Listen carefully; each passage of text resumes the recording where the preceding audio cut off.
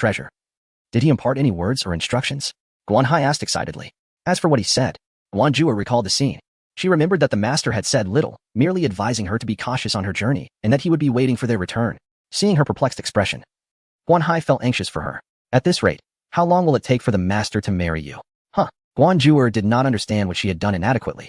She had indeed put forth considerable effort in front of the master. Furthermore, she had always shown great respect to the master's wife. Could it be that the master's gift of this dagger carried some deeper significance? Yet no matter how hard Guan Jua tried to think, she could only recall the few words the master had spoken before his departure. Observing her, Guan Hai slapped his forehead, regretting not having accompanied her. The master entrusted you with such an important item and did not provide any instructions?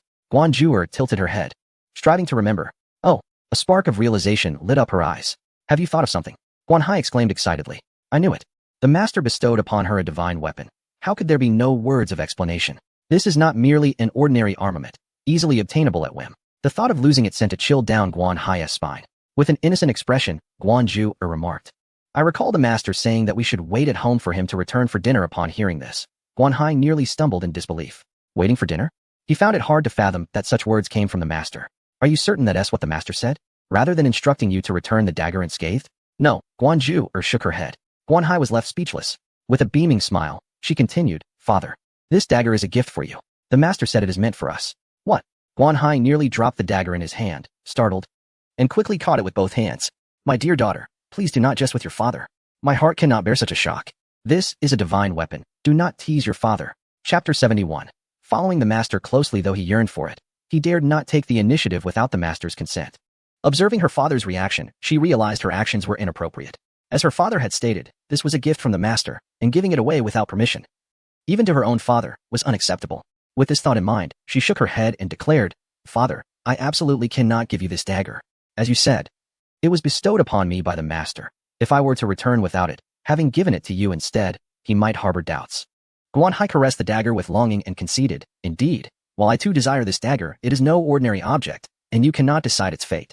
Reluctantly, he returned the dagger to her, advising, You must take good care of anything the master has given you. In truth, he wished to accompany Guan Jua to pay a visit to the master, but the current circumstances of their sect prevented him from doing so. Guan Shan, if you continue to press this matter, do not blame me for setting aside familial bonds. Guan Jua sensed her father's preoccupation, and it was clear it had nothing to do with her. No worries, father. I am already content that you are by the master's side. Even if the master does not take you as his bride, your future will surely hold great promise. Guan Hai ruffled her hair, a smile of satisfaction gracing his face. Very well, our esteemed guests should be returning shortly. Let us see what they have to say. Remember, do not voice any unreasonable requests. If they plan to leave, you shall accompany them back. There is no need for you to worry about sect matters with me here. Guan Jua understood her father's temperament and refrained from further discussion. Father, you must promise me that if anything arises, you will inform me at once.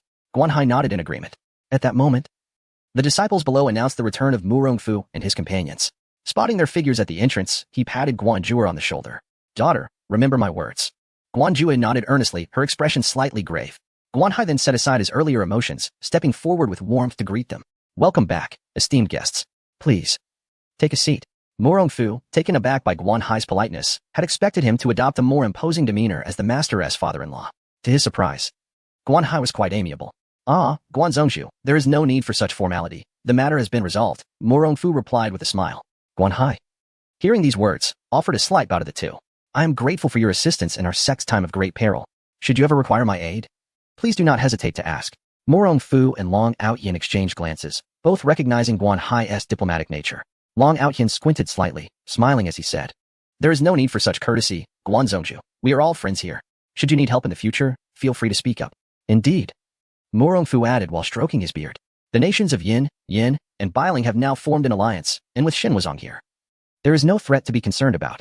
Upon hearing the words, Guan Hai's body trembled slightly. He had initially believed that the two of them were merely there to intimidate Chu Xiong. However, he was taken aback to discover that the three kingdoms had formed an alliance. This was indeed splendid news. Guan Hai concealed his astonishment and replaced it with a smile. Report. The vice sect leader has returned. At this announcement, Guan Hai's expression darkened. Why had he returned at this moment?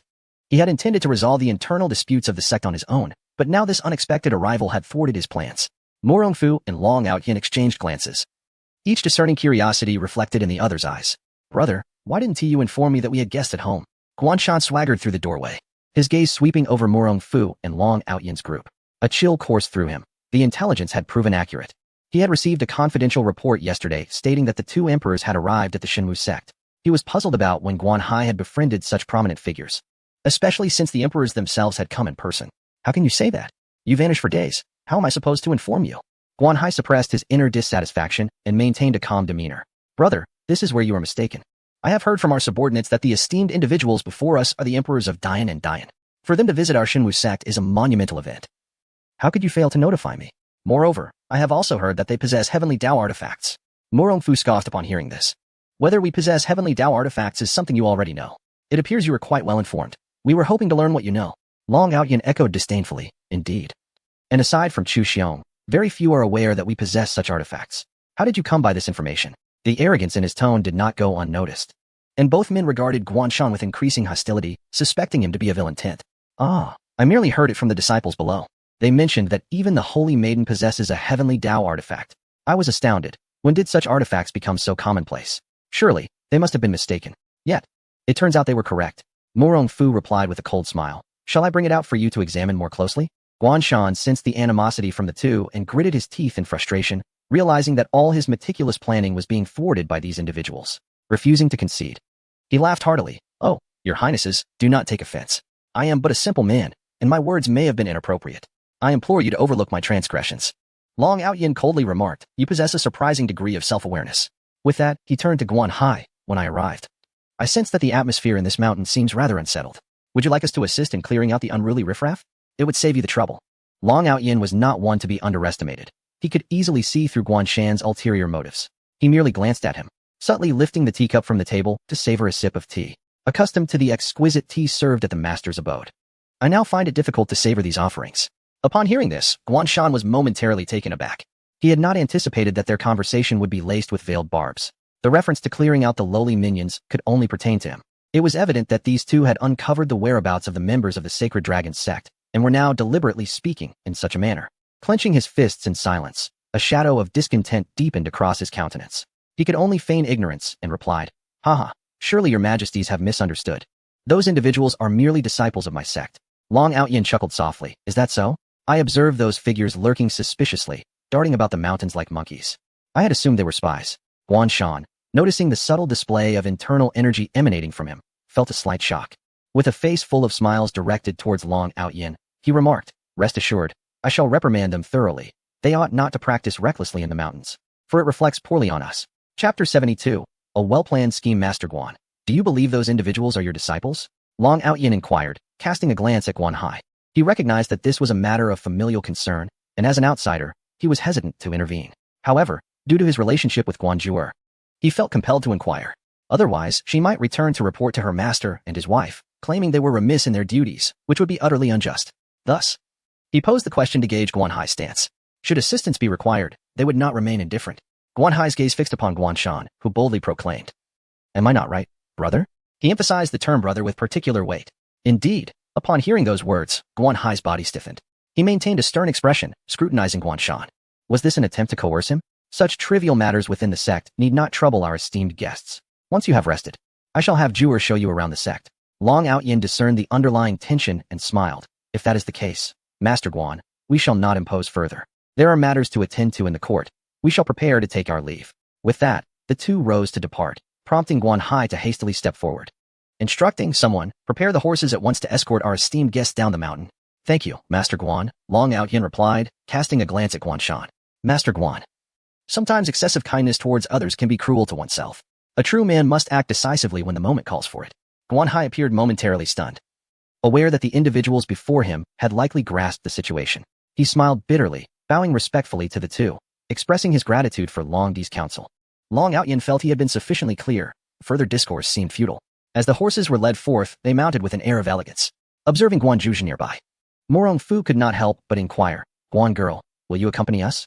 Guan Hai, looking at his daughter, nodded, saying, I must trouble you both to take my little girl with you. Reluctant to part, Guan Zhuer looked back repeatedly as she mounted her horse. Morong Fu, sensing her sentiments and understanding Guan Hai's intentions, he wished to send her away to address matters with Guan Shan himself. Could not resist suggesting, Guan girl, why not give your dagger to your father? Upon your return, I am certain that after explaining the circumstances to Xiao Tian, he will understand. A spark of joy lit up Guan Zhuo's eyes. Is that permissible, Senior Morone? Can I truly give the dagger to my father? Morone Fu nodded, assuring her that as long as she clarified the situation upon her return, he would be amenable. Watching her produce the dagger to present to him, Guan Hai swallowed hard. A heavenly artifact. He hesitated to accept it. Meanwhile, Guan Shan's eyes widened in disbelief. Should Guan Zhuer bestow it upon him, his chances would diminish entirely. And the elders within the sect would certainly not support him. Guan Zhuer truly exhibits a certain stinginess, withholding such a treasure even from her second uncle. Guan Shan's gaze greedily fixated on the dagger. Did she truly dare to utter such words? The others nearby could hardly suppress their eye rolls. Second uncle. Have you ever gifted me anything throughout my life? How can you now shamelessly demand something from a junior? Guan Zhuer replied coolly, sparing no consideration for Guan Shan. Upon finishing her words, she unsheathed the dagger, its sharp gleam manifesting before him. The sheer momentum of her action was palpable, merely drawing it forth exuded an overwhelming presence. His internal energy stirred, rendering his breath unsteady. Should he truly engage in combat with Guan Hai, the wielder of this dagger? It would be no surprise if he could not evade even 3 moves. Indeed, evasion, not confrontation. Did Guan Zhuer truly possess ties to an extraordinary master? His belief solidified. Yet, he felt an unbearable frustration. Had all his years of plotting culminated in futility? Observing the fear in Guan Shan's eyes, Guan Zhuer felt a cold smirk rise within her. The intimidation had taken effect. She returned the dagger to Guan Hai's hands. However, given their relationship, he would never attain a heavenly weapon in this lifetime. His mind raced with thoughts. Suddenly, with a thud, he knelt upon the ground. With both hands, he fervently struck his own face, weeping profusely. Brother, I was wrong. I was misled, entrusting myself to that old fool from the sacred dragon sect. Strike me if you must. I shall not dare again. What was happening? The onlookers were bewildered by his sudden admission of guilt. Yet, only 2 individuals discerned the truth. Guan Shan was not of noble character, and this contrition was likely a desperate attempt to preserve his own life upon witnessing the divine weapon. Brother, I beg for your forgiveness. We are brothers after all. He clung to Guan Hai's leg, vowing, Brother, trust me once more. This time I shall genuinely reform and lead an honorable life. Guan Hai, despite his better judgment, could not bring himself to harm his own brother. Truly? Will you uphold your word? Guan Shan nodded vigorously, repeatedly assuring him. Guan Hai gazed down at him, exhaling a resigned sigh. Rise, he commanded, forcing a smile toward Morong Fu and Long Outyin. I hope my esteemed guests find amusement in this. Long Outyin replied calmly. This is a matter of the Guan clan. How Guan Zhongju chooses to address it is entirely at his discretion, and we need not concern ourselves. Morong Fu, with a similarly indifferent gaze upon Guan Shan, added, Old Long is correct. This is Guan Zhongju's family affair. The hour grows late, and we must continue our journey. May you take care, Guan Zhongju. We shall meet again another day. With that, he tightened the reins and turned his horse to depart. Father, do take care, she remarked. Fully aware of her father's deep concern for familial ties, otherwise, he would not have overlooked her second uncle's transgressions over the years. But this was her father's decision, and she could only comply. Very well, travel safely and take heed on your journey. Guan Zhuan nodded. Long Outyin and Morong Fu urged their horses onward. Go. A few riders galloped away, their figures gradually vanishing into the distance. Observing their departure, Guan Shan rose from the ground. With a curious smile, he fixed his gaze upon the dagger held by Guan Hai, inquiring, Brother, now that they have left, may I ask you, does that girl truly know any extraordinary masters? Did you not see the dagger? Do you still doubt it? Guan Hai's expression hardened. Shan Zi, I can overlook the misdeeds of the past, provided you resolve to turn over a new leaf. We can still be brothers. However, should you entertain any ulterior motives, do not blame me for being unmerciful. Yes. Elder brother, you must trust me. This time, I have genuinely realized my mistakes, and I assure you that I will not engage in any wrongdoing henceforth. Guan Shan lowered his eyes, concealing the cunning and scheming within. He was not foolish. If Guan Zhuer indeed had connections to a master, he must find a way to acquire the legendary artifact from this so-called master. In that case, would it not be a mere dream to dominate the northwestern continent? What would a trifling divine martial sect amount to then? If it meant obtaining the treasure, what harm was there in temporarily swallowing his pride? Guan Shan secretly smirked, for all was under his meticulous plan. Meanwhile, in a small ravine, Lin Tian was sipping tea when he suddenly sneezed. Could it be that he was truly coming down with a cold? Upon reflection, he realized that he had been in this place for 3 years without ever falling ill. Perhaps it was finally time for him to catch a cold. Chapter 73. Did you encounter a bear for not heeding Brother Tian? In the small ravine, the situation regarding the autumn enclosure had escalated into chaos. Ultimately, Tao Wen summoned Zhao Qingfeng. County Magistrate Zhao, this is the situation. Lin Tian stated such. And I believe you wouldn't say it without reason. However, the villagers remained skeptical. What do you think? Upon hearing this, Zhao Qifeng thought to himself. Does the general truly concern himself with your mere 10 taels of silver and a pig? How foolish. Suppressing his urge to lash out, he replied coldly, Village Chief Tao. Have you sent anyone to investigate the nearby area? What if they are indeed correct? Tao 1, sensing that the magistrate clearly did not believe him and favored Lin Tian. Forced to smile, you have a point. However, we did send someone to check, and no bear pack was found. Therefore, Zhao Qifeng glanced at Lin Tian, who remained composed and silent throughout the exchange.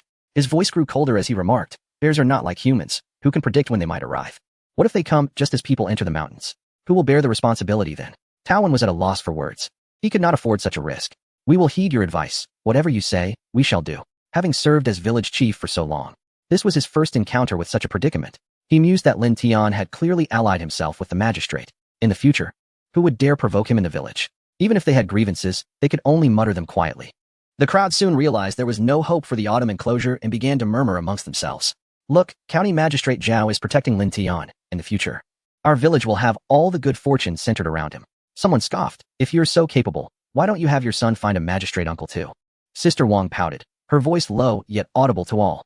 Umph, you all took the money. No wonder you say such things. Others echoed her sentiments, revealing similar expressions of discontent.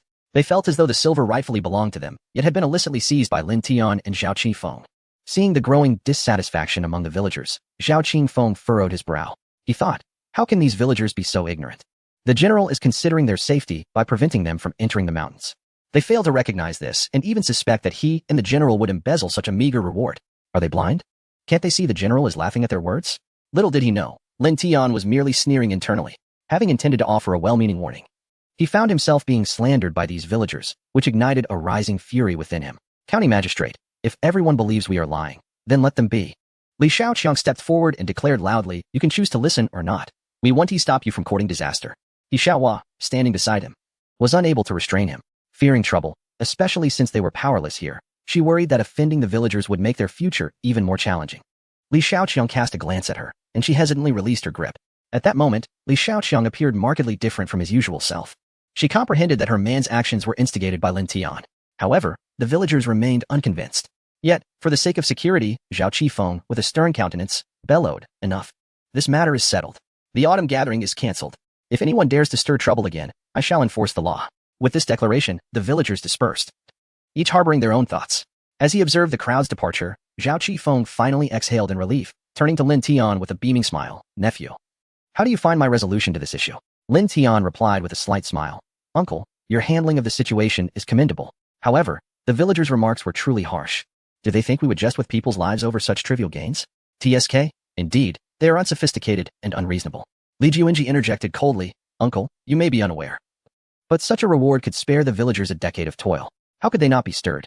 Lin Tian pondered, but even if they participated, the reward could only be claimed by one person. Not everyone can win. I simply cannot fathom how they seem to believe victory is within their grasp. Human greed knows no bounds. Li Juinji shook his head, having witnessed such folly many times before. Lin Tian chuckled, let them believe what they wish. Come, uncle. Since you are here, let us visit my home. Brother-in-law, do invite your wife. This afternoon, we shall dine at my residence. The prospect of visiting the general's home exhilarated Zhao Qifeng, who exclaimed, excellent. Li Juinji finally revealed a smile. Afterward, Lin Tian patted Li Shaoqiang's shoulder, declaring, forget it. You should take Xiaohua back to rest. Li Shaoqiang nodded in agreement. Tao Wan, feeling overlooked, wondered why no one acknowledged him, as if he were invisible. Watching the group depart in laughter and chatter, a few solitary leaves drifted by him. After the gathering concluded, some villagers, incited by Wang Sa and her husband, ventured into the mountains, convinced of the existence of bears. What bears? It's all a ruse. They scoffed. To prove Lin Tian a deceiver, Zhuzi, along with 5 or 6 audacious villagers, entered the mountains. Should they encounter nothing, they intended to demand compensation from Lin Tian. The group had already conspired to share the reward equally. Zhuzi, with a cunning grin, declared, brothers, what bears? If we do encounter them, we shall slay them and feast on bear meat. Beside him, Sanzai nervously rubbed his hands. Zhuzi, please don't jest. If we truly meet a bear horde, we would be mere morsels for them. Zhuzi, skeptical and scornful, retorted, with your demeanor, you think you can share in the spoils. Go home and sleep. Despite his usual appearance of being henpecked, Zhuzi was quite formidable outside. Initially, the villagers were doubtful, but seeing his fervor, they believed he had confidence. And thus they followed him. The group traversed the mountains in silence for some time, the surroundings eerily tranquil. At this moment, Zhuzi felt a surge of triumph. See, I told you Lin Tian was deceiving us. Look for yourselves. There are no bears, not even a single bird in sight. Indeed, as everyone surveyed their surroundings, they found no trace of a bear. We were all duped by that rascal. Let's hurry back and demand our silver from them before the magistrate departs. Just then, Sanzi, who was lagging behind, suddenly spotted a black bear lurking in the brush, staring motionlessly at them. How terrifying! My goodness, Lin Tian was not lying after all. In an instant, he felt a wave of regret wash over him for having followed along for the sake of a bit of money. Now, not only had he failed to earn anything, but he might also lose his life here. A bear. It's a bear. Run. Sanzi exclaimed, so frightened that he plopped down on the ground. Sanzi, what nonsense are you spouting? Where could a bear possibly be? Juzi began to retort, only to turn around and see the very bear himself. Even more alarming, there was another bear beside it. The group was now paralyzed with fear. Juzi, too, was gripped by terror, regretting that he had listened to that thieving woman at home. She would be the death of him. Juzi, didn't you say there were no bears? What is this then? The others trembled in fear, their legs too weak to flee. How was I to know there was a real bear? I thought Lin Tian was just spinning tales.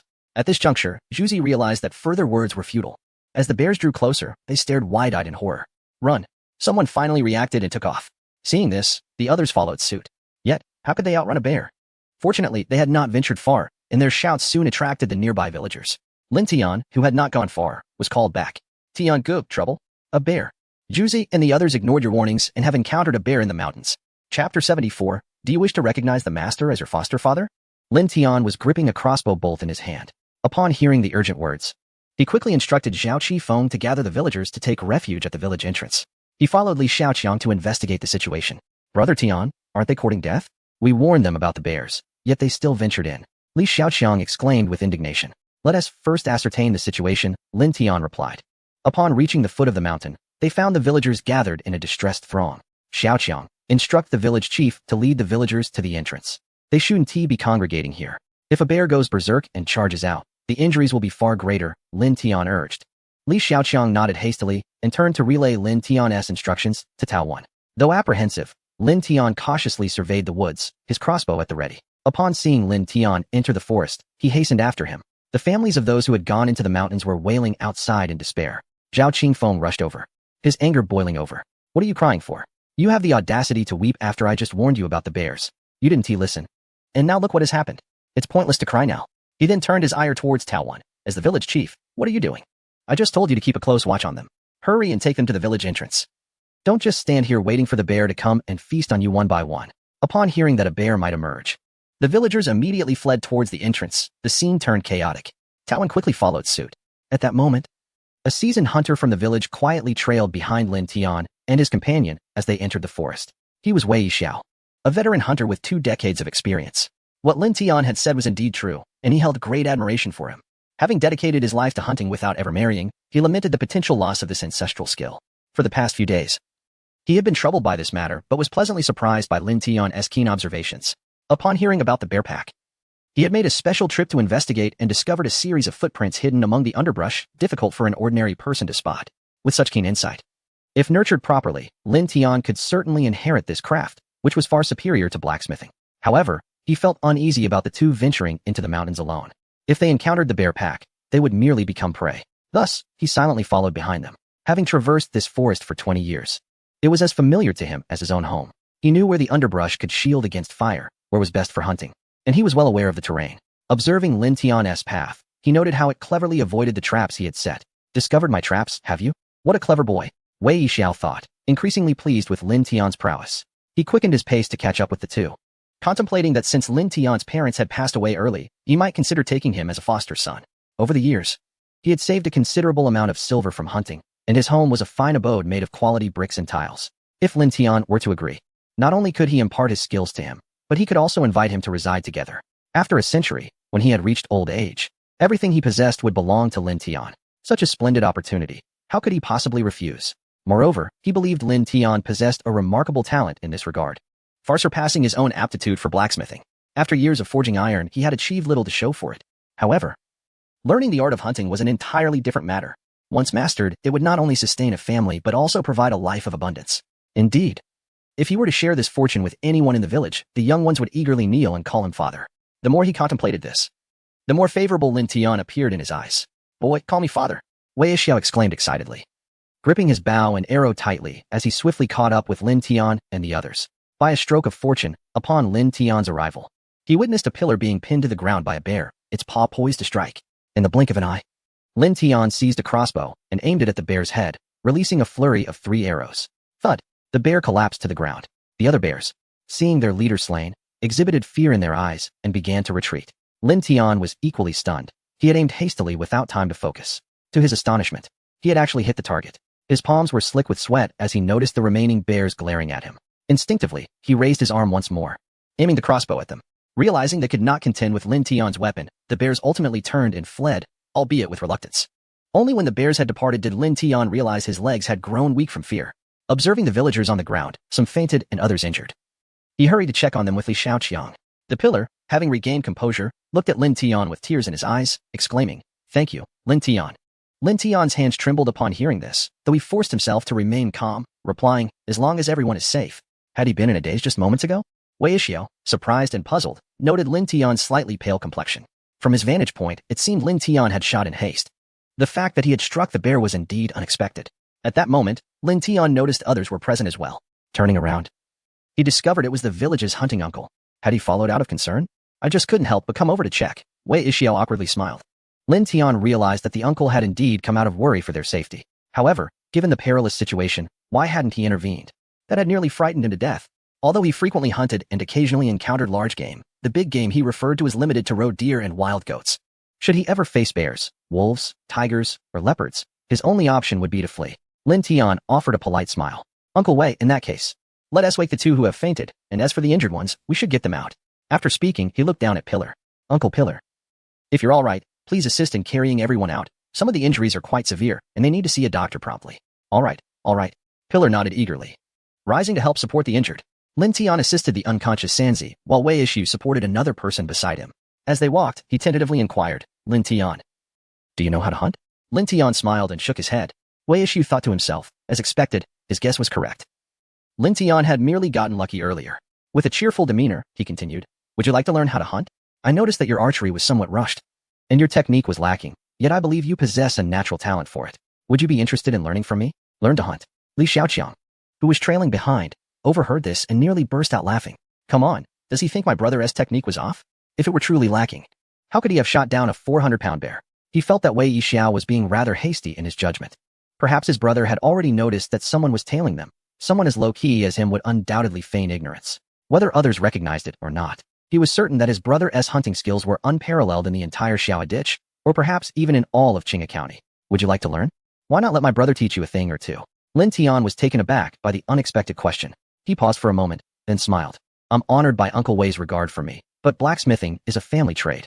My father insists that I carry on his legacy and manage his shop, which I hope to pass on to my son in the future. So, I truly appreciate your kind offer. You must think carefully. Blacksmithing rarely leads to a bright future. If you learn to hunt with me, you might just find a path to wealth and a good life," Wei Yixiao replied, surprised by the rejection. It is worth noting that many families in the village sought his guidance for their sons to learn hunting, yet he had turned them down. However, he had never anticipated that the first person he favored would reject him, especially someone as humble as a blacksmith.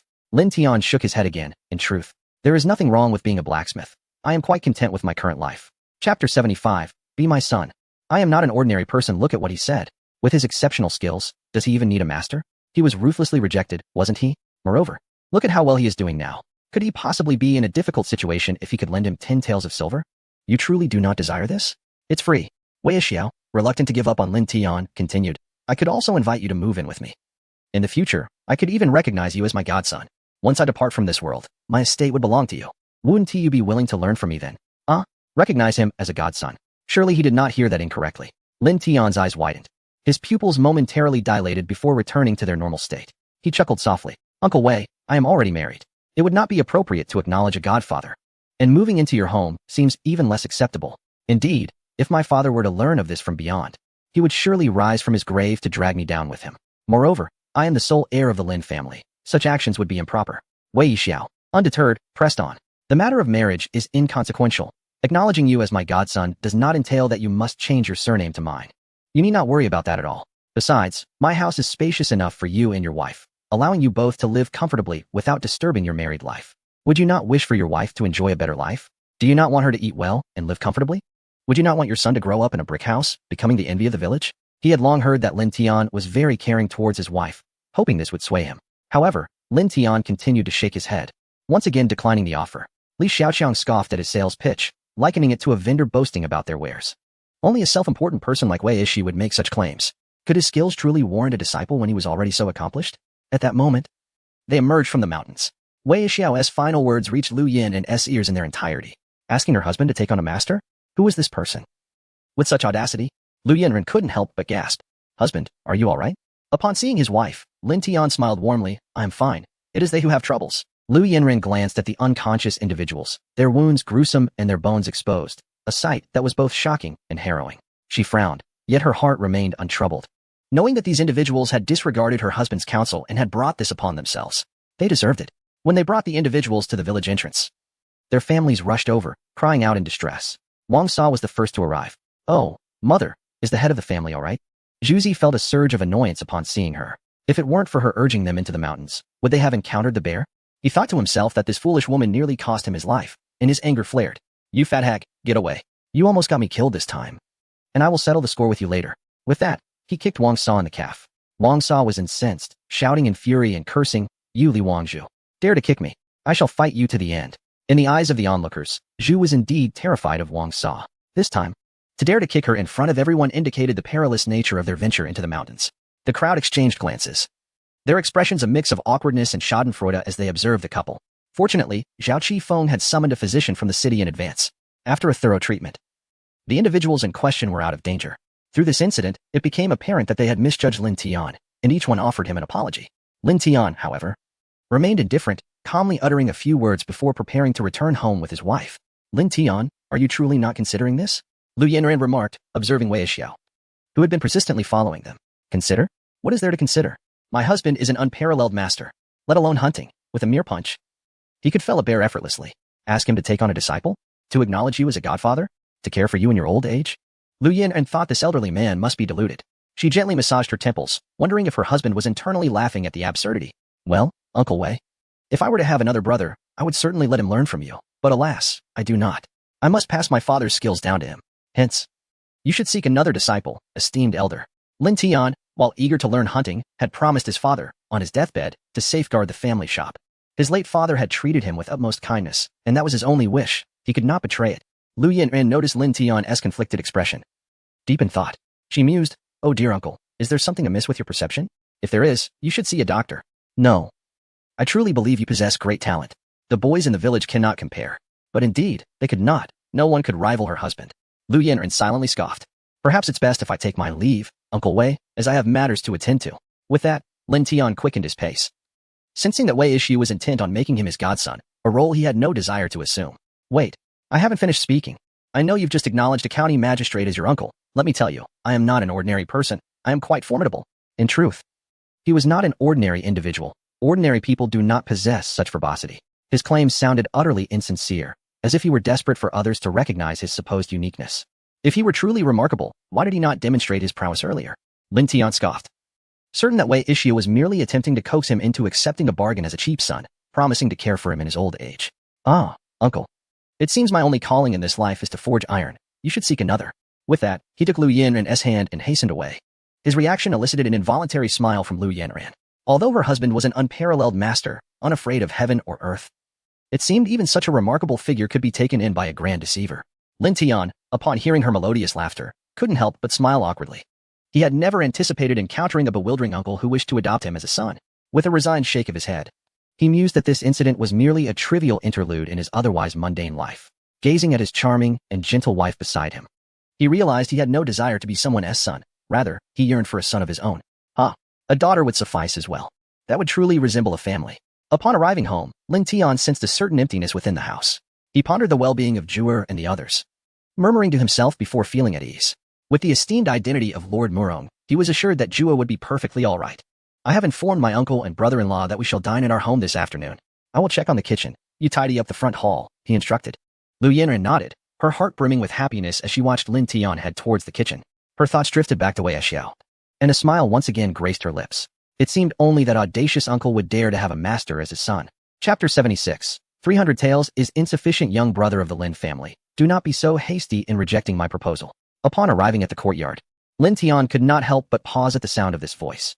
Wei Yixiao, bow and arrow in hand, was peering out from the entrance. I did not have the chance to demonstrate earlier. Allow me to show you a thing or two. Lu Yinren could not suppress the twitch at the corner of her mouth. This bow and arrow were nothing more than ordinary weapons, unworthy of comparison to those of a true master. Moreover, she quickly discerned that he lacked any martial prowess. He was merely a common hunter. Was he not an ordinary person? The urge to laugh was stifled, leaving her feeling somewhat uncomfortable. Lin Tian, with no other choice, stepped out. Ah, young brother of the Lin family, learn the art of hunting from me and become my godson. You will not find yourself at a disadvantage. I assure you, inquire around. And you will discover that no one would refuse the chance to be my son. Wei Ishu believed himself to be a person of some stature within the village.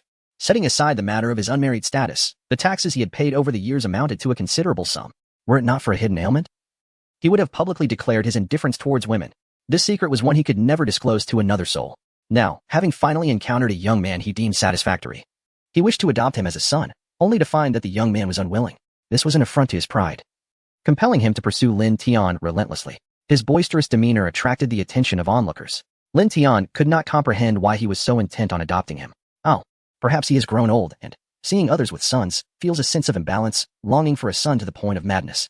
Coincidentally, he perceives my orphan status as an opportunity. While he felt sympathy for the man, the notion of becoming someone else's son was utterly inconceivable. His life was filled with carefree joys, working with iron, tending to fields, and indulging in hunting. His days were blissfully untroubled.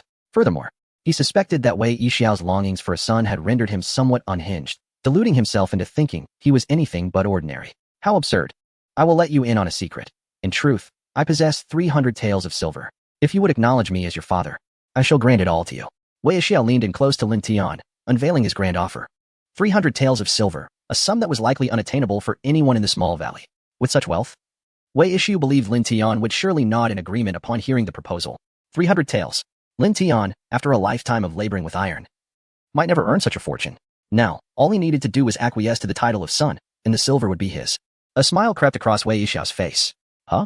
Lin Tian was taken aback. Lu Yanran admired his audacity.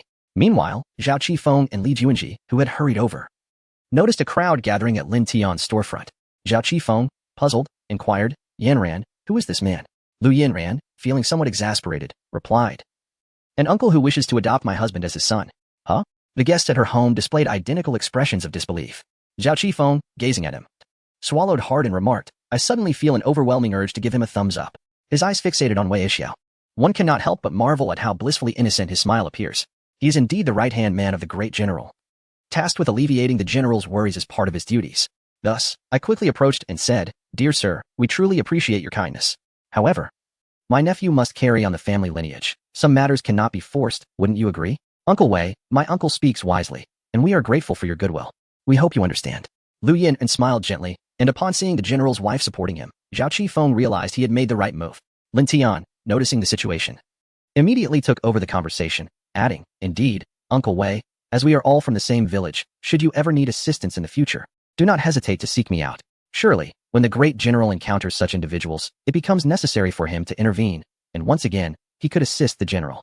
Uncle Wei, however, was taken aback by the family's unwillingness. Even the county magistrate had stepped forward to politely decline his proposal. Earlier, he had sensed Lin Tian possessed remarkable hunting skills in the woods. If he were to learn diligently from him, he might one day become the finest hunter in the village. Alas, the young man was not inclined. Very well then, as the village's foremost hunter, he bore his own pride. After being declined 3 times by Lin Tian, he had no choice but to relent. Upon witnessing Wei Yi laugh finally give in, Lin Tian could not suppress his smile. Uncle Wei, feel free to visit the shop when you have some leisure. Wei laughed, waved his hand, and leisurely walked away with his bow and arrows. Ah, how pitiful he must be, yearning for a son at his age, only to face rejection from me. He must feel quite disheartened. Lin Tian gazed at his retreating figure with profound sympathy, further resolving never to end up like him. Hence, he was determined to seize the opportunity to start a family, aspiring to have several children so they could all have companions. Let us go inside, he suggested. The appearance of Wei Yi resonated deeply with him, as he too was solitary in this world. He understood Wei Yi's sentiments all too well. However, he quickly adjusted his mood, for he already had family and, in the future, would have children of their own. You all sit in the yard for now. I shall prepare dinner today. Yanran, could you please go next door and buy 2 pieces of tofu? We can make mapo tofu later. Lin Tian stretched and moved his neck. Lu Yanran's eyes lit up with joy. She would once again savor her husband's culinary delights. The delectable taste that made her mouth water just at the thought of it. For Zhao Qifeng, visiting Lin Tian's home for the first time felt like being scrutinized by countless eyes as he passed through the front hall. He instinctively crossed his arms, shivering despite the summer heat. Shaking, he followed the others into the yard, where he immediately felt a wave of warmth envelop him, causing him to break into a sweat. What is the meaning of this? The front is as cold as an ice cellar, while here it feels as hot as an iron plate. It's truly baffling. Zhao Qifeng tugged at his collar, beads of sweat cascading from his forehead like a gushing faucet. Yet, he observed others around him, appearing perfectly normal, unfazed by the temperature. Could it be that his constitution is too weak? Lu Yanran, witnessing his reaction, couldn't help but stifle a laugh at the corner of her mouth. Clearly, he remained oblivious to his own condition. This phenomenon was linked to the exquisite flora and the soil of this courtyard. Those who had long dwelled here had already acclimatized to their environment. However, for newcomers, the air was imbued with the subtle fragrances of various rare plants. For individuals burdened with internal impurities, inhaling this air would elicit a response from their bodies, often manifesting as perspiration. Others were not affected because they had previously consumed, directly or indirectly, these beneficial substances. Their bodies were gradually adapting. For instance, the Lu Qianxuan family had long been receiving provisions from Lin Tian, which were already part of this courtyard's essence. Therefore, they experienced no discomfort. Lu Yanran, understanding yet silent, simply smiled and poured him a cup of tea. "Uncle, please enjoy some tea." Zhao Qifeng, no longer in the presence of outsiders and thus stripped of his pretense, humbly replied, "Madam, you are too kind. I shall serve myself." Chapter 77. Is the delicacy mushroom soup made with Ganoderma? Lin Tian pondered over the recipe in the kitchen, reflecting on the fact that Zhao Qifeng was not only the county magistrate but also his wife's uncle, with Lu Qianxuan and her family of 3 present. It felt akin to having relatives from the maternal side visiting. He dared not ask them to assist in cooking. Instead, he resolved to take matters into his own hands and showcase his capabilities. Surely, he was not so lacking in awareness. After all, it was merely preparing a meal. His knife skills were quite proficient. If he performed well and everyone enjoyed the food, it would surely lead to more joyful days ahead. Being pragmatic, he understood that since he did not possess extraordinary talents, he should focus on living life well. Once he renovated the house, he could construct a greenhouse. By providing fresh vegetables to old Master Morong, financial worries would be alleviated. As long as he did not let ambition cloud his judgment, his life would be secure. With a flourish of his spatula, a plate of stir-fried Xinjiang vegetables emerged from the pan. Shortly thereafter, Lu Yanran returned with tofu. He promptly got to work, and in less than half an hour, he had prepared 6 dishes: stir-fried twice-cooked pork, green pepper stir-fried meat, delicacy mushroom soup, stir-fried kidney, mapo tofu, and stir-fried Xinjiang vegetables. Well, cooking for himself was something he had grown weary of over the years. However, for others, it was a different story. They rarely had the opportunity to taste his cooking. Even if the food turned out less than perfect, they would likely overlook any shortcomings due to the sincerity behind it. The presentation was decent, and the flavors were acceptable, certainly not exquisite, but at least it was not burnt. He served the dishes and called everyone to help set the table for dinner. As the 6 dishes were laid out, everyone was taken aback. The culinary offerings before them were not only exquisite in presentation but also showcased remarkable knife skills.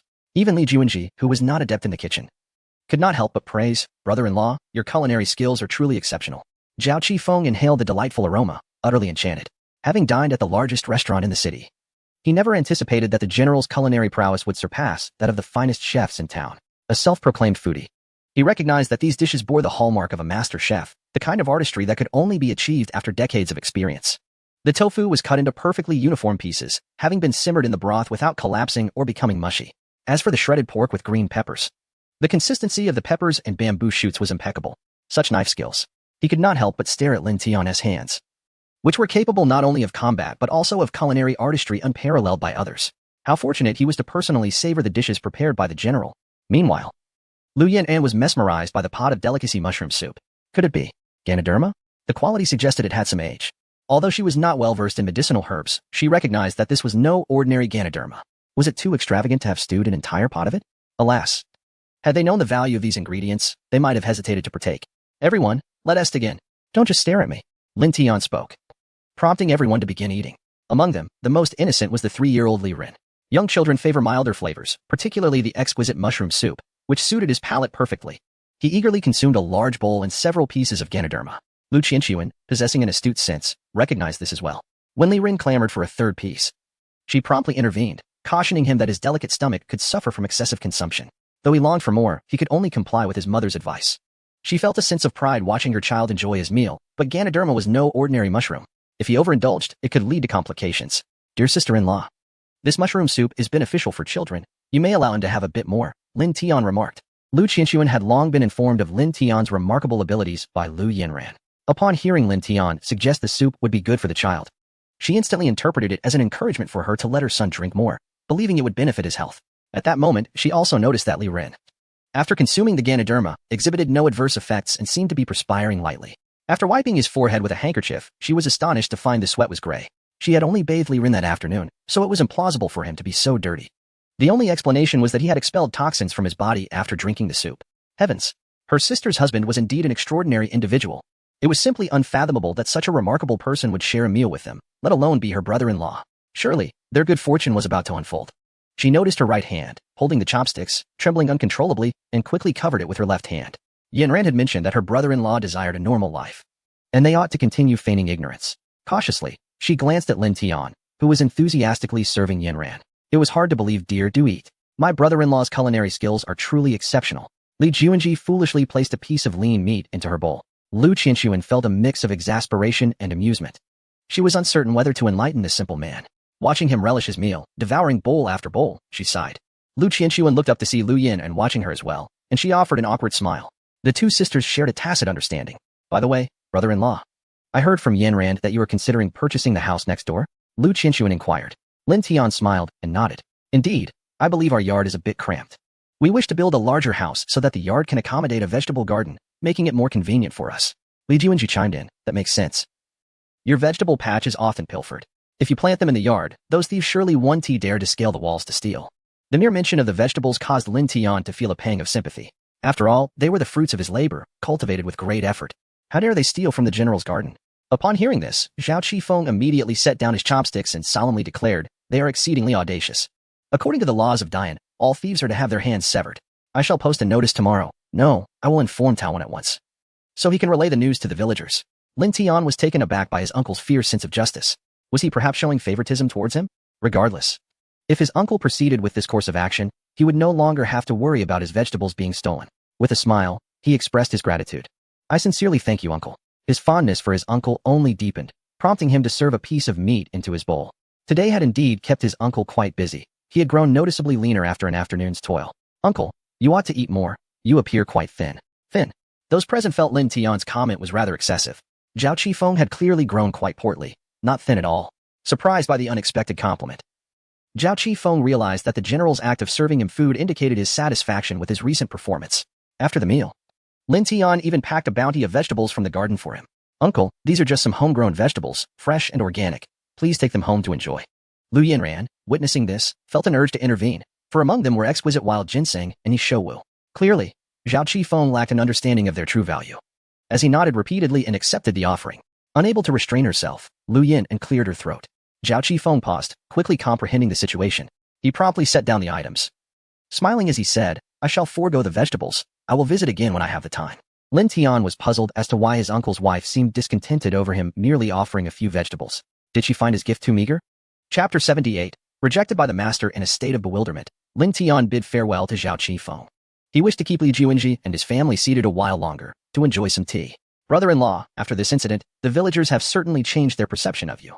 Lin Tian remarked. Li Juanji smiled as he savored a sip of tea, appreciating its delightful flavor.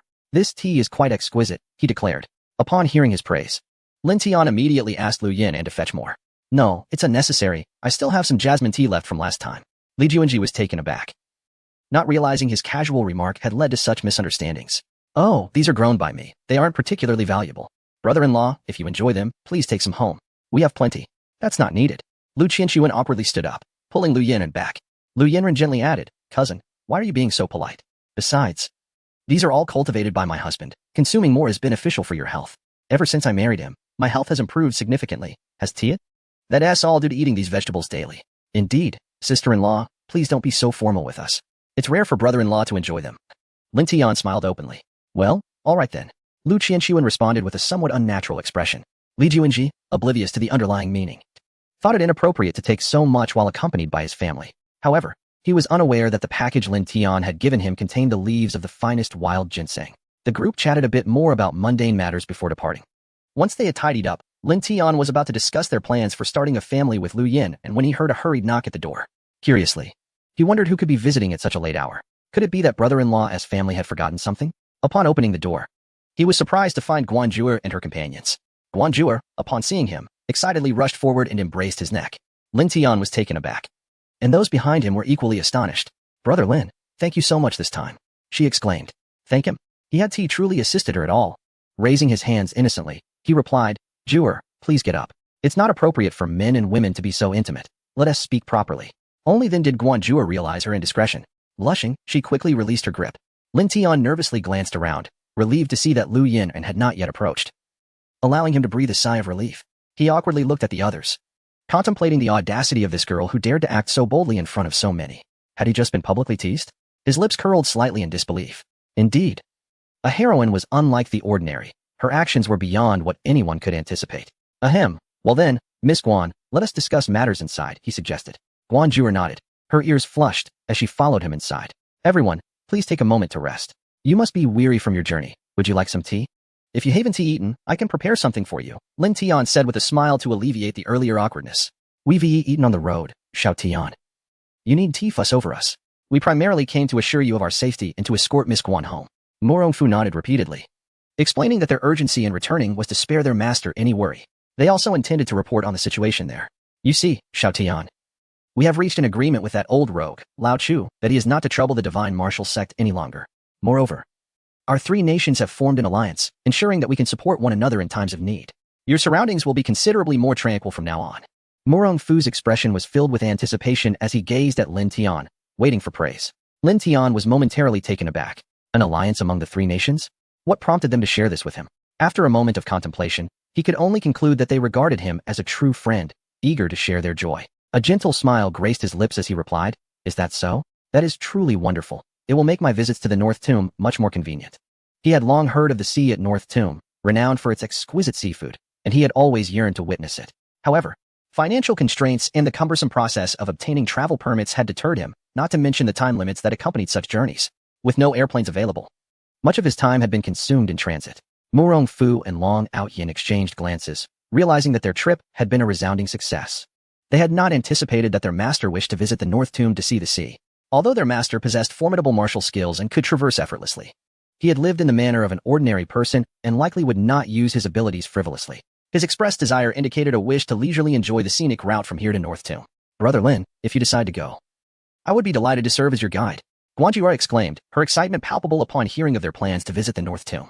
This provided her the perfect opportunity to introduce Lin Tian to her father. If Lin Tian were to visit the divine martial sect, who would dare show her any disrespect? However, the more enthusiastic she became, the more awkward Lin Tian felt. Although he had been in this world for 3 years, he remained fundamentally a modern man. The ancient practice of polygamy might seem like paradise for men, yet every time he thought of Lu Yinran's gentle face, he felt guilty for harboring such thoughts. How could he betray her?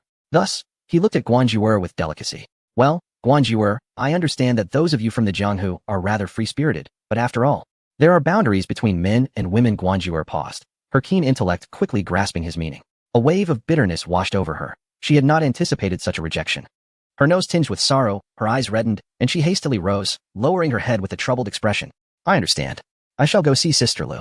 With that, she turned and walked dejectedly towards the inner room. Lin Tian watched her retreating figure with a sense of awkwardness. Had he been too harsh? After all, she was merely a girl not yet 16. Mo Rongfu and Long Outyin were at a loss for words, having discerned the implications of their master's words. The saintess of the divine martial sect had been turned down by him. As Guanjua rushed into the courtyard, tears could no longer be restrained from cascading down her cheeks. Lu Yinran, who was arranging the bedding, heard the commotion and stepped outside. Jua, you have returned. Lu Yinran exclaimed joyfully. Upon noticing her sister softly sobbing, she inquired with concern, Why are you crying? Dear sister. Guanjua could no longer hold back and threw herself into her embrace. What is the matter? You appear so heartbroken. Come, let us go inside and talk.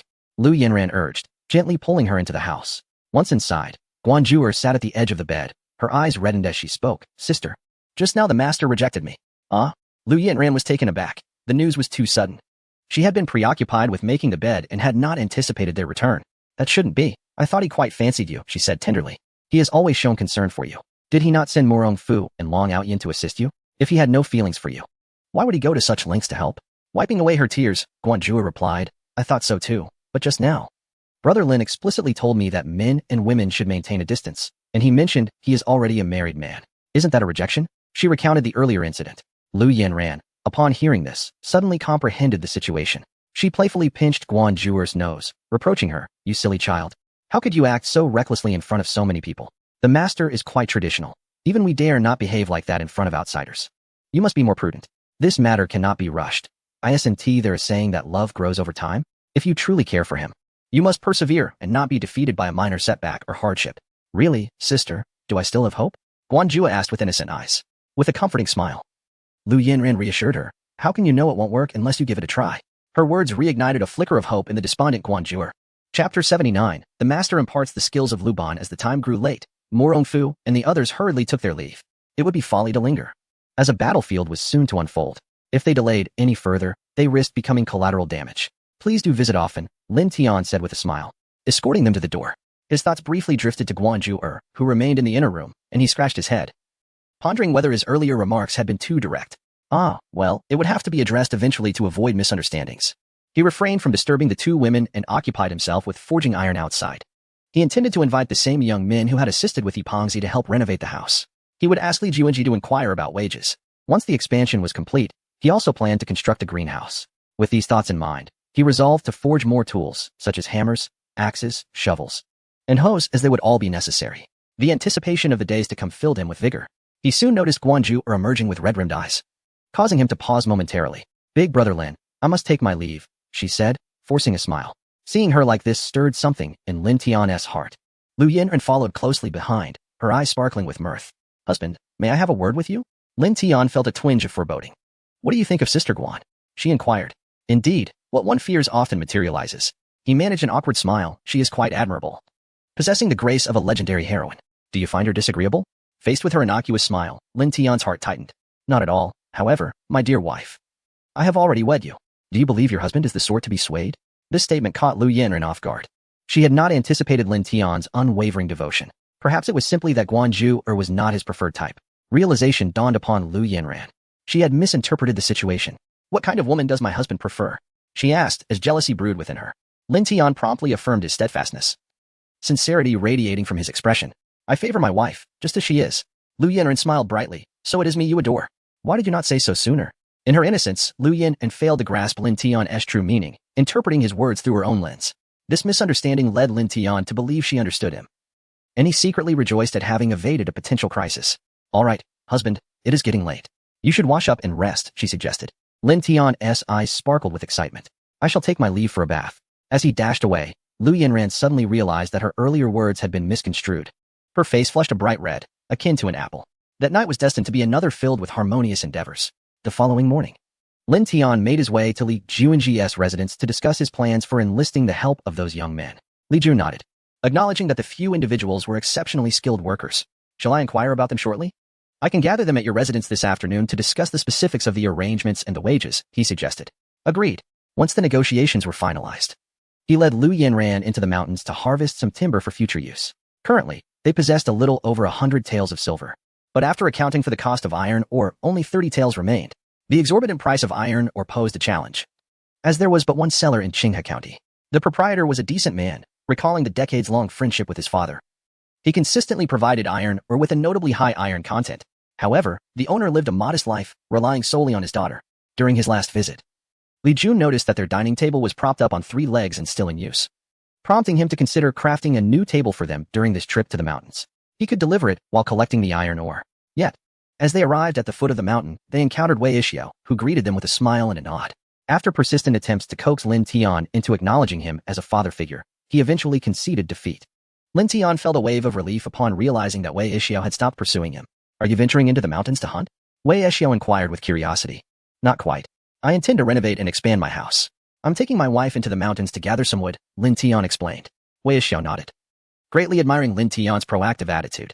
Witnessing Lin Tian's determination reminded him of his own youthful days, albeit with the regret that Lin Tian did not wish to accept him as a father figure. The back mountain boasted an abundance of cedar, willow, and various other trees, though Lin Tian was not well versed in identifying them all. He typically cut down whichever tree caught his eye during his visits. In contrast, Lu Yinran was different. As the daughter of Prime Minister Luo Sang, she had experienced grand occasions and had prior involvement in the timber industry. Luo Sang was one of the 5 great nations of Zhangzhou, far surpassing the small nation of Dian. Could it be that my husband intends to impart to me the skills of Luban? Lu Yinran was filled with excitement. Surely, her husband had noticed her efforts over the past few days and decided to share his knowledge with her to facilitate the revitalization of her family. It must be so. She believed that her husband was testing her patience. If she were to express her desire for him to teach her, he would likely refuse. Fortunately, she did not allow greed to cloud her judgment, and she resolved to diligently support her husband, confident that he would assist her in restoring her family. Her husband was honing her willpower, for the ambition to rejuvenate her family could not be achieved with her previous impulsive demeanor. Little did she know. Her husband had been silently guiding her towards excellence all along. She felt incredibly fortunate to be married to such an extraordinary individual. Brother, father. You must wait for Yenron's return. Lu Yanren gazed at Lin Tian with deep emotion. Wei Yixiao observed the affectionate exchange between the two and smiled approvingly. Well done, young man. It is our duty as husbands to ensure our wives lead a good life. With that, he handed Lin Tian a rabbit he had caught. I cannot accept this, Uncle Wei. Lin Tian protested. Seeing Lin Tian's reluctance, Wei Yixiao raised his voice cheerfully and said, I have taken a liking to you, young man. Take it. Your Uncle Wei is not lacking in provisions. Well, thank you so much. Lin Tian replied bashfully as he accepted the rabbit and placed it into Lu Yanren's backpack. Lu Yanren sweetly added, Thank you, Uncle Wei. When it comes time to build, do let me know. I would love to lend a hand. Lin Tian felt particularly touched. Observing the 40s-something Wei Yixiao, a warmth spread through his heart. Lu Yanren, carrying the rabbit, regarded the bold uncle with a sense of fondness, finding him quite endearing. However, she began to ponder. Could it be that Uncle Wei had shifted tactics? After failing to entice him, was he now attempting to cultivate feelings over time? She found herself perplexed and chose to remain quietly behind Lin Tian, thinking that her husband must have his own plans, and she would simply play her part. The thought of her husband teaching her the skills of Luban upon entering the mountains filled her with excitement. Hand me the backpack, Lin Tian said, taking it from her shoulders and hoisting it onto his own. He then took her hand, and together they ventured onward. The trees surrounding them were not particularly flourishing. Yet Lu Yanren was pleasantly surprised to discover rare specimens among them, such as exquisite gold and silk nanmu and the elusive ebony. However, her husband seemed oblivious to these treasures. She contemplated pointing them out but quickly dismissed the notion, realizing that it would be superfluous. Did a peerless master like him truly need her reminders? Would it not be akin to showing off her skills in the presence of an expert? Chapter 80, Disbelief? It's you who will suffer until Lin Tian arrived before a cluster of grand trees. Ah, splendid indeed. These trees are remarkable. The cedar, the most commonly utilized wood for construction, grows rapidly, and even if felled, it can regenerate in just a few short years. Lu Yanren stood in astonishment. Is this not the most ordinary of cedars? How could my husband choose such timber if he intends to impart to me the skills of Lu Ban?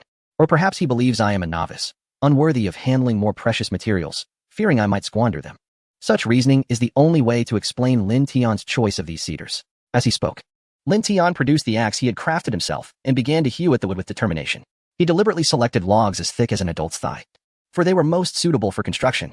At that moment, on the outskirts of the forest, a young man accompanied by a dozen followers was about to pass through this area. Are you certain that His Majesty the Emperor is indeed at this location? Is there truly an unparalleled master here? Are you sure that General Kong Xingyun has not misreported the situation? One middle-aged man in the group glanced around cautiously and replied in a hushed voice, Your Highness, we located this place based on General Kong's intelligence. However, given his character, it is impossible for him to lie. If he claims there is an extraordinary master here, then there undoubtedly is. Otherwise, how would one explain the alliance between the Bailing Kingdom, Dian, and ourselves? His Majesty is astute. He would not forge an alliance without any benefit. The only explanation lies in General Kong's assertion of the existence of an unparalleled master here. Long Shao scrutinized the endless expanse of trees and the sparse villages not far away, contemplating whether such a place could truly harbor a master. He was skeptical. Surely, there must be another reason. An alliance? Dian had gained 13 cities, yet what had they acquired? Nothing. His father must have been coerced by Murong Fu. Seizing the 13 cities of Bailing, Murong Fu threatened his father into an alliance. His father, not wishing to provoke war with Dian, must have been compelled to acquiesce. If it were indeed an alliance, why had he not returned after all these days? He must be under the soft captivity of that old wretch, Murong Fu. With this thought, he could not help but speak solemnly, Let us go. We must secretly rescue His Majesty. The 10 skilled warriors behind him immediately tightened their reins and followed closely. The middle-aged man shook his head in resignation. Why was the prince so adamant that His Majesty had been kidnapped? Though puzzled, he felt the prince's instincts might be correct, for after all, a father and son share a deep bond. Perhaps they were mistaken. This was merely intelligence. The truth could only be validated upon their arrival at this location. Crack. At that moment, a towering tree in front of the group suddenly fell in their direction. This is bad. We have been discovered. Long Shao instantly sensed something was amiss. Realizing their movements had been exposed, he shouted, Prepare for battle. Yet, before he could fully react, trees around them began to crash down one after another. Even though they were martial arts masters, injuries were inevitable. Who goes there? State your name at once. Long Shao, filled with rage, had narrowly evaded danger, but still felt the impact of a falling tree strike his back. He is indeed the illustrious Prince of Dian. How could he possibly lose face in front of everyone? Meanwhile, the middle-aged man beside him found himself in dire straits, having been struck by 3 trees in succession, leaving him no time to shield his body with internal energy. He let out a muffled groan, blood spurting from his mouth. Be cautious, the opponent possesses formidable martial skills. He too was the esteemed commander of the Dian Imperial Guard. Skilled in combat, yet he was caught off guard and injured by the adversary. Clearly, These trees were imbued with potent internal force. It appeared that the emperor was indeed, as the prince had suggested, under house arrest by the Emperor of Dian. If that were the case, their actions were exceedingly reckless. The enemy had evidently anticipated their arrival to rescue the emperor. Should the prince also be captured, Dian would face utter ruin. Long Xiao found it perplexing that their presence had gone unnoticed until now. How could the Emperor of Dian possibly know of their intentions, let alone predict that they would traverse this path? Was it possible that the intelligence they received was fabricated? Someone had deliberately forged Kong Xingyun's handwriting to deceive them, leading them into a trap. The Emperor of Dian was indeed cunning. Long Xiao analyzed the situation calmly, but before he could conclude, he spotted a man and a woman emerging from behind the trees. Oh, there are people. Lin Tian observed the disarray of fallen trees on the ground, then noticed a group of horsemen staring at him in terror. He immediately realized that his recent tree felling might have harmed them. Rushing forward, he exclaimed, my apologies. I had no idea anyone would pass through here. I hope I didn't hit you. Lu Yin Ran, on the other hand, found it strange. These individuals did not appear to be from Dian based on their attire. Could they be yet another group drawn here by his husband's reputation? The thought left her speechless. It seemed an increasing number of people were becoming aware of her husband's identity. It was he who felled the trees. Long Xiao fixed his gaze on the young man before him, whose youth stirred a tumult of emotions within him. Those trees, if merely cut down, could not have left a group of skilled martial artists in such disarray, even injuring them. The trees had been felled with internal force. The sheer power of that internal energy was something they could not withstand, especially when he noticed the young man wielding a small axe. A chill ran down his spine. This was an extraordinary artifact. Indeed, the axe exuded a terrifying aura. He stared at the smiling youth clad in simple green attire, whose hand grasping the axe radiated a faint blue light. The purity of that internal energy was undoubtedly what had injured them. An unparalleled master. The word sprang to Long Xiao's mind. Kong Xingyun had mentioned that an unparalleled master resided in a small creek in Qinga County, only 18 or 19 years of age, wielding either a heavenly artifact or an extraordinary weapon. They had stumbled upon him at once. It could not be a coincidence. Everything matched the intelligence provided by Kong Xingyun to the letter. Long Xiao had previously been a staunch skeptic of the existence of such exceptional beings, dismissing them as mere legends meant to deceive. Yet, upon witnessing it with his own eyes, he could feel his body tremble uncontrollably before the master. Could that be the legendary artifact? The middle-aged man beside him stared blankly at Lin Tian. It seemed that General Kong's words were indeed true. They had encountered a remarkable being. The axe in the master's hand was undoubtedly a legendary artifact. After all these years, he never expected to witness such a treasure. He murmured that it was said legendary artifacts possessed mysterious powers, so formidable that they could cleave a mountain in two. Due to the exaggerated accounts in literature, people had doubted the existence of such weapons. However, the texts also claimed that legendary artifacts were distinct from ordinary weapons. Their aura alone was enough to reveal their nature. It was said that epic-grade weapons glimmered with a bluish-green light, while heavenly tools shone with a purple hue, and legendary artifacts radiated a pure white light. Long Xiao, parched and eager, listened intently to the middle-aged man's explanation and exclaimed, "Commander Shi, what we are witnessing now is indeed the legendary artifact, correct?" "Indeed." Shi Jiannan replied with great difficulty, feeling his legs tremble uncontrollably, unable to maintain his balance, and instinctively began to pound his fist. Chapter 81. Is there a shortage of labor for building? What should be done now? Could it be that they have recklessly intruded upon the reclusive life of a sage, who has deliberately awaited their arrival to administer a lesson, making them aware of their folly? Long Xiao suddenly grasped the situation. He recalled that Kong Xingyun had mentioned in his letter that the master preferred to live an ordinary life, always presenting himself as a blacksmith, disliking any revelation of his true identity. They had indeed acted too hastily this time. Kong Xingyun had clearly outlined everything in the letter, stating that this alliance was meant to ensure the master lived more comfortably, free from disturbances. It was their carelessness that had led to this predicament. Fear washed over his face as he glanced at Lin Tian. If their rashness were to lead to Yin to become another Bei Ling, his father would undoubtedly punish him severely. The mere thought of this sent a shiver down his spine. Noticing the other party's silence and their watchful gaze, he wondered if they intended to extort him. Lin Tian's lips twitched. He was merely a pauper. If they demanded compensation, he would be utterly ruined, perhaps even losing all the funds meant for construction. Realizing this, he quickly smiled. "My apologies, everyone. I was busy chopping trees over there and didn't see you. I hope none of you were harmed." Upon hearing Lin Tian's inquiry, the leader, Long Xiao, snapped back to reality, shaking his head vigorously. No, we mean no offense. Esteemed master, please forgive us. We shall take our leave at once." "What?" Lin Tian stared at them, bewildered. A group of individuals swiftly turned their horses around and fled with remarkable speed. Wait, had they misunderstood something? Esteemed master? He didn't appear particularly imposing. Perhaps they were merely mocking him due to his apparent poverty. With a shrug, Lin Tian dismissed the thought. After having felled over 20 trees, he decided to take them home first. If that wasn't sufficient, he would return the following day. He remembered his agreement with Li Jun and knew he needed to discuss wages that afternoon without delay. Meanwhile, Lu Yinran pondered the identity of those individuals. However, before she could contemplate further, she observed Lin Tian skillfully stripping the tree branches. She still did not comprehend what kind of craftsmanship her husband intended to impart to her. Seeing her in a daze, Lin Tian assumed she was unfamiliar with the trees and explained, "These trees are cedar. Though they may seem ordinary, they will prove invaluable when it comes time to build." Invaluable! Lu Yinran understood that her husband was conveying that true mastery lies in the ability to transform the mundane into the extraordinary, just as he could turn the simplest tofu into a culinary masterpiece. "I understand now, my husband," she exclaimed, smiling and nodding, her eyes sparkling with admiration. Lin Tian reveled in this feeling of being idolized, especially as he witnessed his wife regarding him as an inspiration. He felt as if he were floating on air. Women are often drawn to the arts, especially someone like his wife, who had once been a lady of refinement and was now navigating the practicalities of daily life. Though he himself was unfamiliar with the arts, their lives now revolved around the essentials of life. His wife had never encountered such things before, so naturally, she found them quite fascinating. Moreover, he believed that to prevent his young wife from overthinking, he should take her with him whenever he went out. This would not only enhance their bond, but also eliminate any potential misunderstandings. On the other side of the forest, they exhaled deeply.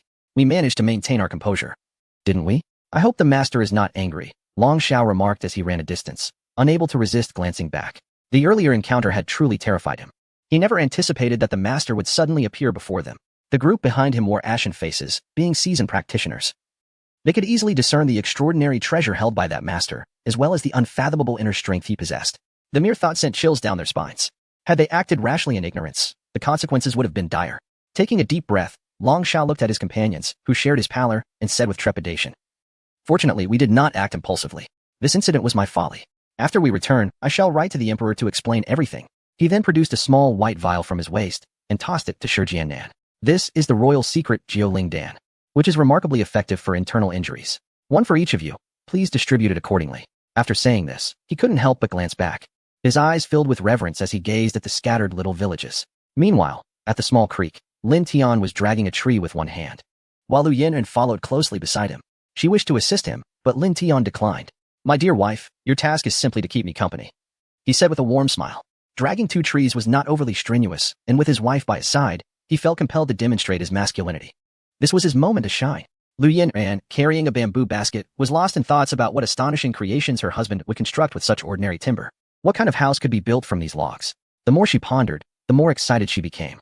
On their path, they fortuitously encountered Li Juanji and his companions. Upon seeing Lin Tian, Li Shaoqiang immediately flashed a broad grin, exclaiming, "Brother Tian, everyone is here." Lin Tian chuckled and replied, "I just went into the mountains to chop some cedar. I'll be using it soon. I'll help you." Li Shaoqiang said, "Brother Tian, how large do you plan to build the house, and what will it look like?" He regarded Lin Tian as an elder brother, accepting his words without question. His excitement akin to that of someone constructing their own home. "Indeed, Brother Lin, please share your vision for the house. We are eager to hear it." They chimed in enthusiastically. Seeing their fervor, Lin Tian smiled and said, "Actually, I gathered everyone here to discuss this. I've sketched a simple blueprint. Once you arrive at my home, I will show it to you. Regarding wages, the going rate in town is 30 won per day for construction. But since my house will have unique features, I will offer 41 and provide lunch. Additionally, if anyone has specific requests, please feel free to voice them. I will do my utmost to accommodate everyone." At the mention of wages, Huzi couldn't contain his joy, grinning from ear to ear. He remarked, "We all know, my brother, that you are a man of integrity, and your sincere intentions regarding the autumn gathering are truly for the benefit of everyone. First and foremost, when those individuals were causing a ruckus, we did not join in their clamor." The dog nearby nodded in agreement. "We are well aware of your character, brother. Those people are simply misguided, believing that such a bounteous opportunity would come easily to them, as if it were guaranteed." Li Shaoqiang expressed his indignation regarding this matter. Observing his agitation, Li Juanji attempted to mediate, saying, There is no need to concern ourselves with those individuals. My brother-in-law is simply happy. If they refuse to listen to his words, that is their own affair. As for the construction of the house, we shall require your assistance, dear brothers, and your diligent efforts will be greatly appreciated." Upon hearing this, Lin Tian nodded with a smile and remarked, "Indeed, those days are behind us. This house truly requires everyone's cooperation and dedication. It is no jest. The wage is 41, which includes lunch, and it is conveniently located within the village, near home. Such a splendid opportunity. To decline would be foolish." Naturally, they all agreed. Fearing that Lin Tian might incur unnecessary expenses, Li Shaoqiang hastily added, "We can manage our own lunch. It is merely a meal," he thought, sensing Lin Tian's concern. Lin Tian, with a cheerful demeanor, replied, "We are all family. It is only right to provide a meal." A group of them merrily made their way to Lin Tian's home. nearby villagers. Upon hearing of Lin Tian's offer of 40 won a day for labor, were intrigued. They immediately rushed back to inform their husbands, urging them to go to Lin Tian's house to inquire if he still needed assistance. Chapter 82. The astonishing blueprint. A few individuals were visiting for the first time. Lin Tian's home, the modest, boasted a spacious yard. When he unveiled the blueprints, they were all left in awe, giving a thumbs up. For the drawings were not only clear but also exquisitely crafted. After all, Lin Tian was a designer by trade, and prior to his unexpected journey to this world, he had relied on his skills to earn a living. Were it not for the envy of a bald man, he would never have found himself in this place. Alas, talent is often thwarted by fate. Upon seeing the blueprints, Lu Yanran finally comprehended why her husband insisted that even common timber could yield magnificent architecture. The craftsmanship depicted was indeed breathtaking. However, she felt a bit overwhelmed, as many aspects of the designs eluded her understanding. Forcing herself to decipher them only left her feeling lightheaded. Initially, the others found the blueprints equally perplexing. Yet, as Lin Tian elucidated the details, their comprehension gradually took shape. When they learned of his intent to construct a building, Hu Ba and his companions joined them, coincidentally spotting the blueprints on the table. As a master of jade craftsmanship, Hu Ba could not suppress his astonishment. During his travels through the Central Plains, he had the privilege of witnessing the masterpieces of a renowned master craftsman, revered as the foremost in the region. In comparison, his own creations seemed utterly mundane. "Ah, you all have arrived." Lin Tian greeted them with a smile, inviting them to sit. "I am currently explaining these blueprints." Hu Ba nodded, while Long Ao Tian, despite his profound prowess, was bewildered by the designs. After scrutinizing the blueprints, he felt a surge of energy within him, prompting him to avert his gaze. "Ha, Xiao Tian, as friends, we wish to lend you our assistance in your construction endeavors," Long Ao Tian declared. Lin Tian, feeling a twinge of embarrassment, thought to himself how inappropriate it would be to accept help from someone who could claim kinship with the emperor. With a forced chuckle, he replied, "Oh, Long Uncle, you are too kind. It is merely a small task, truly no need for your involvement." "Don't say that. Just give us a task. If you refuse our help, it implies you do not value our friendship." Long Ao Tian, fearful of being deemed unnecessary, was eager to contribute. They would gladly haul bricks and mortar, even if it meant each constructing their own dwelling. Observing their enthusiasm, Lin Tian felt a bead of sweat form on his forehead. These individuals certainly knew how to have fun. "Very well," he conceded. "If you are so keen to experience the joy of building as ordinary folk, I shall not hinder you. Should you find it too arduous, I will consider it merely a life experience." "All right then, we shall commence tomorrow," Long Ao Tian exclaimed. "If you have the time, do come and observe." It was clear he had interpreted Lin Tian's words as an invitation, and he was elated at the prospect. In that moment, he completely forgot his status as the Emperor of Dian, consumed instead by thoughts of forging a closer bond with the master. If Lin Tian were to take delight in his company and impart some skills, it would be an unparalleled joy. Hu Ba, noticing the drool nearly escaping Long Ao Tian's lips, could tell his friend was lost in fanciful daydreams once more. He helplessly shook his head, remarking that the emperor seemed perfectly sane most of the time. Why, then, did he become so befuddled in the presence of the master? He always appeared rather dim-witted. Hu Ba, displaying a degree of wisdom, turned to Lin Tian with a cheerful smile, saying, "Little Tian, just so happens that I've acquired some stones recently. They may not be precious, but they possess decent quality. I shall bring them for you to examine tomorrow, to see if they may be of use." Lin Tian responded with a smile, "But you shouldn't trouble yourself, brother Hu." Hu Ba waved his hand dismissively, saying, "No need for such formality, we are like family." Long Ao Tian stared in astonishment at Hu Ba, thinking to himself that this fellow must be out of his mind to address the master so casually. Unfazed, Hu Ba believed that the more he treated the master as an ordinary person, the happier the master would be. However, he wouldn't share this insight with the foolish emperor, who always put on airs. With the master backing him, he felt no fear. After making arrangements, Lin Tian ventured into the mountains to retrieve some timber. Everyone pitched in to help, and what would have taken an entire afternoon was accomplished in just 1 hour. Observing their enthusiasm, Lin Tian invited them to stay for dinner. A group of individuals, eager to prepare tools for the next day's work, eventually returned home. Long Ao Tian and his companions had initially intended to stay for a meal, but feeling awkward as others departed, they reluctantly followed the crowd. Lin Tian gazed at the pile of timber in the courtyard with great satisfaction.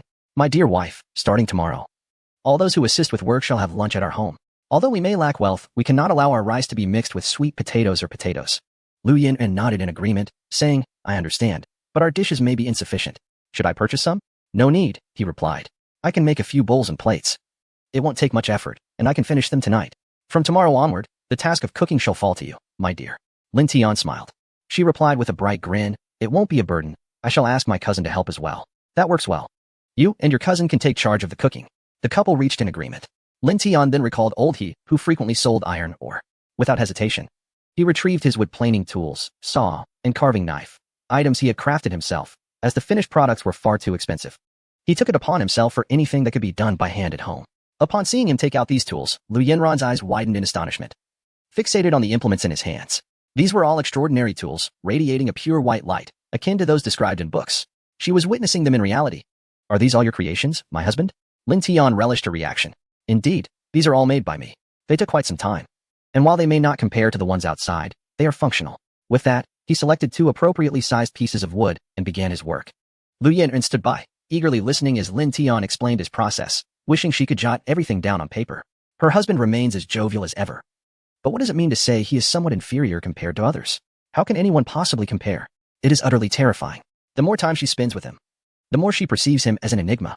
You might think he is merely skilled in forging weapons, but no, he possesses unparalleled martial prowess. He is adept in both medicine and poison. He even masters the techniques of Lu Ban. Furthermore, he is knowledgeable in the principles of the 5 elements and the 8 trigrams. Such a remarkable individual is indeed her husband, and he now intends to instruct her. There can be no doubt, he wishes to impart the art of Lu Ban to her. He meticulously introduces her to each tool, ready to bestow his knowledge upon her. If she truly masters it, would she not become the first Lu Ban master in this realm? Excitement is an inadequate word to describe her feelings. Her mind is now consumed with the desire to learn fervently. In the courtyard of the Guan family, Guan Zhuo has reduced the trees to mere bare trunks. She cannot fathom why the master does not favor her. Overwhelmed with frustration, she resorts to sword practice as an outlet. Yet, upon witnessing the disarray of the courtyard, her anger only intensifies. In a fit of pique, she tosses aside her sword and sits in silence on a stone bench. According to her reasoning, since the master intervened to assist her, it must indicate some interest on his part. Why else would he help her, even sending 2 emperors alongside her? Who else has ever received such treatment? But why, then, does he reject her? This conundrum eludes her understanding. Could it be that the master's wife has spoken against her in private? She quickly dismisses this thought. Sister Lu has been so kind to her. How could she entertain such notions? She must be reprimanded. In her frustration, she can only resort to writing a letter to her father, just as she has always done. Chapter 83, Betrayal at Guanshan of the Divine Martial Sect. The Divine Martial Sect, enveloped in cloud-laden peaks, presented a serene and harmonious vista. Atop the mountain, on the expansive plaza, disciples were diligently practicing their martial arts. Birds and beasts in the forest occasionally soared into the sky, while cranes occasionally paused gracefully in the plaza. Observing this scene, Guan Hai could not suppress a smile of satisfaction. At that moment, a small white dove flew from afar and gently landed on his arm. Skillfully, he retrieved the letter from its leg and began to read intently. Upon finishing, his brow furrowed involuntarily. According to the letter, the master clearly harbored no romantic intentions towards his daughter. As a man, he understood this all too well. At this juncture, Guanshan approached. Elder brother, has Juiz sent a letter? Guan Hai, upon hearing this, concealed the letter within his palm. Indeed, a glimmer of shrewdness flickered in Guanshan's eyes. What did she say? Guan Hai was aware that his brother was not a man of restraint. Once he departed from the Divine Martial Sect, Guanshan would undoubtedly vie for power. Yet, he himself yearned to meet the master. Noticing his silence, Guanshan pressed on. What is this, elder brother? Do you still not trust me? Despite their brotherly bond, Guanshan's various actions had left Guan Hai profoundly disappointed. With matters concerning the master and his daughter at stake, he felt compelled to act with utmost caution. After much contemplation, he resolved to pay a visit to the ruler of Bailing, hoping he could assist in overseeing the Divine Martial Sect. It was imperative that the sect never fall into Guanshan's hands. Elder brother, we are kin, blood binds us. Since you doubt me so much, I shall renounce my martial abilities. His words were delivered with a feigned gravitas. Guan Hai regarded him coldly. The man raised his hand but hesitated. What is this? Are you going to act? Did you not claim you would renounce your martial prowess to prove your resolve? Observing that Guanshan's ploy had failed, Guan Hai understood that this tactic, once effective, had now lost its potency. This indicated that as long as Guan Hai remained in the Divine Martial Sect, Guanshan could never ascend to the position of sect leader. Brother, we are family. Over the years, I have contributed to the sect no less than you. You have held the position of sect leader for so long. Shouldn't it be my turn to sit in that seat? Let you sit? Guan Hai retorted with a cold huff. You conspired with the Holy Dragon sect, privately harming our fellow disciples, and even ambushed me while I practiced, resulting in damage to my meridians. How dare you have the audacity to ask for the position of sect leader, even before I could pass it to you? You already sought my demise. If you were to ascend to that position, the Divine Martial Sect would surely devolve into a cult akin to the Holy Dragon sect. Elder brother, why do you label the Holy Dragon sect as a cult? They are the foremost sect of Bailing. Your remarks stem from jealousy over their superior development compared to the Divine Martial Sect, do they not? Trust me, once you pass the position of sect leader to me, I will surely elevate the Divine Martial Sect to new heights. Guan Hai observed his brother's unwavering fixation on the position of sect leader. Realizing that as long as hope remained, he could not be saved, he regarded him with a cold silence. What say you, elder brother? Guanshan's gaze remained fixed upon him. After a prolonged silence, Guan Hai finally replied, I must step out for a while. We shall discuss this matter upon my return. After uttering his words, he swept away, leaving Guanshan standing behind him, the glint of a concealed blade flashing before his eyes. You old wretch. This time when you venture out, do not expect to return alive. With that, a cold smile crept upon his lips. Death by misadventure. Surely, even the master cannot do anything to me, right? Haha. Alas, he was mistaken. Guanhai, having consumed the snow spirit fruit, not only restored his internal energy but also, after consuming the 2 radishes that Guanjuer had brought back from the master, significantly enhanced his martial prowess. Upon hearing these words, he suddenly halted, not turning back. I heard what you just said. Guanshan froze for a moment, gripping his sword tightly. Guanhai slowly turned around, revealing the dagger that Guanjuer had gifted him that fateful day. At this point, he could no longer delude himself into believing that Guanshan would repent. This time, he had to personally eradicate this malignant tumor of the divine martial sect. If his compassion led to the decline of the divine martial sect into a cult, then even in death, he would have no face to meet his ancestors in the underworld. Father, mother, your unfilial son must kill this obstinate disgrace of the Guan family today. Hearing this, Guanshan scoffed with disdain. Why speak so eloquently? Is it not your desire to seize the position of sect master for the sake of your daughter in the future? I, Guanshan, have devoted my entire life to the divine martial sect, and in the end, what have I gained? Do not think I am unaware of your true intentions. At the core, you are merely selfish. A group of disciples surrounded them, momentarily standing in 2 opposing factions. Clearly, more supporters rallied behind Guanshan. The disciples standing with Guanhai looked on in fear at their adversaries. My foolish elder brother, do you think that with the backing of the Biling royal family, you can act without restraint? Guanshan chuckled derisively at him. Do you think I waited for those 2 emperors to leave before taking action? Furthermore, let me inform you. Even if you sought the Biling emperor now, it would be futile. By the time he arrives, you will already be a corpse. Oh, and do you believe that wielding a heavenly Dao artifact can contend with me? Take a good look. Is what you hold truly a heavenly Dao artifact? With that, he burst into laughter. Could it be?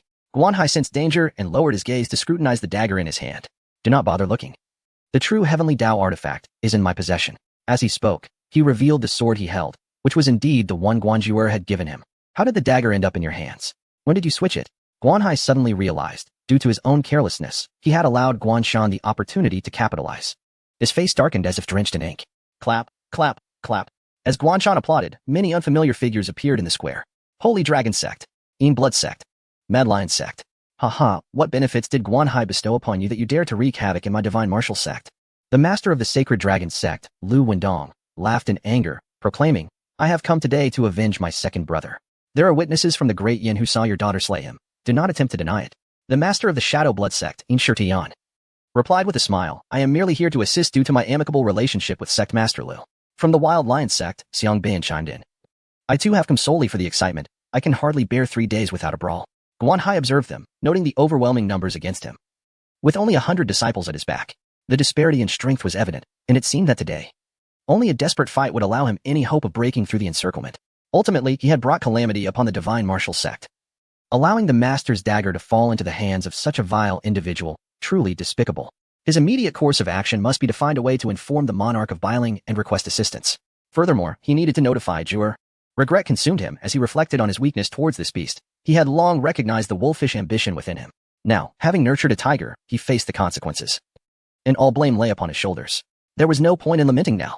It was tragic that the legacy of the divine martial sect, upheld by generations of ancestors, was destined for ruin at his hands. If only time could be reversed, he would have assuredly slain this beast first. Chapter 84, The Heavenly Dao's Instrument Stolen Humph. Even if we perish, we shall not allow you to succeed. Guanhai glared at the dagger in his adversary's hand, contemplating how to reclaim it. Master, what shall we do now? The disciples, their faces awash with fear, inquired.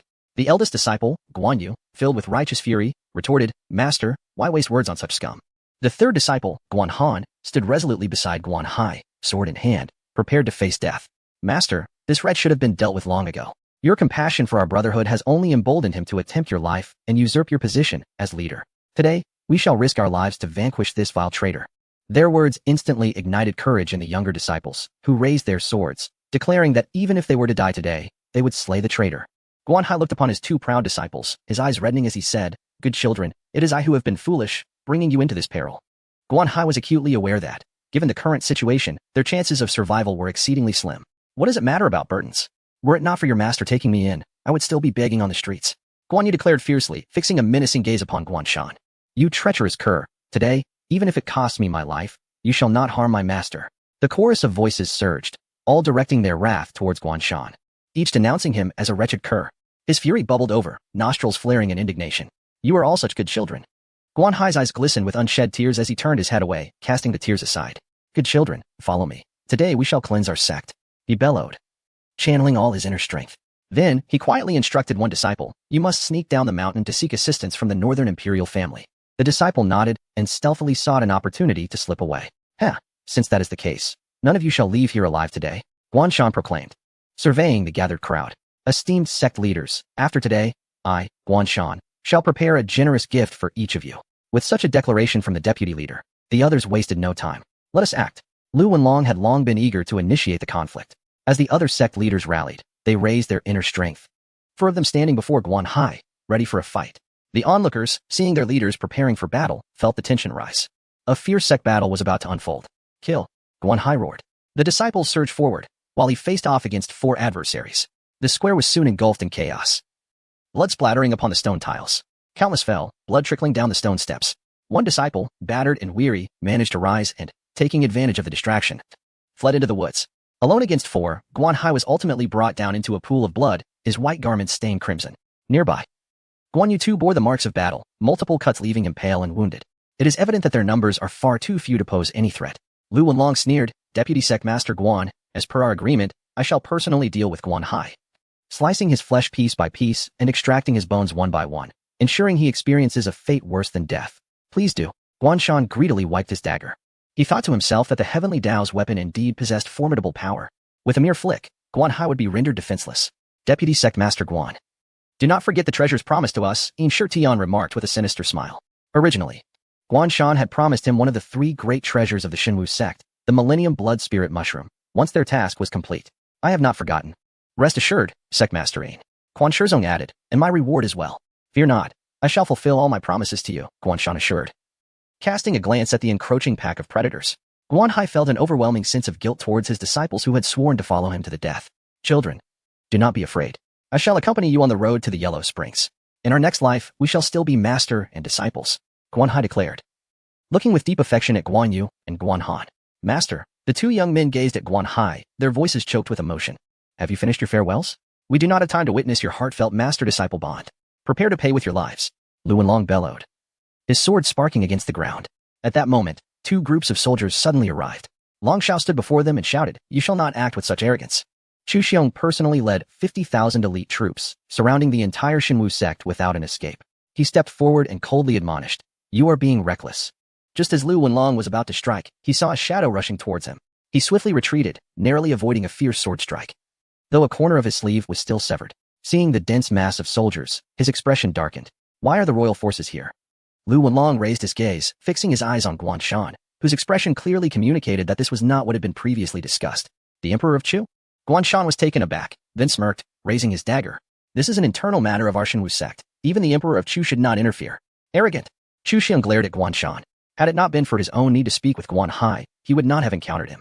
As fate would have it, he also ran into Long Shao at the city gates. Could it be that the master had orchestrated this? Had the master anticipated Guan Shan's treachery and sent Long Shao and his men? Chu Xiang thought to himself that the master was indeed an extraordinary figure, capable of foreseeing such events. Yet, with the Heavenly Dao weapon in Guan Shan's possession, they were not his match. Even with 50,000 elite troops, there was no guarantee of victory. We are saved, master, Guan Yu exclaimed, his face alight with excitement. Guan Hai nodded. Yet the Heavenly Dao weapon remained in Guan Shan's hands. Even if they fought, the casualties would be immense. Chu Xiang stepped forward to support him, expressing concern, Sect Master Guan. Are you unharmed? I am fine. Guan Hai slowly rose to his feet, and Chu Xiang whispered, Master Guan, now that Guan Shan possesses a heavenly weapon, what shall we do? Upon hearing this, Guan Hai helplessly shook his head, saying it was indeed my oversight, allowing him to stealthily steal the treasures bestowed by the master. This artifact was given by the master, and I have no means to counter it. Thus, we must confront him head-on. Chu Xiang narrowed his eyes, fixating on the dagger in Guan Shan's hand. He thought to himself, if this is an aid of the master's father-in-law, even if 50,000 elite soldiers were to fall today, it would still be worth it, as long as the master can garner even a shred of goodwill. Thank you, Emperor Chu, Guan Hai exclaimed as he prepared to kneel. Chu Xiang hastily intervened, supporting him as he said, Master Guan, you speak too gravely. A figure like Guan Shan, if left unchecked, will inevitably become a great calamity for Bailing. We cannot allow him to escape today, no matter what. Chapter 85, Guan Shan. How is it different from what I imagined? Upon hearing the name, Guan Hai's expression shifted to one of realization. It turned out to be His Highness the Crown Prince. He truly had to express his gratitude to the Dragon Emperor this time. Long Shao slightly curled his lips, having no intention of providing further explanation. Guan Hai's status dictated that he could only seek amicable relations with him. Although he had not encountered Guan Zhuo, it was prudent to treat anyone associated with the master with utmost care. If he could resolve the internal strife within the divine martial sect during this visit, he believed his father would regard him with newfound respect. As for the master, he could only hope that the master would forgive his reckless actions, considering his earnest efforts. Guan Hai gazed at the approaching reinforcements, feeling a growing admiration for the master whom he had yet to meet. He was acutely aware that the two individuals arriving to rescue him were doing so out of respect for the master. His daughter's letter had claimed that the master had no romantic interest in her. It seemed the girl had misunderstood. If a man showed such meticulous care and concern for a woman, how could he possibly be indifferent? That foolish girl must have misinterpreted his intentions. After this turmoil subsides, he would certainly have a serious talk with her. Meanwhile, Lu Wenlong, upon seeing the 50,000 elite troops, began to falter in his resolve. He had only brought 300 men, and the other two sects had even fewer. In terms of combat capability, they were no match. Even if one counted the disciples under Guanshan, their total number barely reached 1,000. The heavenly Taoist divine weapons? A cold smile crept onto his lips. If he were to lose his life here due to someone else's affairs, it would be utterly unwise. Having analyzed the situation, Lu Wenlong turned to Chu Xiong and clasped his hands in a gesture of humility. Your Majesty, please temper your anger. We were misled by Guanshan's fabrications. We had no idea of the deep bond between your Majesty and Sect Master Guan. Today, we acted rashly. We humbly beseech forgiveness. As Sect Master Guan has suffered due to our actions, we shall certainly offer a generous gift of apology in the future. Please, your Majesty, calm your wrath. Beside him, Yin Shitian and Xiang Ba were equally astute. After all, to lead a sect, one must discern the nuances of such situations. With the Emperor personally commanding 50,000 troops, even if they could not be defeated today, reinforcements would certainly follow. They would not risk annihilation over a mere Guanshan. Such a confrontation could bring calamity upon their own sect, restricting their movements throughout Bailing in the future, which would be troublesome, given that they operated on imperial soil. Offending the royal family would yield no benefits for them. It was a case of not getting the lamb and ending up with a mess. With interests laid bare before them, the sect leaders unanimously turned against him. Your Majesty, as Lu Zongzhu has stated, we were indeed misled by Guanshan, unaware of the circumstances here, and we had no intention of opposing your Majesty. We humbly seek your pardon.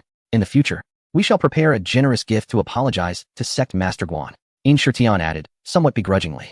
They were not foolish enough to challenge the imperial authority without the strength to back it up. To oppose the royal family is to invite peril, and Bailing. A mere bounty notice could render them as reviled as rats scurrying through the streets. Moreover, with the current alliance between Bailing and the nations of Yin and Yin, even if they sought refuge in foreign lands, the outcome would remain unchanged. Guanshan was so incensed that his hair nearly stood on end. What does it mean to heed his deceitful words? It is merely their avarice. When they were negotiating terms, each one was as fervent as if under a spell. How is it that upon witnessing the arrival of 50,000 troops, they have turned coward? And now they shift all blame onto him. Truly, they are a pack of wolves and tigers, unworthy of trust. That Lu Wenlong, who usually spoke so sweetly to him, promised that once he subdued the divine martial sect, the two sects would unite in alliance, sharing both fortune and hardship. You are the one weaving tales. I was foolish to place my faith in you. Now that he wields the weapon of heavenly will, whom does he fear? If that is indeed the case, as you suggest, then hasten to apologize to Master Guan. I, the Emperor, am a friend of Master Guan. Your actions have been exceedingly excessive. If you do not sincerely apologize to him, the Emperor's gaze turned stern, his tone icy. I would not hesitate to dispatch my forces to eradicate your sect. Upon hearing this, the individuals immediately knelt, clasping their fists in reverence. Master Guan, this time we were in the wrong. We beseech you to overlook our transgressions. Indeed, Master Guan, whatever demands you make, we shall comply without fail. The three knelt in unison before him. Guan Hai was momentarily taken aback. The Emperor stood calmly beside him, saying, Master Guan, do not fear. There are but a few sections. I do not believe that a single sect can muster 100,000 troops and not be able to contend with them. Listening to the tone of Chu Xiong, Guan Hai was astonished by the extent of his support. Each sect deploying 100,000 troops? Was that not excessively grandiose? Upon hearing this, the expressions of the three turned grim. Each sect sending forth 100,000 troops? They had truly escalated the stakes. They were in deep trouble. The three wore faces of despair. Guanshan, too, did not anticipate that Chu Xiong would be so unafraid of the weapon of heavenly will in his possession, willing to risk the lives of thousands of soldiers to safeguard Guan Hai. This time, he had underestimated the situation. Guan Hai, as the leader of a sect, quickly began to assess the pros and cons. Although he yearned to annihilate these nefarious sects in one fell swoop, he could not gamble with the lives of 300,000 soldiers. Furthermore, should such actions be taken, if neighboring enemy nations caught wind of it, they might invade Bailing. What then would they have to counter the foes? After much contemplation, he pressed his wound and spoke with a calm demeanor. I am well aware of Guanshan's character. It is evident that you have been misled by his slanderous words, which led to this foolishness. I shall not pursue today's incident further. I request that each of you sect leaders return with your disciples. The remaining matters shall be handled by me. Master Guan is truly a paragon of wisdom. We shall all strive to learn from him henceforth. Indeed, indeed. Should the esteemed sect Master Guan require anything in the future, do not hesitate to send word to us. We shall brave any peril, be it mountains of blades or seas of fire, at a mere command from sect Master Guan. Several individuals rose swiftly, smiles gracing their faces. Since sect Master Guan has spoken thus, I find nothing further to articulate, the emperor declared. As long as the various sect leaders adhere to their responsibilities, I shall refrain from intervening in your affairs. However, should anyone fail to comprehend their boundaries and dare provoke the divine martial sect, they must not blame me for my lack of courtesy. Chu Xiong fixed his gaze upon the group, his eyes brimming with a warning. To oppose the divine martial sect is to oppose me. He cautioned them to avert such occurrences in the future. The three exchanged glances, hastily nodding in agreement. We understand. We shall never again offend the divine martial sect. Well then, swiftly take your people and depart. Chu Xiong waved his sleeve impatiently. Thank you, Sect Master Guan. Thank you. Emperor Chu. The trio promptly gathered their disciples and retreated swiftly. Only Guanshan remained, clutching a dagger, standing solitary before them. Behind him, his disciples had long abandoned their swords, obediently positioning themselves behind Guanhai. Why, is it not as I envisioned? This is not how I planned it. A solitary autumn leaf drifted past his line of sight, leaving him speechless. Chapter 86, a few kind words on our behalf before the Master. Your Majesty, please allow me to deal with this traitor before we speak further. Very well. Chu Xiong nodded, discreetly creating some distance. At this moment, although Guanshan wielded a divine weapon, he was encircled and wore an expression of vigilance. Now, he could only fight to the death. Guanshan raised his dagger and lunged forward fiercely. Let us see who among us shall perish first today. Guanhai, with a graceful agility, drew forth his soft sword. Beast, if I do not slay you today, how can I justify the deaths of our fallen disciples? In a swift motion, despite his grievous injuries, Guanhai was resolute in his intent to kill Guanshan. Their strikes were aimed solely at each other's lives. Although Guanshan possessed the divine weapon, his martial prowess paled in comparison to Guanhai's. Strangely, the weapon's power seemed significantly diminished in his hands, far less formidable than when wielded by Guanhai. Clang. The dagger slipped from Guanshan's grasp, embedding itself into the grand pillar before the sect. Panic surged within him as he recognized his inferiority to Guanhai. And he immediately begged for mercy. Brother, I was wrong, truly wrong. I am your own brother. You cannot kill me. Guanhai regarded him with a heavy gaze, closing his eyes in anguish. In an instant, a crimson line appeared across Guanshan's neck. Be brother. Guanshan's eyes widened in disbelief as he collapsed, lifeless and unable to close his eyes. Guanhai slowly opened his eyes, calmly instructing the disciples behind him to clean the scene. As for those disciples who had conspired with Guanshan, he refrained from punishing them, understanding they had merely succumbed to Guanshan's ruthless tactics. He bore some responsibility for the situation as well. Your Majesty, please enter. Guanhai displayed little emotion as he approached the door, retrieving the dagger from the pillar with care. Today, I owe my gratitude to your Majesty and the Dragon Prince. I hope you find amusement in this matter. As he welcomed the two into the room, he recounted how his indecisiveness had led to such a predicament. Once inside, he instructed his disciples to promptly serve tea to the esteemed guests, placing the master's dagger prominently before them. Chu Xiong lifted his teacup, taking a delicate sip before smiling and saying, There is no need for gratitude, Sect Master Guan. The master shares a profound connection with your esteemed lady. Recently, we encountered some misunderstandings. I hope you do not hold them against us. From this day forth, let us be friends. Chu Xiong felt a pang of regret, recalling how his reckless son had offended the master and how he had failed to clarify the matter, nearly leading to the ruin of his own kingdom when he stormed into the divine martial sect seeking retribution. Now, seizing this opportunity to transform conflict into camaraderie was indeed fortuitous. It is truly embarrassing that my daughter has troubled the master for so long. While I have been preoccupied with trivial sect matters and have yet to pay my respects in person, I am utterly deserving of condemnation. He was indeed correct in his surmising. The emperor had acted out of respect for the master. Therefore, I kindly ask Sect Master Guan to speak favorably of me before the master.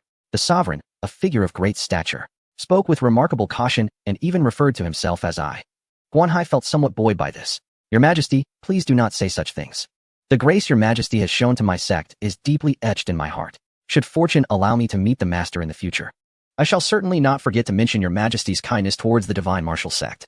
Chu Xiong, upon hearing these words, was exceedingly pleased. His efforts were all directed towards ameliorating the master's impression of him.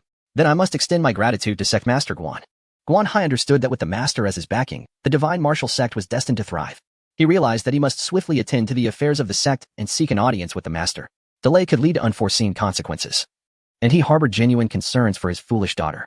Thus, I shall not intrude further upon your time. Sect Master Guan. I am certain you have many matters to attend to, and we can converse again on another occasion, Chu Xiong said with a smile. He turned to face Long Xiao. The disparity in their strength and status was stark, compelling him to respectfully address him as Prince Long. Prince Long, the matter has been resolved. Would you care to visit my humble abode for a cup of tea? Long Xiao shook his head, expressing his gratitude. Our departure was rather abrupt, and it would be inappropriate to trouble Uncle Chu. There are still matters awaiting our attention at court. I shall visit you in person on another day. Though Long Xiao was of the younger generation, the current power of Bailing paled in comparison to theirs. However, he understood the importance of maintaining decorum. The dignity of a great nation must never be compromised. As for his personal feelings, that was his own concern. Chu Xiong nodded with a forced smile. He then turned, raising his arm to call out, "Form ranks. Return to the city." As a ruler of his generation, he was acutely aware that some opportunities, once lost, could never be regained. Yet, he dared not be negligent. As he had stated, the very fate of Bailing rested on the master's whims. He could not afford to be careless with Guan Hai, the father of Guan Zhuer. A moment's oversight on his part could lead to irreparable ruin for Bailing, and he would bear the blame for eternity. With a sound of drums, the grand procession departed from the divine martial sect. The expansive square swiftly fell into profound silence. Prince Long, speaking of which, I must also express my gratitude to the Dragon Emperor for his timely interventions that saved the divine martial sect on 2 occasions. I am at a loss as to how to repay this kindness. Long Xiao smiled at him. He felt he had not contributed significantly this time, so he diplomatically shook his head. Sect Master Guan, you are too courteous. This time, it was all thanks to Uncle Chu. If gratitude is to be expressed, it should be directed towards him. Regardless, both of you are my benefactors. Should I have the opportunity to visit the master in the future, I shall not forget your kindness, Long Xiao thought to himself as he regarded the middle-aged man before him with newfound respect. He mused that Sect Master Guan was indeed astute. It was evident that age brought wisdom, as he could discern the underlying intentions in just a few words. Indeed, it was worth my while to come here. Thank you, Sect Master Guan. We are eager to return, so we shall take our leave now. If there is an opportunity in the future, I will certainly come with my father to engage in a more thorough discussion with you. Very well, very well. Guan Hai replied with a bright smile as he bid them farewell. Once they had departed, he finally sank into the chair with a sense of relief. After enduring for a long time, he could no longer contain himself and spat out a mouthful of old blood. Master, what has happened to you? You seemed fine just a moment ago. The eldest disciple, Guan Yu, hurried to support him. I am fine. No need to worry, Guan Hai said, laboriously leaning against the chair. I used too much internal energy just now and strained my heart vein. Recovery will take some time. Gather everyone. I have something to say to you all. Is there nothing that can wait until you have recovered, Master? Guan Yu said, filled with concern. I am fine. Today's events weigh heavily on my conscience. If it were not for my soft-heartedness, how could Guan Shan have acted in such a manner? I have troubled the Master time and again. I wonder if he would blame me for this. Thus, I wish to entrust the divine martial sect to you. During my absence, it shall be under your stewardship. Will you accept this responsibility? Master, I am not capable. Guan Yu declined. Anxiety etched on his face. Guan Hai shot him a reproachful glance, though devoid of anger. What have I taught you? A man must never claim he is incapable. Guan Yu awkwardly scratched his head, a foolish smile gracing his features as he gazed at him. Enough, it is settled then. Help me to rest. Guan Yu wished to say more, but upon meeting his master's gaze, he fell silent. Chapter 87. Tears of Moonlight. Life alongside the master is exceedingly delightful. Outside, the world is fraught with turmoil, yet the small creek continues its unwavering course. Today marks the first day of Lin Tian's house expansion. Early in the morning, he procured a substantial quantity of pork. Upon seeing the large piece of meat in his hands, Lu Qinshuan could not help but furrow her brow. Brother-in-law, is it really necessary to buy meat for lunch? Lin Tian, aware of his cousin's frugal nature, wished to alleviate her expenses. However, he had enlisted the help of honest laborers and did not want to skimp on their sustenance. Lu Qinshuan weighed the meat in her hands, her frown deepening as she estimated it to be around 5 or 6 pounds. Observing her expression, Lin Tian chuckled. Sister-in-law, it's perfectly fine. Besides, without a hearty meal, how can one muster the strength to work? Lu Qinshuan, captivated by Lin Tian's innocent smile, relented, deciding to discuss the matter with Yanran instead. After all, even in times of prosperity, such extravagance should be tempered. Lin Tian, scratching his nose, remarked, Thank you for your hard work, sister-in-law. It is a blessing to have family. As he watched the two busy individuals in the kitchen, warmth enveloped his heart. The laborers, upon witnessing the abundance of meat he had brought, were taken aback. Coming from impoverished backgrounds, they often went months without tasting meat. The prospect of a hearty meal while working here was unexpected. Ba, ever the enthusiastic spirit, shouted, Brothers, let us roll up our sleeves. Brother Lin has treated us to meat. With renewed vigor, the group of men resumed their tasks, some lifting timber, others laying foundations. Before long, Ba arrived with a cart drawn by oxen, delivering the bricks as promised. Xiao Tian, I brought the 30,000 bricks you requested, 10 carts in total. Where shall I place them? Lin Tian's eyes sparkled at the sight of the 10 carts outside. He had not anticipated Hu Ba's efficiency. Long Out Yin dismounted from his horse, wiping the light sweat from his brow. Xiao Tian, why did you buy so much craft paper and the dried grass for making raincoats? As 3 more carts rolled up to the entrance, the spectacle left the surrounding villagers astounded. Whispers of Lin Tian's newfound fortune spread like wildfire. Seeing his friends had truly brought everything back for him, Lin Tian expressed his gratitude. Thank you, Uncle Long. Thank you, Brother Hu. Please, come inside for a cup of tea and take a moment to rest. I will have everyone assist in unloading the goods. The 2 men joyfully followed him indoors. Downing 6 pots of tea, Lin Tian felt a twinge of guilt, realizing how parched they must have been on their journey. Likely neglecting to sip even a drop of water. Their actions affirmed that they regarded him as a true friend. Unbeknownst to him, Long Out Yin and Hu Ba, with contented bellies, reveled in the exquisite wild ginseng tea they had been enjoying. Working for the master was indeed a pleasure.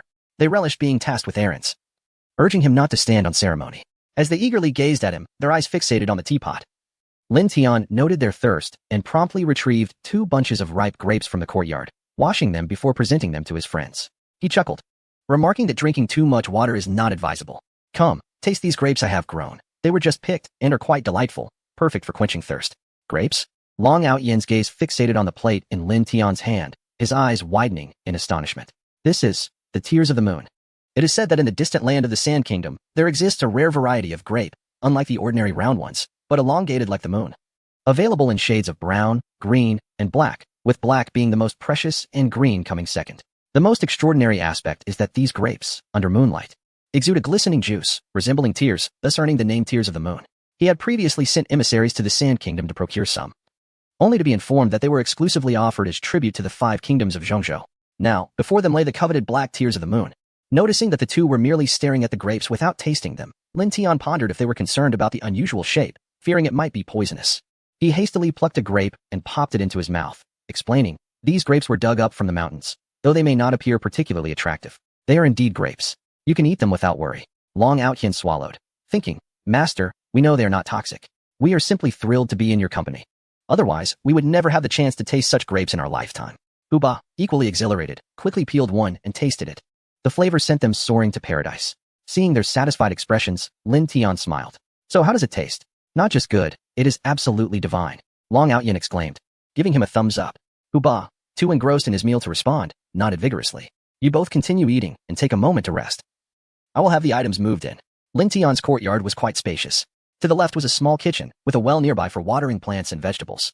Surrounding the courtyard were grapevines, beyond which lay a small patch of jasmine flowers, with the remainder reserved for vegetable cultivation. A stone table and a few stone stools were the only furnishings. Thus, he planned to relocate everything next door. Mrs. Wang next door had heard he offered 15 taels of silver and promptly prepared the house for him. Therefore, moving the items posed no issue whatsoever.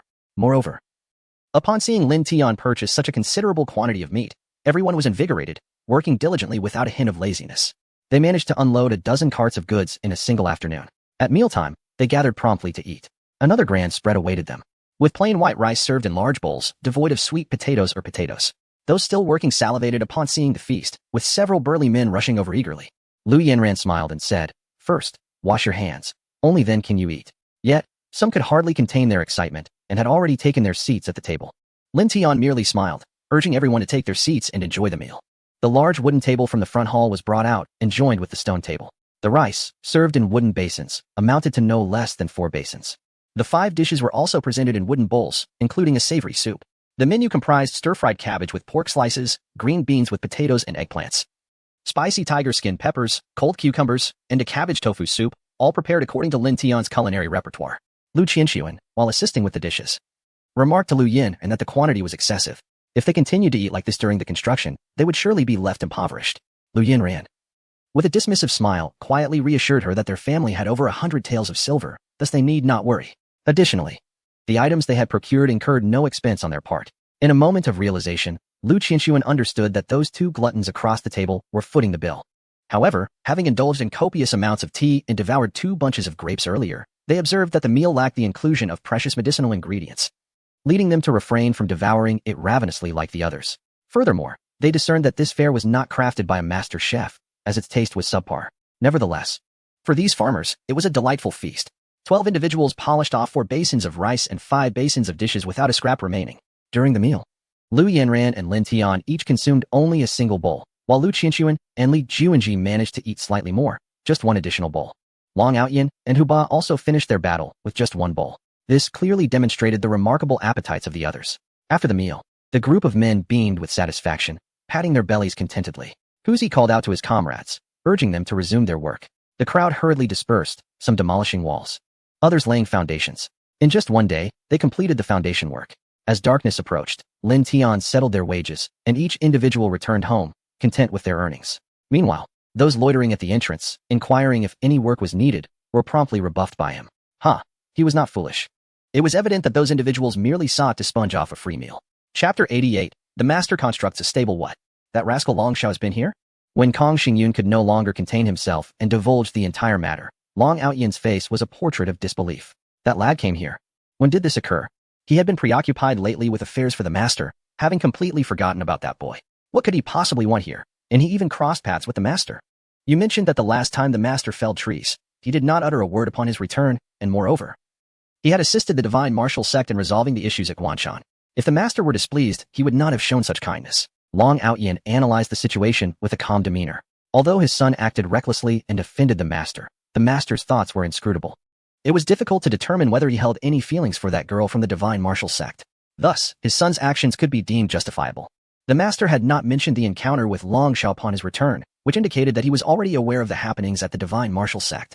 Your Majesty, do you think the Master is angry or not? Kong Xingyun could not help but inquire. Long Outyan pondered for a moment. He was no fool.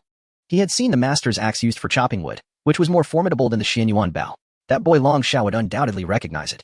Furthermore, since he bore such a striking resemblance to me, the Master must have discerned his identity.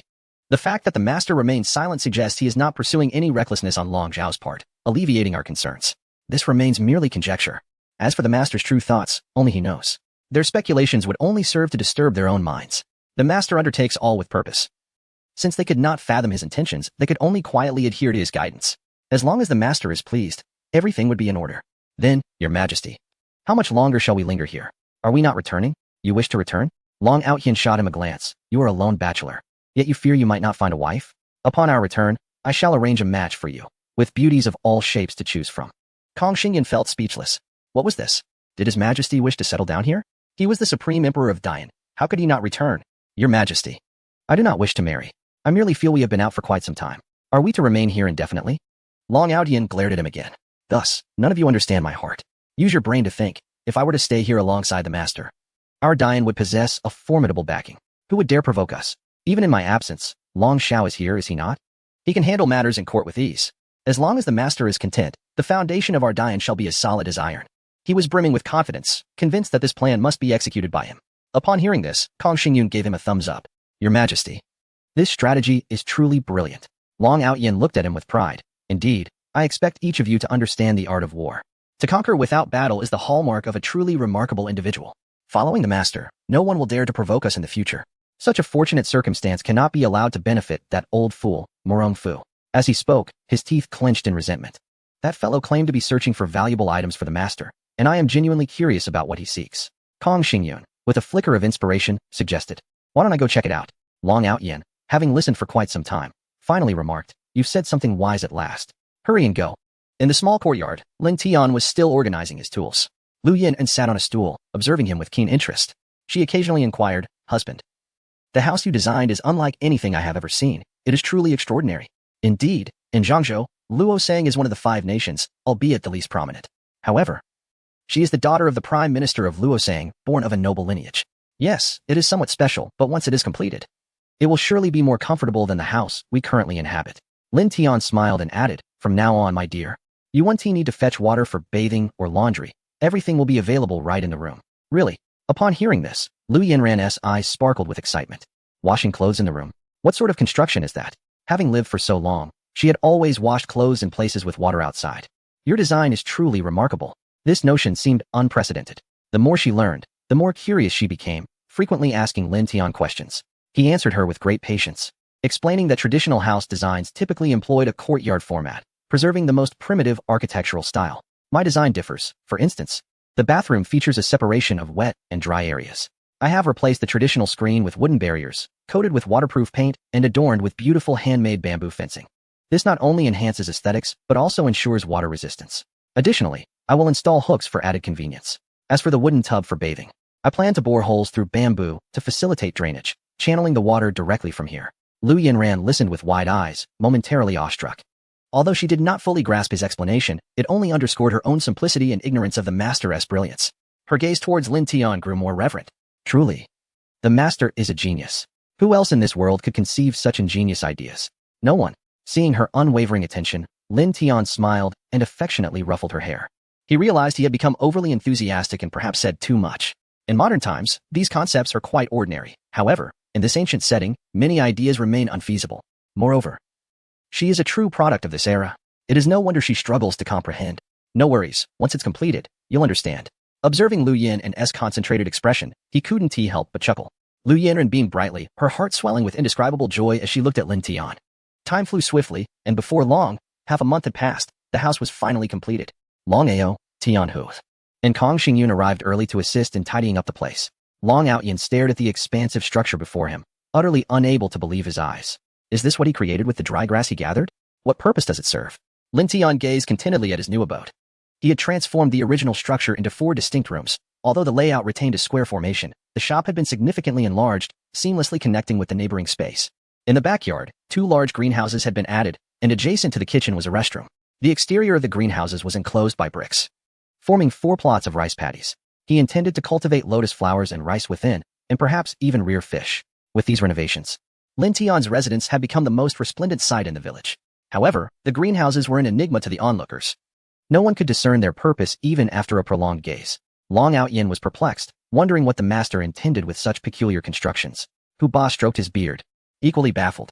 It was Wei Xiao, who had silently delivered game to Lin Tian for the past fortnight, that finally spoke up. To me, it resembles a cowshed. A cowshed? The trio of Long Outyin couldn't help but turn to look at him, incredulous. Are you jesting with us?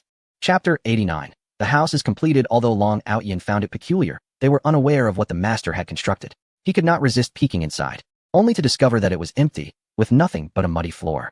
Could it possibly be a cowshed? He pondered. Was the master intending to raise cattle? A group of individuals stood motionless before the greenhouse. Lin Tian emerged from the room, visibly satisfied. Upon seeing everyone gathered, he could not help but smile. Thank you all for your support during these days. Please, come inside. Lin Tian, you have built 2 cowsheds. Just how many cows do you plan to raise? Wei Xiao mused. A cowshed? Lin Tian glanced at his vegetable greenhouse, his mouth twitching slightly. The others nearby truly admired the courage of this elder. Despite their curiosity, they dared not pose such a direct question. They watched Lin Tian's reaction with great caution, noting his sudden bewilderment. Could this man be the hunter who was solely focused on having the master bequeath him a son? Long Outyin discreetly wiped the sweat from his brow. Just for that courage, he felt compelled to give him a thumbs up. Truly admirable. Lin Tian shook his head helplessly, chuckling, Uncle Wei, this is not a cowshed.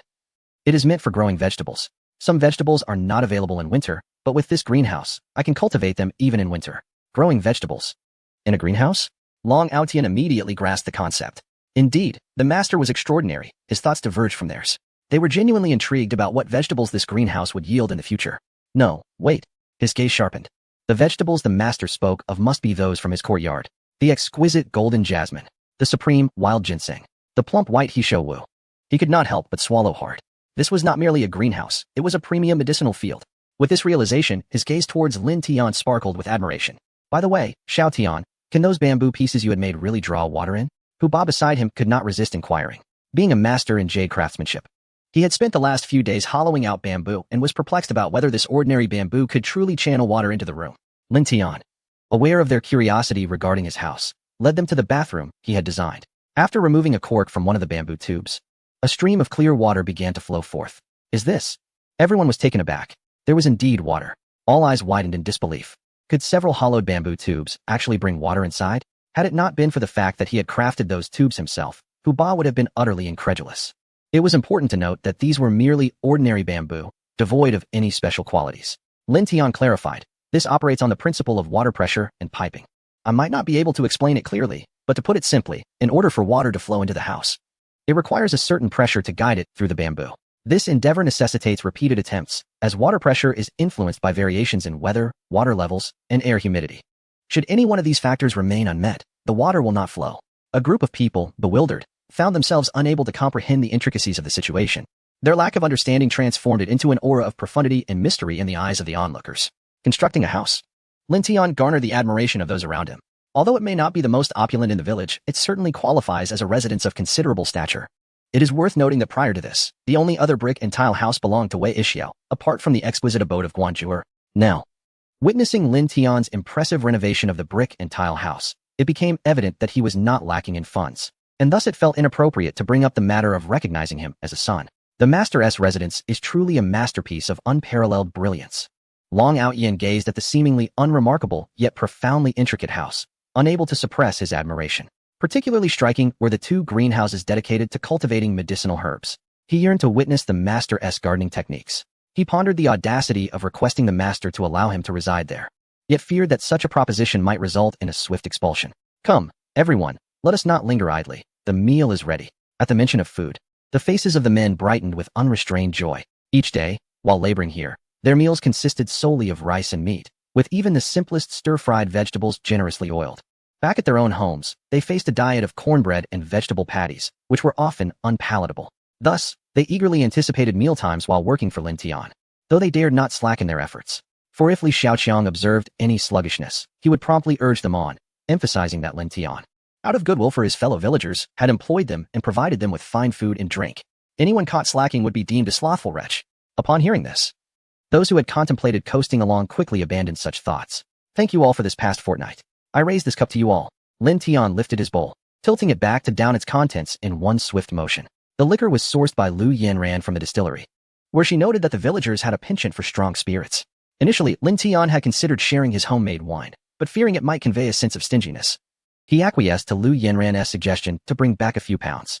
Brother Lin Tian, your straightforwardness and integrity have secured my friendship. Huzi, a man of genuine character, raised his bowl and drank deeply.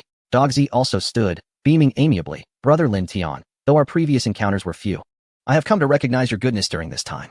If you do not mind our humble means, feel free to call upon us for any assistance. We shall surely oblige. After finishing his declaration, Dogzi saluted Lin Tian and emptied his bowl in one go, as each individual raised their bowl in tribute to Lin Tian. He reciprocated with a sincere toast, and soon he found himself intoxicated with joy. What a delightful occasion! Lin Tian laughed heartily, filling the courtyard with merriment and laughter. Observing from the side, 2 women could not resist raising their teacups to gently clink together. This meal had been thoroughly enjoyable.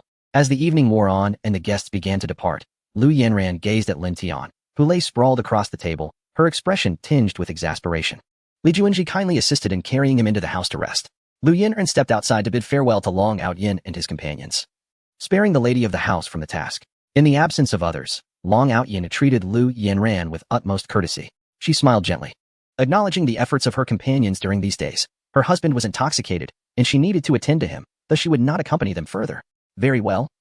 We shall take our leave, Long Outyin replied hastily, ushering his 2 attendants away. Once they had departed, Lu Yan re-entered the house, where she found Lu Qianxuan and her husband waiting in the courtyard. Yanran, Li Juanji remarked, your brother-in-law has indulged quite a bit today. I trust you will keep a close eye on him tonight. He chuckled, adding, I hadn't realized your brother-in-law had such a robust capacity for liquor. Lu Yanran nodded, smiling. Cousin, brother-in-law, I shall see to him now, so I must bid you farewell. We are all family. There is no need for farewells. Li Juanji replied. Now, hurry inside. Your cousin and I shall be returning. Lu Yanran nodded and handed them a wrapped duck leg. Please take this home for Ren. Li Juanji immediately protested. Oh, no. That won't do. You have been sending us with treats for that little rascal every day. He is on the verge of becoming a round ball and cannot possibly eat more. A soft laugh escaped Lu Yanran's lips. It is good for children to eat well. A chubby form is quite adorable. At this, Lu Qianxuan teased, since you are so fond of children, perhaps you should hasten to have one of your own. And then you can feed him however you like. Her words left them blushing, and with a bashful hand covering her face, Lu Yanran exclaimed, Cousin, I shall not speak to you anymore. Watching her hurried retreat into the house, the couple shared a laugh. Chapter 90. Unintentionally revealing the existence of the master, the night was enveloped in tranquility.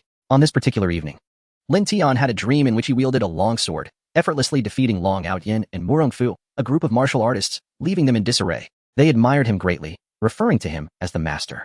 Yet, with the crowing of a rooster, he slowly opened his eyes. I knew it. How could I suddenly become so formidable? It was merely a dream. With a sense of resignation, Lin Tian sat up, having indulged in too much alcohol the night before.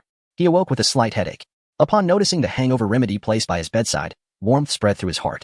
Rising from his bed, he stretched his limbs and consumed the concoction prepared by his wife in one gulp. Feeling revitalized, dressed and groomed, he ventured to the bathroom for the first time. gazing at his reflection in the mirror with a satisfied smile. Where was his wife?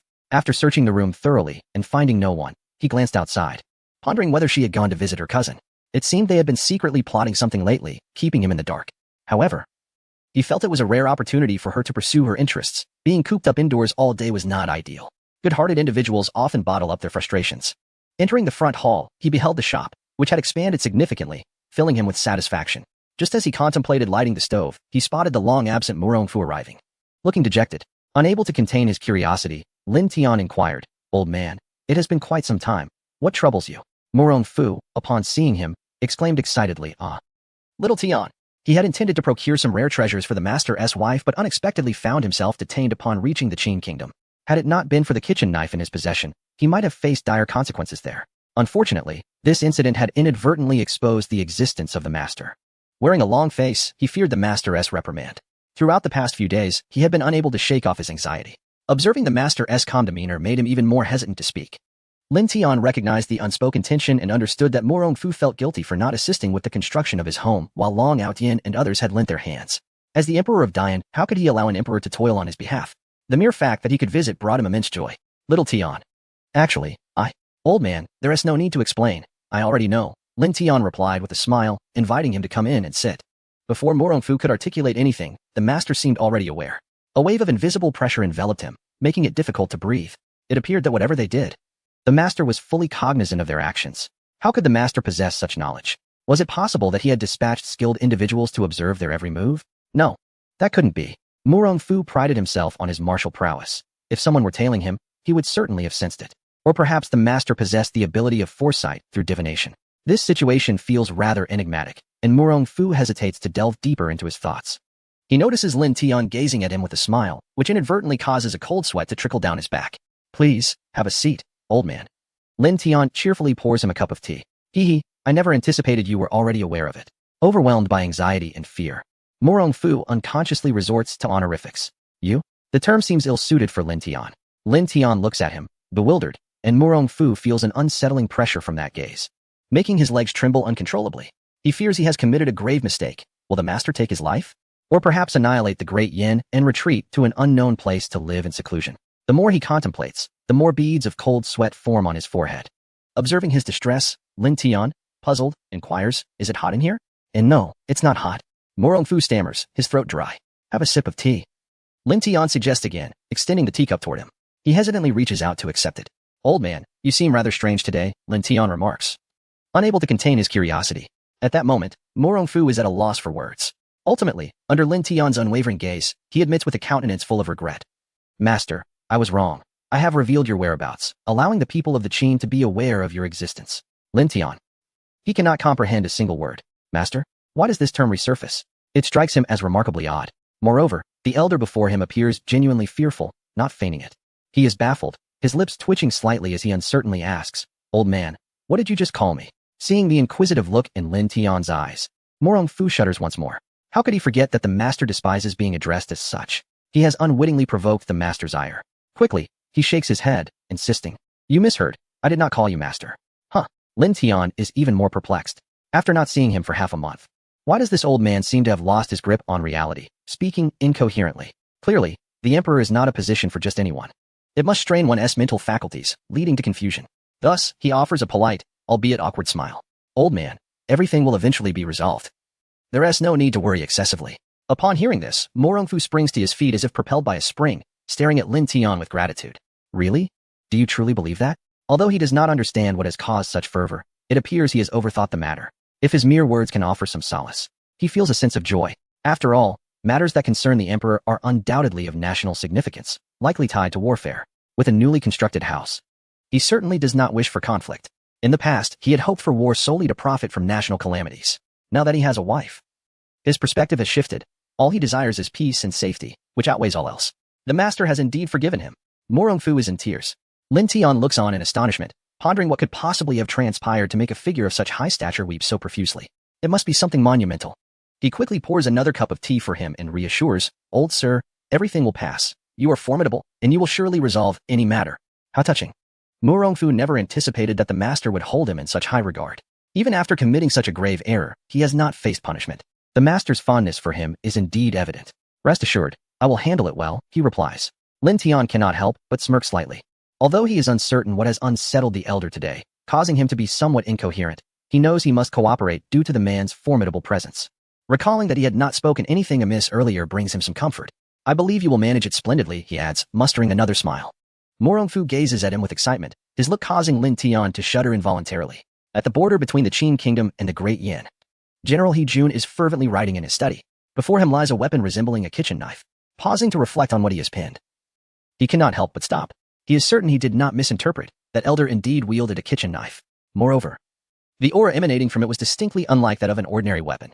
It radiated the brilliance associated only with the renowned heavenly artifacts recorded in weapon rankings. A violet blade. He Jun cannot forget the scene when he first laid eyes on that extraordinary weapon. The heavenly artifact has emerged. Chapter 91. Cultivating vegetables mistaken for growing medicinal herbs. He Jun initially intended to report this matter to his military superiors. However, he felt it was somewhat inappropriate, as he lacked sufficient evidence to substantiate his claims. He convened several ministers within the army for discussion. They too harbored skepticism, after all. The fabled weapons of heaven were nowhere to be found across the entire northwest continent. Even in the central plains, one might be hard-pressed to locate more than a few. Thus, they speculated that the elderly man wielding a kitchen knife might be a formidable figure from the central plains. Yet, this reasoning fell short. Why would a powerful individual from the central plains venture to their territory? The 10 kingdoms of the northwest were the weakest region on the continent. He Jun sensed that the situation was far more complex than it appeared. The presence of a strong individual in their midst implied that there was something of significance here.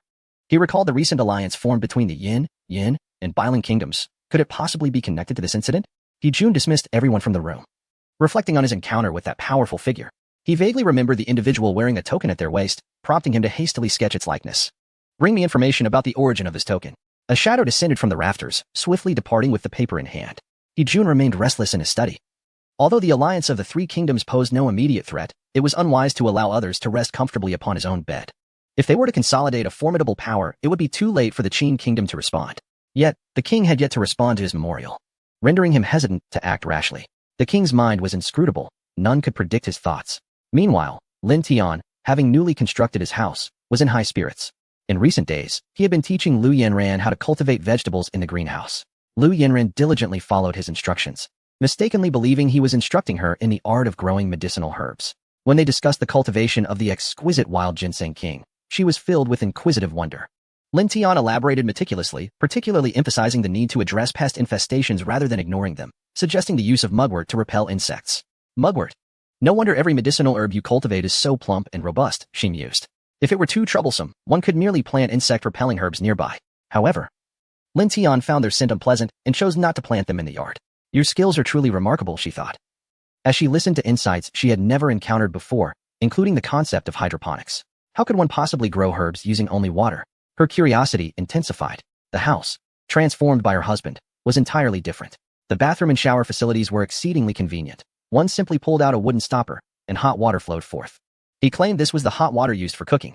However, she distinctly remembered that they had only been cooking without boiling water. It turned out that a large iron box had been added between the kitchen and the bathroom, designed to store water while also heating and insulating it. The insulation could last for an entire hour. Regarding the greenhouse, suspended above are several wooden barrels filled with water, in which cucumbers are being cultivated. She observed this and pondered whether immersing the seedlings in water would not cause them to rot. Although she had never farmed, she was aware that crops could only thrive when planted in soil. Nevertheless, her husband assured her that they would be able to enjoy cucumbers in a month. As for the ground, it was planted with various herbs and vegetables, including Chinese knotweed, wild ginseng, watermelons, and grapes. She was left in a state of astonishment. The couple toiled until dusk, successfully filling both greenhouses. Lu Yanran regarded this as a rare opportunity for learning, brimming with confidence. She believed that if she accompanied her husband for a few years, she could become a formidable woman, commanding respect. Reviving the family and rectifying injustices would not remain a dream. She held back her excitement, saying, "Father, brother, wait for Yaran." Meanwhile, beneath the ancient fortress of Neogoda, a group of prisoners, shackled hand and foot, struggled to pull massive iron blocks. "Hurry up. What are you dawdling for? Trying to slack off?" The prison guard mercilessly lashed the prisoners with a whip. Among them, a robust man shot a fierce glare at the guard who was beating them. The guard, startled, tightened his grip on the whip and swung it again with ferocity. "What are you staring at? Do you think you're a general? You treacherous scoundrel. Dare to glare at me? Do you believe I would not beat you to death? Stop now." An elderly man, stooped with age, intervened on behalf of the young man. Indeed, this elder was Lu Yu, the former chancellor of Luosang, while the young man was Lu Yinran's brother, Lu Feng. One had once held power beneath the emperor, while the other was a valiant general guarding the borders. Now, both were relegated to the torturous plight of New Oguda, enduring sufferings worse than those of a common prisoner. Yet, they had not surrendered to despair. Recently, they had overheard news of an alliance between the Yin, and Biling kingdoms, a phenomenon unprecedented in history. Notably, his sister was within the territory of Dian. Could this be a turning point? Lu Feng felt a surge of resolve. He was not one to passively endure punishment in New Oguda. As a man of considerable skill and once a formidable warrior, he had discreetly gathered intelligence about his sister. He learned that she had been targeted by a group of impoverished relatives who sought to harm her. Had it not been for the secret assistance of the Qinshuan family, she would have already faced severe punishment. Eventually, she had married a blacksmith. This blacksmith, he had previously inquired and discovered he was an utterly ordinary man. Yet, he could not shake the feeling that the situation was more intricate than it appeared. The last time Yinran's identity nearly came to light, she had managed to evade detection.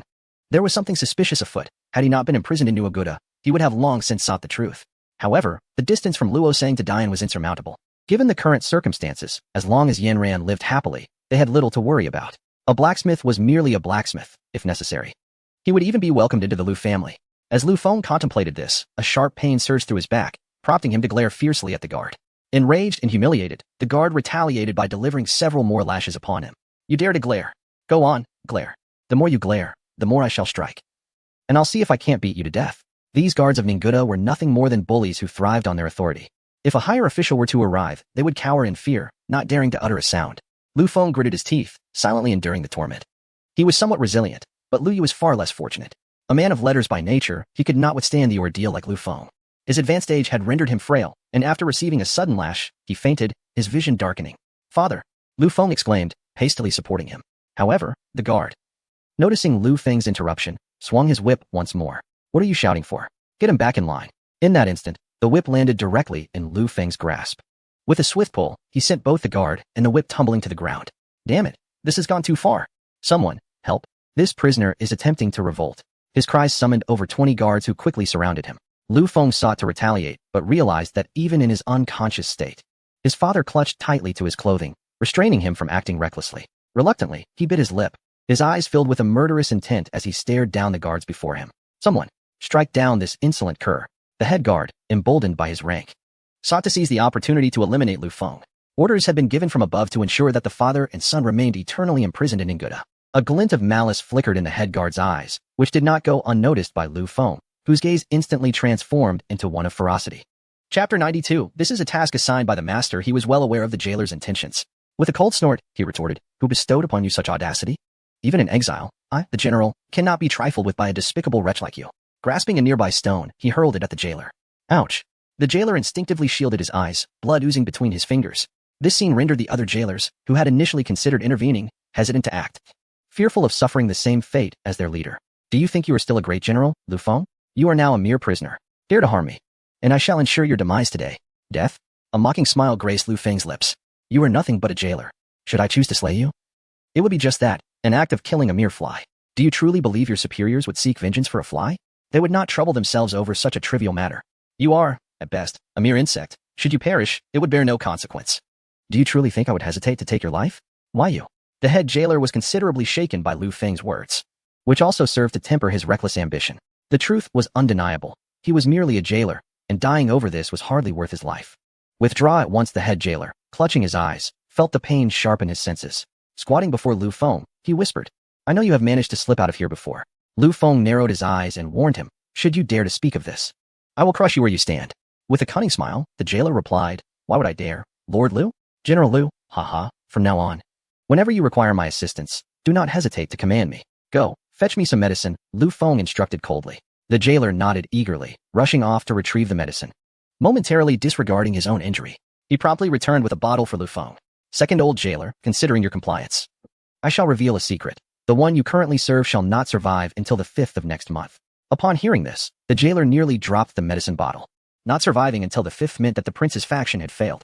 This implied that Lu Feng and his associates were not traitorous rebels after all. Perhaps they might even be released. He pondered his own survival, as his family relied upon him. Without him, what would become of them? In the end, it was all a matter of service, determined by who could endure the longest.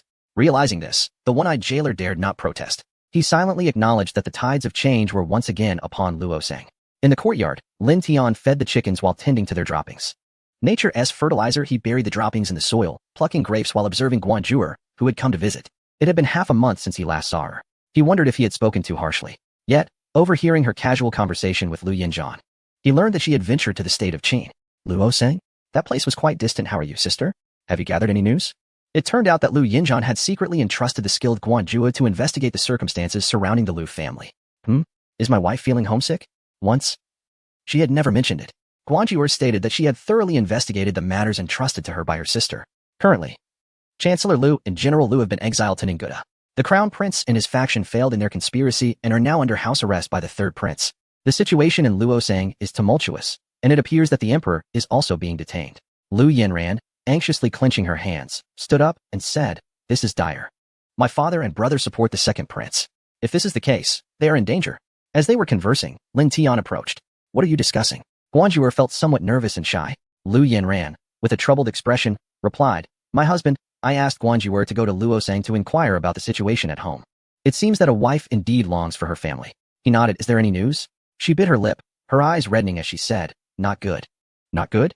Lin Tian was perplexed by her words, and Lu Yin and then recounted the twists and turns of the situation to him. No wonder he always sensed an air of nobility about her. After all, she is the daughter of a chancellor. How could she not be affluent? He felt fortunate. Alas, it is a pity that I lack ability. If only someone could assist us at this moment. Is the master giving her a hint? Surely. There must be a reason he cannot intervene personally and requires them to resolve this. However, Luosang is one of the 5 nations of Zhongzhou. And even if it ranks last, it is beyond their reach. Guan Zhuer tentatively inquired, "Should we consult old Master Morong to see if he has any solutions?" Lin Tian was taken aback. He initially intended to refuse. However, since it concerned his wife, he felt compelled to try, despite the risks. What if he agrees to help? He nodded. "Then let us wait for old Master Morong to arrive, and I will ask him." "Wait? The master has given instructions. Can we afford to keep him waiting?"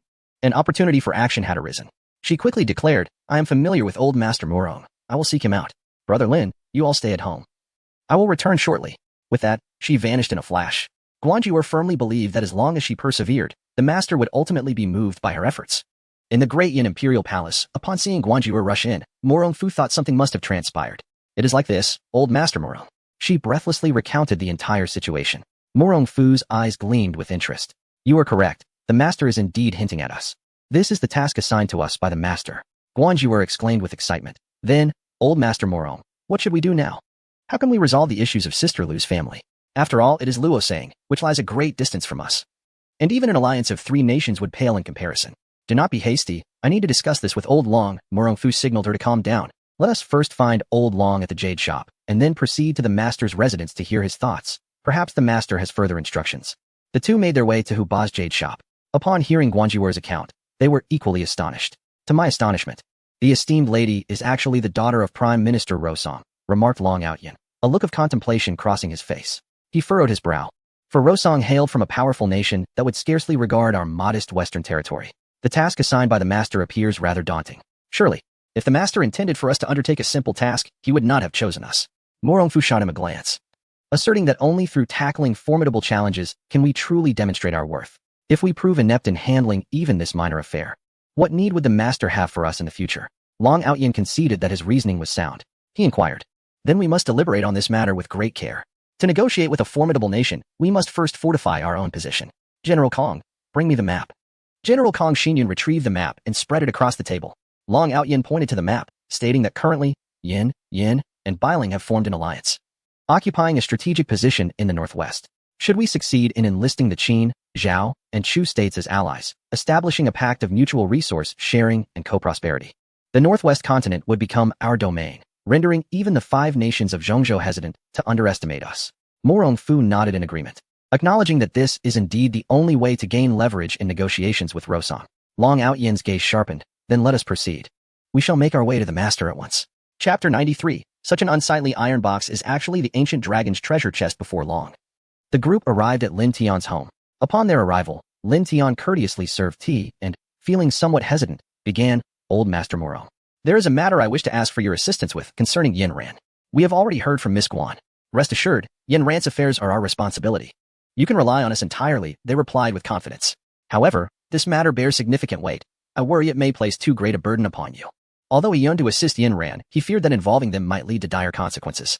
He pondered the possibility that if they failed to save her, they might all suffer the repercussions, rendering him a villain in the process. In this ancient era, where human life was regarded as expendable, the law was dictated by the powerful. On the other hand, with his father-in-law and brother-in-law in Rosang, he could not remain idle. As a mere blacksmith, his only recourse was to seek help from Murongfu, the emperor of Diyin. As a sovereign, if he were to intervene, the implications would be immense. Lin Tian initially held little hope, considering it unlikely that an emperor would intervene on behalf of a commoner. Yet, to his astonishment, Murongfu not only agreed to keep the matter confidential but also pledged his unwavering support. This gesture deeply moved Lin Tian, making him feel that Murongfu genuinely regarded him as a friend, undeterred by his humble profession. With heartfelt gratitude, he exclaimed, "I cannot thank you enough, old master. If you are truly able to assist me with this monumental task, do not hesitate to seek me out whenever you may need." His excitement was palpable. This was indeed a substantial favor, one he could never accomplish alone. Noticing his wife's elation at his words only intensified his conviction. Should this matter succeed, their bond would surely strengthen.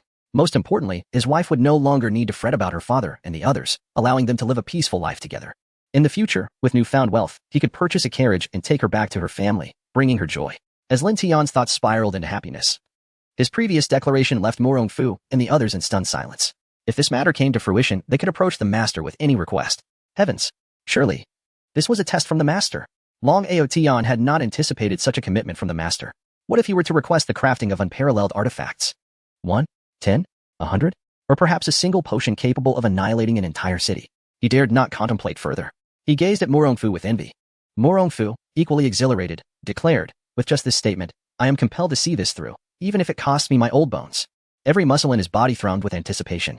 To receive such a promise from the master was worth any sacrifice, at least during the master's lifetime. No one would dare challenge Diyin. However, this endeavor could not be accomplished alone. He would require the assistance of those nearby.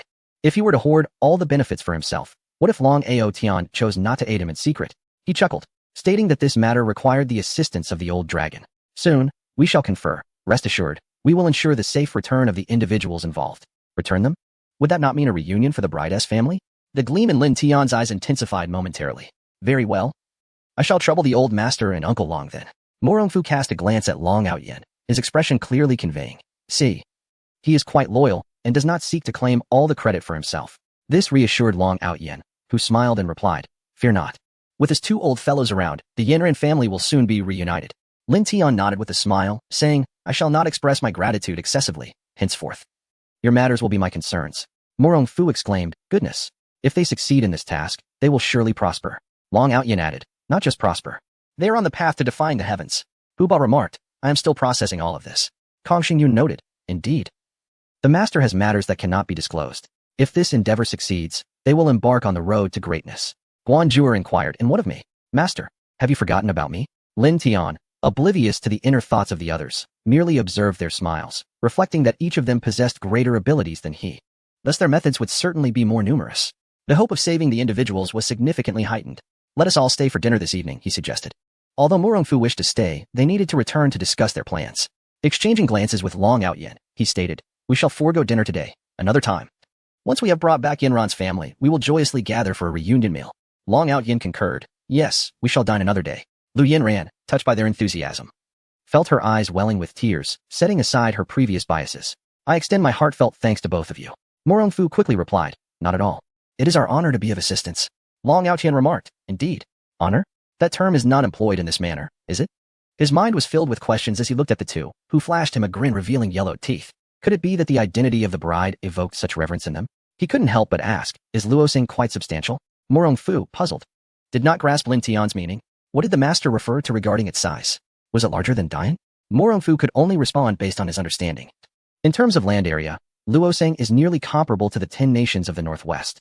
In other aspects, we cannot compete. So vast. Lin Tian felt somewhat bewildered. If so, it was no wonder Murongfu and the others treated the bride with such respect. He now even suspected that their kindness towards him was largely due to his impressive wife. Sighing inwardly, he felt a mixture of helplessness and gratitude for having such a remarkable partner. "Well then, we shall take our leave. Please rest early." With that, the two stood up. With a gentle smile directed towards them, Lin Tian, having come to a realization, reciprocated their expressions. "Very well, I entrust this matter to all of you. Should you require my assistance in any capacity, do not hesitate to reach out." Their excitement intensified upon hearing this, and they politely requested Lin Tian to remain, assuring him that there was no need for further farewells. Considering their journey to a distant land, Lin Tian suddenly recalled an item he had crafted, which they might find useful. He called out to them, Please wait a moment. I have something that may serve you well. The item. Indeed. The master held genuine affection for them, understanding that they would undoubtedly face challenges against a formidable nation like Rosong.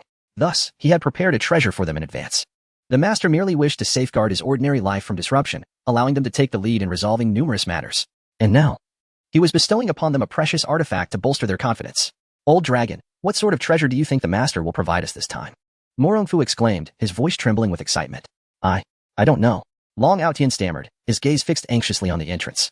Finally, Lin Tian entered his newly established storage room, where he unearthed an iron box he had long neglected, a creation born from a whim last year, which had consumed 3 months of his labor.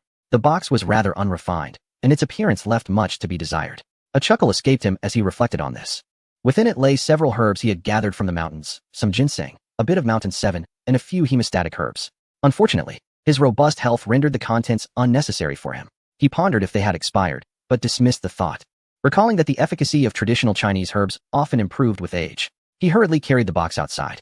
This was all he could think of and manage at the moment. However, upon seeing the box he brought forth, his companions were rendered speechless. This is the ancient divine dragon treasure box. Long Outyin gulped. Morongfu was astounded.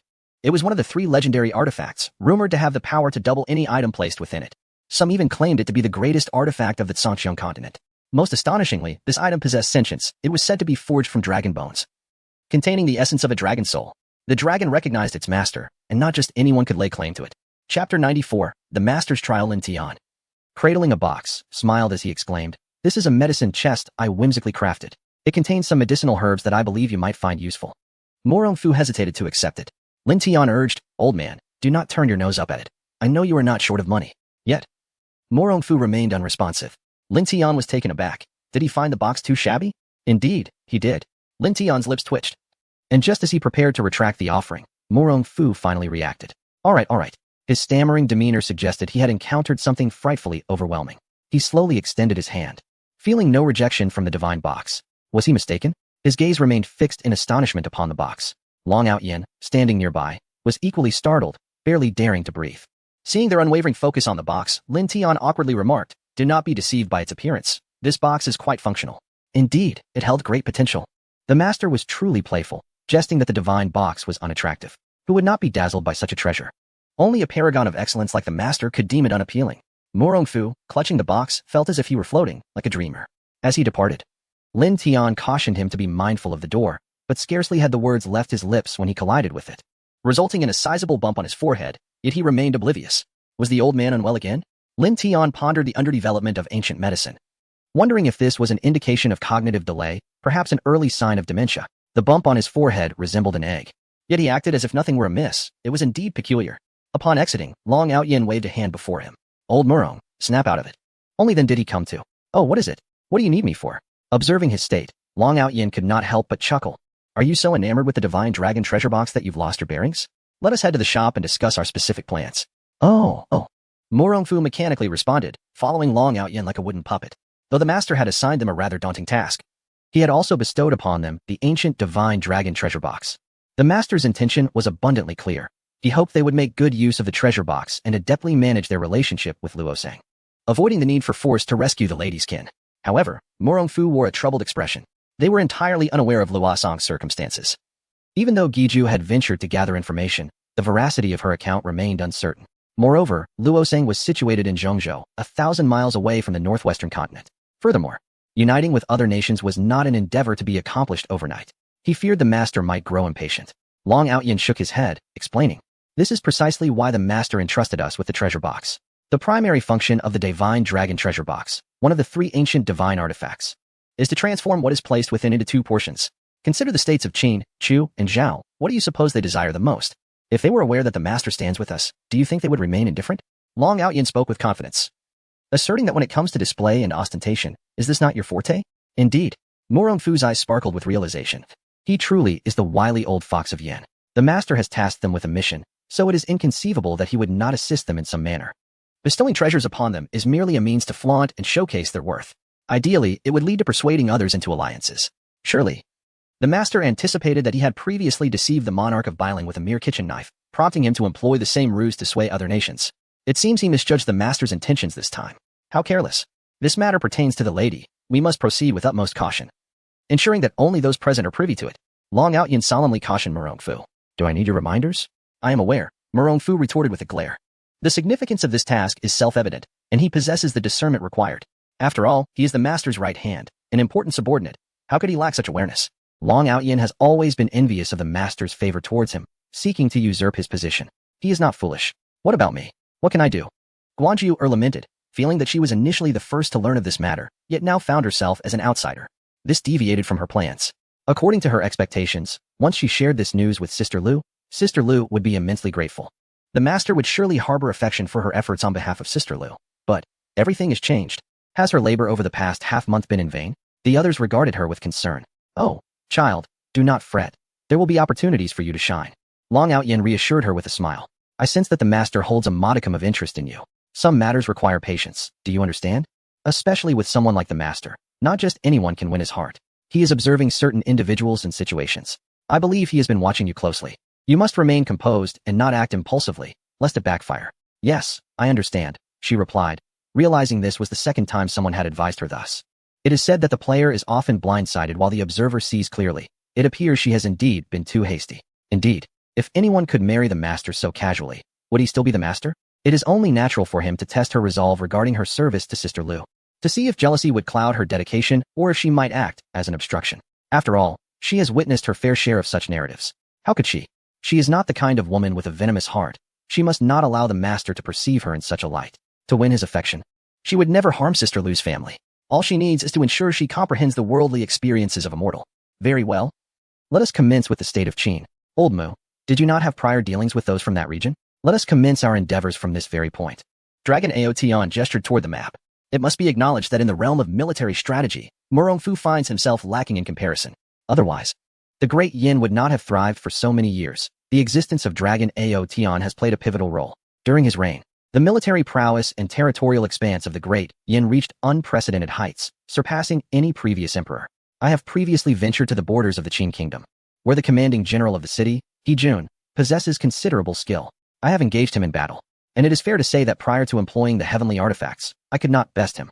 His martial prowess is formidable. Even if we were to join forces, we would likely only achieve a stalemate against him. Fu remarked earnestly. Furthermore, he has already recognized the kitchen knife, and he is likely to uncover my identity as well. He continued, given this situation, we should act preemptively before he can ascertain my identity. Taking the heavenly artifacts and the divine dragon treasure box to the Qin kingdom as invoice. Indeed, that is correct. Dragon Aotion nodded, then pointed to the capital of the Qin kingdom, Xianyang, on the map. Chapter 95, the authority of Long Out Yin is provoked on the border of the Qin kingdom. An endless expanse of desolate wilderness stretches out before the eyes. Upon the serpentine great wall that spans countless miles, He Jun, holding a telescope gifted from the western regions, surveys the surroundings. The earlier sighting of the Taoist artifact has lingered heavily on his mind. General, we have discovered the individual you instructed us to investigate. A shadow kneeling beside him respectfully reported. Gazing out at the boundless landscape, He Jun had no desire to disrupt such a magnificent scene. However, with the emergence of the Taoist artifact and powerful figures silently infiltrating the Qin territory, he pondered how long this tranquility and beauty could endure.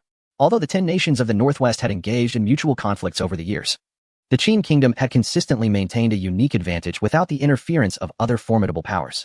Their vast expanse of land remained unchallenged, securing their position as the foremost among the 10 nations.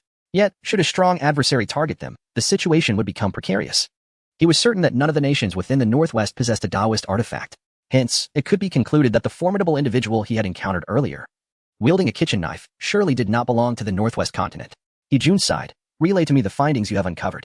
Yes, the shadow replied earnestly. Based on the blueprints drawn by the general, my subordinates conducted the investigation and discovered that this is the royal token of the King of Yin. What? Repeat that. He Jun could scarcely believe his ears. The Kingdom of Yin? The King of Yin? How is that possible? The shadow nodded affirmatively, asserting, I can guarantee with my life that there is no error.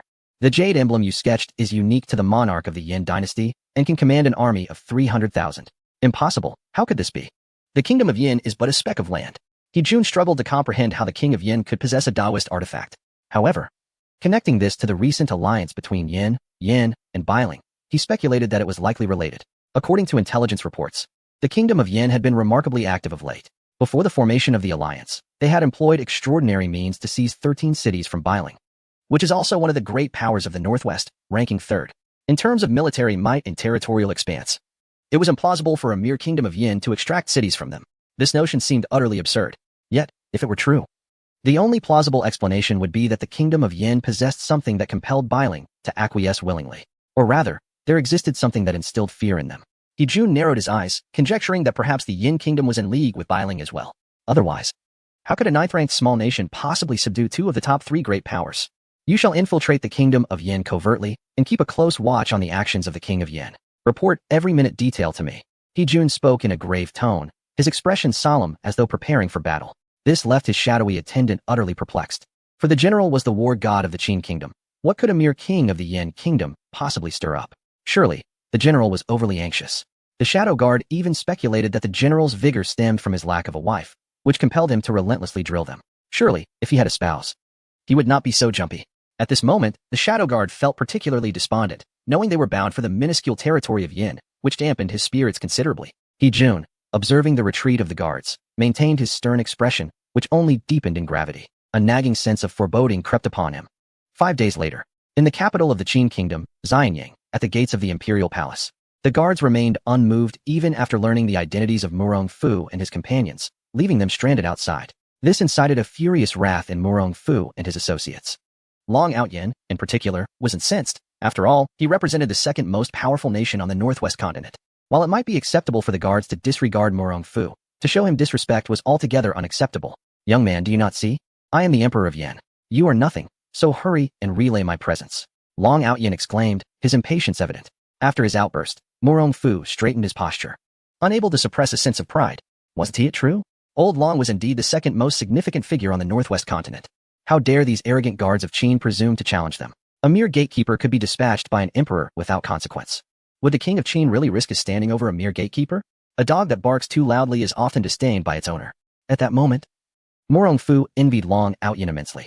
He pondered that if one day he could elevate Yin to the ranks of the great powers, earning respect wherever he went, he would have no regrets. Despite his envy, he recognized the advantages of accompanying Long Outyin.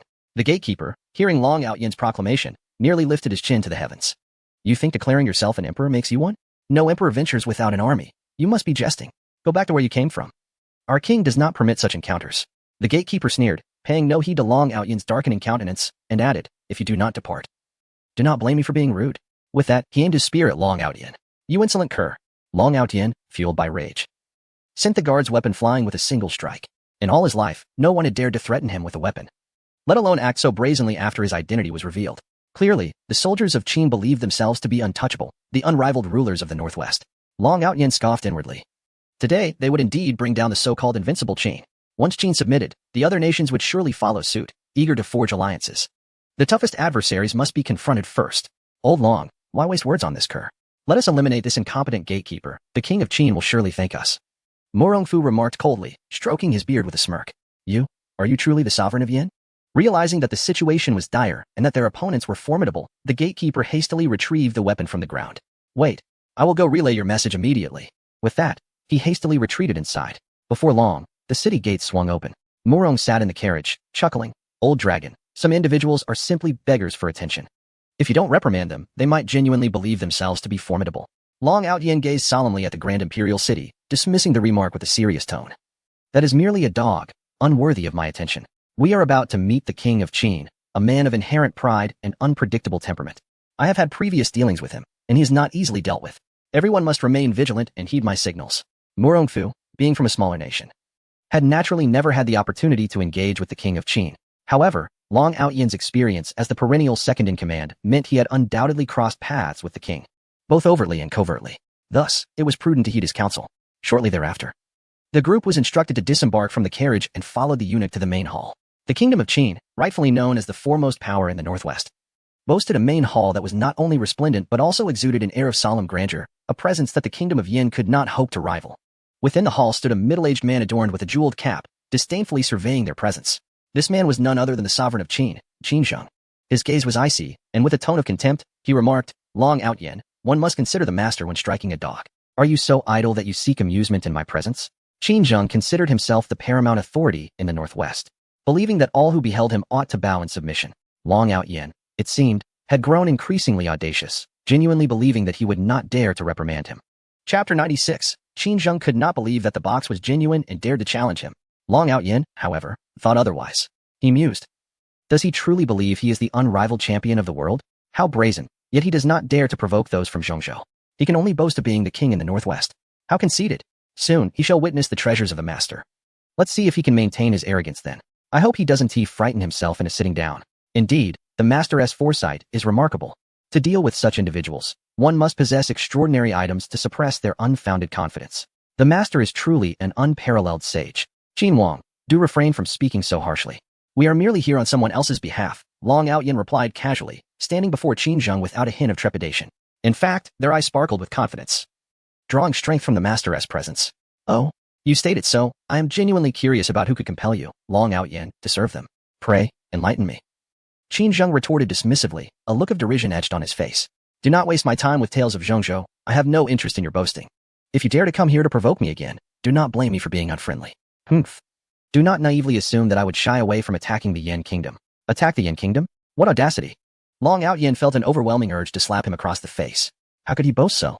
Even if the Yin Kingdom has long been the second-rate power. Should a conflict arise, it would surely bring Qin Zheng to his knees. He speaks as if invincible. Does he truly believe he would not dare to engage in battle? With the three nations allied, the outcome of a conflict is uncertain. Although Qin possesses the Great Wall, it is not impregnable, and they have the master on their side. Once the master intervenes, what is a mere Qin kingdom?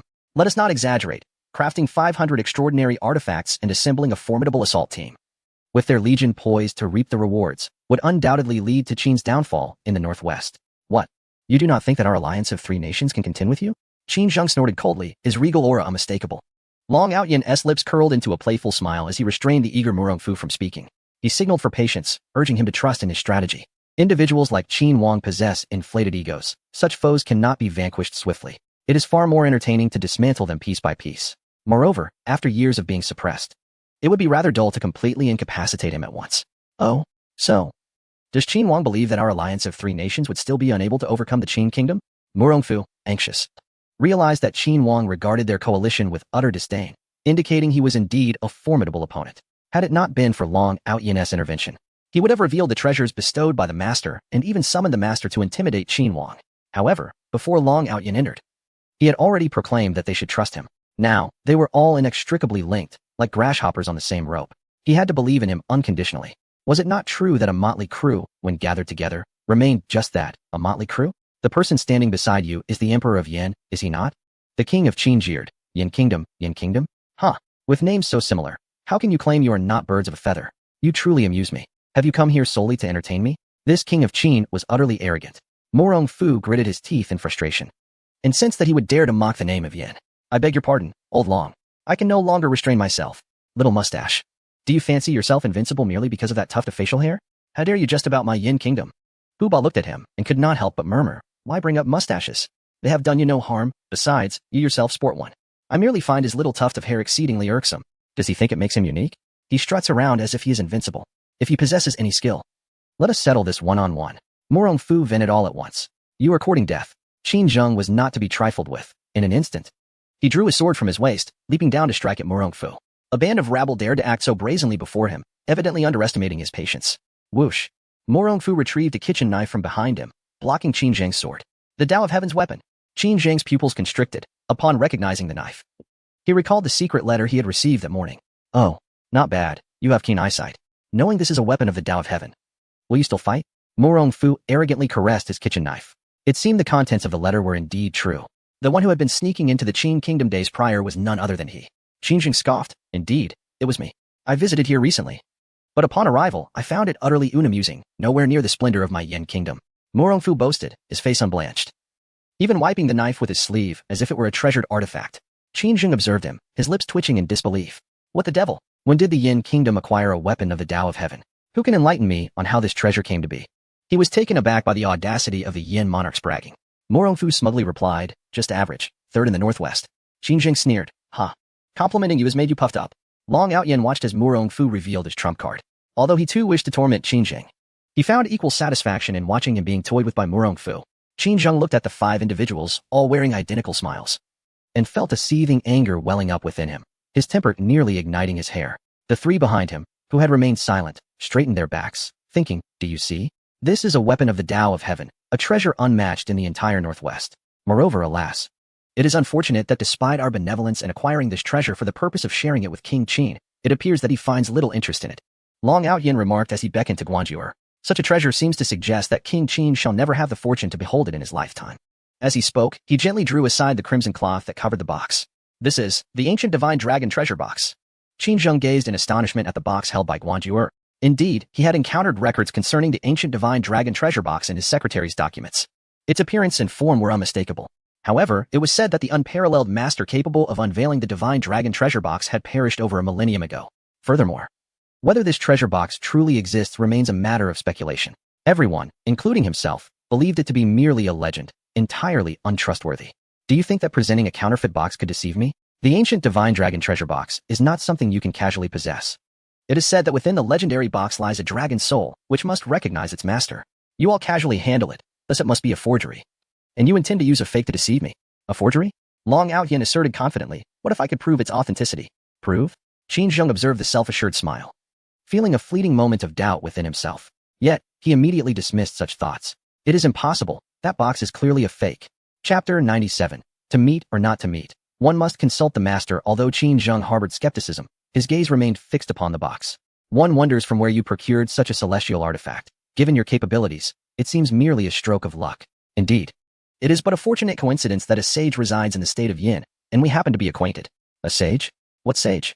Do not attempt to deceive me with your fabrications. If there truly were a sage, how could he possibly be in Yin?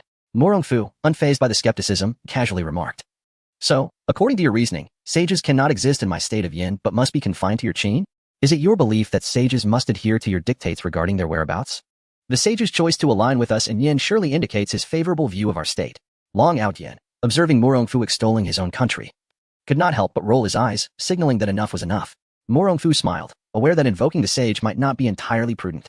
However, the thorny issue of the Qin state needed resolution. Otherwise, no alliance with the other states would materialize. Their aim was to expedite matters, trusting that the master would not hold it against them. Moreover, Qin Zheng was astute. Should they fail to clarify the origins of these two treasures, he would likely pursue the matter relentlessly. An alliance of the 10 states in the northwest, fortified by the master's presence, would create an impenetrable barrier, rendering them unafraid of Zhongzhou. Yet, this would inevitably expose the master's existence. The master desired to live as an ordinary person. If they escalated the situation too greatly, it would surely provoke his ire. The immediate course of action was to reach a consensus among the 10 states and ensure they all kept the master's affairs confidential. Otherwise, though the master appeared approachable, a single vine could decimate 100,000 troops, illustrating the terrifying nature of his wrath should he be angered. For the time being, to negotiate with Qin Zheng, they had no choice but to invoke the master's name to assert their position. If the king of Qin remained unconvinced, why not test the authenticity of the revered glazed pearl? This pearl is unique in the world. Should the box be a counterfeit, there would certainly not be a second one. What say you, King Qin? Shall we proceed with this trial? Long Outyin brimmed with confidence. The more assured he appeared, the more Qin Zheng's psychological defenses began to crumble. Could it be that a peerless sage was indeed aiding them from the shadows? Since you wish to seize this opportunity to behold my glazed pearl, I shall indulge your curiosity. However, should you deceive me, today shall mark your demise. And if the box proves to be authentic, what then, King Qin? Long Outyin countered, his tone unperturbed. In his view, the mere willingness of the king to present the glazed pearl indicated his belief in the box's legitimacy. The next step was to allow him to witness the miraculous moment. As the king dispatched someone to retrieve the glazed pearl, Guanjuer opened the box and revealed its treasures before Qin Zheng's eyes.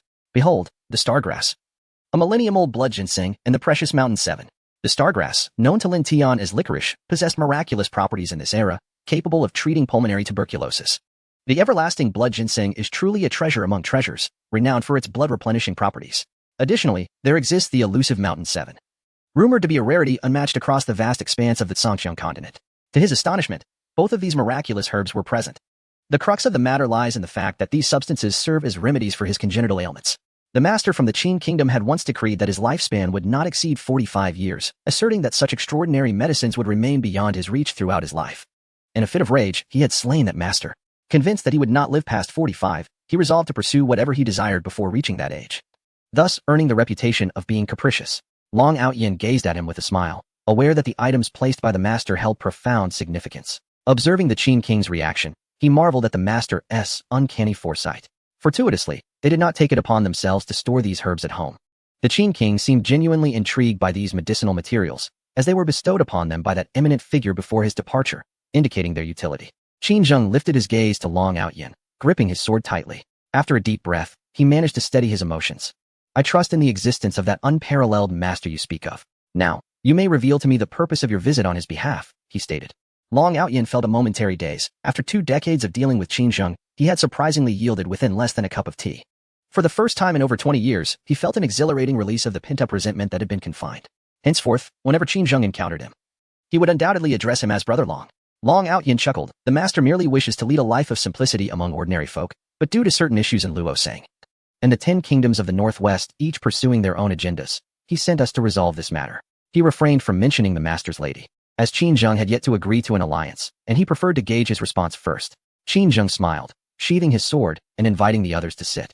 In that case, we must engage in a thorough discussion. Long Outyin beamed with confidence. Once they secured the Qin King's support, the challenges posed by the subsequent kingdoms would be mere trifles. Morong Fu proudly clutched his kitchen knife. In truth, the master primarily desired to remain detached from worldly affairs, which is why he dispatched us to convey his message. Currently, Yin, and Biling have reached a consensus. Our presence aims solely to create a realm where the master can live leisurely. As for other matters, none had contemplated how to proceed. Long Outyin spoke with an air of ease, perhaps emboldened by the conditions set forth by Lin Tian. Whatever issues arise, feel free to consult the master. Such words resonated with an undeniable authority. If I could meet the master in person, the matter of alliance would be easily settled, Qin Zheng replied readily. What? Is it so difficult for me to request an audience with the master? Since we all intend to rely on him in the future. A mere meeting should not be an unreasonable request, should it? Long Outyin, observing Qin Zheng's cautious demeanor, understood that he was not one to act without assurance. However, taking him to meet the master. The journey between the state of Qin and the state of Yin takes over 10 days. This round trip would consume half a month. What if the master is displeased upon our return? Surely, you do not expect me to agree to your alliance without even having met the master? And what if you deceive me? Who can ascertain the existence of the master? The reason for Qin Zheng's caution is further compounded by the fact that he had once slain that very master. Even if he were to gather the necessary remedies now, no one knows how to restore him. His sole hope is to encounter the master and seek his salvation. Yet, until he has met the master, it is imperative that they remain unaware of his affliction. This matter requires us to confer with the master. When they departed, they left Guanzhuo's box at the master's residence. It is the swiftest pigeon in Biling, capable of traversing 1,000 miles within a day. Whether to meet Qin Zheng hinges upon the master's counsel. In a small creek, within the courtyard of the Lin family's blacksmith shop, a small white dove alighted upon the stone table. Chapter 98. The Secret of Qin Zheng. This was indeed Lin Tian's first experience receiving a message via carrier pigeon. When Guanzhuo had first mentioned it to him, he had been eager to try it out. Carefully extracting a small note from the bamboo tube attached to the pigeon's leg, he read the message. Qin Zheng requests to meet with you. To meet him? Why the specific request? Could it be that this Qin Zheng was a relative of Yanran? The note did not reveal the sender's identity, leaving him perplexed by the brevity of the message. Since this individual specifically desired to meet him, it was likely to assess whether he was worthy of Yanran. This seemed to be the only plausible explanation. He picked up his handmade brush and penned a simple reply. All right. After sealing the note again to the pigeon's leg, he gently patted it. The diligent little dove took flight once more. As he watched the pigeon disappear from sight, Lin Tian pondered whether he should prepare himself. Perhaps he should consult his fiancée and inquire about what he ought to be mindful of. However, a thought crossed his mind. What if his future in-laws decided to accompany her? He realized he needed to make ample preparations. Not only did he need to ensure that Yanran tidied up the room, but he also had to procure additional bedding. Fortunately, they had sufficient dishes and utensils left over from the previous construction of their home. Lin Tian muttered to himself in the courtyard, strategizing. Over the past few days, he had been preoccupied with Yanran and her cousin in their needlework endeavors. To his surprise, their craftsmanship proved exceptional. The embroidered handkerchiefs they produced fetched as much as 10 taels of silver each when sold in the city. Naturally, he had enlisted Zhao Qifeng to assist with the sales. Since interacting with the affluent Murong Fu and his companions, Lin Tian had come to realize that the wealthy were indeed willing to spend money. Zhao Qifeng, being a county magistrate, was well-connected and would surely attract discerning buyers. Such delicate items, sold to young ladies, could truly highlight their value. Indeed, after providing Zhao Qifeng with 6 handkerchiefs, he returned with 60 taels, much to the delight of the 2 women, who were now incessantly occupied with their embroidery. Lin Tian found it impossible to restrain their enthusiasm. Moreover, word of their success in selling handkerchiefs somehow reached Tao Xiaoro, who approached Lin Tian, requesting his assistance in selling her own handkerchiefs. Lately, he had seen little of her. Upon inquiry, he learned that she had taken up work as an embroiderer in the town's embroidery house. Possessing a strong sense of pride, she had told Tao Wen that she would pay her own taxes and insisted that he cease pressuring her to marry, threatening to leap into the river if he did not comply. Lin Tian was taken aback by her fierce spirit, in a society where women were numerous and men scarce. Who would not desire to marry early, fearing they might remain unclaimed? Yet, she exhibited a starkly different attitude. It was precisely this admirable resolve that compelled him to agree to assist her. Subsequently, when she brought her handkerchiefs to him, Lin Tian made sure to instruct Zhao Qingfeng not to mix them up. Afterward, when Zhao Qingfeng returned with the earnings, he reported that Tao Xiaorou's handkerchiefs had only sold for 2 taels each. The disparity was staggering, and Lin Tian had no choice but to convey this information to her honestly. At first, Tao Xiaorou wore an expression of envy, but soon her face transformed, radiating determination as she declared that selling for 2 taels was still a commendable achievement. As he spoke, he was also expected to give Lin Tian some money, which he naturally declined. Tao Xiaorou gazed at him with a tender expression, suggesting that she harbored feelings for him. He could only smile helplessly. In the tranquility of his undisturbed days, Lin Tian meticulously prepared his belongings while tending to his greenhouse. The vegetables within had sprouted small buds after half a month, flourishing in vibrant green. In the Qin kingdom, discussions lasted until dusk, and it was then that Qin Zheng learned of Lin Tian's formidable prowess from several individuals. Was it true that the room was filled with unparalleled artifacts, the least of which were of epic quality? The courtyard was brimming with rare medicinal herbs that were seldom seen in the world. Supreme wild ginseng disguised as garlic, plump pishowu masquerading as radishes. Every meal was crafted from extraordinary medicinal ingredients, yet remained harmless. Could it be that such an exceptional figure truly existed in the world? Qin Zheng swallowed hard, finding it hard to believe even from what he had heard. Why had such a person been encountered by them first? As he gazed upon the medicinal herbs within the divine dragon treasure box, Qin Zheng's eagerness to meet Lin Tian intensified. The moment he saw Guanjuer's pigeon returning, he craned his neck in anticipation. However, Long Outyin suddenly leaped to his feet, beaming as he exclaimed, "Qin Wang, the master has agreed." Their attitude had undergone a complete transformation. Then what are we waiting for? Let us hasten to meet the master. Long Outyin looked at the beaming Qin Zheng, wondering if this was truly the man he knew, smiling so radiantly. He was taken aback by Qin Zheng's transformation. In truth, they need not have been in such a hurry. However, considering the family of the lady involved, they dared not show even the slightest negligence. This was precisely why they had chosen her pigeon as a messenger. Long Outyin stood up confidently, addressing Qin Zheng, "Since the Qin Wang is so eager, let us prepare and return to Yin Kingdom." "Excellent. Someone, prepare the carriage and ready my garments," Qin Zheng exclaimed, his excitement making him wish he had wings to fly directly to Lin Tian. Meanwhile, Long Outyin, with a smile, turned to Murong Fu, saying, "Old Mu, you will handle the correspondence from now on. The Qin Wang will be accompanying us to Yin Kingdom, so the invitation letter will be your responsibility. Let us see who will come." "Understood. Leave the rest to me," Murong Fu replied confidently, feeling assured that if they had managed to pacify the difficult Qin Wang, the others would surely follow suit. "Let us go, Qin Wang." Long Outyin gestured for him to proceed. Qin Zheng walked ahead with a cheerful demeanor, his steps quick as if he were propelled by a whirlwind. Long Outyin was no fool. He recognized that Qin Wang could be capricious. If he dared to play tricks, the master would undoubtedly handle him upon their meeting. Yet, the ease with which events unfolded left Long Outyin feeling as though he were in a dream. Regardless, if he dared to cause trouble along the way, they were not to be underestimated. For the time being, we can only proceed step by step. After all, they are not alone. They have a master backing them. I doubt he would dare to act recklessly. "Why do I sense that you have a particular interest in these herbs, King Qin?" Long Outyin inquired tentatively. "Ha ha, my dear Long, your insight is indeed impressive. How intriguing, dear Long." King Qin's sudden shift in demeanor was rather astonishing. Although the title did not entirely please him, Long Outyin could only muster a reluctant smile. After all, he was currently the elder brother in the Northwest, so addressing him as little brother was somewhat reasonable. "Ha ha, since King Qin has addressed me thus, I shall boldly refer to you as Elder Qin." King Qin's smile was nothing short of radiant, leaving Long Outyin uncertain of its authenticity. "In truth, dear Long, you are quite perceptive. I indeed have a request to make of the master." As expected, Long Outyin realized that his intentions were not entirely pure. No wonder he was so eager to meet the master. "What is it that you wish to ask of the master, Elder Qin?" With a heavy sigh, Qin Zheng replied, "This matter is rather lengthy. Allow me to meet with the master, and I shall slowly elaborate to all of you." Long Outyin felt a twitch at the corner of his mouth. Indeed, he was a cunning old fox. A lengthy discussion? There were still 5 or 6 days to reach Yin State. What could possibly take so long? It was clear that he harbored reservations and was unwilling to divulge his intentions at this moment. Chapter 99. Everything is the master's. Well, perhaps you could share more about that esteemed master. I fear that if I encounter him one day without understanding the proper decorum, I may inadvertently offend him. Qin Zheng was somewhat agitated, for the mere prospect of meeting the master meant salvation for his life. He had initially believed his lifespan would be limited to a mere 2 or 3 years, which had caused him considerable distress. It was only through the solace of alcohol that he could find rest each night. "Ah, the master, indeed a figure of unparalleled wisdom," Murong Fu chuckled.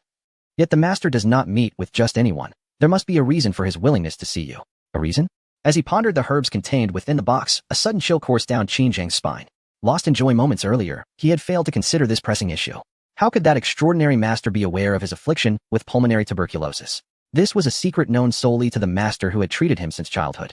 No one else could possibly be privy to it. In the aftermath of impulsively slaying the master, he had felt profound remorse.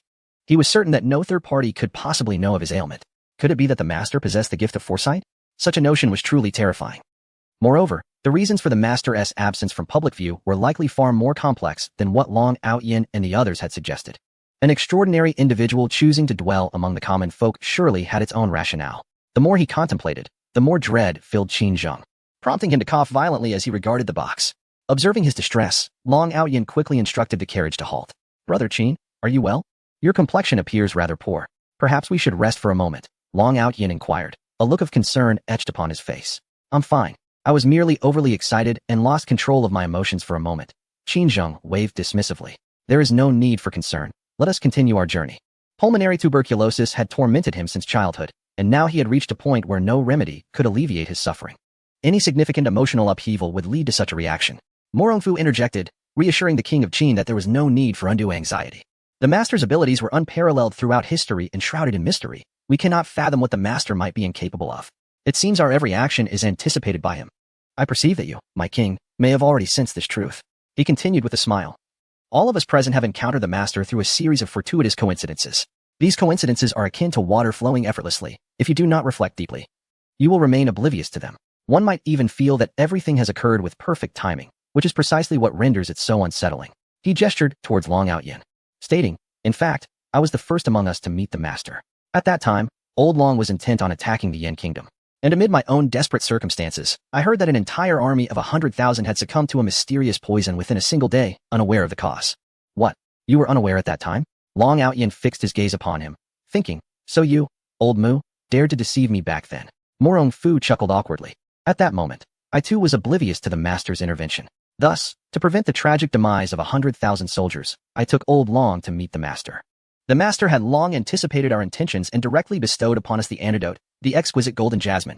Moreover, he merely requested a token amount of silver from us." Long Aotian could not help but inwardly scoff, reflecting that the cunning Mu Rufeng had indeed sought to intimidate him back then. However, upon further contemplation, perhaps it was the master's design all along. Without that incident, he would never have had the opportunity to meet the master.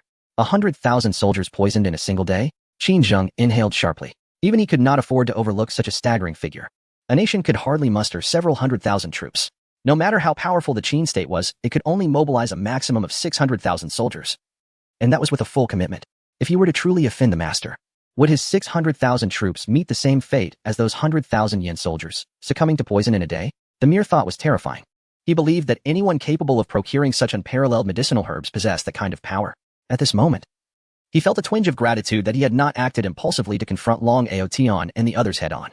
Had he done so, the Qin state might have vanished within a day. Is there truly such a terrifying individual in this world? Qin Zheng mused. Mu Rongfu nodded, affirming, "Indeed. The master is not only a master of poison, but also an extraordinary physician. I was once diagnosed by a palace physician who claimed I would not survive the night. Yet that very evening, my son returned with the miraculous elixir from the master, reviving me. Reviving from death." Upon hearing this, the light in Qin Zheng's eyes intensified. Long Aotian, with utmost seriousness, added, "I can attest to this. It was upon hearing that he was on the brink of death that I mobilized my troops. Otherwise, I would never have gone to such lengths to march 10,000 soldiers into Yan." Little did he know that upon arrival, he would be schooled by the master. With a chuckle, he remarked, "The master enjoys a life of simplicity, preferring to be treated as an ordinary person. Should anyone dare to address him as master in his presence? Heh, Qin Zheng, my old friend, after more than 20 years of dealings, I would not disclose this to anyone else. The implication was clear. We now consider you one of our own. Should you dare to play tricks, rest assured. The master is not merely a decorative figure. He will certainly make you remember." Qin Zheng nodded gravely. "I understand. Thank you, Long Aotian." The unspoken words lingered between them, both seasoned foxes with transparent hearts. Especially upon witnessing the celestial artifacts adorning the two men, he became even more convinced. To claim that they had discovered a singular legendary artifact would be a miracle. However, for each of them to possess a celestial artifact was no longer a mere miracle. It was a phenomenon of miracles unfolding. Qin Zheng yearned for such treasures, even feeling a strong impulse to seize them. Yet he dared not. The master's gifts. Should he attempt to take them, not only would these individuals fight fiercely to protect them, but the master himself would also not spare him. These individuals were closely associated with the master, perhaps even his most trusted aides, particularly Mu Rongfu, who resided on the master's territory. Should he take action against him? the master would undoubtedly seek retribution. Never mind, preserving one's life takes precedence. Treasures and artifacts can only be pursued when opportunities arise in the future. It is truly wonderful that you have the chance to meet the master, Qin Zheng expressed with profound envy. He chuckled. You will soon have the pleasure of meeting him as well, replied Murongfu. Dear brother Murong, I sincerely apologize for any offense I may have caused earlier. I hope you do not hold it against me, he said, proactively seeking to mend their relationship after carefully analyzing the stakes involved.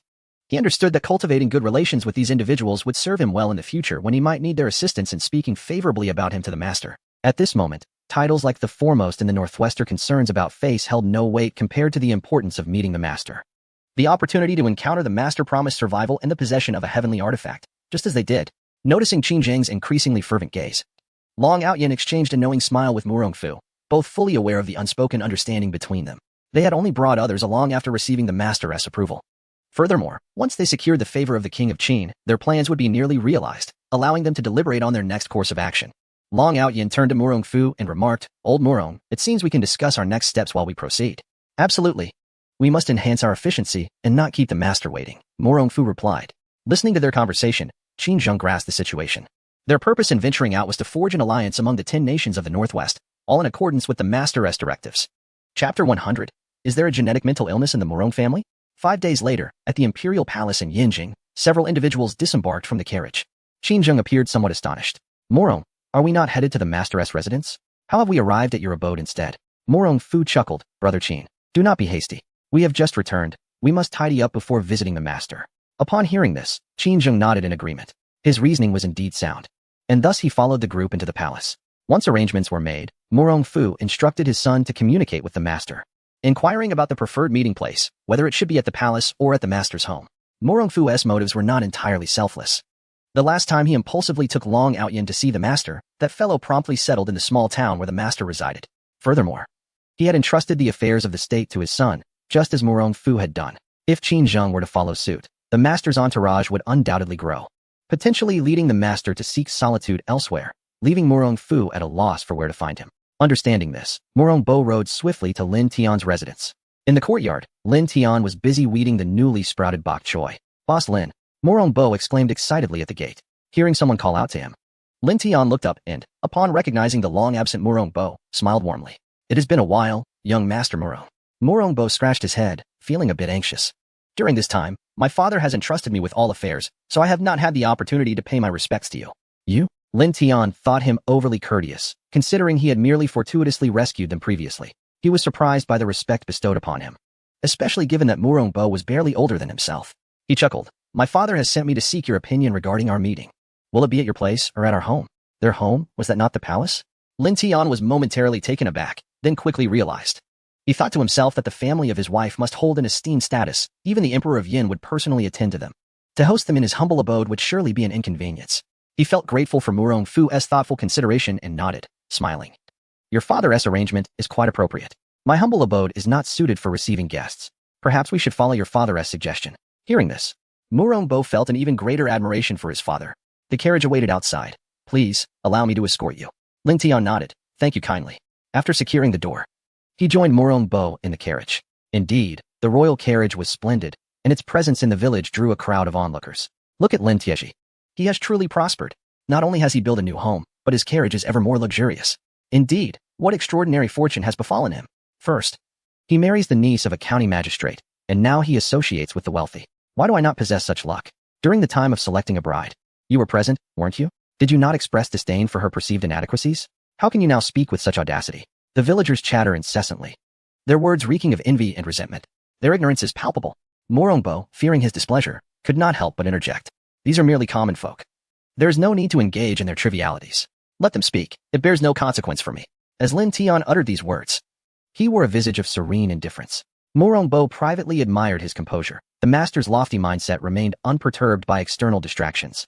Upon arriving at Lu Qinshuan's doorstep, Lin Tian instructed the carriage to halt, assisting Lu Yin in aboard. He even indulged in fantasies of his bride being moved to tears, envisioning a profoundly touching scene. Family? Upon hearing the name Qin Zheng, Lu Yinran exhibited a look of utter bewilderment. Lu Qinshuan mirrored her confusion. Lin Tian regarded the sisters with curiosity. It was Lu Yin and who quickly deduced the situation. Surely, her husband had summoned her for a matter of importance, fabricating an excuse to cover it. She hastily declared, Cousin, I shall accompany my husband first and return to seek you afterward. Lu Qianxuan observed their departing figures, perplexed. What relatives? Given the grave offenses committed by Lu Yin and her kin, their family had been exiled. How could anyone possibly seek her out? It was utterly incomprehensible. Lu Yin urged Lin Tian to exit swiftly. He chuckled. Do not rush, my dear. When we meet, you must maintain your composure. Maintain composure? Lu Yin immediately understood. Her husband was concocting a significant scheme requiring her collaboration in a performance. She nodded seriously, assuring him, rest assured, my husband, I shall remain composed. Lin Tian beheld her exuberance. Sensing she was far from the notion of meeting family, she appeared more akin to preparing for battle. Confused, he thought, what is this about? Caution. Lin Tian assisted her into the carriage. The three sat in silence, the atmosphere growing awkward. Seeking to break the ice, he remarked, Morong Gongzi. It has been quite some time since we last met. You appear considerably more slender. Indeed, he had lost much weight. His father had unceremoniously handed over responsibilities to him, leaving him overwhelmed with tasks. He lamented, my father, that man, has been utterly neglectful of his duties. I have been so preoccupied with trivial matters that I scarcely have time to eat. He looked at Lin Tian with a beseeching gaze, as if to say, Master, you must intercede on my behalf. One should not treat their son in such a manner. Lin Tian pondered, why such a look? He lacked the ability to read minds and could not decipher it. He could only offer an awkward smile. Morong Gongzi is exceptionally capable. It is only natural for your esteemed father to entrust you with these matters, reflecting his confidence in your abilities. He decided that regardless of the gaze directed at him, flattering remarks would surely be in order. In the presence of the future crown prince, one must tread carefully in conversation. Do you not agree? Though Morong Bo felt a sense of helplessness, the affirmation from the master reignited the spark of determination in his eyes. Indeed, I believe young Master Morong is exceptionally talented and will undoubtedly achieve great things in the future. The master praised him once more. Such commendation surely serves as a hint. Does it not? Goodness. To receive accolades from the master on 2 consecutive occasions suggests that the master holds him in high regard. There can be no doubt about it. Thus, he must not disappoint the master. He is determined to make the state of Yin shine brilliantly under his stewardship. Energized, he turned to Lin Tian and expressed, thank you for your encouragement and praise. I shall strive to exert myself even further. Lin Tian was taken aback by his sudden enthusiasm. Leaning against the carriage and offering an awkward smile, that is good. Is it possible that the Morong family has somewhat peculiar tendencies? Could it be hereditary? Or is it that all emperors are similarly enigmatic, rendering their speech perplexing? He could not fault him. Every encounter with Morong Fu left him with a sense of bewilderment regarding his behavior. Often, his words were equally confounding. Given that many ailments have genetic components, one wonders about the hereditary nature of mental illness. For reasons unknown, Lin Tian noted that Morong Fu exhibited an identical expression when experiencing his episodes, prompting him to ponder this connection. After all, when a person with a mental condition appears normal, they are indistinguishable from others, and their logical reasoning remains remarkably coherent. Alas, in this ancient era, there is no means to examine their minds. Lin Tian's lips twitched. Chapter 101. What a peerless master, your majesty. You have been deceived. Upon arriving at the palace gates. Morong Fu and his companions had been waiting there to offer their respectful greetings. You have arrived. Morong Fu exclaimed eagerly, stepping forward to assist Lin Tian. Long Outyin and Guan Zhuer followed closely, also extending their salutations. Lin Tian was utterly bewildered. Could it be that this madness was contagious? These individuals had seemed quite normal at first, yet after merely 10 days apart, they all appeared to have adopted Morong Fu's eccentric demeanor. Qin Zheng was equally perplexed. Was this truly a peerless master? So young? In his mind, a master of such caliber should be venerable, with gray hair and missing teeth, having achieved greatness through a lifetime of toil. Yet here stood a mere boy, scarcely 18 or 19 years of age. Although Qin Zheng did not comprehend the situation, he felt compelled to follow the others in paying his respects. Given the evident reverence Morong Fu and the others showed Lin Tian, the guards nearby were witnessing the unprecedented sight of their emperor bowing deeply before a young lad, leaving them collectively dumbfounded. What was the meaning of this? Who was this boy? Lin Tian was equally perplexed. He was aware that Morong Fu was the emperor. However, witnessing the others bowing to him was utterly baffling. Glancing at Lu Yanran beside him, he noticed her calm demeanor, as if she were accustomed to such occurrences. He pondered whether the respect shown towards him stemmed from her identity as his wife, leading him to conclude that it was indeed her they were honoring, not him. Feeling somewhat embarrassed, Lin Tian realized he had unwittingly married a remarkable woman. Even the Emperor of Dian regarded her with utmost respect. It dawned on him that Luosang must be an extraordinarily powerful nation. Who would have imagined that a mere commoner like him could experience such fortune? Was this a stroke of serendipity? While the system had bestowed upon him a plethora of useless skills, it had also arranged for him a magnificent wife. In his previous life, he had looked down upon men who relied on their partners, yet here he was, becoming precisely that which he had once despised. System. Are you mocking me? He lamented inwardly, realizing that his once astute intellect had led him to be ensnared by a trivial system. greeted warmly by a host of dignitaries. Lin Tian felt a surge of excitement and joy. Such scenes had only ever played out in his dreams, often as he propped his pillow high at night. Your Excellency, you need not treat me with such formality. He chuckled, adding, I would feel more comfortable if you simply called me Xiao Tian as usual. Ah, that might not be appropriate. With so many people present today, Murong Fu replied. The crowd was indeed sizable, and the stern expressions of the guards on either side only heightened his embarrassment. He had never anticipated that he would one day genuinely enter the palace, let alone in such a manner. Please, come inside, Murong Fu gestured, leading the way, bending slightly as if he were a eunuch guiding him through the palace. The eunuchs nearby exchanged uneasy glances, puzzled by their emperor's unusual behavior. What could possibly be amiss with his majesty? At this juncture, Lin Tian had no choice but to forge ahead with determination. As he walked, he surveyed the grandeur of the imperial palace, a majestic sight that had graced his dreams countless times. He had once harbored lofty ideals and aspirations, fantasizing about becoming a wandering swordsman, traversing the world with his blade. He had even imagined himself as a lost prince, destined to return to the palace one day. Yet, he never anticipated that his arrival here would be due to marrying an extraordinary wife. Ah, indeed, the whims of fate are unpredictable. What? The king of Qin has left with someone? When did this happen? He Jun, having stationed spies within the palace, reported the developments, stating that the king of Qin had departed that very afternoon with those who had come to pay their respects, heading back to Yan. Has there been any investigation into why the king consented to accompany them? He Jun's heart began to sound alarm bells. It was already peculiar for a minor nation like Yan to possess such formidable artifacts. Even more astonishing was their audacity to seek an audience with the king of Qin. Most perplexing of all was the king's willingness to leave with them. It is known that the king of Qin is capricious, and even he struggled to decipher the king's thoughts. One of the spies cautiously reported that, aside from possessing celestial artifacts, those individuals had also presented the legendary dragon treasure box, crafted by an ancient master. Upon witnessing it, the king had agreed to accompany them to Yin. The legendary dragon treasure box. A mere nation like Yin possessed such a treasure, along with an unparalleled master? He realized that the king must have wished to uncover the origins of such artifacts and the identity of this so-called master, which prompted his decision to join them. He commanded that the members of the Shadow Division assemble in the nearby woods, as he intended to personally escort the king of Qin back from Yin. His gaze was resolute as he stood upon the Great Wall, peering towards the direction of Yin. The emergence of extraordinary artifacts from such a minor nation was inherently suspicious. And an unparalleled master? This was clearly a trap. As the foremost warrior of the Northwest, he felt an obligation to aid his sovereign in eliminating all unfavorable factors and potential dangers. Thus, on the very night the king set forth, He Jun stealthily led a contingent of 20 members from his secretly trained Shadow Division, discreetly trailing behind. They arrived in Yan on the same day that Murong Fu and his entourage did. Upon witnessing Murong Fu paying respects to a brash youth devoid of any internal power, his eyes brimmed with murderous intent. How could someone without any martial prowess be deemed an unparalleled master? His king had been deceived. He Jun seethed with rage. The imperial palace was a forbidden zone, entry prohibited. The guards brandished their swords before him. He Jun, the war god of Qin, had risen from countless battles, and a mere glance from him could instill terror in even the most inexperienced guards. With a single piercing gaze, the guards trembled in fear. Go and inform your emperor that He Jun of Qin has arrived. Clad in black, he rode forth with resolute speed. The members of the Shadow Division remained stationed nearby, ready to act upon his signal to launch an assault. Upon hearing the mention of the state of Qin, the guard was so startled that his hat fell to the ground, forgotten as he hurried inside to report. Your Majesty, there is someone at the city gate claiming to be from Qin, named He Jun, he stammered. The eunuch, bending at a 90-degree angle, pallid of face, relayed the guard's message verbatim to Murong Fu. Instantly, Qin Zheng's expression darkened, and he could not help but curse inwardly, questioning why He Jun, instead of dutifully guarding the borders, was meddling in his affairs. Ah, so he is one of Brother Qin's men? Let him in, Murong Fu replied with a smile. Anticipating the unfolding drama, he mused, Oh, King of Qin, we genuinely regard you as a friend, having forewarned you of the master's preferences and aversions.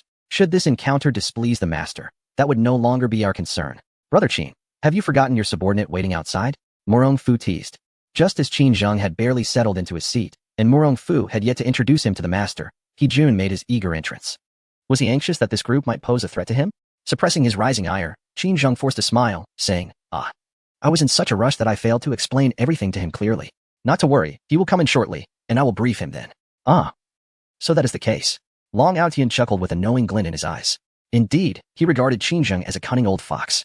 He thought to himself that Qin Zheng's subordinate must have feared for his safety, which was why he had followed. Did he think they were mere children to be deceived? Chapter 102. The terrifying background of the bride as the others entered. He Jun wore an expression of indifference. Lin Tian could not help but feel intrigued. Moments ago, he was already curious about the man with the goatee, who bore no resemblance to his wife. Now, another man with an icy demeanor walked in, his face elongated and imposing. Could he possibly be the brother-in-law? Yet, the father and son bore no resemblance to each other either. Lin Tian was perplexed. How could this family of three appear so dissimilar? Thus, he could not restrain himself from inquiring. Morong Fu hastily replied, Xiao Tian, this is King Qin, Qin Zheng. The one who just entered is a subordinate of King Qin. King Qin. Lin Tian forced a smile, realizing that it was indeed King Qin. Externally composed. Internally, he was in a state of turmoil. What? King Qin? Why was it not his father-in-law, but King Qin who showed up? What connection did his wife have with King Qin? Never mind, he decided to assess the situation first. As long as his wife remained silent, he would too. Upon hearing Lin Tian's calm reaction to his identity, Qin Zheng couldn't conceal his astonishment. He cast a sidelong glance at He Jun and inquired, What is your purpose here without my command? I have come because my king was deceived by a band of rogues. How could I dare to stay away? He Jun replied. Morong Fu's expression shifted dramatically, while Long Out-Yin's gaze darkened. However, this was Morong's territory, and it was best for Morong Fu to handle the matter. The fiery-tempered Morong Fu immediately responded with a cold laugh. A band of rogues? Who gave you the audacity to act so recklessly here? He then turned his attention to Qin Zheng and said sternly, Could it be that Brother Qin has tacitly approved of this? Qin Zheng's eyes narrowed as he barked. He Jun, cease your insolence. Kneel before me at once. How could such an esteemed figure be disrespected by a reckless subordinate? My king, what esteemed figure? He is merely a young lad devoid of inner strength. He Jun scoffed, glaring at Morong Fu. Do you think we in the Qin kingdom are to be underestimated? As the foremost warrior of the Northwest, his pride was exceptional. An esteemed figure? How could he lack even a modicum of inner strength? Having been tempered countless times on the battlefield, he could discern true prowess at a glance. He was furious.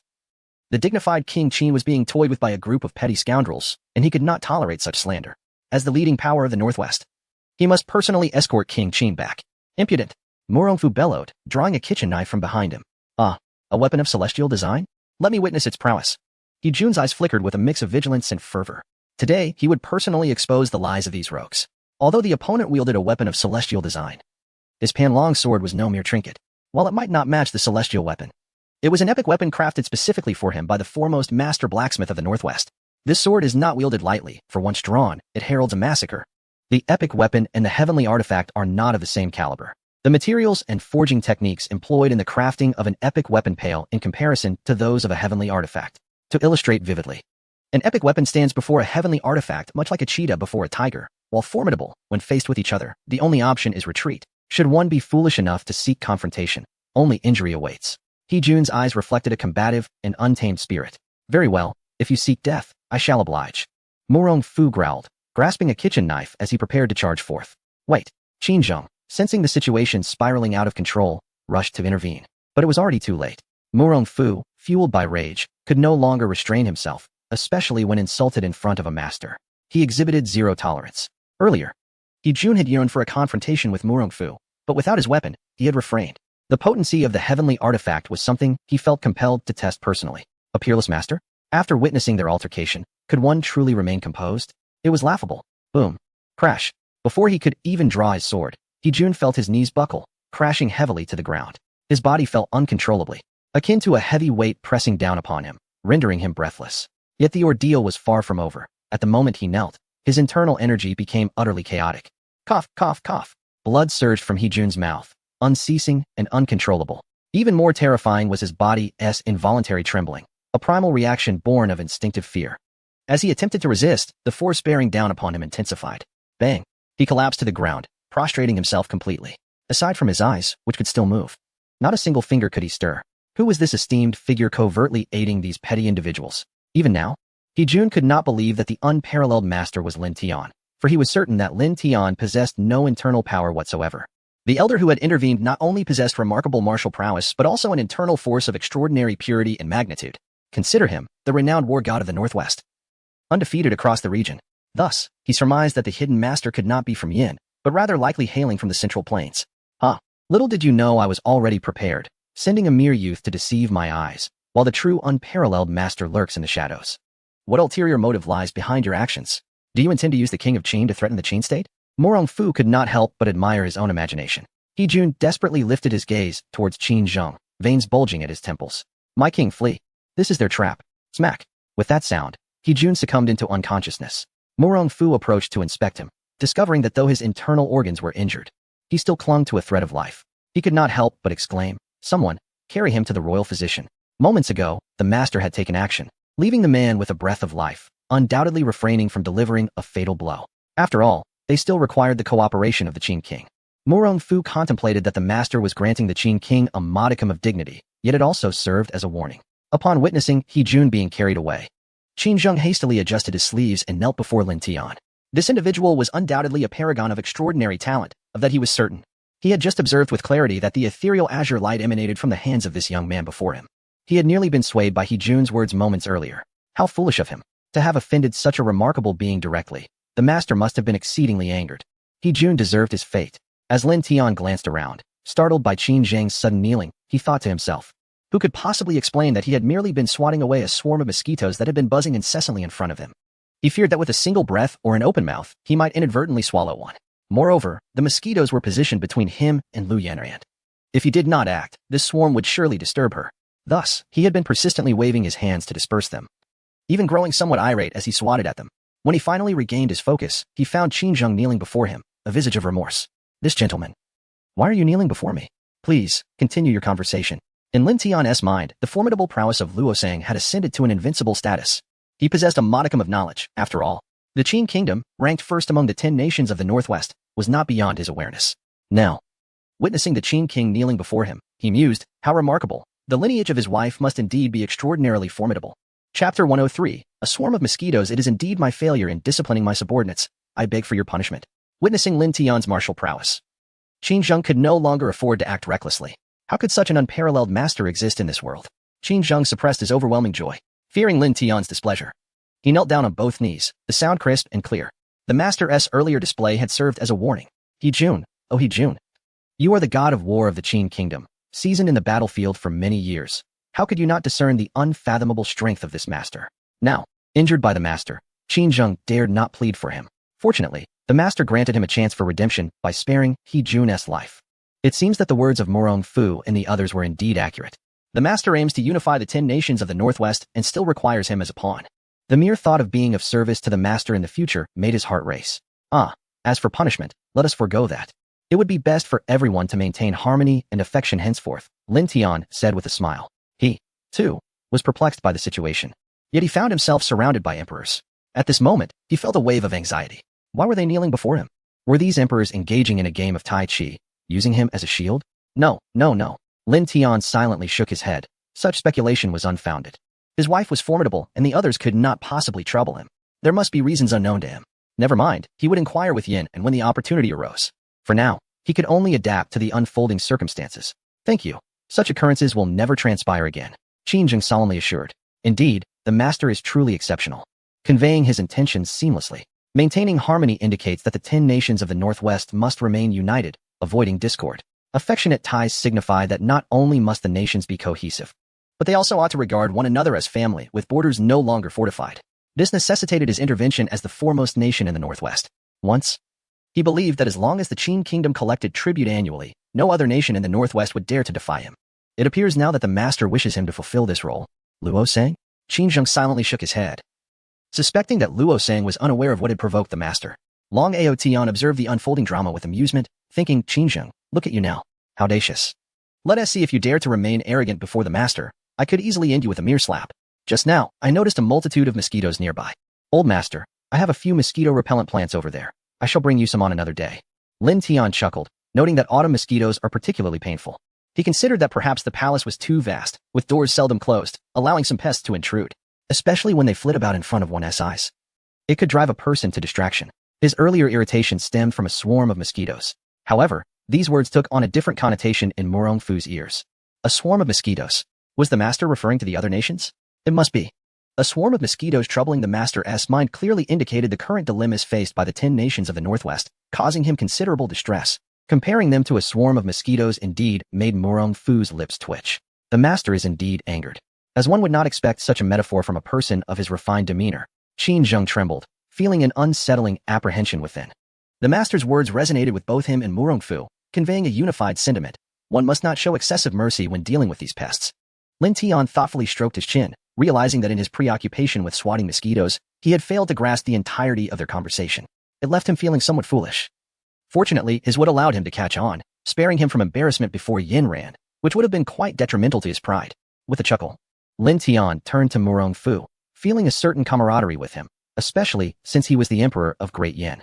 Speaking with him felt effortless, as he was amiable and regarded Lin Tian as a genuine friend, likely offering him some protection, even disregarding his wife's influence. The pressure of marrying someone so remarkable weighed heavily on him. He couldn't help but wonder if individuals of such stature would approach him in the future. If he were to present himself as a mere country bumpkin, would Yin Ran abandon him to return to Losong? The thought of his father-in-law regaining his strength filled him with dismay. Cursed system, what paltry skills has it bestowed upon him? By the way, Elder Morong, did you summon young Master Morong for any particular reason? Lin Tian inquired. Well, since we aim to rescue Yin Ran's family, we believe that if the 10 nations of the Northwest could unite, we would possess sufficient strength to negotiate with Losong. Thus, we sought out King Qin, who also considers Lo Zhang's actions excessive for capturing Yin Ran's family. He has decided to assist us in confronting Losong to liberate her kin, Morongfu explained. Observing Qin Zheng with a playful expression, the master preferred to communicate through implication rather than directness, and having spent considerable time with him, Morongfu had grown accustomed to his mannerisms. Even now, the master maintained his whimsical tone, a trait that was hardly surprising. The master enjoyed games, and they were more than willing to indulge him. As long as the master was pleased, they would comply with his wishes, knowing that once Qin Zheng was dealt with, the subsequent matters would be considerably easier. Lin Tian's eyes gleamed upon hearing this. He had not anticipated Morongfu's support, though it was undoubtedly influenced by concerns regarding Lu Yanran's status. Regardless of the motivations, their willingness to traverse great distances to assist him was a favor he would not forget. Having lived 2 lifetimes, he could not afford to falter. He aspired to be a man worthy of Lu Yanran, refusing to allow anyone to belittle him. Wife, want you say a few words? Lin Tian smiled as he looked at her. Given that assistance had been offered on her behalf, it seemed inappropriate for her, the protagonist, to remain silent. Lu Yanran, caught off guard by the sudden attention, momentarily faltered. Yet, she had been listening intently, fully aware of the developments and intricacies of the situation. Morongfu's intention to win over King Qin was clear. As the foremost leader of the Northwest, securing his allegiance would alleviate concerns regarding the other nations entirely. United with the 10 nations of the Northwest, a unified front is indeed forming in that region. There exists the potential to engage in negotiations with Rosen. Yet this notion is one she scarcely dares to entertain. To her astonishment, her husband has managed to achieve it. For her sake, he has gone to such great lengths, exposing himself to considerable risk. How could she, Lu Yanran, possibly deserve such profound affection from a master? She even feels her identity unworthy of such esteem. Tears of gratitude well up in Lu Yanran's eyes. The master has already gone to such lengths for her. She must not let his earnest efforts go in vain. She immediately expressed her heartfelt thanks to everyone for their dedicated efforts on her behalf. If they succeed in rescuing her father and brother, she promises to bestow her deepest gratitude. Upon hearing this, the expressions of those present mirrored one another, filled with excitement and joy. Lin Tian nodded in agreement from the side, smiling as he added, Yanran speaks truly. Once we achieve success, should any of you require our assistance, do not hesitate to seek us out. He understood that he could not currently offer any precious rewards, yet he equally made a vow, wherever they might need his support, they should feel free to ask. This is the demeanor expected of a man. Chapter 104, The Master's Acolyte. Not Morongfu gazed at Lu Yanran, his smile widening with each passing moment. In truth, their role had merely been to run errands. Their journey to the Qin kingdom had not involved any significant actions. Along the way, they had merely reveled in the magnificent landscapes. Were it not for the treasures bestowed by the master, they would not have been able to persuade Qin Zheng so swiftly, nor would he have consented to an alliance in such a short span of time. It could be said that the credit for all this belonged to the master. He chuckled, remarking that their assistance had earned them a promise from the master. Oh, you are too gracious. It is indeed your esteem for us old souls that led you to entrust such an important matter to us, he said. Long Outyin nodded in agreement, adding, Indeed, please do not hesitate to command us in the future. To serve the master is a fortune earned over several lifetimes. Setting aside other matters, the principle of larger fish consuming smaller ones, and the latter devouring shrimp, holds true even among nations.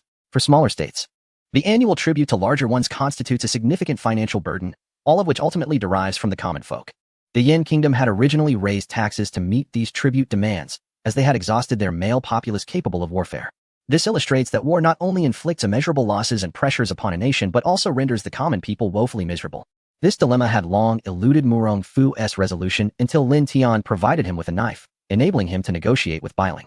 Thus, he liberated his kingdom from the cycle of annual tributes. Furthermore, after Yin accepted the territorial concessions from Bailing, it subsequently surpassed Bailing, emerging as the third strongest nation in the Northwest. However, Murong Fu refrained from levying taxes on other smaller countries, fully aware that such actions would not be sanctioned by the master. With his keen intellect, how could he possibly commit such a fundamental error? Amidst their joyful laughter, the most disheartened was Guanjuer, who felt she was left with nothing but solitude. Their merriment bore no relation to her. Yet, she understood that although she had not secured the master's promise, her efforts had not gone unnoticed. She now needed only to serve the master quietly. Receiving Lin Tian's warm gaze, Guanjua felt somewhat reassured. Look, the master had indeed acknowledged her. Every nuance of her being was observed by him. After all, she was destined to become the master's woman. Conversely, the one most troubled was Qin Zheng. He had angered the master, and though the master had said nothing overtly, he was filled with trepidation.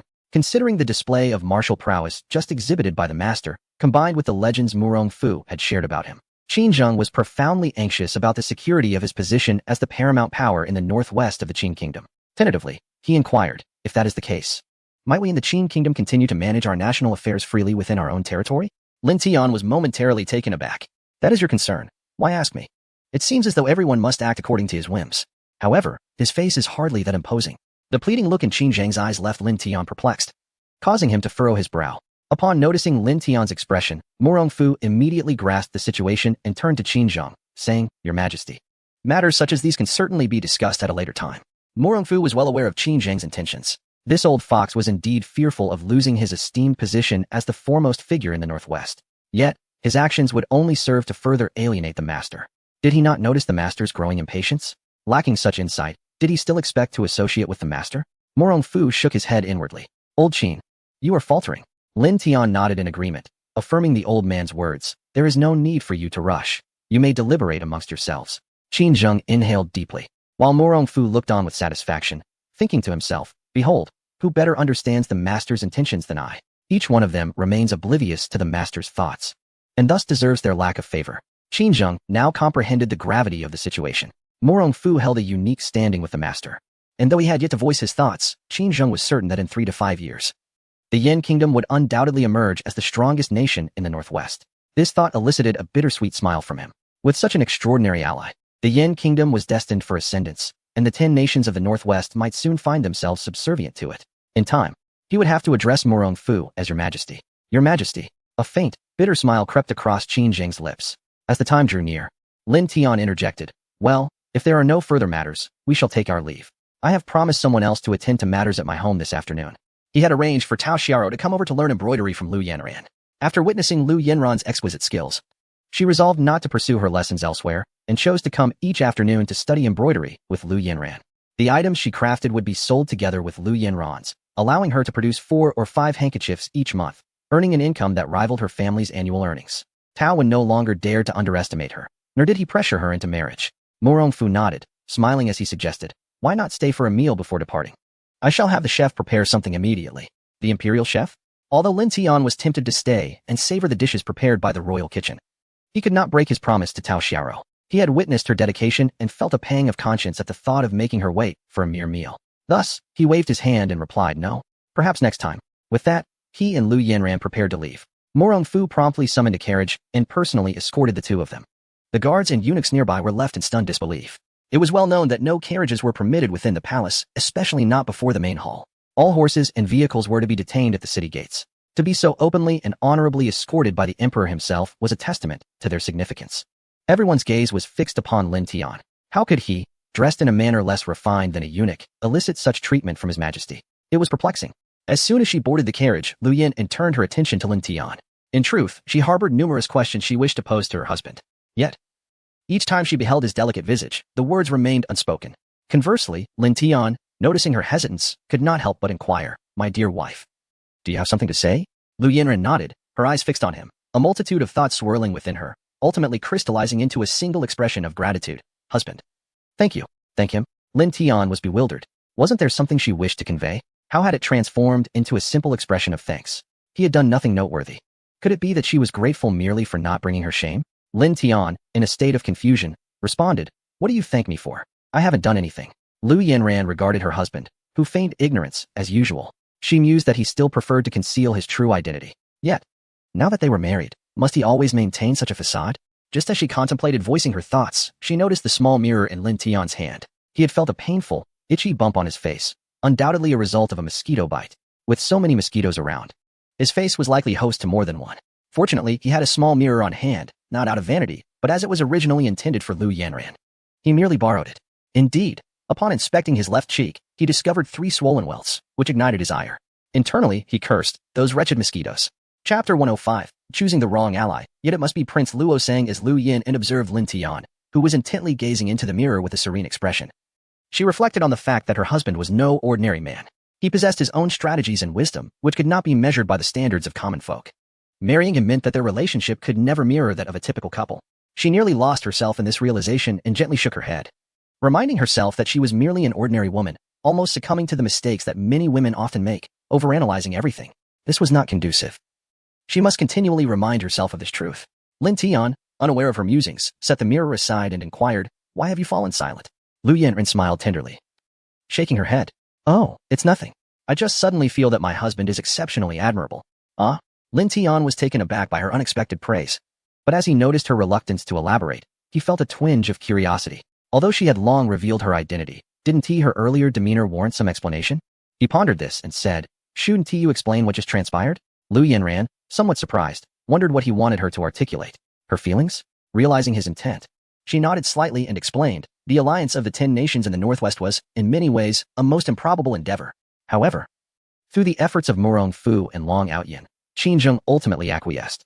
As the foremost power in the Northwest, his approval ensures that the smaller nations will follow suit unconditionally. Thus, this alliance could wield considerable influence, compelling even formidable nations like Luosang to take notice." She continued, "Murong Fu summoned us to serve as a deterrent to Qin Zheng, as he is inherently suspicious. Our presence is intended as a warning."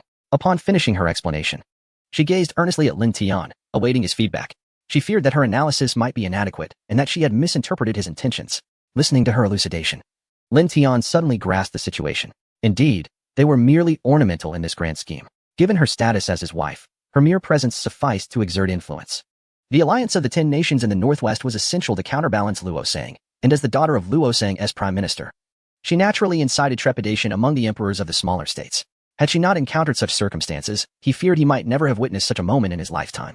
Initially inclined to curse the system, he now reflected that perhaps this flawed system held some merit. Lu Yanren furrowed her brow, expressing concern over the tumultuous situation in Luosang and her uncertainty regarding her father and brother's current state. Lin Tian, wishing to shield her from sorrow, comforted her.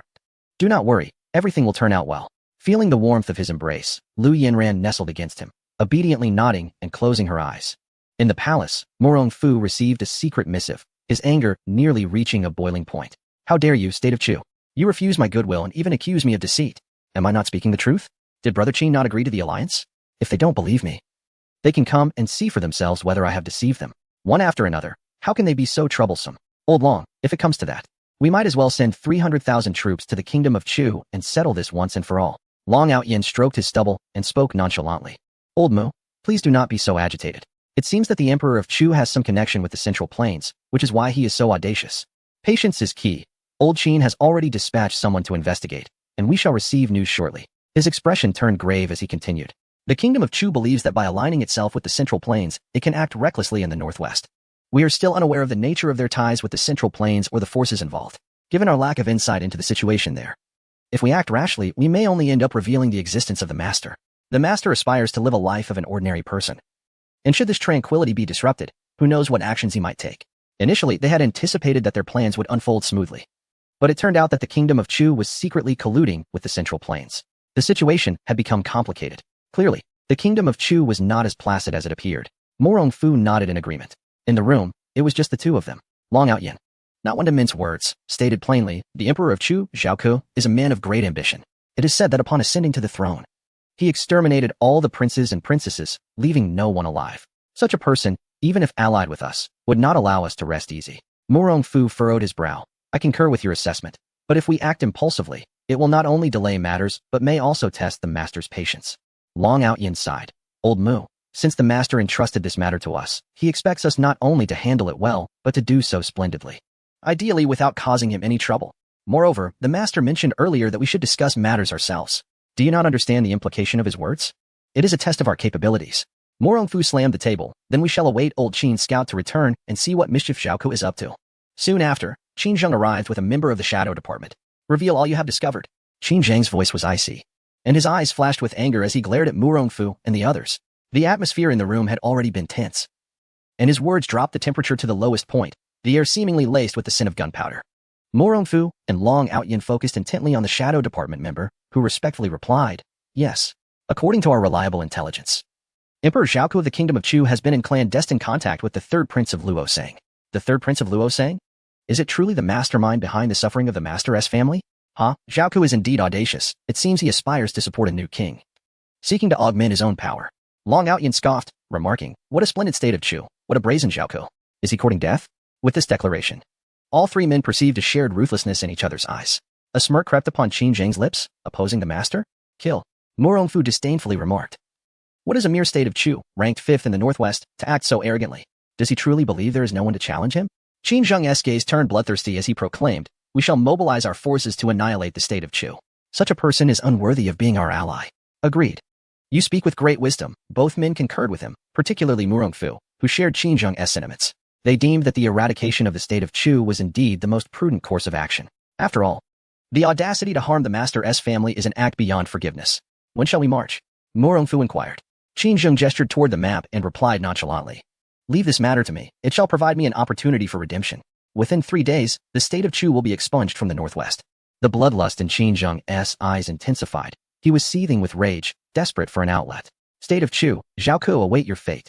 You truly have chosen poorly in your associations, particularly aligning with the third prince of Luosang. Then do not blame him for his mercilessness. Chapter 106. The end of the state of Chu. The actions of Qin Zheng were remarkably swift. The section of the state of Chu that bordered Qin was fortuitously located at the edge of He Jun's territory. Thus, he dispatched the Shadow Division to return with messages and directly mobilized an army of 100,000, issuing orders to conquer Chu within 2 days. Additionally, Qin Zheng, accompanied by 20 members of the Shadow Division who remained with He Jun, clandestinely advanced towards Chu. Fueled by an intense fury, Qin Zheng managed to summon the steed gifted by Mo Rongfu within a single day, standing before the formidable army of 100,000 Qin soldiers. His gaze radiated a murderous intent that instilled fear in all who beheld it.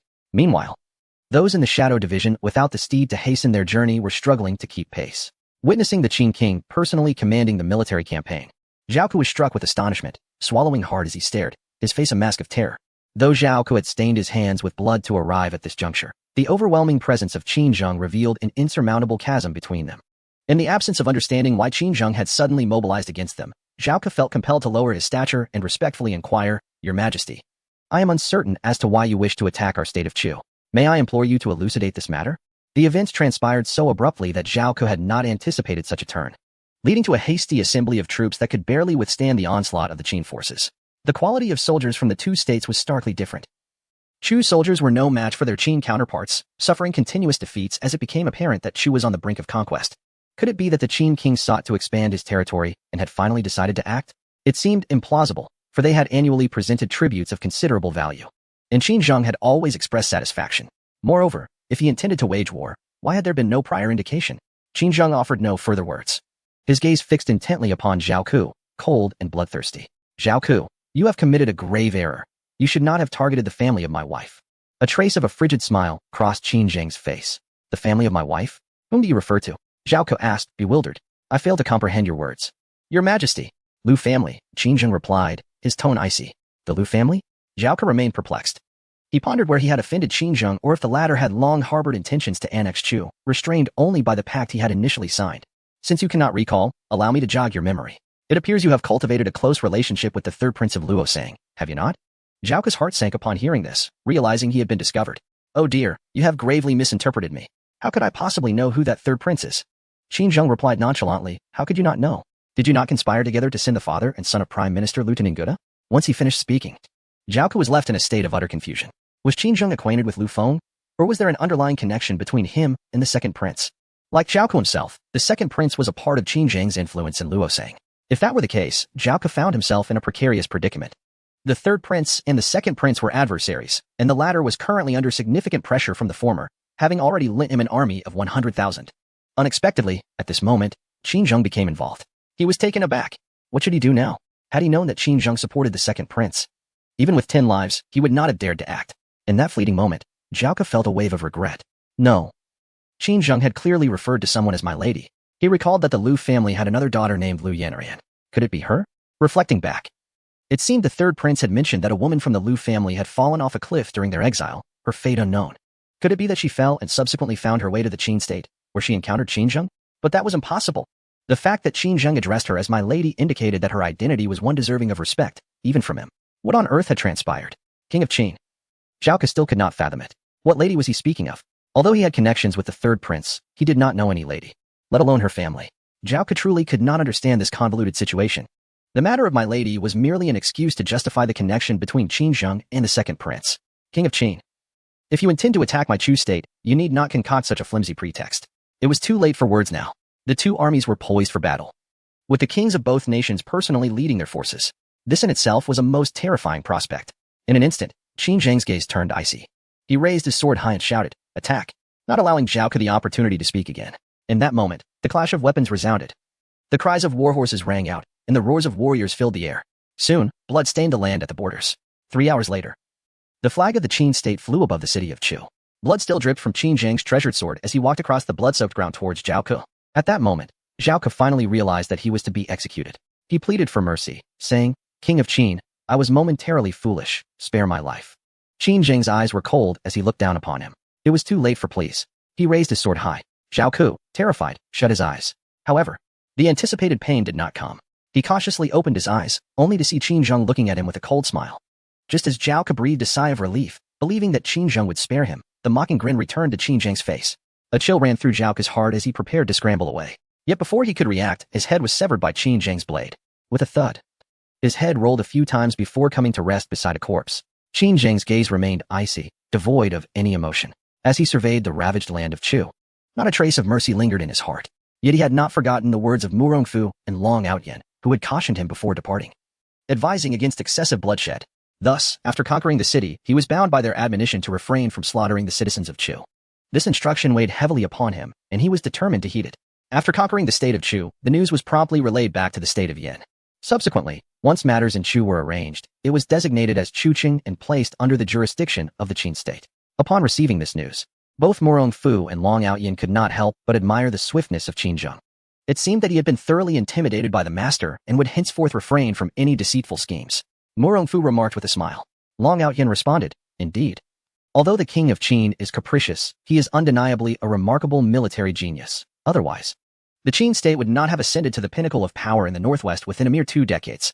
Forming an alliance with him might yield substantial rewards." Mu Rongfu nodded in agreement, stating, "You speak truly. Having such a person as an ally can only be advantageous for us.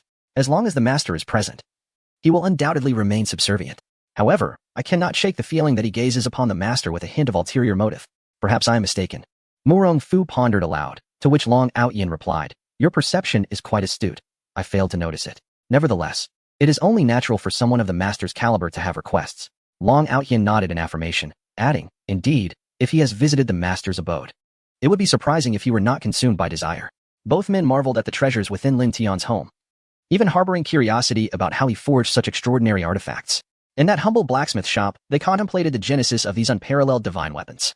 With these thoughts, their excitement became increasingly palpable. Meanwhile, in the blacksmith shop, Lin Tian sneezed while cooking, unable to resist rubbing his nose. The spiciness of the peppers was overwhelming. He wondered how the peppers he had unearthed and cultivated in the mountains could be so fiery. Judging by their appearance, they bore no resemblance to the famous Facing Heaven peppers. Chapter 107. The proud third prince in the vast expanse of the Central Plains. Nestled near the northwestern frontier lies Luo Sang. "Alas, your highness, the third prince. A calamity has befallen the state of Chu."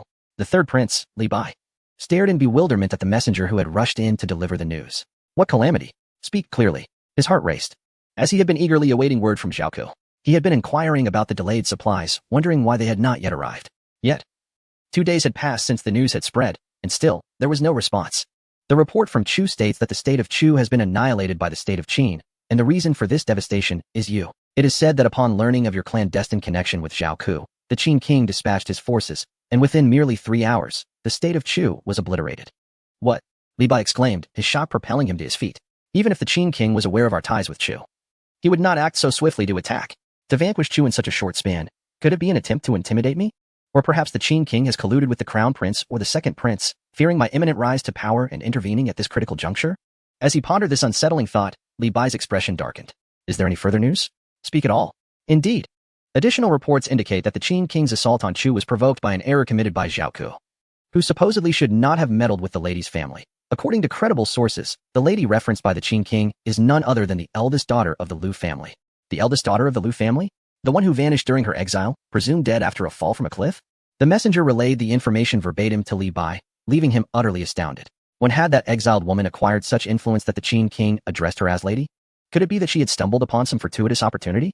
Rumors had circulated about the presence of celestial artifacts in the northwestern region, and whispers of an unparalleled master capable of forging such divine weapons had emerged. Initially, he found such tales to be ludicrous. Their royal family possessed a celestial artifact, securely housed within the palace. It was common knowledge that the legendary craftsman capable of forging such weapons had passed away 50 years prior. The reports of extraordinary artifacts sighted in the northwest were mere fabrications. If that woman from the Liu family truly had connections to such an illustrious figure, he would willingly eat dirt. Li Bai could not suppress his disdainful thoughts. Celestial artifacts may be a mere legend in the northwest, but in the Central Plains, they were very much a reality. The Central Plains boasted a wealth of talent and extraordinary individuals. Celestial artifacts and peerless treasures existed, albeit in scarce quantities. In Luoseng alone, there was but one celestial artifact.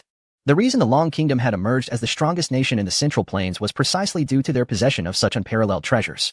Depart now. Should further news arrive from that region, you are to report directly to me at once.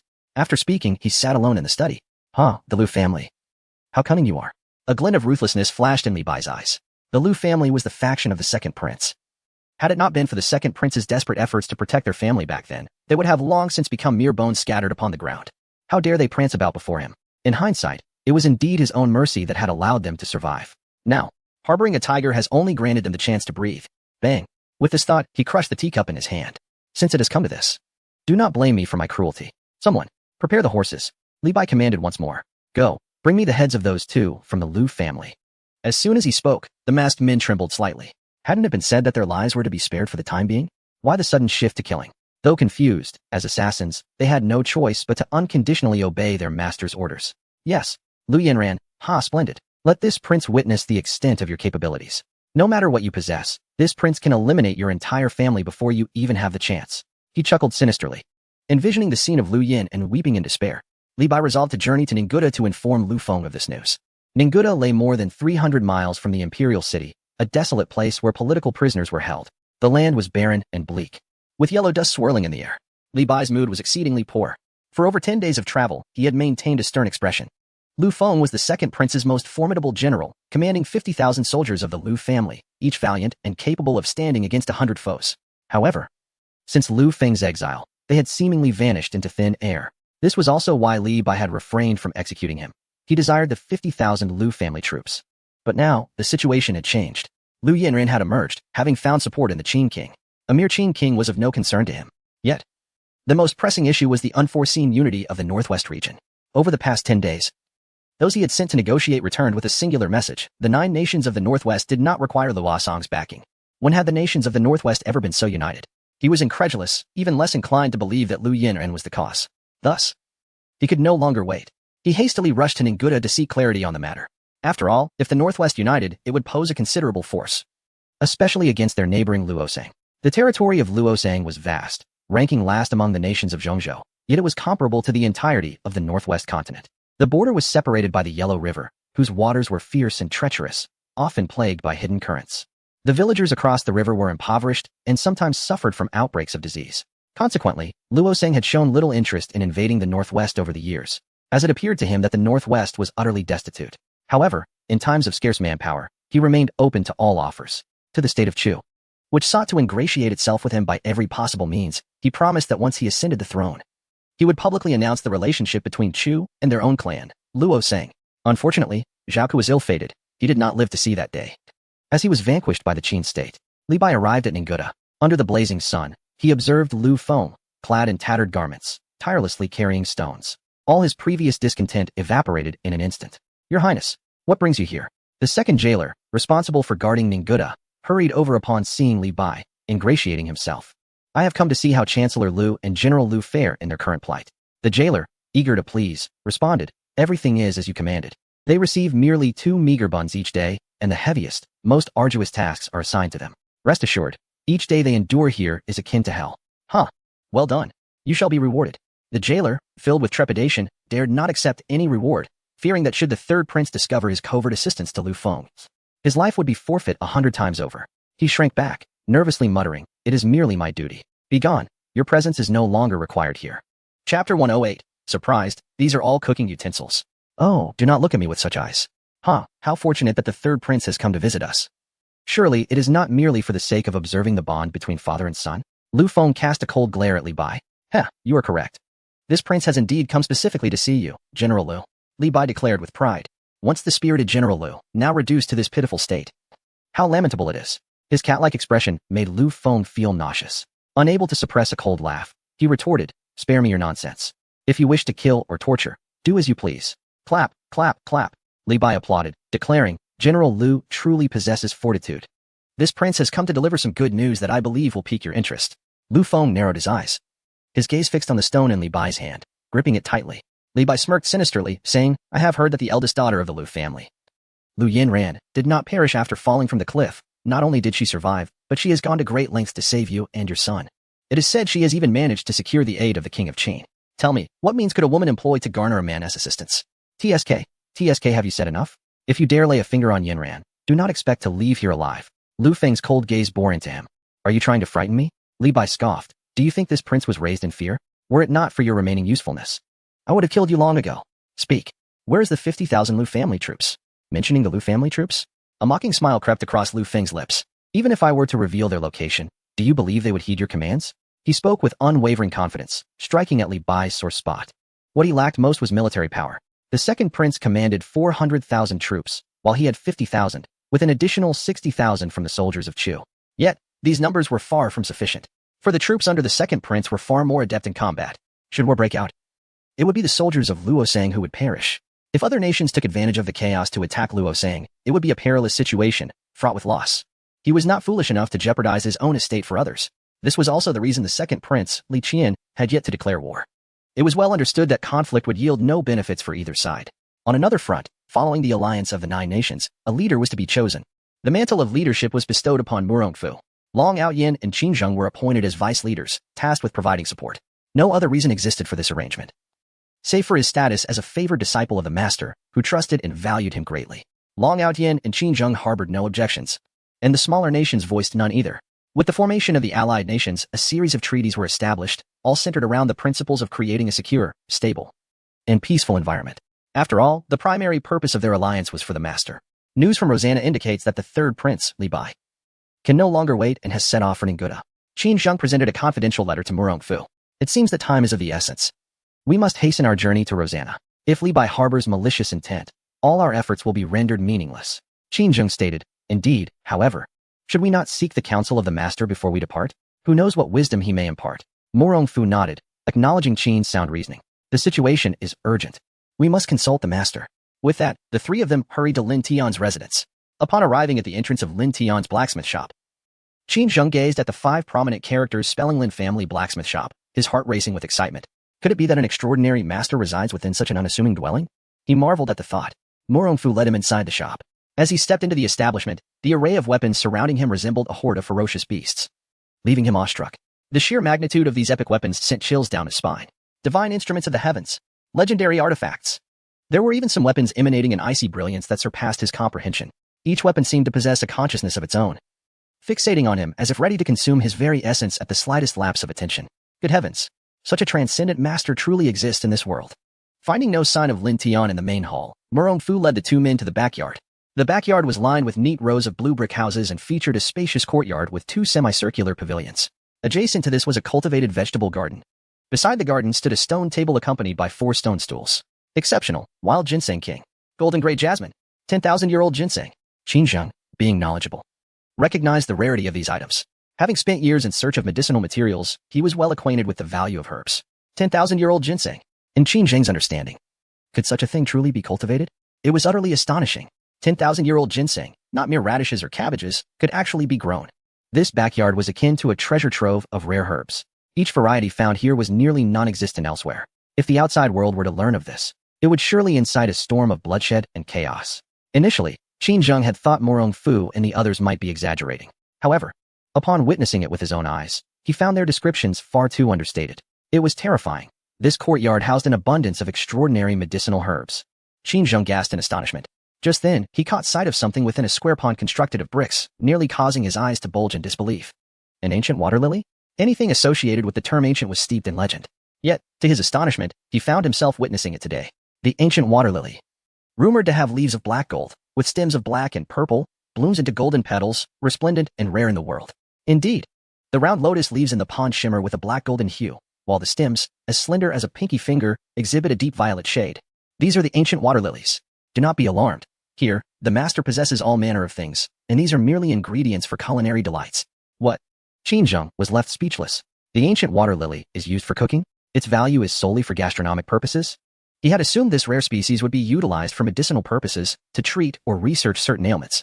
Especially since the master is known to cure some of the world's rarest diseases, surely employing numerous precious herbs in his practice. However, for it to be used in cooking, that seems rather far-fetched. Furthermore, can one's body truly withstand such an abundance of medicinal herbs consumed daily? This question he dared not voice, instead trailing behind Morong Fu with trepidation. Old Qin, the master wishes for us to treat him as an ordinary person. We must appear casual, yet we must not lack respect for him. Maintain that balance, and heed my warning. Morong Fu whispered. Moreover, when the master invites us to dine, do not become overly excited. Qin Zheng felt as though every muscle in his body had tensed. He nodded repeatedly, assuring compliance. In the midst of preparing lunch, Lin Tian overheard their conversation and emerged from the kitchen. Upon seeing the three, he smiled and remarked, "What brings you here today, old man?" Xiao Tian. "We have a matter we wish to consult you about." Morong Fu replied with utmost respect and politeness. "Consult me about?" Lin Tian mused to himself. "I am merely a blacksmith. What insights can I provide? Perhaps it is mealtime, and the old man and his companions are yearning for the comforts of home cooking, seeking a meal from me?" Chapter 109. Qin Zheng's reluctance to eat it is as such. Xiao Tian, this matter pertains to Yin Ran, and we dare not make any unilateral decisions. We would like to hear your thoughts as well, Dragon Ao Tian interjected. Oh, Lin Tian nodded, reflecting that it would have been better to mention it earlier. He smiled and said, "All right, then you all take a seat for a while. Yin Ran has stepped out and will not return for a bit. Let us dine first." "Very well." Dragon Ao Tian beamed at the mention of food. Food. Qin Zheng could not help but swallow hard. Would they be consuming those heavenly treasures? He feared he might burst a blood vessel. Lin Tian chuckled. "Old Qin, it is your first visit to my home. How about we share a drink?" The group followed Lin Tian into the kitchen to serve the dishes. Qin Zheng's expression was complex, indeed. The dishes on the plate bore an uncanny resemblance to the medicinal herbs in the courtyard, both in shape and color. Just as Morong Fu had mentioned, the master cultivated these for consumption. Ginseng, yishowu, lingji, sanqi. Among the recognizable herbs, there were 7 or 8 varieties on that platter, along with some he did not recognize. These were treasures that one would scramble to obtain outside. Here, they seemed merely to be culinary offerings. What kind of unparalleled master could treat medicinal herbs as mere food? It was astonishing. Would consuming these be too nourishing? Qin Zheng whispered to Dragon Ao Tian, glancing nervously at the steaming dishes. He feared that their bodies might not withstand such potent remedies. After all, medicinal ingredients possess specific properties. And let alone the fact that those herbs were measured by weight. Stirred together like this, what would happen to their medicinal properties? Gulp. Qin Zheng stared at the bowl of lingji soup, estimating it contained no fewer than a dozen sprigs. If he truly drank it, he feared for his life. Dragon Ao Tian cast him a discreet glance and advised, "No need to worry, just eat and enjoy. Just refrain from speaking out of turn." The group emerged with the dishes, and Lin Tian soon brought out several bowls of rice. Upon seeing the bowls and chopsticks, Qin Zheng was once again left speechless. 8 treasure dragon scale bowls. And those chopsticks. Qin Zheng could hardly contain the fervor swelling within his chest. He surveyed his surroundings, feeling as though he could scarcely breathe. He had never imagined that such an extraordinary master truly existed in the world. Could the master have come from Zhongzhou? Or perhaps from an even more formidable place? One more powerful than Zhongzhou. There could scarcely be anyone in this world more formidable than the master. He mused in a daze. Indeed, the master had shown mercy. Morong Fu had spoken the truth about the master's benevolence. If the master had truly harbored malicious intent, he would not have known how he met his end. Filled with gratitude, he numbly took a seat as Dragon Ao Tian instructed. Lin Tian beckoned the 3 of them to dine. 2 dishes and a soup. This meal was meant to be savored together with his wife upon her return. Considering guests at home, it would be inappropriate for him to step out. Moreover, at his cousin's house, she would not go hungry. It had been a long time since he had tasted such delicious fare. Morong Fu, with a profound sense of nostalgia, lifted his bowl. It had been over a month since he last savored the culinary delights prepared by the master. During this time, his inner strength had seen no improvement, however. His proficiency with the kitchen knife had flourished remarkably. "Come, sample this soup. There is no better season than now for mushroom broth. Soon, such exquisite mountain mushroom soup will be a rarity," he urged, nodding eagerly and raising his bowl. Lin Tian ladled a spoonful for him, complete with a generous portion of lingji mushrooms. How delightful! It was evident that the master held a special fondness for him. "Thank you, master," Morong Fu exclaimed internally, filled with excitement. "Thank you, Thank you." He continued to serve soup into their bowls. It was Qin Zheng's first visit, and he could only observe Morong Fu and Long Out Yen, mirroring their actions. Staring at the steaming bowl of lingji soup, he pondered. The master refers to this as mushroom soup? Indeed, in the master's eyes, lingji was merely akin to mushrooms, simply categorized as fungi? How astonishing. Qin Zheng's eyes nearly fell into his bowl, and upon witnessing Murong Fu gulp down the soup, he hastily followed suit. Truly, Murong Fu had not deceived him. As long as he diligently fulfilled the master's directives, rewards would surely follow. This soup was utterly divine. So delectable that Qin Zheng felt he might swallow his own tongue. He gazed at his bowl, brimming with excitement. Who would have thought that soup made from lingji could be so delicious? More importantly, he sensed a gentle warmth coursing down his throat to his stomach. Throughout this experience, his lungs felt extraordinarily comfortable, akin to parched earth being rejuvenated by an unexpected rain. Such bliss. The warm sensation enveloped his lungs entirely. He drained the bowl in one go, feeling his entire chest basking in warmth. May I have another bowl? Qin Zheng implored, casting a pitiful glance at Lin Tian. Of course, please help yourself, do not be shy, Lin Tian replied with a serene smile, considering that this was none other than the king of Qin. Such courtesy for a mere bowl of soup was nothing. Even if he wished for it daily, Lin Tian would not dare refuse. Moreover, these individuals had rendered him significant assistance. Rescuing Yanran's family equated to saving his own. What was one bowl of soup in comparison? Unbeknownst to the others, Lin Tian's thoughts were far from their minds. They merely felt the master possessed a magnanimous spirit, unbothered by trivial matters. 2 dishes and a soup might seem scant. Yet the portions were ample. It would suffice for 4, even 5 people. Lin Tian had grown accustomed to preparing extra each time, for occasionally Guan Zhuer and Li Xiaoqiang would drop by. To avoid any awkwardness, he always made a bit more. Initially, Qin Zheng maintained a semblance of decorum, but soon, he could no longer resist the allure of the delicious food and ate with abandon. Even when Murong Fu kicked him, he remained oblivious. After the meal, his complexion had notably improved. Burp. Qin Zheng awkwardly covered his mouth. Long Ao Tian stood nearby, his laughter causing his brows to dance with mirth. I beg your pardon. The cuisine is simply exquisite, and I momentarily lost control. Qin Zheng glanced awkwardly at Lin Tian, managing a semblance of a brave smile. Upon hearing the praise for the meal, Lin Tian merely returned a polite smile, contemplating that these emperors had indulged in delicacies far too often. Occasionally relishing simple fare seemed to awaken their senses. If Uncle Qin enjoys it, he can accompany old Master Murong next time, Lin Tian remarked, causing Murong Fu's face to wrinkle with joy. Did you hear that? To dine here, you must join him, he added, subtly informing Qin Zheng that he should not seek him out alone, if he wished to visit. He must come with his own means. Qin Zheng instantly comprehended, his gaze towards Murong Fu brimming with envy. The master held immense trust in old Murong, and even Long Ao Tian found himself envious. After Lin Tian spoke, he turned to the trio, stating, I must trouble you with the matter concerning Yanran. Murong Fu nodded and inquired, if necessary, may I request you to intervene, little Tian? Upon hearing this, the 3 regarded Lin Tian with trepidation. It was a question Murong Fu hesitated to pose, yet he ultimately summoned the courage to voice it. After all, he had assumed the role of leader, and it fell upon him to make such requests. Chapter 110. The village chief comes to buy a hoe. A thought suddenly struck Lin Tian's mind. Could it be that Yanran was unable to appear in person and thus requested him to act on her behalf? It made sense. When he first encountered her, not only had his tendons been severed, but he had recently received assistance from several emperors to rescue his family. How could a delicate woman endure the hardships of a long journey? Moreover, his presence could be advantageous, as a group of influential gentlemen would have fewer reservations and would facilitate matters. If it were for Yanran's sake, he wouldn't mind accompanying them to Lo Song. It would also offer him the opportunity to admire the scenery along the way. However, before departing, he needed to make arrangements at home. After all, the journey spanned vast distances, and the duration of their absence was uncertain. He had to ensure everything was in order. First, he worried that his wife might feel bored. Secondly, he feared for her safety if left alone. Thus, Lin Tian nodded, a calm smile gracing his lips, and said, Let me organize things at home for a few days, then I will accompany you to Lo Song. He was concerned about the extended duration of this trip. Leaving Yin and alone at home made him uneasy. The 3 anxious individuals initially thought the plan would surely fall through. Their best hope was that the master might provide them with treasures to intimidate Lo Song, while the worst-case scenario would involve receiving a scolding from him.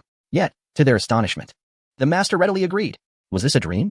Coincidentally, their conversation was overheard by Lu Yanran, who had just returned. Husband, are you going out? I didn't hear you mention it. Besides, didn't you say you were going to teach the villagers how to cultivate greenhouse vegetables? If you leave, who will manage the vegetables in the greenhouse? My dear husband, these are invaluable treasures. I cannot handle it alone. Lin Tian had also taken this into account. The vegetables in the greenhouse required management. Although he usually instructed Lu Yin on how to care for them, she had never done it alone.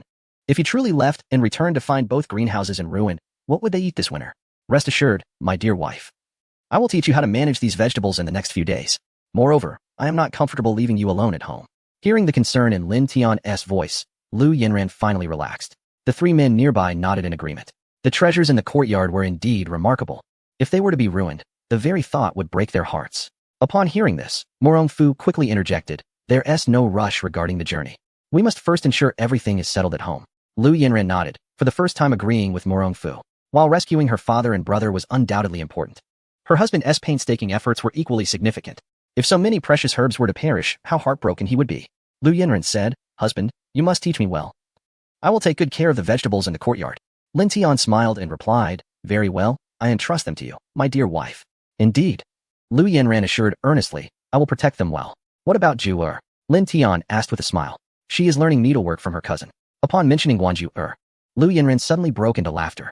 Despite her usual prowess with blades and weaponry, she found herself utterly confounded by a simple embroidery needle. The mere thought of Guanju Er repeatedly pricking her fingers brought a smile to Lu Yinran's face, and she couldn't help but admire the woman's charm. Her actions were motivated by a desire to win Lin Tian's favor. Reflecting on this, she almost voiced her wish for Lin Tian to marry Guanju Er. However, seeing Lin Tian deeply engrossed in serious discussions with Morong Fu and others regarding their departure, she swallowed her words. At this critical juncture, with her husband occupied by matters concerning her, how could she burden him with her thoughts? "Lin Tian, are you there? Please show me this hoe," came the voice of Tao Wen from outside. In this era, although blacksmithing was regarded as a lowly profession, iron tools were exceedingly precious. Many individuals would only purchase a single set in their lifetime, while the impoverished could scarcely afford any at all. "Village chief, that's fine, just leave it here, and I will show you in a moment. There are visitors at home, so please wait a while." Tao Wen nodded upon seeing the guest. The villagers were all aware of Lin Tian's newfound prosperity. Although he remained a blacksmith, he was now surrounded by affluent companions. Some villagers even encouraged their unmarried daughters to linger near Lin Tian's home, hoping for the attention of his wealthy friends. "You've used this hoe for quite some time, haven't you? The area where it's worn is too thin. I can only melt some iron into it. However, the cost of labor would outweigh the benefit. Perhaps you should consider purchasing a new one." Lin Tian spoke the truth. This hoe had been utilized for so long that its head was nearly unrecognizable. Even if repaired, it would offer no ease of use. Moreover, the cost of melting iron into it was not insignificant. It was indeed unnecessary. "Rest assured, I will cover any damages to your iron tools." Tao Wen, now with his daughter Tao Xiaoro contributing to the household income, found life to be significantly improved. He was aware that Lin Tian was assisting with the sale of handkerchiefs, and Lu Yinran was teaching his daughter how to embroider them. Naturally, he believed Lin Tian's words, and his expression softened considerably. He nodded, saying, "I'll take your word for it, but how much do you sell a new one for? Are you suggesting I would charge you excessively?" "Just 3 taels of silver will do." After speaking, Lin Tian retrieved the finest hoe from the shelf. He cheerfully explained, "Village chief, this hoe is unlike those from other sellers. Observe that I have added extra procedures at the cutting edge to prevent the wooden stopper from breaking easily. Furthermore, I've included an additional row of rivets at the back to facilitate the breaking of soil." Tao Wen examined the hoe, clearly satisfied. However, upon weighing it, he furrowed his brow and remarked, "Why is it so light? It is common knowledge that the heavier the iron tool, the more it has been used. A hoe this light would be ineffective for digging, let alone breaking up soil." Lin Tian patiently responded, "This hoe has been improved. If you do not believe me, I can demonstrate. You may try it in my backyard." Several individuals observed Lin Tian, perceiving him to be just an ordinary person engaged in conversation. Qin Zheng became increasingly convinced of Murong Fu's assertion. The master genuinely wished to keep his identity concealed and yearned for a life of simplicity. It was evident that the master endeavored to adopt a humble existence. Watching Lin Tian wield a hoe, he then guided him to the backyard. "You may find it hard to believe what I say, so perhaps you should try it yourself," he remarked. Although Tao Wen held the title of village chief and Lin Tian had achieved prosperity, the habits cultivated over many years were not easily altered. One cannot simply cast aside their demeanor at will. Upon witnessing the vegetable garden, he was taken aback. It was widely acknowledged that Lin Tian possessed exceptional agricultural skills. His rice yield was 4 to 5 times greater than that of neighboring fields, and his vegetables thrived, being remarkably fresh and delectable. In the past, he had even pilfered some of Lin Tian's produce. Clearing his throat, he felt a slight flush of embarrassment as he accepted the hoe. A few taels of silver were no trivial amount. If he were to purchase something that could not be utilized, the regret would be unbearable. Chapter 111. Du has been poisoned. Lin Tian understood this cautious demeanor. After all, ironware was exceedingly precious. The 3 individuals beside him were astonished by his courteous treatment of a mere villager, yet dared not utter a word. Anyone who was so tactless as to disturb the master's elegance would face consequences beyond their endurance. Observing the master's expression of sheer delight and contentment, they shared a collective sentiment. As long as the master was pleased, they remained blissfully unaware of the details. After testing a few hoes, Tao Wen discovered that although Lin Tian's hoe was lightweight, it was remarkably sharp in use. Initially, he assumed that the lighter hoe would require more force, thus exerting all his strength on his first strike, turning over a substantial clod of earth. Doubting this, he lessened his effort, only to find that the task became increasingly effortless and enjoyable. This hoe was exceptionally effective. Taowen gazed at the hoe in astonishment. What do you think, village chief? I wasn't deceiving you, was I? Other hoes may appear heavy but are actually laborious, especially during the busy farming season when one hardly parts with their hoe. Grasping such a weighty tool all day would tire anyone. My hoe, being light, conserves energy, making it easy to use all day long. So, would you consider purchasing one? All right, I'll buy it, Taowen replied, thoroughly satisfied with the hoe. After the death of his father, Lin Hao, he felt that the creations of a mere youth were hardly worth using. His family was the only blacksmith shop in the village, and he had heard the villagers speak of Lin Tian's tools being effective. However, the cost of farming implements was not trivial, and who would dare purchase them just to experiment? This time, he had ventured to the city, only to be told that repairs were impossible. He had come to Lin Tian with a mere hope of trying his luck. To his surprise, the farming tools truly exceeded expectations. Taowen regretted that the sickle he had bought in the city had dulled after just half a month. It had cost him a few silver coins, and had he known, he would have purchased from Lin Tian instead. Not to mention the 4-coin spin on the cart fare. While it was merely a hoe, it was nonetheless an epic-grade piece of ironware. Qin Zheng observed the ease with which a villager was granted such a treasure. He felt an impulse to intervene, but was restrained by Murong Fu, who shook his head in disapproval. The Northwest continent had not seen a craftsman capable of forging epic-grade weaponry in a long time. Even the sword in his possession was of the same caliber as the hoe before him. It was a painful realization that made him clutch his heart, suppressing the urge to reach out. Moreover, even a hoe, if of epic quality, could slay foes on the battlefield. Bestowing it upon a villager seemed a disservice to his own soldiers. Thank you for your patronage, village chief. Safe travels. Lin Tian beamed as he bid farewell to Taowen. With the sale of a single hoe, he earned 40 coins. It was not that he wished to keep prices low. The market for farming tools was exceedingly transparent. Any slight increase would frighten customers away. Alas, business was not easy. As he tucked the silver away, he noticed the 4 individuals still standing nearby, gazing at him with peculiar expressions. Well then, let us continue our conversation. Lin Tian felt a bit embarrassed. Upon seeing customers arrive, he happily forgot that several people were still present. Murong Fu chuckled, understanding the excitement of engaging in business. Indeed. We understand. Long Out Yin chimed in, fully supportive. As long as you comprehend, Lin Tian replied with a smile.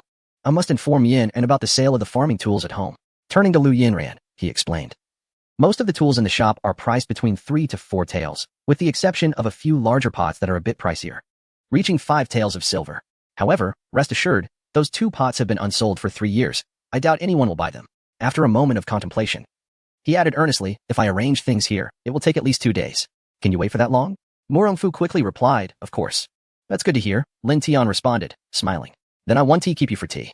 At that moment, Lu Qianxuan rushed in, breathless. Not good, brother-in-law. Something has happened at Xiao Chang's house. Something happened at Xiao Chang's house? He asked, puzzled. What happened? Please, take your time. Dia is not well. As a mother herself, her eyes turned red as she spoke. Isn't Dia the eldest daughter of Li Xiaochang's family? I heard she was ill a while ago. And I even lent him 10 taels of silver for her treatment, Lin Tian recalled. He hadn't inquired about her condition during the house construction. How could it have deteriorated so quickly? Turning to Murong Fu, he asked, Old sir, I remember your friend from last time mentioned a physician, right? Can you have him come and check on my friend's child? No problem. I will send someone to fetch him right away. Lin Tian looked at him with gratitude. The master himself is an unparalleled physician. What ailment can he not cure? Is there even a need for another doctor? Qin Zheng admired how Murong Fu remained so composed while assisting the master. Let us hurry and take a look. With that, they quickly locked the door and followed Lu Qianxuan to Li Xiaochang's home. At Li Xiaochang's house, as soon as they entered, Li Xiaochang, with red-rimmed eyes, looked at Lin Tian. You, what brings you here? Xiaochang, what has happened to Daya? Upon seeing the girl on the bed, pale and with dark lips, he was taken aback. What have you fed her? This 5 or 6-year-old child always greeted him sweetly as uncle. Now, she lay motionless on the bed, in such a dire state. Lin Tian felt a surge of anger. Hadn't he given him money for a doctor? How could the child be in this condition? He hurried over to check on her. When I fed her the medicine earlier, she started convulsing and vomiting. It wasn't long before she ended up like this. We called several doctors, but they all told us to prepare for the worst. Brother Tian, I didn't dare tell you. You've already helped me too much. I can never repay you in this lifetime. Hearing this, Lin Tian felt a mix of frustration. Had he ever kept track of such things? With a hint of anger, he said, let us not discuss that now. I suspect the child has been poisoned. As he spoke, he introduced to Li Xiaoqiang, this is the esteemed elder Murong. He is acquainted with a highly skilled physician who has already dispatched someone to summon him. The child will surely be safe. Tian Gu. Li Xiaoqiang turned around and knelt before him. It is often said that a man seldom weeps. Yet at this moment, tears and snot streamed down his face in a torrent. Tian Gu, thank you. The kindness you have shown our family is something I could never repay, even in my next life. Lin Tian hastily helped him up, shaking his head. I consider you a brother. Such words should not be spoken again. If you do, I shall be quite upset. He Xiaohua had already fainted in Lu Qianxuan's embrace. Li Juanji had placed the child with a neighbor and had gone to the city to fetch a doctor for Li Xiaoqiang. He would not return for a while. Long Outyin quietly took the pulse of the young girl and nodded at Murongfu. Indeed, she had been poisoned. Why doesn't the master treat her himself? Qin Zheng was eager to witness the master's medical skills firsthand, but was met with a disdainful glance from Murongfu. Who do you think the master is? Could he possibly be unaware of the nature of the poison afflicting this girl? Murongfu stroked his beard thoughtfully. Just now, old Long checked her pulse. Although she is indeed poisoned, it is not immediately life-threatening. The master knows this well. If it were a matter of life or death, he would have intervened long ago. The reason for his inaction is that this poison will not claim the child's life, and he wishes to keep his identity concealed from the public eye. Thus, he has requested that physician Wang be summoned. If one cannot comprehend this, I truly question whether his intellect is solely devoted to military strategy. Chapter 112 Dr. Wang. You may be overthinking this. My lord, I have arrived. Where is she? Half an hour later, Murongbo arrived, riding the swift steed, Chidu, with Wang Yang in tow. Stop kneeling and hurry to save her. Murongfu waved his hand dismissively, showing his impatience. Upon noticing Lin Tian nearby, Wang Yang shivered slightly and bowed respectfully. He rushed to the bedside, noting the girl's lips were tinged with purple. He lifted her eyelids and felt for her pulse. It was still there. He let out a slight sigh of relief. This child has a weak heart. She should avoid strenuous activities. Could you bring me the medicine she has been taking? He Xiaohua had cried until she had no strength left. Li Xiaoqiang stood up and said, I will fetch it. Shortly after, Wang Yang examined the remnants of the medicine that had been brought. This medicine has the effect of nourishing the heart. But the ginkgo and hishogu inside are of inferior quality. This ginkgo is greenish-white. Unripe ginkgo can be toxic. Such medicine cannot nourish, which has led to her poisoning. Li Xiaoqiang was left utterly stunned. But this medicine costs 2 taels of silver per dose. 10 taels were spent on it. Now he was told that his daughter had been poisoned by this very medicine. He stood up, ready to confront the apothecary. Do not act impulsively. We will deal with the apothecary later. For now, we must focus on saving Daya, Lin Tian interjected, his eyes glinting with a subtle coldness. In this era, the lives of the poor were as worthless as grass. He calmly turned to Wang Yang, asking, Dr. Wang, can you cure Daya's illness? Wang Yang nodded. He had been diligently studying medicine these past few days, hoping to be of assistance when he next met the master. During his time in the palace, he envied Murongfu, eagerly awaiting the day he would be summoned by the master. That day had finally arrived. I can treat her, he declared, excitement bubbling within him. This illness merely requires time for recuperation. The treatment itself is not difficult. Upon hearing this, everyone could finally breathe a sigh of relief. Then we shall trouble you, doctor. Wang, Lin Tian said politely. You are too kind, Wang Yang responded, bowing respectfully once more. He then took out golden needles and inserted them into Daya's body. In a short while, her body was adorned with numerous golden needles. Remarkable. Is this the legendary plum blossom divine needle? Lin Tian watched in awe. Wang Yang noticed Lin Tian's fascination and felt a surge of confidence. The master was observing him. If he performed well, perhaps the master would take him under his wing. He envisioned countless scenarios, excitement causing his hands to tremble. Rest assured, look at this doctor's exceptional skills. Daya will surely be safe. Lin Tian reassured Li Xiaoqiang, patting him on the shoulder. As time passed, Wang Yang, drenched in sweat, finally withdrew the silver needles. He noticed Daya's fingers move slightly. Daya, Li Xiaoqiang exclaimed, leaning eagerly over the bedside, calling her name. Wang Yang let out a long sigh of relief. The child's affliction was inherited from the womb. If nurtured properly for a year and a half, he could be as ordinary as anyone else. Li Xiaoqiang felt a pang of sorrow as he knelt deeply and bowed his head to Wang Yang, expressing his gratitude. Thank you, doctor. Wang Yang, aware that this was a friend of a revered master, hastily assisted him, saying, You honor me too greatly, young master. I shall prepare a prescription for you at once. Upon the mention of the prescription, Li Xiaoqiang's body tensed instantaneously. How could he afford the medicine now? Sensing his apprehension, Lin Tian interjected, Do not worry, doctor. You may write the prescription, and I will have Yin and fetch the medicine shortly. Li Xiaoqiang looked at him with immense gratitude. Brother Tian, there is no need for thanks. My good brother, Lin Tian replied, lightly patting his shoulder. In Dayan, women held little worth. Daya had always been in poor health, and he had previously overheard villagers disparaging her, suggesting that she was a burden to Li Xiaoqiang and should be sold off. Enraged, he had confronted that individual, asserting fiercely that Daya was his daughter and that anyone who dared speak ill of her again would face his wrath. It was precisely his deep regard for familial bonds that had forged his friendship with Lin Tian. For Lin Tian, having been raised solely by his grandmother after his parents went missing during their work, the longing for parental love lingered even as he ascended into high society. He had once grappled with feelings of abandonment. Witnessing the profound father-daughter bond between Li Xiaoqiang and Daya stirred something within him. Perhaps his own parents had their reasons for their absence. Soon, Wang Yang completed the prescription and respectfully handed it to Lin Tian for his review. Please see if there is anything amiss, he said, his demeanor cautious. Lin Tian, unsure of the prescription's intricacies, merely complimented, Dr. Wang, Your skill is unparalleled. The prescription clearly requires no scrutiny from me. With a faint smile, he passed the prescription to Lu Yanran. My dear wife, please take this prescription to procure the medicine. May it lead to better health. Lu Yanran examined the prescription and noticed that several rare herbs listed were available at home. Could it be that her husband intended for her to gather them herself? Reflecting on their financial constraints, having less than 20 taels of silver remaining since their home was constructed, she surmised that her husband must indeed want her to collect them herself. However, she was not well versed in the characteristics of the herbs, for their medicinal properties could vary by year. Suddenly, an idea struck her. Husband, there are a few herbs on this prescription that I am unfamiliar with. I fear the apothecary might deceive me. Would you accompany me, Dr. Wang? Having a doctor present would surely deter them from providing inferior goods. Upon hearing this, Lin Tian agreed, smiling at Wang Yang. It seems we must trouble you once more. Doctor, not at all. You are too kind. I would be honored to accompany you, madam, Wang Yang replied. Murong Fu had originally intended for Murong Bo to escort Wang Yang to gather the herbs, but unexpectedly, the master had entrusted the list directly to his wife. He instantly understood. The master's backyard was indeed a medicinal field. What remedy could possibly be absent? As anticipated, all significant matters had already been arranged. They merely needed to cooperate with the master. Observing that the young lady was out of danger, Li Shaoqiang, as the head of the household, promptly served tea to everyone. He Xiaohua, regaining her composure, smiled and insisted that Lu Qianxuan invite everyone to stay for a meal as a gesture of gratitude. Aware of their family's circumstances, Lin Tian shook his head. Perhaps another day, let us celebrate once the young lady fully recovers. Li Shaoqiang gazed at him with teary eyes. On the verge of tears again, Lin Tian smiled at him. How is it that after just a few days apart, you've become so sentimental, so prone to tears? Do refrain from approaching me, for I have no inclination for such displays. His half-joking remark compelled those around him to stifle their laughter. To their surprise, the master possessed such a humorous and whimsical side. Meanwhile, Qin Zheng found the master's temperament utterly perplexing. It was too challenging. Could anyone enlighten him on whether the demeanor of extraordinary individuals was always so elusive, or was the master merely an exception? In another scene, Wang Yang timidly approached the blacksmith shop, having followed Lu Yanran. Confusion clouded his mind. Was this not for gathering herbs? Why had the master's wife brought him home? No. At his age, he certainly did not wish to incur the master's wrath. Madam. He dared not inquire or express anything, merely casting furtive glances at Lu Yanran. As she pushed open the door and turned back to regard him with an inquisitive expression, she asked, Dr. Wang, are you unwell? Wang Yang trembled and shook his head, cautiously stepping over the threshold. It was only upon reaching the backyard that he realized the truth Madam had brought in to gather herbs.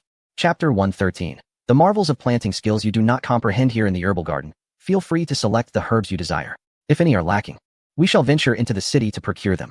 Upon hearing this, Lu Yanran observed Wang Yang's eyes widen with astonishment as he murmured, a millennium-old Hishowu, a 10,000-year ginseng, exquisite wild ginseng king, Sanchi, Shisandra. To her surprise, in just a brief month apart, the master's backyard had undergone a remarkable transformation. How on earth were these cultivated? Lu Yanran, listening intently, felt a rush of excitement. She was aware of the preciousness of these herbs, yet she could not discern their age.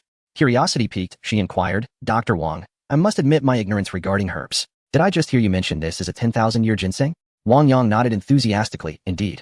What you may not know, madam, is that in all my years, I have never encountered such herbs as those in the master's backyard. He longed to ask whether these herbs were genuinely grown in this garden or if they had been transplanted from elsewhere, yet he refrained, fearing he might inadvertently breach the master's and the lady's sensitivities. The implications were too vast, and someone of his humble status felt unworthy of such knowledge. Unbeknownst to him, his words left Lu Yin and equally flabbergasted. She had witnessed Lin Tian personally planting these herbs, and their vigorous growth was a sight to behold. She too was oblivious to the methods employed. During this period, she learned from Tao Xiaro that Lin Tian's family possessed 10 acres of land, an enviable harvest indeed. However, Lin Tian later sold 9 acres, retaining only 1, claiming that it sufficed for his sustenance. In truth, the villagers were unaware that Lin Tian did not labor alone over the 10 acres. The toil had become overwhelming for him, prompting the sale. Lin Tian remained unaware that the planting skills he regarded as trivial held such formidable potential. Every skill possesses its unique utility, yet he alone remained oblivious to this fact. Murong Bo, who had been following closely behind, dismounted his horse and respectfully entered the premises. Murong Fu instructed him to await the lady's directives. Just then, after Wang Yang confirmed the prescription, he informed Murong Bo of the additional herbs needed and sent him to the city for procurement. Meanwhile, they would excavate the herbs here, taking the opportunity to clean and process them. As they dug, Wang Yang mused that with these herbs, the young girl need not wait a year and a half. A single prescription would suffice for her recovery.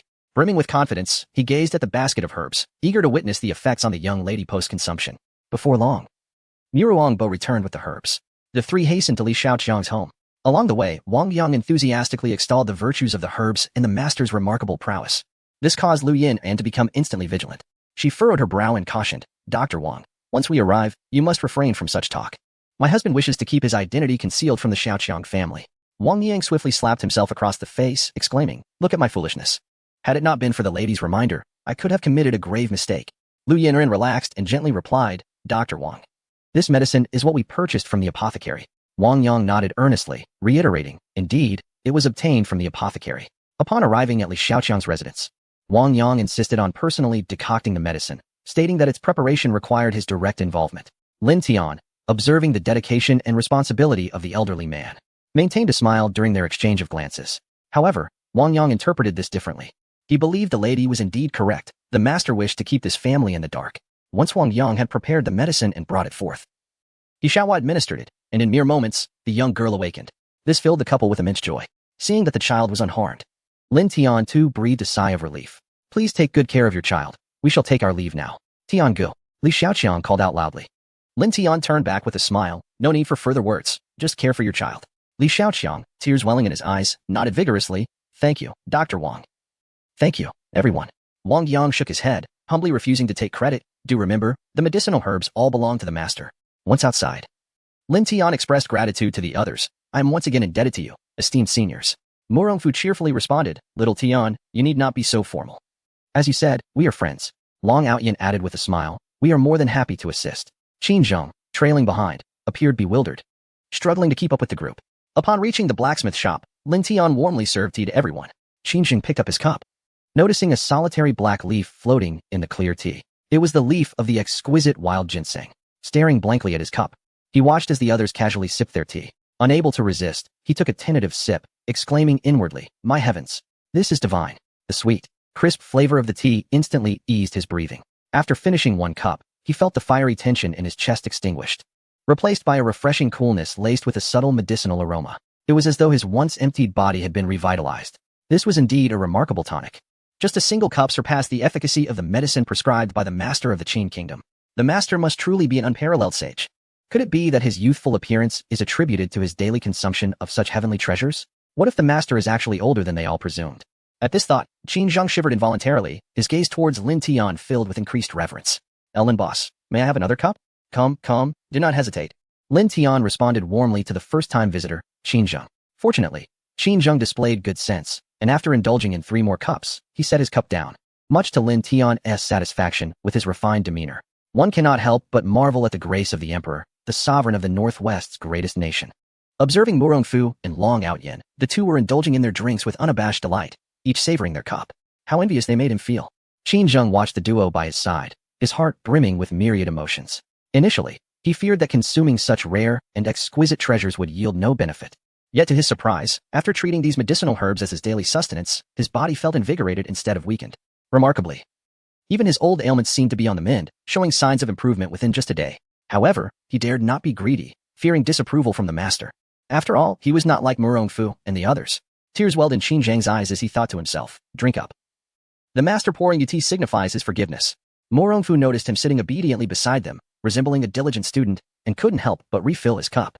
Qin Zheng was taken aback. This was the master's teapot, a divine instrument, and yet Murongfu dared to touch it. He looked up to see Lin Tian displaying not a hint of displeasure. How could this be? Just how much did they adore each other? Allowing such familiarity without a trace of anger? Jealousy surged within him. Sensing his envious gaze, Murongfu, with an air of pride, urged, "Go on, drink up. The tea here is exceptionally sweet." The more he said this, the more discontent Qin Zheng felt. Why had he not encountered the master sooner? Chapter 114. Should Guanyu move in? The 3 of them had consumed 2 pots of tea at Lin Tian's residence before taking their leave. Shortly after their departure, Guanyu arrived. Upon seeing her, Lin Tian thought to himself, "Perfect, I have matters to discuss with her." Although Guanyu had been rejected by Lin Tian previously, she quickly regained her spirits with the encouragement of Lu Yin and Long Outyin. However, when faced with Lin Tian alone, she would become flushed and flustered. "What's wrong? Have you forgotten me?" Lin Tian smiled faintly and said, "You must be here to see Yanran. Come in. I also have something to ask of you." "Okay." Guanyu replied softly, obediently trailing behind Lin Tian. In truth, she had come upon hearing news of Murongfu and the others. To her surprise, she had arrived a step too late. She suspected they were discussing matters pertaining to Luosang. Is she still angry about what happened last time? Does the heart of a heroine truly harbor such pettiness? Lin Tian jested. And no, that's not the case. Just as they reached the backyard, Lu Yinran's voice emerged from the kitchen. Sister, you're here. Seeing Lu Yin and greet Guanyu so warmly, Lin Tian couldn't help but feel a tinge of jealousy. Had he not known his wife's preferences, he might have mistakenly assumed they were involved in a romantic relationship. Sister, I was at Xiaoro's place and heard that old Master Murong had come, so I thought I'd come take a look. Lu Yinran dried her hands on her apron and said, yes, they just left a little while ago. Come, sit down. As she spoke, she took Guanjuer's hand, expressing concern. What lovely hands you have. Look at what you've done to them. Lin Tian, watching from the side, wished to disappear, to affirm his presence. He cleared his throat and said, Guanjuer, since you and Yinran are so close, I wonder if I might impose upon you for a favor? Guanjuer, brimming with confidence, replied, Brother Lin, just tell me what you need. As long as I can assist, I am at your service. Now it was Lin Tian's turn to feel awkward. It's nothing serious. I intend to go to Luosang with old Master Murong and the others, but I'm concerned about Yin and being alone at home. I was hoping you could move in for a couple of days to keep her company. Upon hearing this, Guanjue's eyes sparkled. Has she passed the test? Has the master accepted her? Indeed, her efforts and dedication had not gone unnoticed. Lu Yinran's expression mirrored her excitement. She subtly nodded, thinking, my husband truly favors Guanjuer. This means he agrees to her moving in. Lin Tian was unaware of their thoughts at that moment. Had he known, he would have stood up and told them. What are you two thinking? This is all quite chaotic. He was indeed very devoted, after all. Lin Tian hesitated, saying, it's just for the duration of my absence. If you are unwilling. To his surprise, Guanjuer immediately responded loudly, I am willing. Initially, he had intended for Lu Yinran to move in with Guanjuer. However, if she did, the garden vegetables would go unattended, which ultimately led to his decision to have Guanjuer move over instead. To her surprise, she was so emotional. As though he were proposing to her. Very well, in a couple of days, you may move in. Your presence will surely ease my mind. Guanjuer remained lost in her fantasies, gazing at Lin Tian with a dreamy expression. Could this girl have misunderstood? Lin Tian felt an ominous premonition. As if this decision he had made was akin to digging his own grave. He involuntarily shuddered. This is splendid. I'll have company from now on. Sister, I am so happy. Little sister, I too am very glad. Observing the two women clasping hands and embracing, Lin Tian was utterly bewildered. Wasn't he meant to be departing? Shouldn't his wife appear reluctant? Why did she seem so joyous? Could it be that she and Guanjuer truly shared an affection for one another? Lin Tian hastily shook his head, admonishing himself not to entertain such thoughts. It was a rare blessing for his wife to have a close friend.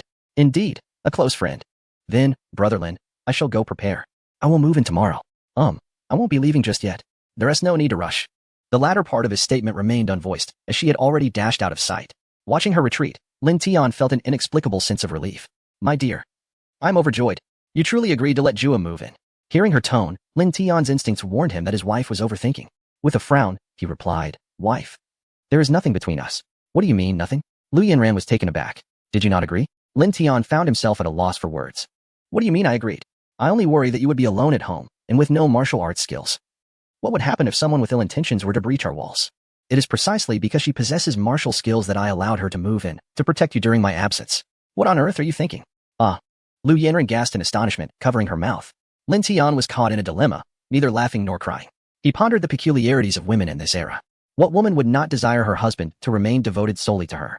Yet here she was, seemingly delighted at the thought of another woman harboring feelings for him, eagerly wishing for him to bring her into their home, without fear of being cast aside. He managed to suppress his impending frustration and continued, You are indeed remarkable. My dear, but what am I to say about you? Should I praise your magnanimity, or your gentle understanding? With a pained expression, Lin Tian replied, I do not harbor such elaborate thoughts. For now, I desire only to marry you and have a brood of little monkeys with you. Wife? Lu Yinran inquired curiously, does wife mean daughter-in-law? Lin Tian playfully pinched her little nose and laughed. Indeed, that little monkey must be our child.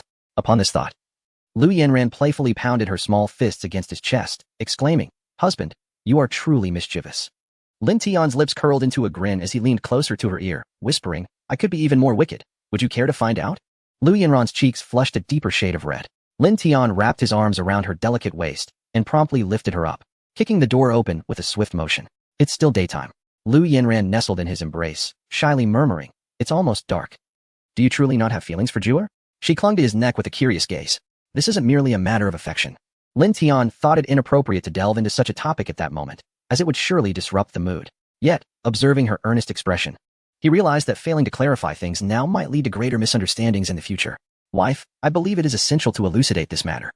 Lin Tian stated with utmost seriousness. Firstly, our family must pay taxes for both of us each year, and with children in the future, those taxes will only increase. Lu Yinran, puzzled, countered, but Juer's family is quite affluent. If you marry her, you need not worry about taxes. Her reasoning was startlingly clear at that moment. Lin Tian felt exasperated. Wife, relying on a woman's wealth for a man's livelihood is quite disgraceful. Lu Yinran's delicate face slightly furrowed. Had she misunderstood? Was there a lack of money? As long as he spoke the word, wouldn't Murongfu and the others eagerly bring it to him? As for taxes, wasn't it just a matter of his command? From this comprehensive analysis, Lu Yinran concluded that Lin Tian had no intention of accepting Guan Juer. Allowing her to move in might very well be the beginning of a new trial. It must be. Chapter 115. An unexpected assistance. Very well, my dear husband. During your absence, let her stay at home with me. It just so happens that our embroidered handkerchiefs have been selling quite well lately. And we can invite Xiao Rou and my cousin over as well. Lin Tian felt somewhat helpless. Why was his wife not the least bit concerned about him? All right, you can invite whomever you wish. While I am away, should you need assistance, feel free to ask my brother-in-law or Xiao Chang. If you encounter something particularly challenging, you may also seek help from your uncle. Rest assured, my husband, I can take care of myself at home. Lu Yinran smiled as she wrapped her arms around his waist, speaking gently. My dear, this time I must go personally. My father and brother fought desperately to help me escape. How could I turn a blind eye to their suffering? And Luo saying, I must trouble you to assist me. As for Juer, why must we bring her up again? Do you so desire for me to marry her? In any case, I will only support one wife. The matter is yours to decide. Lin Tian felt a wave of dizziness. Well then, only one wife. This statement indeed sent a chill through Lu Yinran. Though devoid of jealousy, she saw no reason to allow her husband to dismiss her for another woman. Observing Lin Tian's anger, she playfully nestled into his embrace. Then I shall refrain from mentioning her. My dear, why not tell me how to manage the vegetables in the garden? Upon hearing her finally cease discussing Juer, Lin Tian's spirits lifted. Those vegetables do not require much tending. Simply water them daily. However, do not water them under the scorching sun, as it may scorch the plants. Can watering them really scorch the plants? Shouldn't it cool them down? Lu Yinran inquired with wide, curious eyes. Her sparkling eyes and flawless complexion made one want to pinch her cheeks. When water encounters heat, it evaporates, and during this process, the temperature actually rises rather than falls. Thus, it is best to water them in the morning or afternoon. If pests appear, be sure to catch them promptly. Seeing her still bewildered, Lin Tian could only chuckle. It's not as complicated as you think. Over at the greenhouse, remember to roll up the curtains in the morning and let them down at night. The temperature within the greenhouse must be carefully regulated for the vegetables. Lu Yinran nodded vigorously. Observing her earnestness brought a smile to Lin Tian's face. Wife, our garden depends entirely on you. Otherwise, we shall only have plain rice to eat all winter. Lu Yinran's expression changed dramatically. The responsibility of the garden's treasures now rested upon her shoulders. The pressure was immense. What if she inadvertently killed a single plant? It would break her heart. My clever wife, you shall manage it just fine. Treat them as ordinary vegetables. If you have questions, simply consult the village women or your cousin. Anyone who has grown vegetables knows how to care for them. Lin Tian reassured her. I will give it a try. Lu Yinran replied with determination. My dear, do return swiftly. I fear I may inadvertently cause the vegetables to wither. Should they perish, be prepared to taste the meat. My dear. The unexpected jest left her momentarily speechless. What is the matter? We are but an old married couple. Why still bear such shyness? Lin Tian chuckled. Now that we've laid our cards on the table, there is no reason for embarrassment. My dear. All right. I shall speak no more.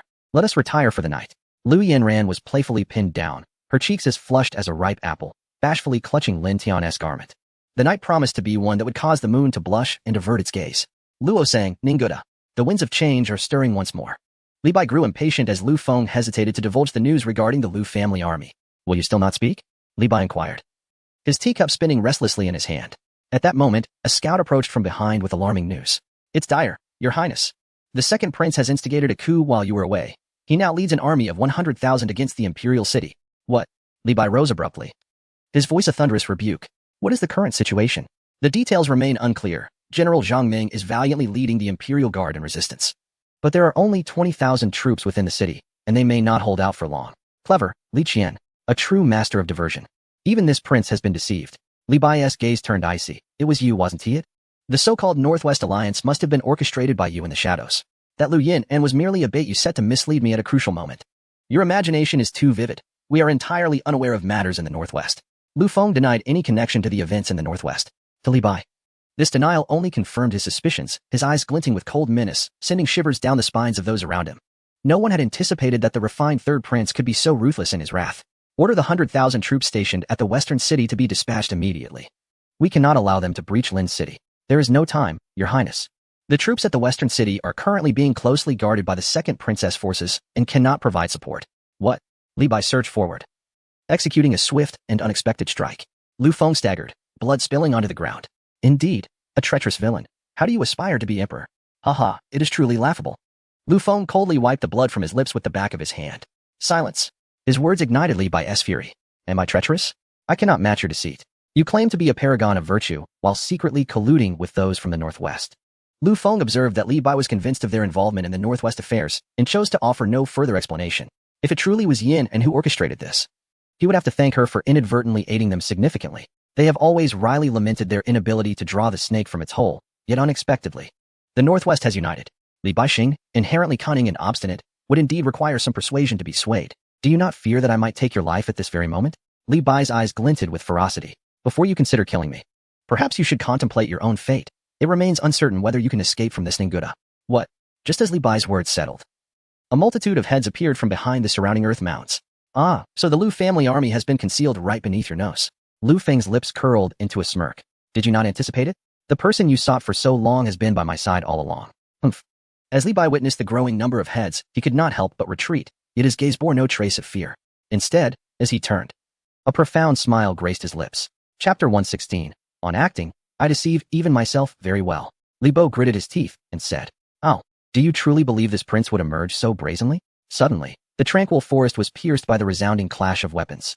The noise was thunderous, reminiscent of a large-scale battle. A sly smile crept across Li Bo's lips.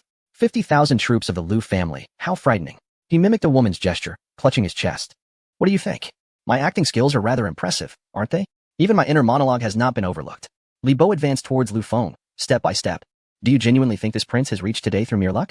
Remember, I endured scorn in the palace and ascended to this point solely through the art of deception. Even deceiving myself. At last, I have successfully lured out your Lu family army. Lu Feng's gaze darkened as he observed the heavy casualties among the Lu troops. I indeed underestimated you. Heh, this prince relishes the sight of your expression, one of disdain yet impotence against me. Truly contemptible.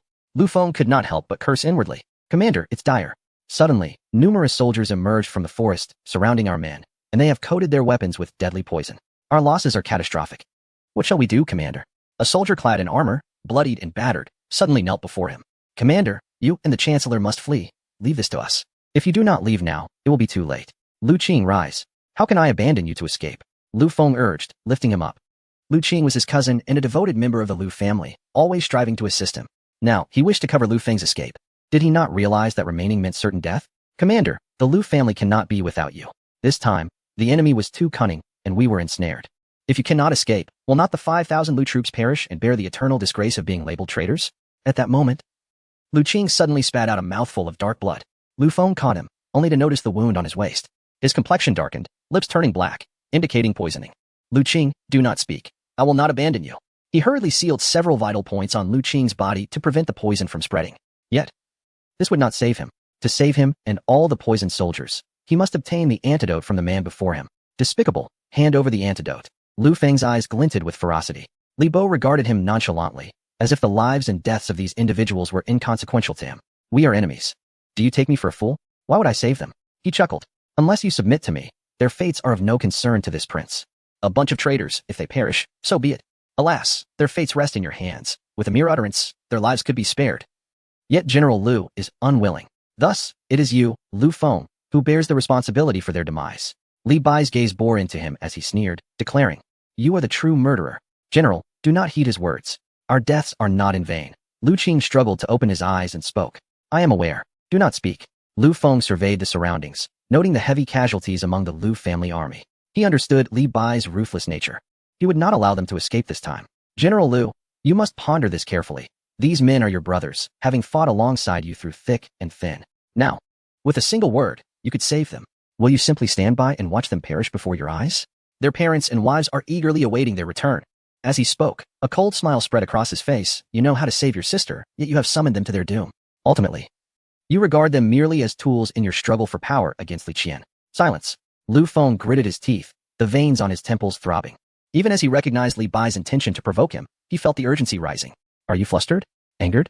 Li Bai observed his success with satisfaction, clapping his hands. Soon, they brought forth a bloody Lu Yu. General Lu, while you may not pity these soldiers, you must consider Prime Minister Lu. At his age, he cannot endure such brutal torture, Li Bai thought to himself, smirking. Lu Feng was renowned for his filial piety. Having captured Lu Yu, Li Bai was confident that Lu Feng would yield. He sought to ensure Lu Feng would be torn between loyalty and filial duty. Do you look down upon him? Yet here he is, firmly beneath your heel, unable to voice a single protest. With each passing moment, more lives were lost. Lu Feng's eyes blazed crimson. His fists clenched tightly. Silence. The cacophony of clashing swords and blades filled the air. Just as he grappled with his indecision, Liu Yu stirred. In a feeble voice, he uttered, Fenger, I know what you are contemplating. You must not. If we are to die today, let it be alongside our comrades. But we shall not acquiesce to him. With great effort, Liu Yu managed to speak, only to be met with a brutal kick from Li Bai, causing him to faint once more. Curse that old fool. Take him away, Li Bai exclaimed, shaking his sleeve in anger. Turning back to Lu Feng, he coldly remarked, Have you made your decision? This prince values talent. Should you resolutely oppose me, your only fate today is death. At that moment, a purple fireworks signal erupted in the sky. Upon seeing it, Lu Feng's face lit up with elation. This was the signal from the second prince. Their reinforcements had arrived. Damn it! Li Bai recognized that this was not their signal, cursing inwardly. Just as he was about to force Lu Feng into submission, their reinforcements had unexpectedly arrived. Nevertheless, if he could capture Liu Yu, he would possess leverage to negotiate with Lu Feng. Indeed. Report. Third prince. Our scouts have discovered the second prince's army advancing from 20 li away. Li Bai remarked coldly. How many troops do they have? Approximately 100,000. The messenger replied with a serious countenance. Li Bai's gaze turned fierce. What is the situation in the imperial city? Due to the second prince's sudden retreat, there are currently no issues. Withdraw at once. Li Bai snorted dismissively and prepared to depart. As Lu Feng noticed his intention to leave, he made his move. However, he was intercepted by a skilled individual beside Li Bai. Return my father to me, Lu Feng exclaimed, brimming with murderous intent, each strike aimed at lethal precision. Yet, Li Bai paid him no mind, leaving only a mocking smile as he led his group away in haste, watching them gradually vanish. Lu Feng could only contend with the adversary before him while shouting in frustration, Li Bai, if you dare to harm my father, I will never let you go. Ultimately, Lu Feng could not save his beloved father, helplessly witnessing him being taken away by Li Bai. It was a deliberate act. Initially, he had conspired against the Lu family, leading to their downfall, banishment to Ningguda, never to return to court. Now, he had intentionally captured Lu Feng's father to leverage against him. Li Bai. Lu Feng nearly spat the name through gritted teeth. Chapter 117 Departure to Rosong in the Realm of Dian. At the quaint Xiaogou, Lin Tian rose early one morning to find Guizhuer standing at the door, burdened with numerous packages. Brother Lin, I have arrived, she exclaimed. Upon observing the items in her arms, Lin Tian could only manage an awkward smile and said, Well, Zhuer, you really didn't need to bring anything. We live in the same village. You can always change your clothes at home. Guizhuer's eyes sparkled with mirth as she replied, That would be too troublesome. I've brought everything with me. After saying this, she looked at Lin Tian with eager anticipation. Now, Brother Lin, I shall go find Sister Lu. With that, she dashed inside. Lin Tian could only retract his hand, which had been poised in the air, feeling somewhat exasperated. This marked his first journey away from home, heading to Rosong. He thought to himself, they wouldn't be departing until tomorrow, and as he surveyed the disheveled shelves, he rolled up his sleeves, preparing to tidy up. Just then, Morong Fu and his companions galloped in hastily on horseback.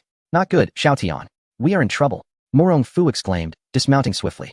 News from Rosong indicates that the third prince has instigated a rebellion and has captured Prime Minister Liu, who is Yanran's father. What? Lin Tian reacted, unable to suppress the surge of anger within him. He had heard Morong Fu and the others speak of the current turmoil in Rosong. Now, with the third prince having seized Yanran's father, it was inevitable that he would endure torment. What if the elder man could not withstand it? Yanran would be heartbroken. I understand. Old man, have you made the necessary arrangements? If all is in order, let us set forth. He turned to Morong Fu, his expression unusually grave. As the Emperor of Dian, Morong Fu, despite his own urgency, had to heed their plans. Everything has been arranged, he confirmed. Morong Fu had no choice but to ensure everything was in order. Upon learning of the situation, the three of them had immediately set about organizing the troops and addressing the matters at hand. Please wait here for a moment. I shall inform Yanran, he said, turning to leave, only to reconsider and decide it best not to disclose this matter to his wife, to spare her unnecessary worry. This matter, I implore you, do not mention it to Yanran.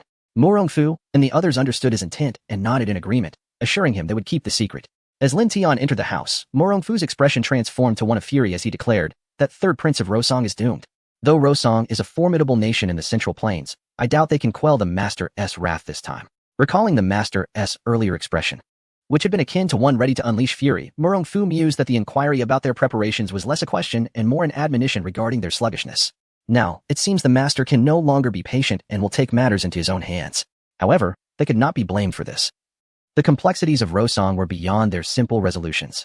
I too sensed the master's anger, Qin Zheng remarked, swallowing hard. The consequences of the master's ire were daunting, and he felt his heart race, his flesh quiver.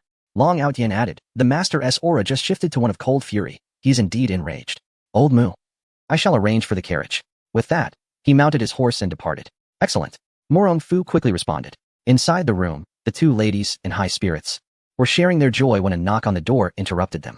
Lu Yinran opened the door to find Lin Tian smiling broadly. My dear wife. The esteemed Master Mu has indicated that today is an auspicious day for a long journey. Lin Tian felt a surge of admiration for himself, managing to lie without a hint of shame. Yet, knowing it was for his wife's sake, he endeavored to maintain his smile and added, I shall gather a few garments and join them shortly. Ah? Lu Yinran was taken aback, pondering how Morong Fu, being an emperor, would even consider such matters. Moreover, they were leaving in such haste. Could something have occurred at Luosang? Her intuition proved remarkably accurate.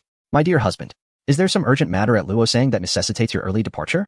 Lin Tian was surprised by her keen insight, realizing that without a little theatrical performance, he could not deceive her. He chuckled and replied, what could possibly happen? Your husband is personally taking charge. Is there any need for concern? Lu Yinran opened her mouth, reassured by his words. After all, who was her husband? An extraordinary master. Upon hearing this, even Guan Zhuer, who stood nearby, wore an envious expression. It was known that when her own family faced difficulties, the master had merely dispatched Morong Fu and the others to resolve the issues. Now, for Lu Yinran. He was taking personal action. Indeed, Lu Yinran held a unique position in the master's heart, which only fueled Guan Zhuer's envy. Observing Guan Zhuer's expression, Lu Yinran could not help but feel a sense of delight within, casting aside her worries as she attentively gathered Lin Tian's clothes from the wardrobe. Take care of yourself on the long journey to Luosang, she advised gently. Lin Tian responded casually, a few garments will suffice. I have no particular preferences. Nonsense.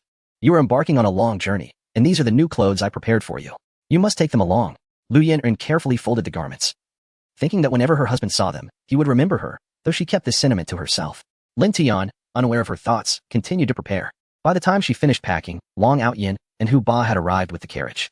It was then that Lu Yinran truly grasped the reality of her impending separation from Lin Tian.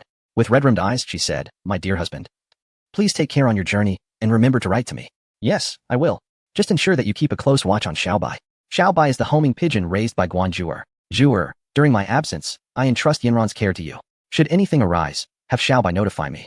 Guan Zhuer, upon being named, nodded earnestly, her eyes glistening with unshed tears, unable to distinguish whether her sadness stemmed from the impending separation or other emotions. By the way, at that moment, Lin Tian recalled Li Xiaoqiang and could not help but say, My dear wife, the Xiaoqiang family is facing difficulties, and now Dia has fallen ill. During my absence, please extend your assistance to him. At home, we are not lacking in vegetables and can certainly spare some for their family. If they require financial assistance but feel too embarrassed to ask, you may discreetly offer them help. Lu Yinran nodded in understanding. Dia's illness necessitates careful attention. Her husband subtly reminded her not to forget to deliver the medicine to Dia. He could see that her husband held great affection for Li Xiaoqiang's family. Undoubtedly for a reason. Should anything happen to Dia due to her negligence, the burden of guilt would be immense. Rest assured, my husband. I am fully aware of this. Lu Yinran smiled and nodded, her sweet smile prompting Lin Tian to affectionately pinch her cheek. Be good and wait for my return. The couple displayed their affection, leaving Guan Zhuer feeling even more envious. When would her master treat her with such tenderness? Let us depart. After bidding farewell, Lin Tian turned to Morong Fu and said. Lu Yinran's eyes glistened with unshed tears, yet she understood that crying at this moment would bring ill fortune. She could only gaze at him with deep emotion. Lin Tian climbed onto the carriage and turned back to flash her a smile.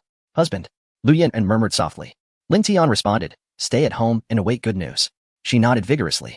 Morong Fu and the others mounted their horses and respectfully clasped their fists towards her, saying, Madam. We are setting off. Chapter 118. Finally meeting the master on the journey, Morong Fu and his companions engaged in casual conversation with Lin Tian. For him, who had never ventured beyond the city of Yanjing, this was indeed a delightful enlightenment. The Daxiangxi region borders Bailing to the east and Yin to the north, with the Qin kingdom situated above them. Remarkably, all three nations are intertwined with the Yellow River Basin. Consequently, they deliberated on the establishment of ports and canals in the countries traversed by the Yellow River, aiming to bolster trade and cultural exchanges among nations. This would empower the Northwest to assert its dominance. Their expedition to Luosang was motivated by the desire to negotiate with this newfound strength. They believed that the lady's family were not treacherous subjects and aspired for the Emperor of Luosang to thoroughly investigate the matter. Should they refuse, they would resort to more forceful measures.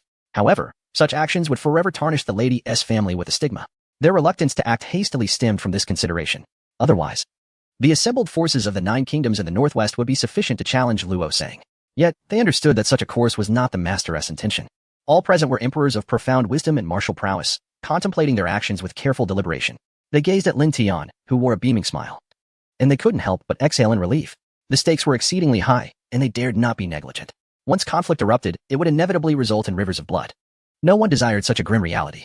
Upon hearing their analysis, Lin Tian couldn't help but marvel at the foresight of these esteemed elders, who had considered Yin and S situations so thoroughly. He found himself at a loss for how to express his gratitude, with no outsiders present. Did the master still need to maintain a facade? Qin Zheng appeared perplexed. Morong Fu, with a warm smile, replied, "You flatter us. We will undoubtedly require your assistance in the future." Seeing his benevolent smile, Lin Tian felt that the Emperor of Dian truly cherished his people. After all, he was merely a blacksmith. What could he possibly offer? He could forge a few kitchen knives, but with royal chefs at hand, such skills were hardly necessary. Moreover, it had been quite some time since the old gentleman had brought along the knife he had forged last time. Lin Tian mused that it was indeed impractical. The old gentleman probably pitied him, generously bestowing a few dozen taels of silver for him to spend. Alas, he had overestimated his own worth. How could a master of martial arts possibly value his craftsmanship? As they neared the borders of Bailing, Morong Fu turned his gaze toward the window. Qinghe County was the closest point to Bailing. He remarked, "Once we pass the Qingfeng Mountain ahead, we will reach Bailing's territory. Beyond that lies the divine martial sect. Master, would you care to pay a visit?" He dared not pose the question. Upon hearing that they were nearing Bailing, Lin Tian recalled that Guanju was the saintess of the divine martial sect. He had yet to see what a martial arts sect truly looked like. Was it akin to what was portrayed on television? Curiosity lingered, yet they were here on serious business, not for idle amusement. He merely glanced outside, refraining from speaking. Noticing Lin Tian's silence, Morong Fu felt the scales of his heart tipping ever more in favor of Lu Yanran. Indeed, the lady held a unique and significant place in the master's esteem. Even though the master may have a fondness for Guanjuer, it is impossible to draw comparisons with the lady. Glancing at Long Outyen, the latter nodded in understanding, evidently recognizing the situation. Since the master had not spoken, they could not take it upon themselves to act. Long Outyen instructed Hu Ba and Kong Xingyun outside the carriage to continue on their journey. The two responsible for driving the carriage exchanged glances, their eyes reflecting the same question. Was the master not going to visit the divine martial sect? They had all participated in the previous incident, yet their orders now were to proceed. This indicated that the master had no intention of visiting the divine martial sect. The two were perplexed. Within the halls of the divine martial sect, Guan Hai received a carrier pigeon from Guanjuer. The letter stated that the master had set off that morning. Guan Hai was filled with excitement, realizing that they would arrive within the boundaries of Bailing by afternoon or evening. The divine martial sect was an unavoidable stop. Should he personally go to pay his respects to the master? Yet, would it anger the master if he visited without permission? Guan Hai stared at the letter, torn by indecision as darkness gradually enveloped the sky, rendering visibility nearly impossible. Noticing Lin Tian was hastening their journey, Morong Fu arranged for the carriage to be taken to the dock, as traveling by water would be significantly faster. "Little Tian, if we take the water route from here, we can save 2 days," Morong Fu remarked. Just then, a man dressed in splendid attire, accompanied by a retinue, awaited respectfully at the dock. Behind them was a magnificent and grand ship. "You have arrived," Chu Xiong exclaimed excitedly, bowing deeply to Lin Tian. Before their departure, Morong Fu had informed him that if the master did not intend to visit the divine martial sect, he should arrange for a ship to be ready here. Grateful, he looked at Morong Fu, who had afforded him the opportunity to meet the master. Lin Tian was taken aback as he observed the bowing figure. "Who is this?" Morong Fu quickly introduced. "Oh, little Tian, this is the Emperor of Bailing, Chu Xiong." The Emperor of Bailing? Could it be that he was aware of Yinran's true identity? Seeing the obsequious expression on his face, Lin Tian realized it must be the case. Otherwise, why would he bow? Thus, he politely smiled. "Ah, it is an honor to meet you, Senior Chu." The master spoke to him, addressing him as senior, and he did so with a smile. Could it be that he had been forgiven? Chu Xiong exclaimed in excitement. "You may call me old Chu. I cannot bear being called senior." He bowed respectfully once more, leaving Lin Tian feeling quite awkward. Had he inadvertently married into wealth and beauty, thus ascending to the pinnacle of life? Why did he feel as though he was heading in that direction? Surrounded by a group of emperors, all grinning at him, he found it utterly surreal and difficult to accept such a contrast. A life of dependency on others was not appealing. If this plot continued to unfold, would he not eventually become a son-in-law? After all, with Yinran's identity, what if one day she grew weary of her rural life and wished to return to her original world? This thought instilled an inexplicable sense of crisis within him. Gazing at Morong Fu, I felt it imperative to cultivate a favorable relationship with him. In the future, it might facilitate my pursuit of a modest official position, ensuring I would not be unworthy of my esteemed wife. "After you," I gestured. Chu Xiong observed Lin Tian with a slight frown, fearing he had neglected the master in his eagerness to converse. Morong Fu and his companion swaggered behind Lin Tian. "Old Chu, your arrangements are quite commendable," Morong Fu remarked, surveying the ship, which was replete with luxuries. "Brother Mu, you flatter me," I began, but before I could finish my sentence, I was met with a fierce glare from Morong Fu, prompting me to quickly amend my words. With everyone present, how could I possibly be remiss? Lin Tian was taken aback to witness the Emperor of Bailing treating Murong Fu like a subordinate, his admiration for him deepening. Recently, he had heard that Murong Fu had compelled Bailing to cede 13 cities, propelling Dian to become the third most formidable nation in the northwest. Did this not imply that Bailing's status had been usurped by Dian? Upon entering the lavish ship, Lin Tian was greeted by a sumptuous dinner laid out on the table, with a row of maidservants standing by, awaiting their needs. Please, take a seat. Chu Xiang stepped forward to pull a chair for Lin Tian. This treatment. Lin Tian felt a slight twitch at the corner of his mouth, striving to refrain from appearing like a rustic. The others took their seats in order, with Murong Fu as the master's confidant, naturally sitting beside Lin Tian, his face beaming with pride. Lin Tian smiled at him, thinking to himself that the old man truly understood the nuances of etiquette. Sitting beside him alleviated his tension. However, Murong Fu interpreted this smile as a sign of the master's satisfaction with the arrangements. He promptly asked, Xiao Tian, what do you think of Chu Xiang's arrangements? Upon hearing this, Chu Xiang became visibly anxious. Lin Tian replied, Old man, this arrangement is not merely good, it is exceptionally splendid. Noticing the maidservants attentively watching them, he added, however, it's merely a meal. There is no need for such scrutiny. With that, Chu Xiang immediately dismissed the maidservants. Chapter 119, The Edibility of Water Chestnuts Here. Partake in our culinary offerings. These are the exquisite specialties of Bailing. I wonder if they suit your palate. As Lin Tian gazed upon the array of delicately crafted dishes before him, his mouth watered in anticipation. The mere appearance of the food promised a delightful experience. A subtle smile graced his lips, for the sight alone was enough to awaken his appetite. At that moment, a melodious song drifted in from outside. Gather a handful of bamboo leaves, brew a pot of tea, the verdant tea, fresh and fragrant. My dear sister is harvesting water chestnuts. Her face beneath the hat is redder than the chestnuts. The green tea is fragrant, and the sister's heart is sweeter than the chestnuts. Plucking a lotus leaf to wear on her head, such a charming sight, she is adored. The harmonious voices of both men and women resonated from the deck outside. It was Lin Tian's first encounter with live singing, and the enchanting melodies seemed reminiscent of folk tunes. Harvesting water chestnuts? Curiosity piqued. He rose and ventured outside to investigate. The others seated nearby swiftly followed suit. Before them lay a scene of 17 or 18 small boats, each adorned with lanterns at their bows. The golden glow illuminated the waters surrounding the vessels, revealing a hint of reddish-brown on the surface. Observing this, Chu Xiong quickly explained, it is now mid-autumn, the season when water chestnuts ripen. This area is abundant with them. And with the gentle evening breeze and pleasant temperature, the locals come out at night to gather the harvest. Nodding in understanding, Lin Tian noticed that each small boat was filled with men and women, all wearing smiles that illuminated their faces despite the patches on their clothing. Their enthusiasm for singing was undeterred. He observed as they rolled up their sleeves, with some men even donning simple jackets to dive right into the task. Are water chestnuts truly delicious? Lin Tian pondered, recalling his studies that had introduced him to this delicacy native to the southern regions, though he had never ventured there himself. His curiosity was now fully aroused. Noticing Lin Tian's interest, Chu Xiong exclaimed, Ah, it seems our esteemed guest wishes to taste them. Please hold on. I shall have someone fetch some for you. He promptly instructed a companion to attend to the request. Lin Tian felt a twinge of embarrassment at the thought of causing such a commotion for a mere taste. However, before he could voice his objections, the individual had already departed. Chu Xiong continued, water chestnuts are indeed a hallmark of Bailing, unique to this region. Once the season passes, one must wait until next year to savor them again. Since you are here, you must indulge. Raw water chestnuts are crisp and sweet, while cooked ones become even more tender and exquisite in flavor. After Chu Xiong's explanation, Lin Tian felt he had gained a fair understanding of water chestnuts. Observing the women skillfully harvesting them, he couldn't help but reflect on the hardships of life. He inquired, is it true that Bailing, like Dian, has a surplus of men compared to women? At this, Murong Fu shrank his neck in dismay. Chu Xiong, sensing the awkwardness, quickly affirmed, indeed, not just us. Nearly every nation experiences the same disparity. Lin Tian began to comprehend the reality of their circumstances. In this age of cold weaponry, warfare hinged entirely on the strength of numbers. To be alive is indeed a challenging endeavor. Upon closer inspection, among the 17 or 18 small boats, only 3 contain men.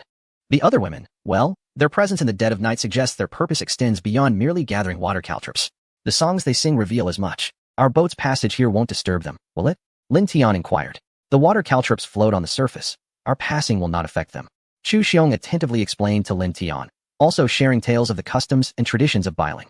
He remarked, Bailing celebrates several traditional festivals, such as the Daughters' Festival, the Mid-Autumn Festival, and the Water Caltrop Harvest Festival.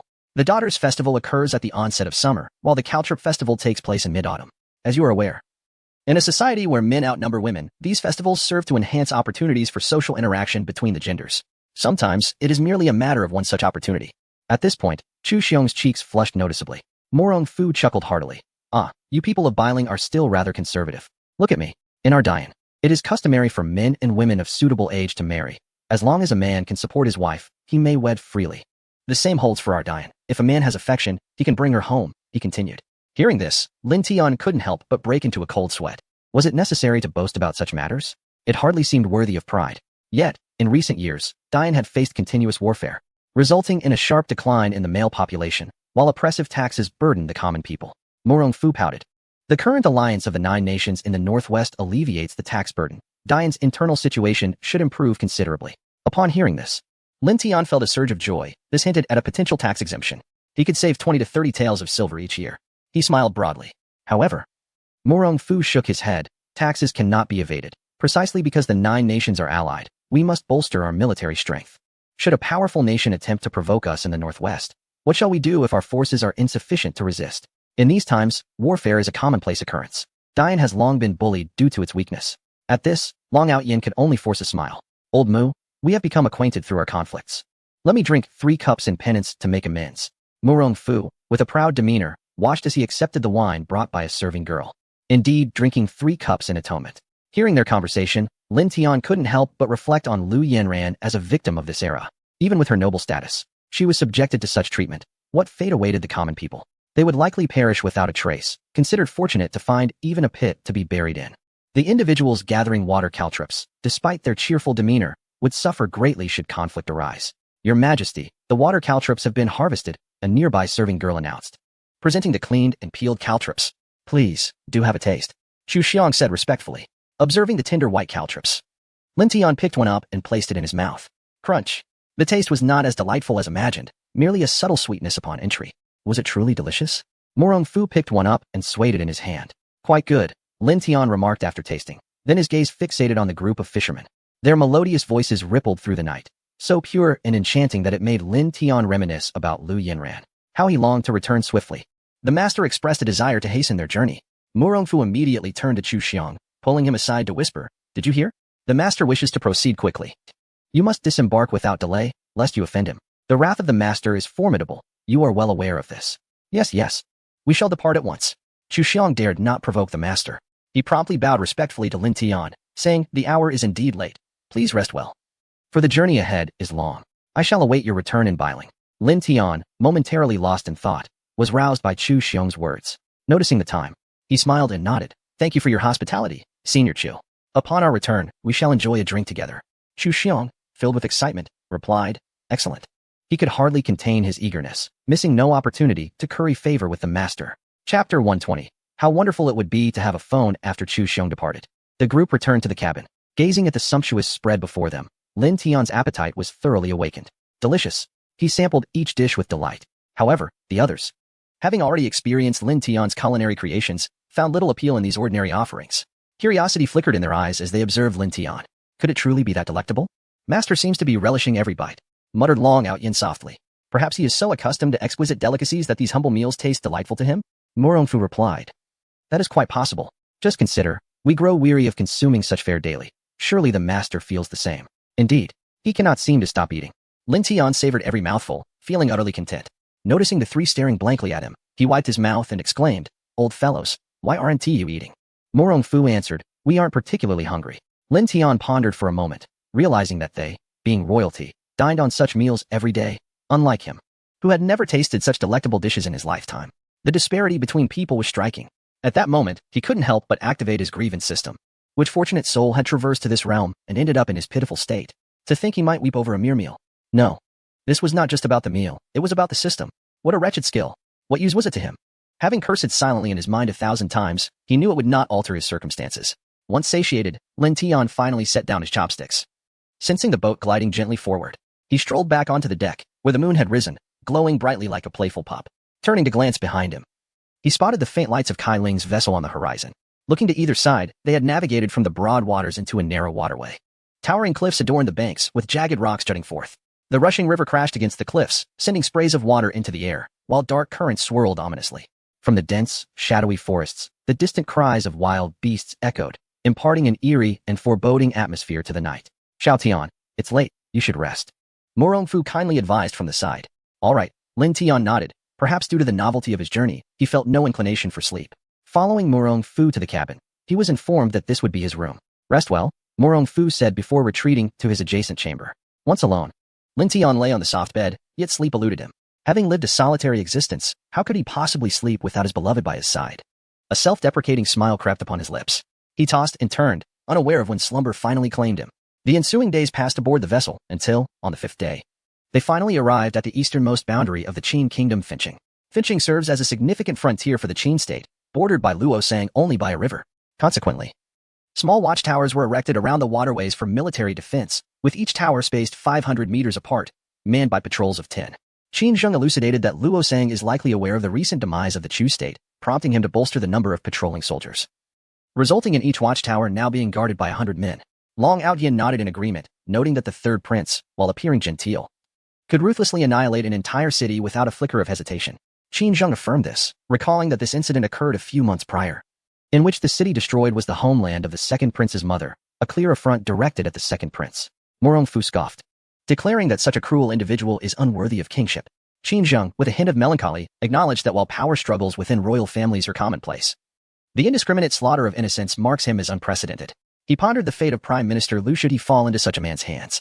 Morong Fu interjected, insisting that the Prime Minister would not be harmed, as they had gathered intelligence indicating that Prime Minister Lu is not only a senior figure in Luosang, but also the mentor of the second prince. Therefore, he would be safe.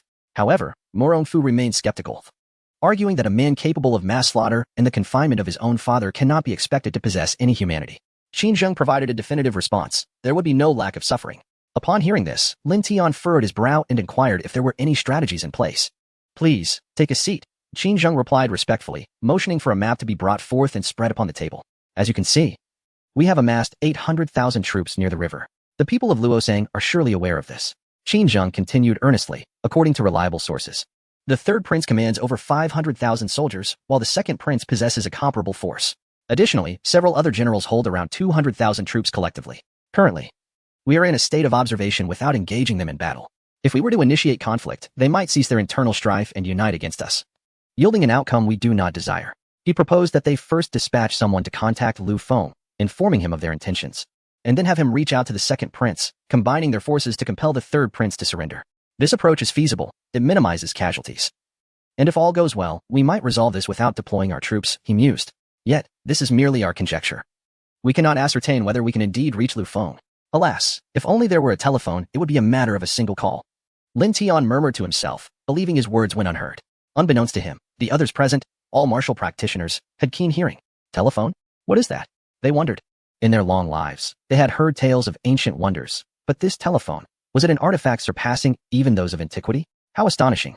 The expressions on the faces of the few individuals were inscrutable. What treasure is a telephone? Morong Fu inquired with curiosity. He was taken aback to realize that his musings had been overheard. Embarrassed, he chuckled. Oh, the telephone is merely a communication device, akin to Xiaobai. Even if I am in Dian, and you are in Luosang, I can simply make a call. And you will not only hear my voice but also see me in person. It is truly remarkable. Long Outyin could not help but exclaim in admiration. Lin Tian smiled, choosing not to elaborate further, contemplating that while the telephone is commonplace in modern times, it is indeed a rarity in this ancient era. Morong Fu, enlightened by Lin Tian's words, exclaimed, indeed, we could use it to send messages. Crossing the river is too obvious. We would be discovered before we even reach the other side. Qin Zheng remarked helplessly. Moreover, we are currently facing internal and external troubles in Luosang. If we are to cross the river without being detected, I might have a method, Lin Tian pondered. He had previously taken a liking to gliding and had even purchased a bat-like flight suit. If he could devise something along those lines, crossing the river before them would pose no difficulty. The other two listened intently, their eyes wide with anticipation. I can create a flying device, but it will require some time and certain materials that you will need to gather. If feasible, crossing the river will be no problem. Lin Tian mused while stroking his chin. Morong Fu, astonished, asked, a flying device? Can you truly make one? He immediately cursed himself for daring to doubt the master's abilities. How foolish. Long Outyin interjected excitedly. Then can you create a telephone? The question left him feeling rather awkward. Lin Tian chuckled sheepishly. Well, first let me tell you about the materials I need, and you can help me procure them. Long Outyin realized he had overstepped by asking about the telephone, for it was a treasure far beyond mere ancient artifacts, something the master could hardly disclose. Chapter 121. The Qin State Forging Camp. Upon hearing that the master intended to create a flying apparatus, the three were filled with curiosity. Qin Zheng led them into the military encampment, which sprawled for several kilometers, resembling a series of small hills. The sight of 800,000 troops stationed in such a formidable formation left Lin Tian in awe. "Please, come inside." He was invited as they approached the main tent. Qin Zheng, intrigued, inquired about the materials Lin Tian required. "Report. Your Majesty, General Mo requests an audience." Mo Yi, another formidable general under Qin Zheng, was known for his calm demeanor and was often compared to He Jun, the north and south war gods of the Qin state. He Jun was tasked with guarding the Great Wall, while Mo Yi oversaw the defense of the eastern Yellow River region. Together, they safeguarded the tranquility of the Qin borders. Though their temperaments were quite distinct, He Jun was stubborn and inflexible, whereas Mo Yi displayed a balance of strength and gentleness, adept at utilizing minimal effort for maximum effect. Before long, a young man in his 30s entered the tent. He stood nearly 6 feet 3 inches tall, with striking features accentuated by his dark armor, which lent him an imposing presence. What remarkable height! Lin Tian mused, observing him closely. It was evident he had benefited from ample calcium as a child. Upon entering, Mo Yi immediately noticed Lin Tian, who occupied the commander's seat, while even the revered Qin Wang was relegated to his right side. Mo Yi had previously heard of the extraordinary figure whom Qin Wang esteemed so highly. He Jun had faced punishment for offending this individual and was now bedridden. Could this be the one? Surely, someone so revered must possess exceptional qualities. Yet, upon closer inspection, this young man in his 20s appeared unremarkable, with clear, innocent eyes that suggested a lack of martial prowess. Shouldn't a master of unparalleled skill possess a piercing gaze and silver hair? Fearing that Mo's scrutiny might lead to another incident akin to what had befallen He Jun, Qin Zheng hastened to introduce him. This man is also one of our esteemed generals, known as the North War God, Mo Yi. He began his military career at 16 and has since achieved remarkable feats, now commanding the 3 armies at a young age. Your Majesty is too gracious. I am but a humble servant, Mo Yi responded, anxious not to disgrace himself before the vast army, fully aware of the consequences that He Jun faced. Additionally, he had overheard discussions outside the tent regarding the master's intent to forge something related to flight. Flight? How does one achieve flight? Mo Yi queried, extending his greetings. Hello, Master. Lin Tian offered a polite smile. Realizing Lin Tian's true identity, Mo Yi felt an invisible weight in that smile. Master, the materials you requested have been gathered, he declared, summoning the soldiers to present the array of materials. Master? Lin Tian questioned, puzzled by the title, wondering if they were merely ignorant of what flying materials entailed, thus attributing such grandeur to him. Awkward. Hasten to clarify. Do not address me as a master. What I aspire to create operates on the same principle as a kite, merely differing in the materials employed. Thus it cannot be deemed extraordinary. Is it not akin to a grand kite? The distinction lies in the fact that they once merely flew kites, while what I now endeavor to construct is a kite meant to carry a person. Qin Zheng immediately grasped the implication and shot a stern glance at Mo Xie. The master detests being referred to as such. Mo Xie, since the materials are gathered, proceed forthwith and instruct that upon encountering this individual, one must exhibit the same reverence as one would towards the solitary. A dignitary? Mo Xie found himself momentarily perplexed. Is this individual not a master, but indeed a dignitary? Witnessing Qin Wang's profound respect, it appeared genuine rather than feigned. One could hardly fathom what sort of aerial apparatus could serve such a purpose. Could it genuinely enable them to soar across the Yellow River? Such notions seemed utterly fantastical, the musings of a dreamer. Despite harboring numerous doubts, Qin Wang's courteous demeanor suggested that this dignitary possessed remarkable abilities. Thus, he withdrew. Lin Tian surveyed the materials strewn upon the ground and observed that the wood and iron rods brought forth were excessively bulky, akin to the girth of a wrist. They were hardly fit for the purpose at hand. Such weight would render any grand kite virtually incapable of flight. Recalling the earlier gaze Mo Xie had cast upon him, it was evident that he shared the same sentiment. Lin Tian chuckled helplessly, Senior Qin. Qin Zheng found this appellation somewhat awkward and promptly responded, You may call me Old Qin. To address him as Old Qin? He lacked the audacity for such familiarity. Embarrassed, he coughed discreetly, covering his mouth with a fist. Then, shall I refer to you as Qin Lao? Qin Zheng nodded vigorously. Whatever you choose to call me is acceptable. Do as you please. Lin Tian's lips twitched in amusement, realizing the formidable influence his wife wielded. This indulgence was indeed quite delightful. He remarked, These iron rods and wooden sticks are excessively heavy. Is there anything lighter available? Qin Zheng fixed his gaze upon the iron rod and summoned Mo Xie once more. Mo Xie, are there any thinner iron rods or wooden sticks? Mo Xie replied respectfully. As for wooden sticks, yes, but there are no thinner iron rods. The military has only managed to procure these dimensions. None finer can be found. In the age of cold weapons, the consumption of iron was immense, while its extraction was severely limited. The number of individuals engaged in the blacksmithing trade was exceedingly small, as the work was both grimy and arduous, often regarded as the lowest of professions. Over time, few were willing to undertake such labor. Each military camp possessed a foundry, tasked with crafting weapons for the army. However, the blacksmiths who forged these weapons held a significantly higher status than the average laborer. Lin Tian smiled. No matter. Lead me to the foundry. I shall refine the materials myself. The master intends to take matters into his own hands. May we observe and learn from him? A glimmer of eagerness shone in Qin Zheng's eyes. Mo Xia was astonished. Could it be that this dignitary possessed the skills to forge iron? Yet, regardless of one's proficiency in blacksmithing, could one not merely be considered a skilled artisan? It was truly perplexing why His Majesty would bestow such respect upon him. Mo Xia, do not delay, lead the way, Qin Zheng commanded. The gleam of excitement in his eyes only deepened his perplexity. Perhaps he should secretly linger a while longer to observe? This way, please. Mo Yi gestured, leading the group behind him. The so-called forging camp was situated in the most secluded corner, near the outskirts. Upon arrival, the familiar sound of clinking metal resonated in the air. We have arrived. This is the forging camp, Lin Tian affirmed, a subtle smile gracing his lips. The waves of heat enveloping the atmosphere, accompanied by the shouts of blacksmiths, felt remarkably familiar, evoking memories of the time he wielded a hammer, drenched in sweat. At that moment, a man clad in a brown coat with a scruffy beard emerged from within. His muscular physique was accentuated by the air, causing the sinews in his arms to twitch uncontrollably. The man, curious, had never met Qin Zheng, yet he recognized Mo Yi. What brings the Supreme Commander here today? Old Iron, this is His Majesty, and these gentlemen are esteemed guests of the throne. You should show your respects. Upon hearing this, Iron Bull promptly knelt on one knee. Your humble servant, Iron Bull, commander of the forging camp, pays his respects to your Majesty. Good heavens, His Majesty is here. He had actually seen King Qin. Rise. Qin Zheng instructed, turning his gaze towards Lin Tian. My lord, this is the forging camp. Please take a look inside. My lord? Iron Bull thought. Astonished that even His Majesty addressed this young man as such.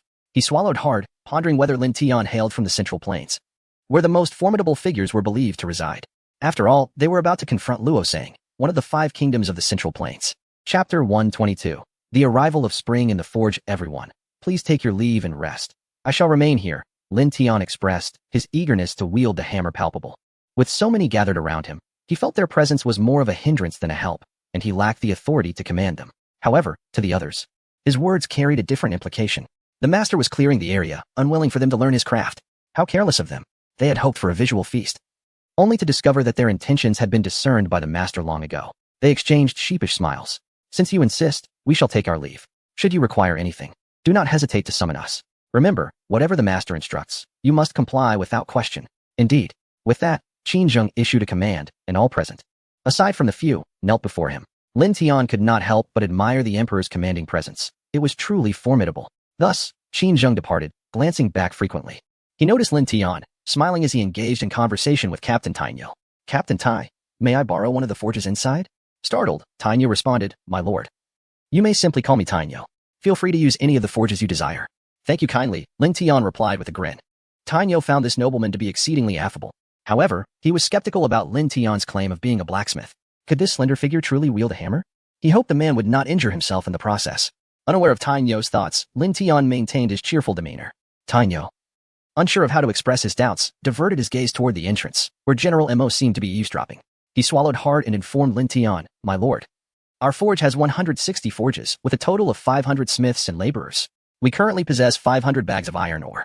Please let me know what you require, and I shall prepare it for you. 500 bags of iron ore? For such a vast army, that's hardly sufficient. With 800,000 soldiers, is it truly only 500 bags? Lin Tian inquired, puzzled. Is it merely 500 bags? Tainyo appeared somewhat embarrassed, hesitating to respond. Lin Tian wondered if he had inadvertently touched upon a sensitive topic. I apologize for my curiosity. If it is inappropriate to disclose, you need not feel obliged to answer. No. Tainyo recalled Qin Wang's earlier words vividly. Moreover, should he divulge this information, perhaps the nobleman could assist them. Resolute, he clenched his fists and gritted his teeth. My lord, originally we had 2,500 bags of iron ore. However, 2,000 bags were taken by Deputy Commander Du, who claimed our finished weapons were substandard and transferred them to a nearby blacksmith shop, asserting that our weapons were unfit for battle. As he spoke, Tainyo's eyes blazed with fury, his chest heaving with indignation. Lin Tian, upon hearing this, picked up a finely crafted blade from the forge. With a gentle flick of his thumb and forefinger, Lin Tian tapped the blade's surface. The knife emitted a crisp chime, resonating with a quality that suggested it was well crafted. The sound was sharp, and the edge keen. However, its weight felt somewhat cumbersome. Observing Lin Tian testing the blade, Tainyo remarked that while the knife might not be extraordinary, it was undoubtedly suitable for the battlefield. Wouldn't you agree, my lord? He exuded confidence in his craft. Although he could not be deemed a master, among all the blacksmiths in the forge, none could surpass him in skill. When Lin Tian questioned the knife's efficacy for combat, Tainyo's heart sank. It seemed he was merely a pretentious figure, incapable of discerning the quality of a weapon. Disappointed, he casually retrieved an arrowhead from the wall and handed it to Lin Tian, stating it was the standard used by the military. Tainyo mused that Lin Tian likely could not comprehend its significance, suspecting he was merely posturing. The first criterion for assessing weapon quality is the technique of quenching the iron, followed by craftsmanship, if one cannot even recognize the first. What uses it to examine a finished product? Tainyo shook his head internally. Meanwhile, Xie, who had been observing discreetly, furrowed his brow, thinking that this nobleman was excessively pretentious. If he lacked the skills, why put on a fade? He claimed to possess knowledge of aviation. But it appeared that he was merely an armchair strategist. At that moment, Lin Tian scrutinized the arrowhead closely. Although he had only 3 years of experience in blacksmithing, he could distinguish between quality and inferiority. If quenching were to be graded, the smith who forged this knife would be a level 4. While the creator of the arrowhead was merely a level 3, failing to eliminate impurities from the iron and thus producing a substandard product. In contrast, the knife had mostly purged its impurities, yet due to insufficient furnace heat during quenching, it lacked the optimal hardness and luster. In terms of blacksmithing, Lin Tian had been granted a rather basic skill from the system. It may indeed be rudimentary, but it was still a title of sorts. Observing Lin Tian's intense focus on the blade, Tainyo felt his enthusiasm had been misplaced, and he lost all hope in this nobleman. Just then, Lin Tian picked up a nearby hammer and skillfully operated the bellows, producing a series of rhythmic clinks and clanks that left Tainyo utterly astonished. Goodness! This hammer was so heavy that only he could wield it in the entire barracks. How could this seemingly frail young man manage it? Yet, Lin Tian not only lifted it but also adeptly began to refine the knife once more. Outside the tent, Xie, who was about to depart, paused at the sound, shaking his head to dispel any unrealistic hopes. However, he could not help but glance back. That single glance rendered him speechless. My heavens! The speed of his work was almost incomprehensible. Could it be he truly possessed the art of blacksmithing? Moe rubbed his eyes, ensuring he was not seeing things. He swallowed hard. Fortunately, he had not acted as impulsively as he'd June. At this moment, Tainyo watched Lin Tian forge the iron with great excitement. A true master. This hammer weighed no less than 100 pounds. Ordinarily, he would need to rest after every 2 strikes. Yet, the individual before him moved with such swiftness that Tainyo could hardly follow. What amazed him further was that, despite the incredible speed, each strike landed precisely in the same spot. Quenching the iron. The master was indeed engaged in the art of quenching. It was Tainyo's first encounter with such exquisite craftsmanship. Could it be that the master was a skilled blacksmith? Surely, he deserved to be addressed as master. Indeed, he was a master. Just moments ago, the master must have discerned the flaw in his blade and wished to demonstrate personally. How foolish of him to have doubted the master's prowess. Yet, it was the first time he had encountered such a young master. In his early 20s. Possessing such remarkable skills, truly extraordinary. How different from him, nearing 50, still merely a second-tier blacksmith. Truly, the comparison was disheartening. 81 strikes. Tainyo listened intently to the rhythmic clanging, his gaze fixed on the sparks flying from the iron.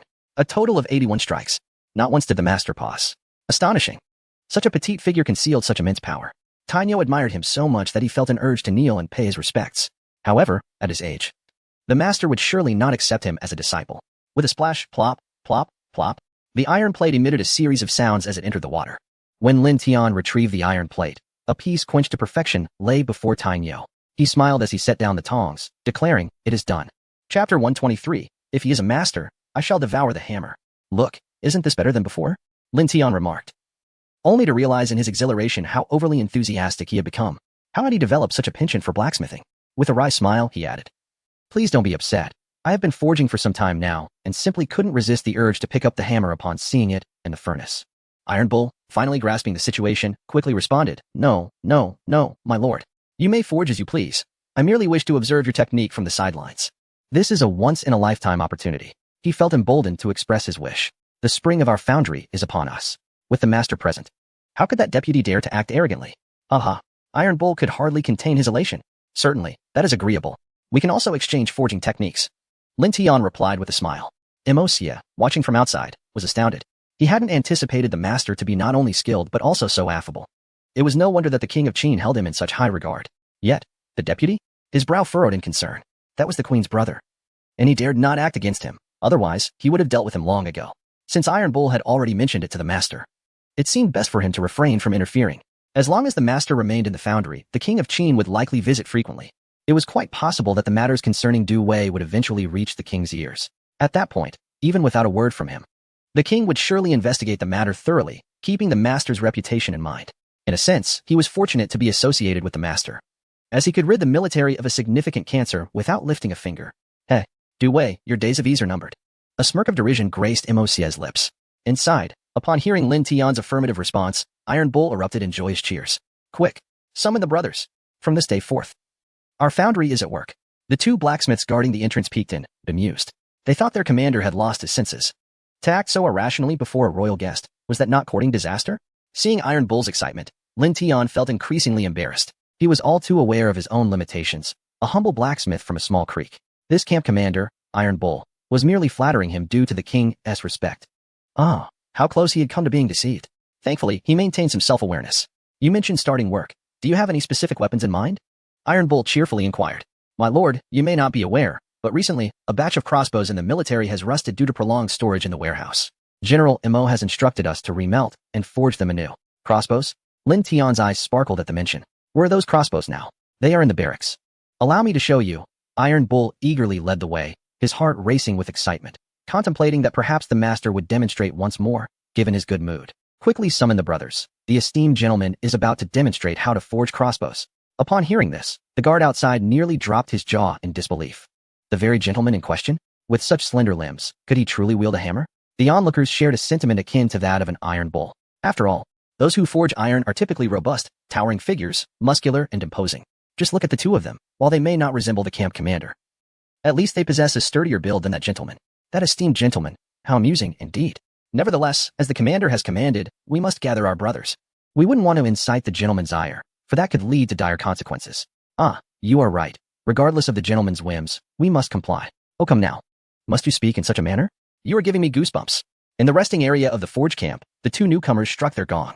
Dong, dong, dong. Hey, hey, hey, wake up, everyone. Rise and shine. Hey, Lao San, get up. The commander has ordered the brothers to get to work. Tang Lao San groggily sat up, yawning. What is all this noise? Can a man not sleep in peace? Xiao Wu, holding the gong, teased, didn't you hear? The commander has summoned us to work. What work? Ugh. Tang Lao San finally opened his eyes, but the iron ore has already been taken by those rascals. What are we to do? Xiao Wu rolled his eyes. To tell you the truth, today we have a distinguished guest in our military camp, one whom even His Majesty treats with utmost respect. He has arrived at our forge camp, and the commander has instructed us to attend to our duties. What? Upon hearing this, Tang Lao San sprang from his bed, clad only in his undergarments, and cursed, another rascal. Is it? One troublemaker isn't enough, and now another shows up? Do they truly believe our forge camp is easy prey? Calm down, Lao San. Xiao Si interjected from the side. We overheard that esteemed gentleman seems to be a smith. Let us not be too hasty. We should go see for ourselves. How can I remain calm? Tang Lao San hurled his shoes aside, cursing, a smith? You surely jest. Do you not know what a blacksmith does? You dare suggest that gentleman is a blacksmith? Ah, you must be joking. I wager, if that gentleman can indeed forge iron, I would eat my own hammer.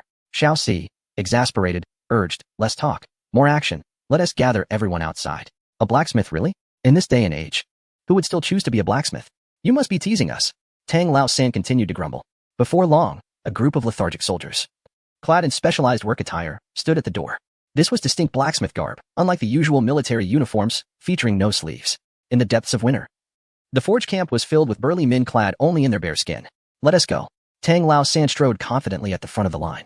Xiao Wu, with a resigned expression, followed closely behind, leading the others. There is no remedy. After all, he is the deputy camp leader. In the casting camp's work area, Iron Bull, accompanied by Lin Tian, has meticulously inspected the crossbows. Lin Tian explained with a smile that even if this batch of crossbows were not rusted, their range would still be limited. The initial forging process faltered, particularly during the quenching of the iron. Had the iron been properly tempered, these crossbows would not have succumbed to rust after merely a year of storage. Therefore, when the iron is melted, it is imperative to ensure the iron is well tempered, maintaining a furnace temperature that should not fall below 1600 degrees Celsius throughout the quenching process. At this juncture, Lin Tian inquired whether, should one individual prove inadequate for the task of blacksmithing, it would be feasible to designate someone to vigilantly monitor the furnace's temperature. This step directly determines the quality of the weaponry. Upon hearing this, Iron Bull broke into a cold sweat, for managing such temperatures is indeed a formidable challenge. Few can achieve the precision you exhibit. Here we go again. Lin Tian couldn't help but chuckle at the praise he was receiving.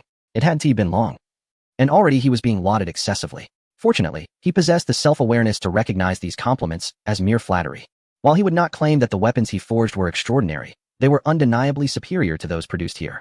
He was not lacking in strength. Thus, each time he tempered the iron, he invested considerable effort. His physical prowess was maximized. His blacksmithing skills were also at their peak. The so-called skills had limited applications. He approached this exchange with a spirit of mutual learning, for Iron Bull was indeed the leader of the casting camp. The array of weaponry he had just displayed had truly broadened Lin Tian's horizons, appearing far more aesthetically pleasing than the haphazard creations of his past. just moments ago. He contemplated the possibility of crafting a large kite without relying on iron or wooden rods. Instead, he envisioned using finer iron wires or sheets to construct the framework, eliminating the need for wood, which would render the final product not only sturdy and durable, but also lightweight. However, this approach would require a significant investment of effort in the quenching process, as well as heightened precision in calculations, given that the final product must be capable of flight. A failure to achieve flight would render it nothing more than worthless debris. He smiled and remarked, "You are far too kind. As long as there are hands continuously working the bellows, taking a breather every 30 pulls, the furnace temperature will remain stable, ensuring a consistent heat." Chapter 124. Just eat quickly with a hammer, take a breath after every 30 strikes? As blacksmiths, we inherently understand that, Iron Bull remarked. Having spent 3 decades honing his craft, he doubted he could manage to pause after every 10 strikes. A wry smile crept across his face as he attempted to flatter. "By the way, could you spare me some iron later? I need to forge a few tools." Iron Bull was intrigued. "I heard you intend to create a flying apparatus? May I inquire what a flying apparatus is?" This was a notion he had never encountered before in his profession. Lin Tian elucidated, "Have you ever flown a kite?" Iron Bull nodded, acknowledging his experience with kites. "Does that relate to your flying apparatus?" "Of course," Lin Tian replied. "The flying apparatus I am crafting is called a bat suit, which operates on principles similar to that of a kite. The distinction lies in the materials required. For instance, this iron rod you provided is excessively heavy and unsuitable. I need materials that are exceptionally thin and lightweight. Moreover, my bat suit will only require a certain altitude to glide. Hence the material selection is crucial, otherwise it cannot be realized." Iron Bull found this concept perplexing, far beyond his comprehension. "Truly, you are a master craftsman." Seeing Iron Bull's bewilderment, Lin Tian chuckled. "When the time comes, I may need your assistance. As I cannot manage alone, the process will be considerably expedited with help. However, I am also attempting this for the first time, so I cannot guarantee immediate success. You are far too courteous. As long as you value my skills, feel free to call upon me." Iron Bull's straightforward demeanor was endearing to Lin Tian, who responded with a smile, "Then I shall take that as your promise." Iron Bull burst into hearty laughter at this. Soon, Xiaowu arrived with the brothers from the forging camp. Tang Laosan, taking advantage of his position as deputy camp leader, strutted at the front of the line. A piece of grass dangling from his mouth, resembling a street thug and inciting a desire in onlookers to confront him. Over 500 men gathered outside the barracks. A spectacle not seen in the military for some time, attracting the curious gazes of patrolling soldiers. Tang Laosan, noticing the onlookers' expressions of amusement, felt further disgruntled. The forging camp status in the military had always been second only to the Firehead Army, but recently, even the Firehead Army had surpassed them, relegating the forging camp to the least esteemed position in the military. Damn it! Tang Laosan kicked a stone aside in frustration as he entered the barracks. Inside, Lin Tian was preparing to melt the iron rods. His movements were deft, and he was quite pleased with the flowing molten iron. Upon entering, Tang Laosan immediately recognized Lin Tian as the esteemed guest of the Qin King, as mentioned by Xiaowu. Esteemed guest? With that scrawny appearance? He scoffed inwardly, thinking he could easily dispatch Lin Tian with a single blow. With an air of arrogance, he boldly stated, "Old Iron, why did you hastily summon us?" Upon the arrival of the visitor, Tainyo hastily interjected, "Third brother, do not be impolite. Hurry and pay your respects to the esteemed guest." Reluctantly, Tang Laosan knelt before Lin Tian, uttering, "I am Tang Laosan, your humble servant." Having lived 2 lifetimes, Lin Tian was not oblivious to the disdain reflected in the young man's eyes. Maintaining a serene smile, he replied, "Brother Tang, please rise. There is no need for such formality." Unwillingly, Tang Laosan stood up, just as more individuals began to enter the room, gazing at Lin Tian as if he were a rare specimen. He was no monkey, Lin Tian thought, suppressing a snicker. The blacksmiths were perplexed, having enjoyed a peaceful nap. They were now confronted with the unexpected presence of a dignitary. Observing him closely, they noted he had no more notable features than the average person. Why the fuss? A palpable sense of resentment began to envelop the atmosphere. Lin Tian found himself puzzled as to what had incited such animosity among the blacksmiths. He could only attempt to ease the awkwardness by speaking, "Let us not delay, we shall commence without further ado." "Of course, esteemed sir, whatever you require, we shall comply." They chorused in eager agreement. With a smile, Lin Tian nodded and retrieved a mini crossbow from his satchel. The moment the weapon emerged, the onlookers were rendered speechless. "What is this?" they gasped, marveling at the exquisite craftsmanship of the crossbow, a sight they had never encountered before. A legendary artifact? The words involuntarily surfaced in Tainyo's mind, though he could not be certain, having never laid eyes on such an extraordinary creation in his lifetime. Yet, there were tales of legendary artifacts emanating a silvery glow, and indeed, this mini crossbow radiated just such brilliance. To his astonishment, he realized he was witnessing a genuine masterpiece within his lifetime. Overcome with excitement, Tainyo found himself at a loss for words. Amazing. Tang Laosan struggled to articulate his awe. Lin Tian, composed, began to explain the mini crossbow to the gathered crowd. "I crafted this for hunting. It may not be exceptional, but I believe that if it were to be produced to a size similar to this batch of crossbows, its power and overall capabilities would surpass those of the current lot. Of course, this is merely my conjecture. What do you think? Is it feasible? My goodness! Tainyo exclaimed, trembling as he took the crossbow into his hands. Upon closer inspection, he discovered a concealed switch, marveling at the ingenious design. Rubbing his hands together, he shyly inquired, "May I disassemble it for a closer look?" "Of course," Lin Tian replied, feeling as though he had found a kindred spirit. In his earlier days by the creek, he had been the only blacksmith, often grappling with various challenges in isolation, with no one to converse with. Now, encountering a senior craftsman, he was eager for insights. Dismantling was Tainyo's forte. In no time, he had taken apart Lin Tian's mini crossbow, revealing a collection of exquisitely crafted components laid out before them. He exclaimed repeatedly, "Marvelous. Truly remarkable. How did you achieve this?" It was the first time Lin Tian had received such praise, and he felt somewhat bashful. After all, the iron weapon he crafted was merely a product of the blacksmithing manual left by the original owner's father. Of course, there were aspects he had modified. The outcome was a crossbow that not only boasted a greater range than its predecessor but was also more compact and exquisite. He chuckled, "You flatter me. It's just something I do for fun. For fun." Upon hearing this, Iron Bull finally comprehended why the king of Qin held this gentleman in such high regard. A master capable of crafting unparalleled artifacts deserved utmost respect. Goodness, he nearly misjudged the situation. "Master, do you still accept apprentices?" Lin Tian was taken aback. This crossbow was merely an ordinary one, albeit crafted with a bit more attention to detail. To refer to him as a master seemed rather inappropriate. With his current skills, he was still far from being a senior craftsman. Thus, he humbly replied, "Please, do not call me master. I have much to learn."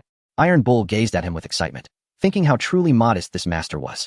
Indeed, he had not put on airs upon entering. If one did not observe closely, they would hardly discern his capabilities. He couldn't help but glance at Tang Laosan beside him, reflecting on how different he was, merely a loud braggart. "Did you see that? True masters remain hidden from view. Instead of posturing all day, one should focus on honing their skills." Iron Bull exchanged knowing glances with Tang Laosan. Tang Laosan, blushing with embarrassment, wished he could dig a hole and hide.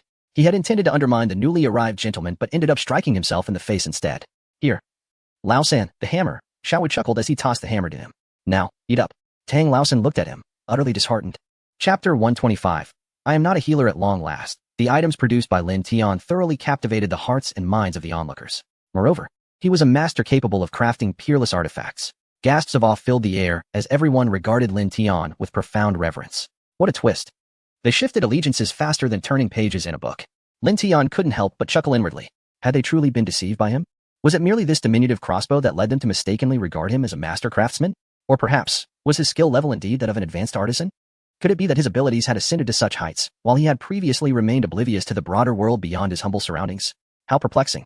After 3 years of toil and blacksmithing, achieving the status of an advanced craftsman was already a feat. What lay beyond that must be even more arduous. It seemed he was destined to lead a life of dependency. Among his various skills, he considered this one the most dependable. As for his combat skills, aside from a bit of strength, what did they truly offer? A peak physical condition?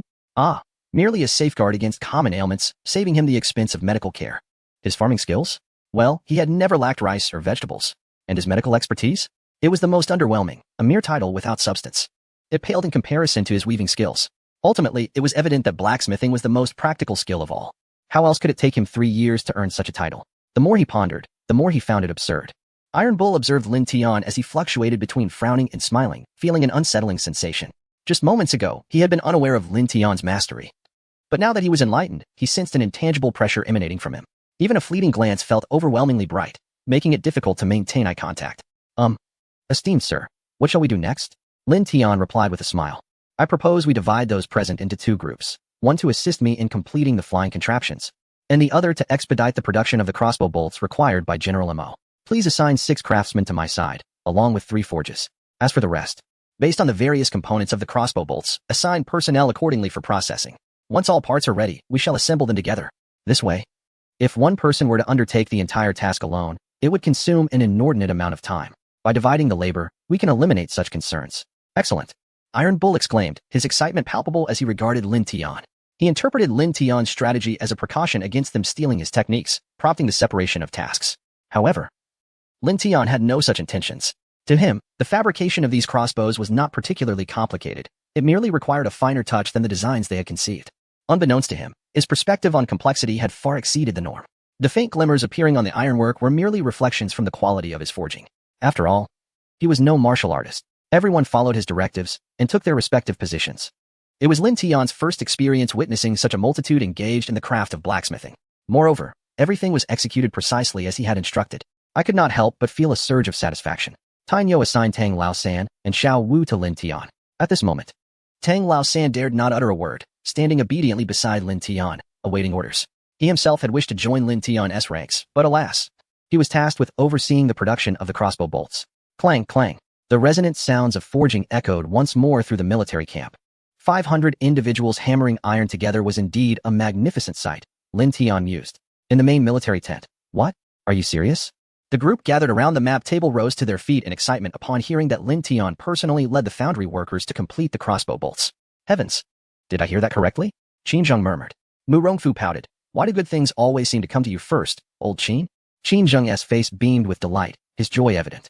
We are all in this together now, like grasshoppers on the same string. What's yours is mine. Why should we distinguish between one another? Mu Rongfu thought to himself.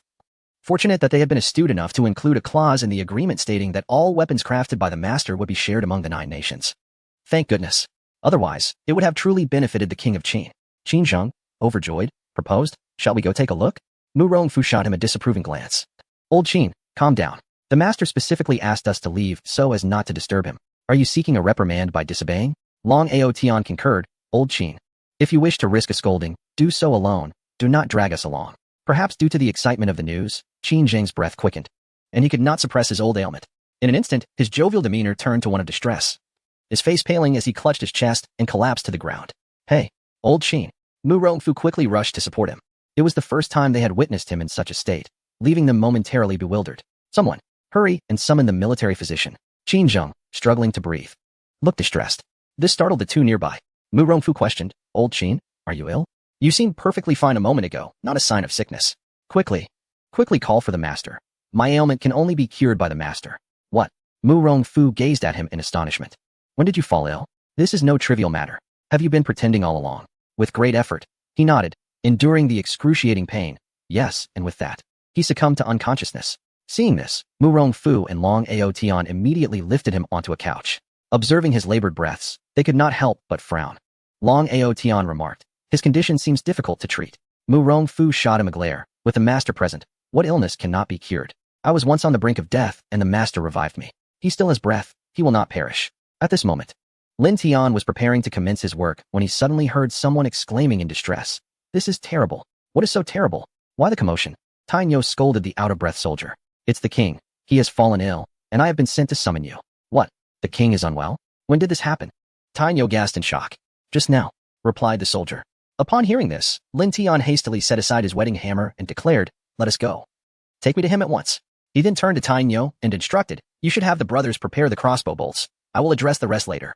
Tainyo nodded solemnly. Lin Tian followed the soldier as they hurried toward the main tent.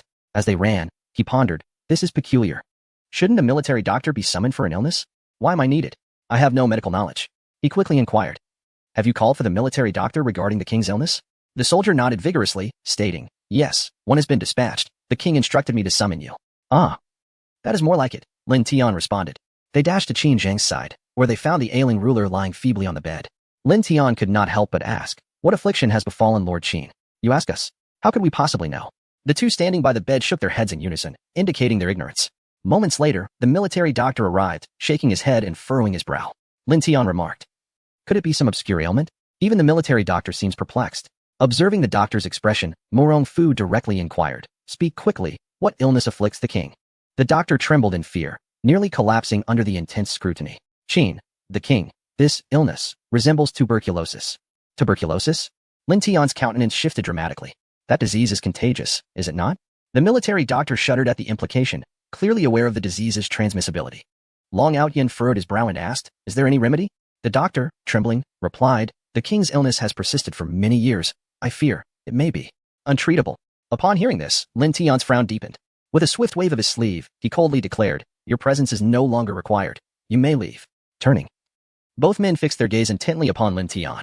What are you staring at? I cannot cure him, Lin Tian replied. Chapter 126. The master must be missing his lady little Tian.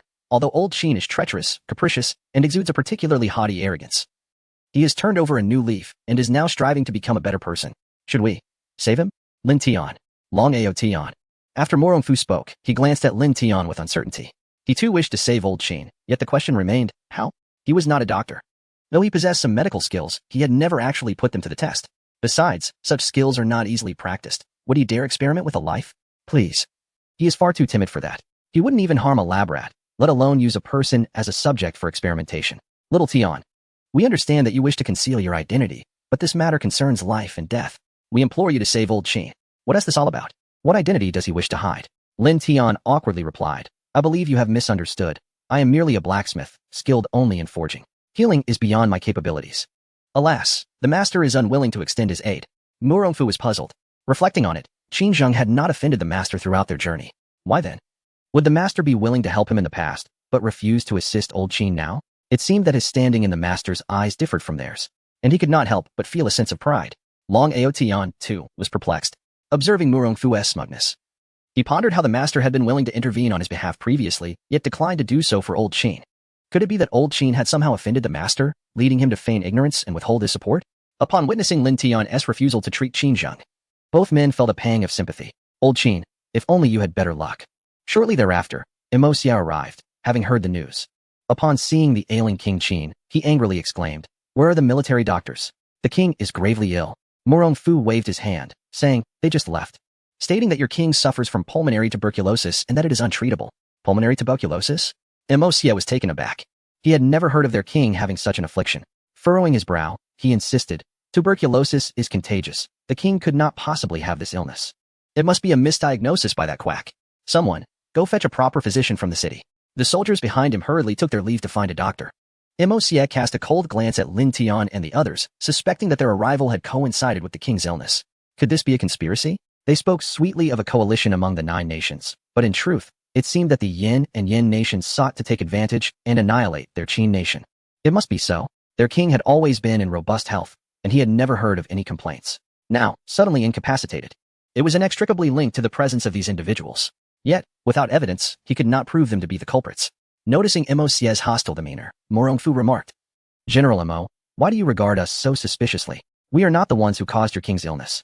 Did you hear? The lord of your house has contracted tuberculosis, which is contagious. None among us has this affliction. Imosia gritted his teeth. He could not voice his thoughts at that moment. All he could do was strive to calm his emotions and say, Your Majesties, I beg for your forgiveness. I harbor no such intentions.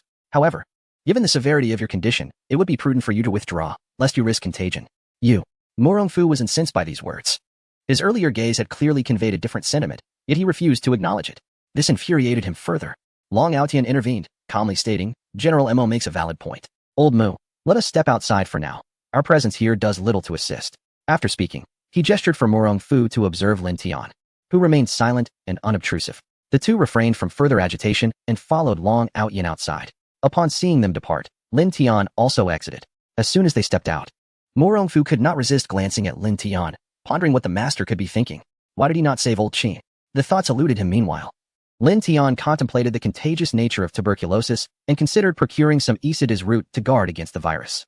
He recalled placing several pieces in the emergency kit he had given to Murongfu and others. Thus, he inquired, Old sir, did you bring the boxes I previously gave you?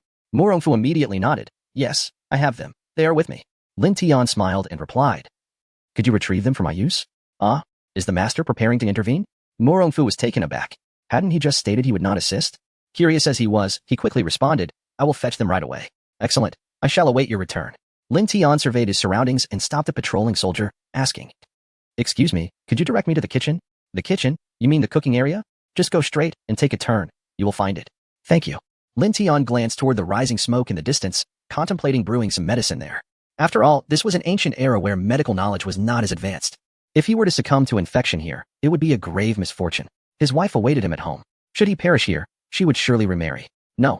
He had just wed and had not yet enjoyed enough time with her. Dying would be utterly unwise. Unable to contain himself, Long Aotian asked, Xiao Tian, do you think tuberculosis can be cured? Lin Tian hesitated, wanting to convey that this ailment was trivial in modern times. However, in this era with limited medical resources, it could prove fatal. Long Aotian listened intently, eager to hear Lin Tian's explanation, yet he remained silent. It was not that he did not wish to speak, rather, it was a challenging matter to articulate. After a prolonged pause, he finally smiled. This is a complex explanation. For now, let me brew some medicine, and we shall drink it together. What? Drink the medicine together? What does the master mean by that? Could it be that they have all been infected? Long Outyin was drenched in cold sweat from fear. However, upon reflection, the master had brewed medicine for them to drink, but had not offered any to Qin Zheng. What could he have done to incite the master's ire? Before long, Morong Fu arrived, carrying a box. Xiao Tian, I have brought the box. Lin Tian opened it and indeed found 2 sections of Banlan General Yet. Upon observing several medicinal herbs nearby, including ginseng, he decided to take some more. After all, they were all non-toxic. Surely boiling them together would pose no danger. After a moment's hesitation, he gathered a generous handful. Morong Fu, noticing Lin Tian's earlier indecision, assumed he was contemplating whether to save Qin Zheng and silently felt anxious for him. Let us proceed to the kitchen, Lin Tian said, leading the way with the herbs. Followed by the 2 men exchanging glances. Morong Fu, Long Outyin, what do you think the master means by this? Long Outyin replied, I have no idea. But I seriously suspect that old Qin has inadvertently offended the master. Morong Fu pondered. I noticed the master seemed distracted throughout the journey. Perhaps he was missing his wife, and thus in a foul mood. It's quite possible that old Qin said something amiss that angered the master. Long Outyin found this speculation quite plausible. You may be right. After all, the master is still quite young and vigorous in that regard. So it is natural for him to miss his wife. Morong Fu's eyes brightened at this. Do you think old Qin inadvertently mentioned something about the master's wife that displeased him? Very likely, Long Outyin nodded gravely. Meanwhile, Qin Zheng, lying unconscious in bed, found himself at a loss for words. He had not said anything at all. This was truly an unjust situation. Chapter 127. Tension mounts. Meanwhile, within the camp of the second Prince Rosen, Li Qian had already dispatched men to gather intelligence. Upon learning that Li Bo had imprisoned Lu Yu in the royal palace's dungeon, they promptly sent operatives to ascertain the specifics of his confinement. However, the royal dungeon was impregnable, and Li Bo had deployed a vast contingent of guards to oversee it, making any rescue attempt nearly insurmountable. Perhaps in a bid to provoke Li Qian and his allies, Li Bo commenced a brutal campaign of slaughter throughout the city.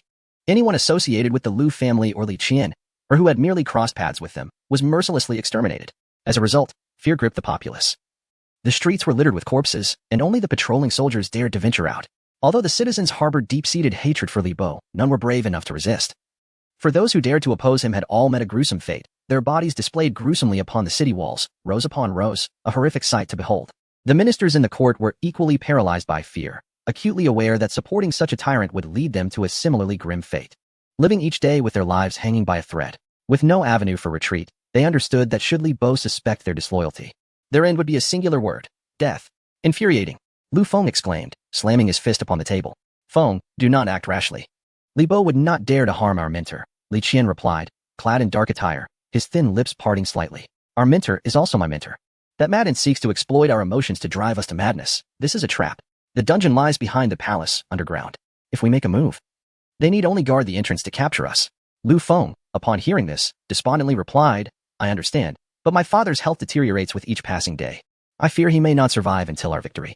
This struggle for the throne would require at least another fortnight. Yet could Lu Yu's frail body endure until then?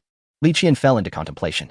In the Rosen Palace, Li Bo lounged leisurely in the imperial garden, admiring the vibrant blossoms in a riot of colors. With a smile, he plucked a particularly resplendent flower, his expression shifting to one of bloodlust as he crushed it beneath his heel. A minister nearby, witnessing the scene, fell to his knees in terror. Your Highness, I beg for mercy. It was a momentary lapse. Please grant me another chance. The official's pleas were frantic, his forehead striking the ground repeatedly. Opportunities are not bestowed upon everyone, Li Bo stated coldly.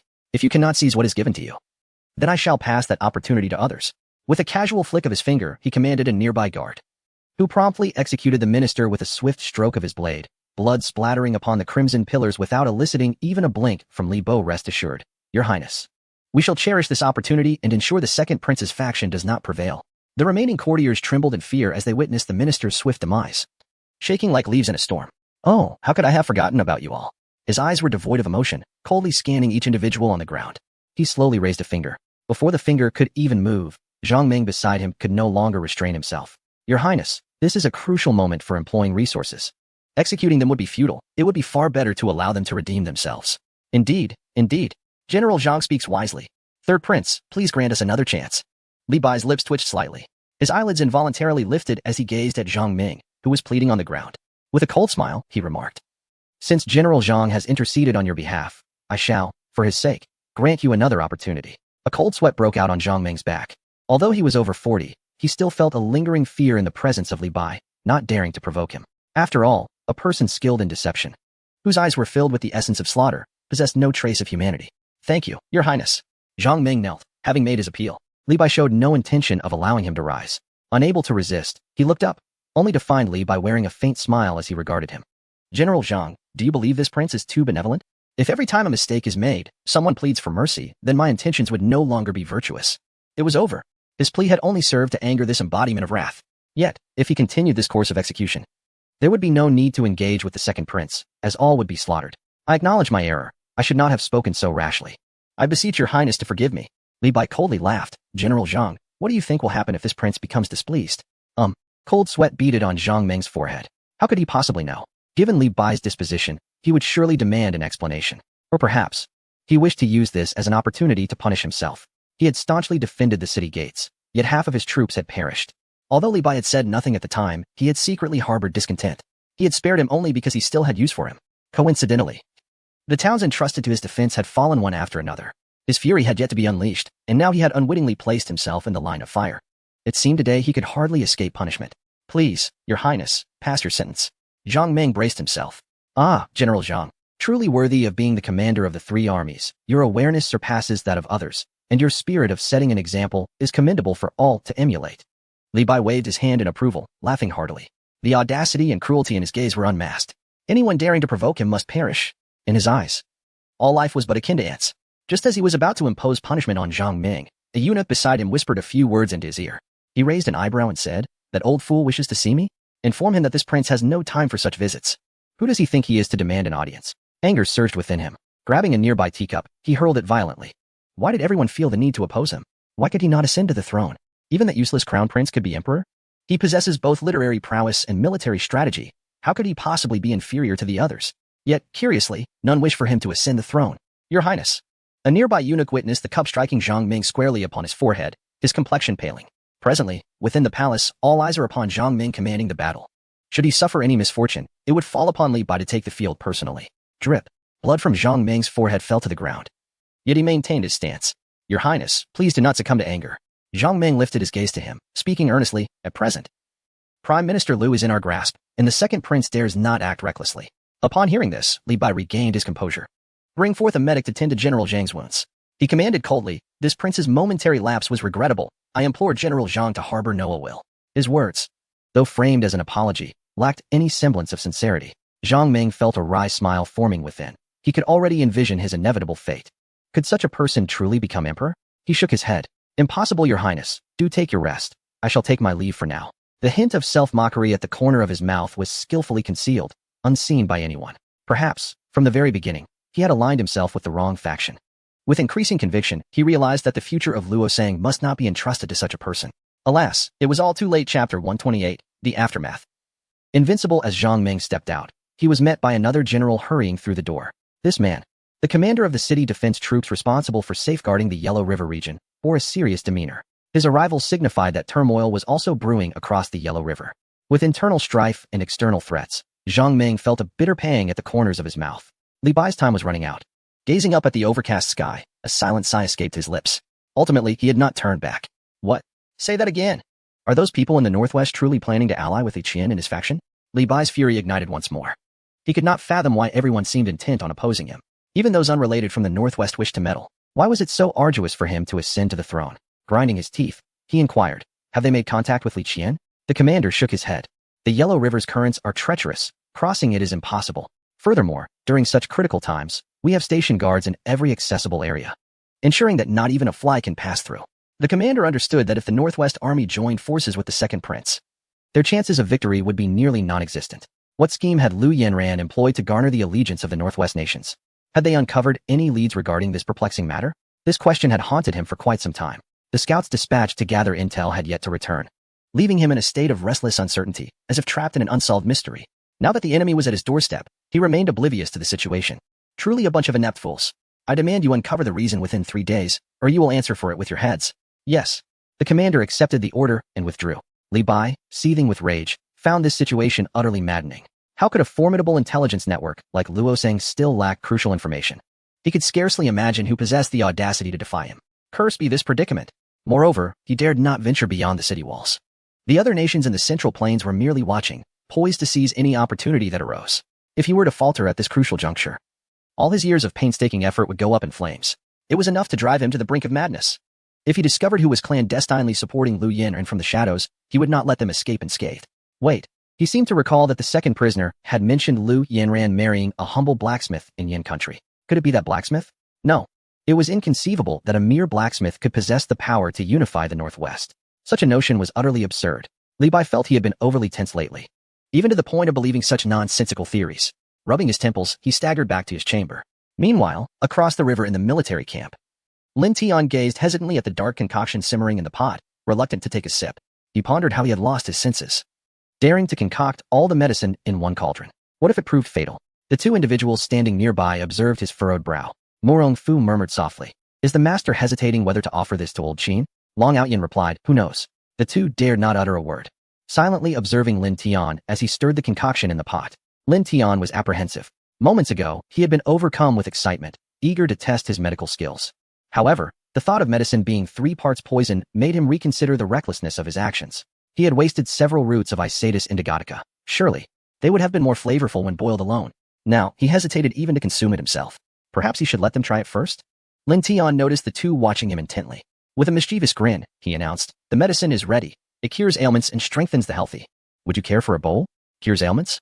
Strengthens the healthy?" The two had no doubt about Lin Tian's words and eagerly nodded. "Give me a bowl. Give me a bowl." What? He had prepared an array of convincing words that he had yet to utter, and they had already agreed? This was unexpected. Their eagerness only heightened Lin Tian's anxiety.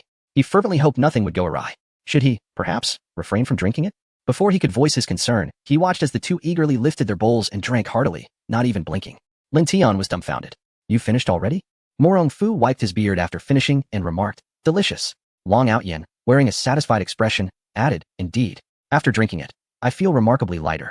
And the fatigue of recent days has vanished." What? Lin Tian stared at them in disbelief. This was merely a concoction of a few roots of Isatis indigotica, licorice, and the mountain ginseng he had unearthed. What else was there? He had forgotten. And it tasted delicious? Surely they hadn't misinterpreted the notion that this medicine could prevent tuberculosis, leading them to comfort themselves with the belief that it could cure it as well. Lin Tian's lips twitched in exasperation. Oh no, this blunder had escalated. He could only awkwardly clarify, "Hee, but one mustn't drink too much. Excessive consumption can be harmful to the body." Morong Fu nodded in understanding, acknowledging that the master was considering their health. He had already felt a warm flow surging through his meridians. Puff, puff, puff. Morong Fu tightened his legs. An unpleasant odor suddenly permeated the air. Lin Tian quickly pinched his nose. Puff, puff, puff. Long Outyin mimicked Morong Fu's action. Morong Fu hastily exclaimed, "I need to use the restroom." Long Outyin nervously added, "Me too."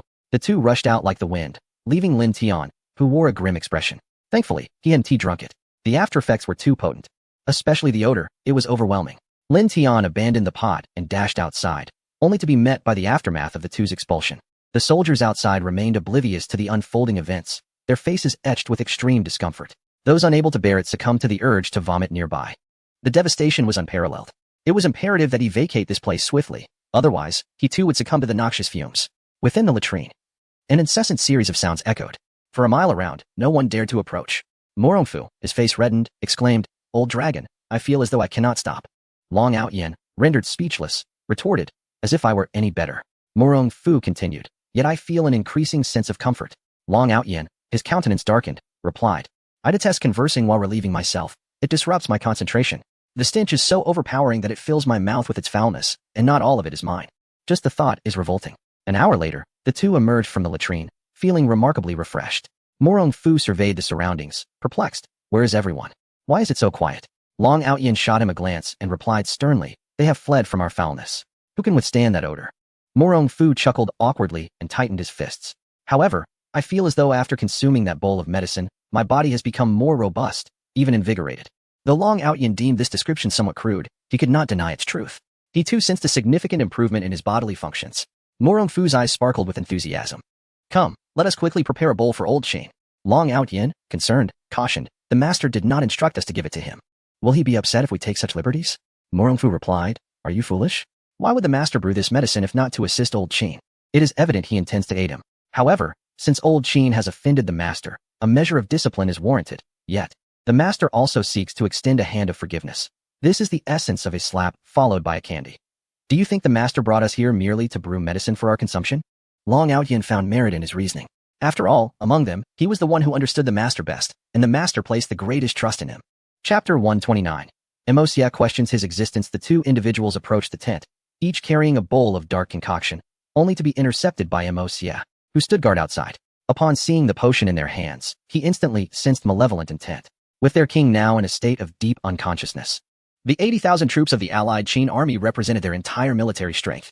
If any mishap were to occur at this critical juncture, it would spell doom for the Qin state. At that moment, even the most extraordinary masters would be of no assistance to them. With vigilant eyes fixed on the two, Emosia inquired, "Your Majesties, what brings you here?" Despite his irritation, Morong Fu chose not to hold it against him, considering his loyalty. He explained, "This medicine has been personally brewed by a master. Your king will surely recover upon consuming it." Is this master not a forging expert? How could he possibly possess knowledge of potions? Emosia thought, skeptical of their claims. Yet, recalling the earlier scene in the forging camp, doubt began to creep into his mind. What if this remedy truly had the power to heal their king? Noticing Emosia's indecision, Morong Fu pressed on, "You fear this potion may be poisoned? We have both partaken of it. I assure you, it is harmless. Both of you have consumed it. How can you guarantee its safety?" Emosia's internal conflict deepened. Can such a potion be taken so lightly? Why must you be so obstinate? Why would we wish harm upon your king? We are now allies. His demise serves no benefit to us. Should we harbor any ill intentions, you could easily have your soldiers apprehend me. Morong Fu was convinced that Emosia simply did not trust them. When old Qin awakens, I shall certainly inform him of this. Upon hearing Morong Fu's words, Emosia reluctantly stepped aside to allow them passage. "I beg your pardon, your majesties. For any offense caused, please forgive my suspicions. Enough of this. The potion will soon cool." With a grand gesture, Morong Fu entered the tent, still oblivious to Emosia's subtle misgivings. Did he truly think that the two emperors had lived so long without wisdom? Moreover, the potion's potency was formidable. They were eagerly anticipating the unfolding drama. Exchanging a knowing glance, the two shared a mischievous smile. "You shall administer the medicine to your king." Emosia accepted the concoction from Morong Fu's hands, cautiously spooning it into the king's mouth. As soon as the last spoonful was delivered, a series of loud, unexpected sounds erupted.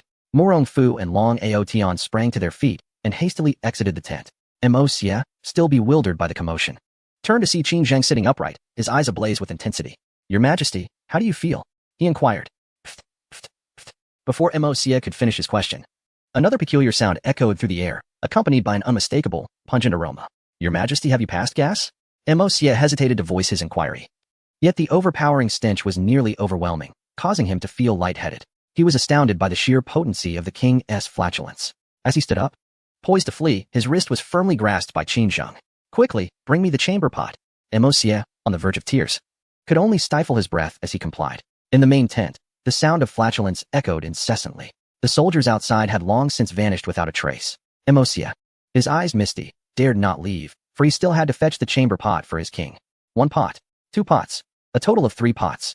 He felt as though he might suffocate. Finally, he understood why those two had fled so hastily. Why hadn't they revealed this sooner? Had he known the outcome, he would have joined their escape. Ugh. Emosia began to suspect that they had intentionally set him up. All because he had offended them earlier. Those two were exceedingly cunning. Old foxes indeed. Emosia felt utterly despondent. After Qin Zheng had finished, he felt invigorated, as if touched by divine grace. He took a deep breath, reveling in the clarity of his lungs. Without a doubt, he knew it was thanks to the master. With a heart full of joy, he prepared to seek out Lin Tian. Upon exiting, he encountered Emosia, whose nose was stuffed with 2 strips of white cloth, alongside 3 pots of gold left at the entrance. Qin Zheng awkwardly cleared his throat and said, "Thank you, General Mo, for your hard work. Please ensure these are properly dealt with." Emosia was left speechless. Watching Qin Zheng stride away, he felt an overwhelming surge of frustration. Had he not checked the calendar before stepping out today? Surely, that blind man at the east gate had warned him against venturing out today. Why had he not heeded the advice? Heaven above! Emosia shouted to the sky. Just then, he spotted a young soldier passing by the front of the tent. "Hey, come here." The instant the words left his mouth, the soldier sprinted away faster than a hound. Emosia was tempted to curse. But what did that have to do with his own mother? Ugh. As he opened his mouth, the stench rushed in, assaulting his senses. He realized he had been poisoned. Ugh. Emosia, clutching the chamber pot, began to retch. Lin Tian. In an effort to escape the overpowering odor, he dashed to the smithy. Here, Iron Bull was diligently hammering away with his crew. The rhythmic clang of metal was music to the ears. As Lin Tian entered, he was met with the sight of everyone brimming with excitement, particularly Tang Laosan. "Hey, Xiaowu, my brother said you're not up to par. Look at this piece of iron you've tempered. The impurities haven't been fully eliminated. Not good enough." Tang Laosan was the deputy commander of the smithy, and his blacksmithing skills were beyond reproach. However, Xiaowu was no slouch either. He earned his nickname for being ranked 5th in craftsmanship within the smithy. He scrutinized the iron piece in his hand, aware that every piece must be thoroughly purified of impurities before it could be forged into weapons. Although his strength was somewhat lacking compared to Tang Laosan, in terms of endurance, he held his own. Hey, do not be so smug. I'm merely taking my time. In the end, it remains to be seen whose weapon is superior. Do not underestimate Xiao Wu. Despite his young age, he possesses an indomitable spirit. Achieving 5th place in the forging camp is a testament to his tenacity. Indeed, Laosan, do not let your pride blind you. Look at Xiao Wu. While he may be a tad slower, the quality of the iron he tempers is no less impressive than yours. A fellow blacksmith could not contain a chuckle. Yes, you've tempered 3 pieces, while he has only 2. Though he may be slower, the quality stands equally strong. Oh, Laosan, be wary. Xiao Wu is closing in on you. Humph, let him come. Laosan declared with considerable pride, I relish competition. Very well. Let us compete to see who can temper the most iron today. The winner shall be treated to drinks and feasts. Iron Bull, rarely in high spirits, momentarily cast aside his usual gloom. Let the contest begin. Sparks flew as the eyes of Laosan and Xiao Wu met with fervor. Xiao Wu, equally earnest, responded. Let it be. Meanwhile, Xiao Si silently hammered away, thinking to himself that they could compete as they wished. After all, he had little interest in drinking. Lin Tian observed the jubilant scene before him. This was an atmosphere he had never experienced before. Was blacksmithing truly such a joyous endeavor? It dawned on him that, unbeknownst to himself, he had grown fond of this profession. Within the forging camp, there were even younger individuals, perhaps merely 12 or 13 years old, who struggled to lift a hammer and could only assist on the sidelines. Iron Bull spotted Lin Tian standing at the entrance and dashed over, excitement radiating from him. Sir, you have returned. Come quickly and see how our tempered iron has turned out. Lin Tian smiled and nodded, striding forward with purpose. Chapter 130. Do not insult the blacksmith. The master is angry. The esteemed guest has arrived. My lord, please take a look at the iron I have quenched. My lord, do examine mine as well. Everyone is aware that this distinguished individual is approachable and devoid of arrogance. They hold him in great respect and hope to receive his guidance. Tang Laosan, having just offended Lin Tian, now feels a pang of embarrassment upon his arrival. Xiao Wu, perceiving his unease, chuckled. Oh, now you realize your mistake? Who told you to be so reckless and lacking restraint? What nonsense! Tang Laosan replied, speechless. Little did he know that the newly arrived gentleman was indeed skilled in blacksmithing. The occupation of a blacksmith is deemed the most humble across the continent. Given any other choice, few would willingly engage in it.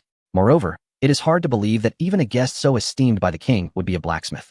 Yet, this gentleman is a master of forging. Heaven knows how much he regrets his earlier actions. If only he could turn back time, he would certainly choose differently. Do not wear such a sorrowful expression. Look, the gentleman has clearly not taken the earlier incident to heart, Xiao Wu said with a bright smile, gazing at Lin Tian. What if he does not offer me guidance? He pondered anxiously. Xiao Wu responded with mirth, then it serves you right. Even the regiment commander has advised you to exercise restraint. If you do not heed that, who can you blame?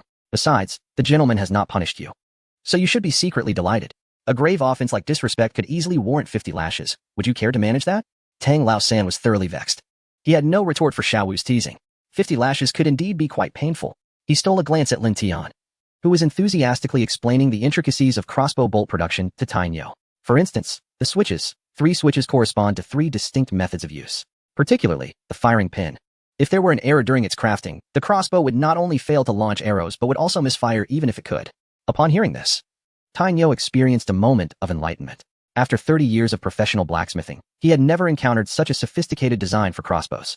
He believed that with this batch of crossbows, they might indeed stand a chance against Luosang. My lord, your crossbows are truly exquisite. If you had not explained this to us, we would have likely crafted the firing pin as we did before, rendering the crossbows utterly useless on the battlefield. Tang Yo said, filled with admiration. Lin Tian smiled. It is merely that everyone has not encountered such a design before. It is natural to have misunderstandings at first. Should there be any confusion in the future, feel free to come and ask me anytime. Would this not impose on your time, my lord? Tang Yo inquired. Lin Tian shook his head with a smile. Not at all. I thoroughly enjoy discussing blacksmithing with all of you.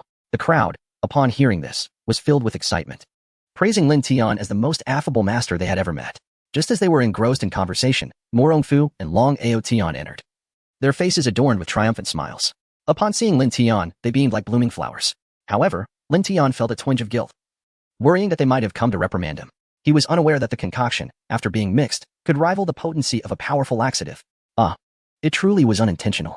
Observing their smiles, he could only awkwardly inquire, how do you both feel? Are you well? Moments ago, the medicine, thanks to you. We have not felt so comfortable in a long time. Morong Fu gazed at Lin Tian. Not felt so comfortable in a long time? What? Could it be that these two are chronic sufferers of constipation? Accidentally consuming his medicine turned out to be a fortuitous event for them. Is that even possible? Lin Tian couldn't help but admire his luck. He chuckled. If that's the case, as long as you both can endure it, that is wonderful. He was correct. The master had indeed concocted the medicine with their well-being in mind. How touching. The master's sincere intentions in this world are perhaps only comprehensible to him. Is it truly so? He gazed incredulously at Murongfu, who was lost in self-satisfaction. He thought to himself, this old chap is quite something. Truly deserving of the master's esteem, as he understands the master so well. It seems he ought to stick close to him more often. Such companionship promises benefits galore. Murongfu chuckled. Xiao Tian, we should give some of the medicine to old Qin as well. What? Lin Tian was left dumbfounded. To give it to a person who was unconscious? Surely the old man must have a few screws loose. Wouldn't he that lead to dire consequences? He couldn't help but feel anxious and asked, is old Qin all right? What he truly wished to ask was whether the King Qin survived after taking the medicine. But he dared not voice such a question. Murongfu, with a broad smile, replied, you'll find out soon enough. Ah? Lin Tian suddenly wore a face of despair. Observing the two, he noticed their smiles lacked any semblance of humanity. Could it be that they harbored a grudge against King Qin and intended to seize this opportunity to severely undermine him? That would be excessively cruel. Lin Tian involuntarily shivered, silently praying for King Qin's safety and hoping that he had no involvement in this matter. He vowed that he was completely unaware of their intention to give the medicine to King Qin. He just hoped that King Qin would not hold him accountable upon waking. Just as he feared, trouble arrived. Lin Tian had barely finished his silent prayer when he saw Qin Zheng already at the door. Startled, his legs weakened, nearly causing him to collapse onto the ground. Lo and behold, you are all here. Qin Zheng exclaimed with excitement. It was over. Lin Tian gazed at him with an expression of utter dismay. Old Qin, how do you feel? Aren't you experiencing a level of comfort unprecedented before? Murongfu teased. As Qin Zheng recalled the recent events, his face inevitably flushed. He coughed and said, Brother Murong, please do not mock me. I came specifically to express my gratitude to the esteemed one. If not for the esteemed one, I fear I might have perished by now. I have not felt this comfortable in ages. While saying this, he even stretched lazily. Wait. Lin Tian, upon hearing the same words, was taken aback. So, King Qin suffers from constipation too. Had he known earlier, it wouldn't have startled him so much. With an awkward smile, Lin Tian thought. As long as you are comfortable, that is what matters. Recently, everyone has been tirelessly preoccupied with Yanran's affairs, and their health has suffered somewhat. I feel quite guilty about that. The medicine is still available, and if anyone needs it, I can brew it any time. Lin Tian mused. This person suffering from constipation cannot be cured in just one go. From their tone, it is clear they have been afflicted for a long time. Fortunately, there is still a considerable stock in the medicine cabinet, enough to last them for a while. Upon hearing this, Qin Zheng's eyes widened in surprise. He promptly bowed and expressed his gratitude, saying, Thank you, my lord. Lin Tian waved his hand and smiled. No need for formalities. If you wish to drink again, just let me know. Hearing this, Murongfu shyly interjected. Well then, Xiao Tian, may we have some to drink as well? Long Ao Tian quickly chimed in. Yes, yes. Lin Tian, feeling a bit embarrassed, responded with a smile, sure. He thought to himself that he has never experienced constipation. Perhaps the pain of it is something he cannot truly fathom. How awkward. The smiles on the faces of the three brightened even more. Qin Zheng had just seen Lin Tian instructing Tiniu and the others in blacksmithing and joyfully remarked, My lord, I heard you were teaching them to forge crossbow bolts. Lin Tian nodded. Yes, according to Captain Tai, a batch of crossbow bolts has rusted and is unusable, requiring remaking. I happen to have a crossbow bolt on hand. And Captain Tai thought it was quite good. He plans to forge this batch based on my design. We were just discussing this. Understanding dawned on Qin Zheng. And he felt elated, though he maintained an outwardly composed demeanor. The other two shot him disdainful glances. You all must learn diligently from the master and cannot afford to be lazy. Qin Zheng admonished Tiniu sternly. Tiniu immediately knelt and replied respectfully, Yes. However? Qin Zheng frowned. You were told to learn from a peerless master, and you still have objections? If it weren't for the master's order, he would have preferred to learn on his own. Qin Zheng retorted angrily, What do you mean, however? Tiniu shivered at the reprimand, realizing that he needed to seize the opportunity while the master was present. If he didn't speak now, he might never have the chance again. Thus, he gritted his teeth and said, However, our iron ore has all been taken by Deputy General Du currently. The forging camp only has 500 bags of iron ore, which is utterly insufficient. What? Qin Zheng was taken aback. Deputy General Du is the Queen's brother. And although he was aware of some of his unscrupulous actions within the military, he never expected him to be so bold as to take the iron ore meant for weapon forging. This was an outright disregard for authority. Lin Tian, upon hearing this, was equally infuriated. As a blacksmith himself, he believed that the weapons forged by Tiniu and the others were far superior to those provided by Deputy General Du. Such a person clearly seeks to line his own pockets. He felt a surge of anger. If everyone acted as he did, exploiting their power for personal gain, the military would be doomed. Is the master angry? Qin Zheng couldn't help but swallow hard. A single ant hole can collapse a 1,000-mile dam. Such individuals are parasites within the army, and parasites must be eradicated. Lin Tian also stood up for Tiniu and the others. Simultaneously, the blacksmith faces discrimination within the military due to his status. This is utterly unjust. Chapter 131. The pest must be eradicated. It was over. The master was furious. Qin Zheng sensed an invisible pressure emanating from Lin Tian. Mo Rongfu hastily leaned in and whispered, "That deputy commander is finished. You should handle this matter swiftly. Do not provoke the master at such a critical juncture." Qin Zheng nodded repeatedly. Mo Rongfu continued. "Did you not notice that the master looks down upon the blacksmith profession because of that surname Du? The master is a luminary in the current foundry realm. To disdain the blacksmith is to disdain the master himself. Old Qin, this situation is extraordinary. You must manage it with care, or else the consequences will be beyond your capacity to bear." Without needing further elaboration, Qin Zheng understood. "I comprehend. Leave this matter to me," he assured earnestly. He then commanded someone to summon Mo Xie. Still recovering in bed, Mo Xie grimaced upon hearing the summons. He had developed a shadow of fear regarding his majesty and had no desire to see him in the near future. However, to refuse a royal summons would constitute treason. Reluctantly, Mo Xie forcefully expelled the cotton from his nostrils. Upon arriving at the Northern Forge camp, he found Qin Zheng already waiting at the entrance, his expression solemn. Mo Xie pondered, what could possibly be troubling the king? Just moments ago, he seemed quite at ease. How could his demeanor change so abruptly? Or perhaps the king felt embarrassed, considering he had frightened off the surrounding soldiers with his earlier actions. But this was hardly his fault. The odor was uncontrollable. Or could it be that his majesty believed that such a foul incident tarnished the noble image of his imperial camp? Was he summoned to eliminate everyone privy to this occurrence? No. Mo Xie quickly shook his head. Surely, the king would not be so cruel. But what could this summoning entail? Anxiety stirred within him. He dutifully approached Qin Zheng and bowed. "Your majesty, you summoned me in such haste. Has something occurred?" Qin Zheng fixed him with a serious gaze. "Mo Xie, I have an important task for you. It is imperative that you complete it discreetly." Mo Xie thought. Could it be as I suspect? He hesitated. "Your majesty, while this matter may impact you, it hardly warrants taking a life." Qin Zheng was taken aback, thinking. Had they not always been at odds? How could Mo Xie preemptively defend Du Wei before he even spoke? Qin Zheng's countenance darkened. Du Wei has gravely overstepped his bounds, encroaching upon the foundry camp, and the master is quite aware of it. He is furious and has declared his intent to eliminate this pest. I command you to resolve this matter immediately. Remember to keep it discreet. What? Not soldiers, but Du Wei? Mo Xie felt a surge of exhilaration. It seemed that Du Wei's days were numbered. The master's arrival had coincided perfectly with the young man's demise. Mo Xie concealed his emotions beneath a composed exterior. "I shall obey. Go on." Qin Zheng waved his sleeve. Now, he faced a dilemma: how to explain the situation to the empress. After all, the power behind her was formidable and not to be underestimated. In the drunken immortal pavilion within Huanga City, Du Wei, indulging in the pleasures of the establishment, dismissed the news from below with a scoff. "Let them be. My sister is the empress, and even the king of Qin relies on our family's influence to maintain his throne. No matter how those blacksmiths accuse me before him, it bears no consequence. I shall continue to enjoy my revelry, ha ha ha." As his laughter echoed, he embraced a beauty and headed toward a private chamber. Meanwhile, amassed Mo Xie swiftly traversed the rooftop, reaching directly above Du Wei's chamber. He stealthily entered just as the two were entangled in their tryst. Suddenly, a sharp blade pierced the woman's chest. "Who?" Du Wei exclaimed, hastily adjusting his trousers in alarm. He glimpsed Mo Xie, his bloodied face coldly fixed upon him. "It's you, Mo Xie. How audacious you are to disrupt my pleasures here. Do you wish to die?" Mo Xie smirked. "The one courting death is you. You do not comprehend the consequences of offending the master. How can you still find time to indulge with women? Indeed, as the master stated, you are a parasite, deserving of your fate. Such a person, were it not for the empress's backing, would have been flayed alive 100 times over by now. Arrogant. Now you've struck a hard surface. Having offended the master, not even the king of Qin can save you." As Mo Xie's intent to kill became evident, Du Wei furrowed his brow. "Mo Xie, you know who I am. Who gave you the audacity to attempt my life?" Du Wei could not believe that Mo Xie was sent by the king of Qin to kill him. After all, he was the king's brother-in-law. The king would never order his death. Moreover, all this over a mere foundry? 2,000 bags of iron? Or? Preposterous. You've provoked the wrong person. Not even the king of Qin can protect your life. So tell me, who sent you? Mo Xie's lips curled into a mocking smile, finding Du Wei laughable.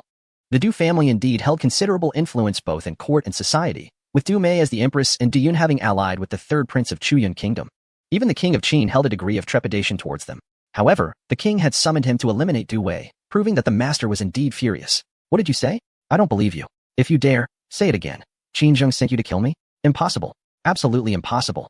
Du Wei's complexion changed drastically. He never anticipated Mo Xie would utter such words. "You must want to kill me. Hence you falsely claim to be sent by Qin Zheng, don't you? Do you think I would dare to speak such nonsense?" Mo Xie retorted coldly. "If you must blame someone, blame your own provocation of the foundry."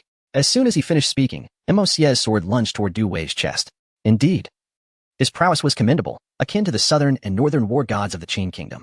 In Mosie's presence, Du Wei was as defenseless as a flower-patterned pillow, left with no means to resist, forcing him to flee in a disheveled manner. Yet, despite the commotion within, no one came to inquire. But is it truly his own doing? He had commanded that once he entered the chamber, no one was permitted to enter, regardless of any sounds that might arise. Thus, even now, as he neared death, no one came to his aid. Whoosh! The sword of Mosie pierced his left shoulder. Mosie, if you dare to kill me, the Du family will not spare you. The Du family? Mosie snorted derisively, quickening his assault. You, please, do not kill me. If you spare my life, I will grant you whatever you desire. Just do not take my life. Du Wei quivered, aware that Mosie would not relent today. Failing to intimidate him, he resorted to bribery. Du Wei was the only son of the Du family, cherished immensely by the chancellor since childhood. Any conditions he proposed would be met with the full resources of the nation. Moreover, the Du family's enterprises spanned the entire country, even reaching Chiyun. Du Wei believed that Mosie was cognizant of this fact. Mosie, have you truly considered this? There are things that the king of Qin cannot provide. But I can, as long as you spare my life. What do you say? Just as Du Wei thought he had captured Mosie's interest, Mosie regarded him with a cold smile. You believe you can offer me what the king of Qin cannot? Huh. I indeed believe that the Du family possesses such capability. However, Mosie replied indifferently. Nothing you say now holds any weight. For the one you have offended this time is beyond even the Du family to contend with. What? Who have I offended? I merely dig 2,000 bags of iron or from the forging camp. Do not try to scare me. Scare you? You should ponder whom you've crossed. Or perhaps go down and inquire with the king of hell yourself. Du Wei retreated step by step, seizing the opportunity to escape through the window. Preposterous. How could he perish here? Surely, the king of Qin had dispatched him to kill him, fabricating such a ridiculous pretext. No, he must escape and inform his father. He no longer wished to be a general. He aspired to be the emperor. The emperor of the great Qin. Chapter 132. Doming confronts Qin Zheng. Do you think you can escape? The Mosie sword, fierce and unyielding, declared, I advise you to abandon any hope, today. You must meet your end. Du Wei realized he could not evade his fate. With his skills, how could he possibly contend against Mosie? Thus, he glared at him with resentment, roaring, avenge me. But no sooner had he spoken than a sword pierced his throat. Blood splattered against the window pane, his eyes remaining wide in death. Outside, Du Wei's subordinates heard the commotion, only to realize the gravity of the situation. Upon rushing in, they found nothing but Du Wei's lifeless body. It was over. They dared not linger and promptly dispatched someone to inform the Du family. In Xianyang, within the grand and opulent Du residence, tranquility reigned. Pavilions and waterside pavilions, artificial hills and lofts. Each corner exuded a lavish aura, steeped in the scent of wealth and power. Is it true that the king has gone to the Yellow River? Du Ming, adorned in splendid attire, sat in a chair, his displeasure unmistakable. He could not fathom why his sovereign would associate with that rabble from the northwest, now seeking to wage war against Luosang. Did he not possess even a modicum of self-awareness? With an army of 800,000? The disparity between Luosang and the state of Qin was not merely one of military strength. Such arrogance was foolhardy. Opposite him sat a woman in her 40s, remarkably well-preserved. Her skin fair, with no trace of wrinkles around her eyes. At first glance, she appeared to be in her early 30s. The resemblance between her and Du Ming was evident. She was Du Mei, Du Ming's daughter and the current empress of Qin. A sardonic smile graced her lips as she remarked, Father, I have heard that the king has encountered an extraordinary figure, which has prompted such absurd actions. What extraordinary figure? I do not believe it. Let him stir up trouble. His life cannot last much longer, Du Ming replied with a cold smirk. Qin Zheng believed no one was aware of his affliction. How could that be? There is no impenetrable wall in the world. When the time came, he would support Wei heir to the throne under the pretext that the king of Qin had no heir. Du Ming envisioned a splendid outcome. Du Mei was well aware of her father's intentions, but chose to remain silent. Since time immemorial, women have been the victims of men's ambitions. She had long understood that as long as she committed no transgressions, the Du family would ascend to the pinnacle of power in Qin. It would be the same wealth and glory. The only difference would be in the title. Father is absolutely correct, Du Mei agreed. As they basked in their joy, a black messenger pigeon suddenly swooped down from the sky. Du Ming skillfully retrieved a letter from the bamboo tube. Upon reading it, his expression shifted dramatically. How could this be possible? Du Mei was startled by a sudden change. Picking up the letter from the table, she gasped and covered her mouth. Wei heir, how could this be? It must be a mistake. Du Ming's eyes glinted with a murderous intent, his fury erupting. With a mighty blow, he shattered the table. Find out who killed Wei heir. They have one day to uncover the murderer, or I shall unleash a bloodbath upon Huanghe City. It is the first time that Du Mei has witnessed such fervor surrounding Du Ming. Yet, she never anticipated that someone would possess the audacity to murder her brother. Furrowing her brow, she noted that Wei heir held a position in the military, with guards accompanying him during his travels. How could he possibly have fallen victim to an assassination? This thought struck Du Ming like a bolt of lightning. His eyes widened in fury as he commanded, Prepare my horse at once. I shall personally confront King Qin to uncover the truth of this matter. Du Mei watched him storm away, a sense of foreboding creeping over her. Do Wei was her father's hope, and now that he had been slain, her father would undoubtedly seek vengeance upon the perpetrator. Being astute, she immediately considered the possibility that this incident might be linked to King Qin, for where else could he be? Yet, without evidence.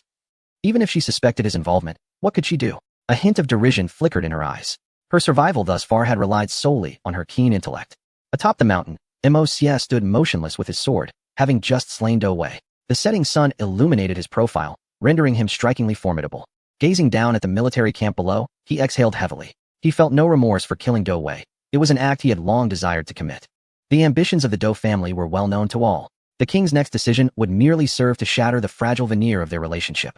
He harbored no fear of Do Ming seeking retribution, as he could easily claim to have acted out of disdain for Do Wei's actions, entirely dissociating himself from the king. However, this would incite chaos within the Qin state. After all, the Do family's roots ran deep, and the extent of their influence remained a mystery. Presently, all of Qin's military might was concentrated here. If Do Ming seized the opportunity to rebel, the situation in Qin would hardly fare better than that of Luosang. Alas, with a master in their midst, he was confident that strategies would be devised in council with the king. The mere thought of those crossbows reignited a flicker of hope in his eyes. What extraordinary power would those unparalleled artifacts unleash on the battlefield? With this contemplation, his earlier gloom dissipated as he prepared to return to the military camp. In the forging camp, Lin Tian had commenced the creation of flying apparatuses, delicate iron sheets, as light as a cicada's wing, emerged from his hands, astonishing those present. While they had seen iron sheets before, they had never encountered such ethereal thinness. My lord, this iron sheet is remarkably light. It is so thin, akin to paper. How did you achieve this? The onlookers marveled at Lin Tian's extraordinary craftsmanship, executed under their watchful gaze, with every movement etched into their memories. Throughout the process, Lin Tian's seemingly limitless prowess was nothing short of miraculous. Iron Yo gazed at Lin Tian with profound respect. He had observed Lin Tian's hammering with rapt attention, noting the flawless coordination from leg to waist to wrist. The control over his strength was astonishing. Each strike delivered precisely the optimal force, allowing for the creation of such thin iron sheets. Lin Tian felt a bit shy from the compliments he received.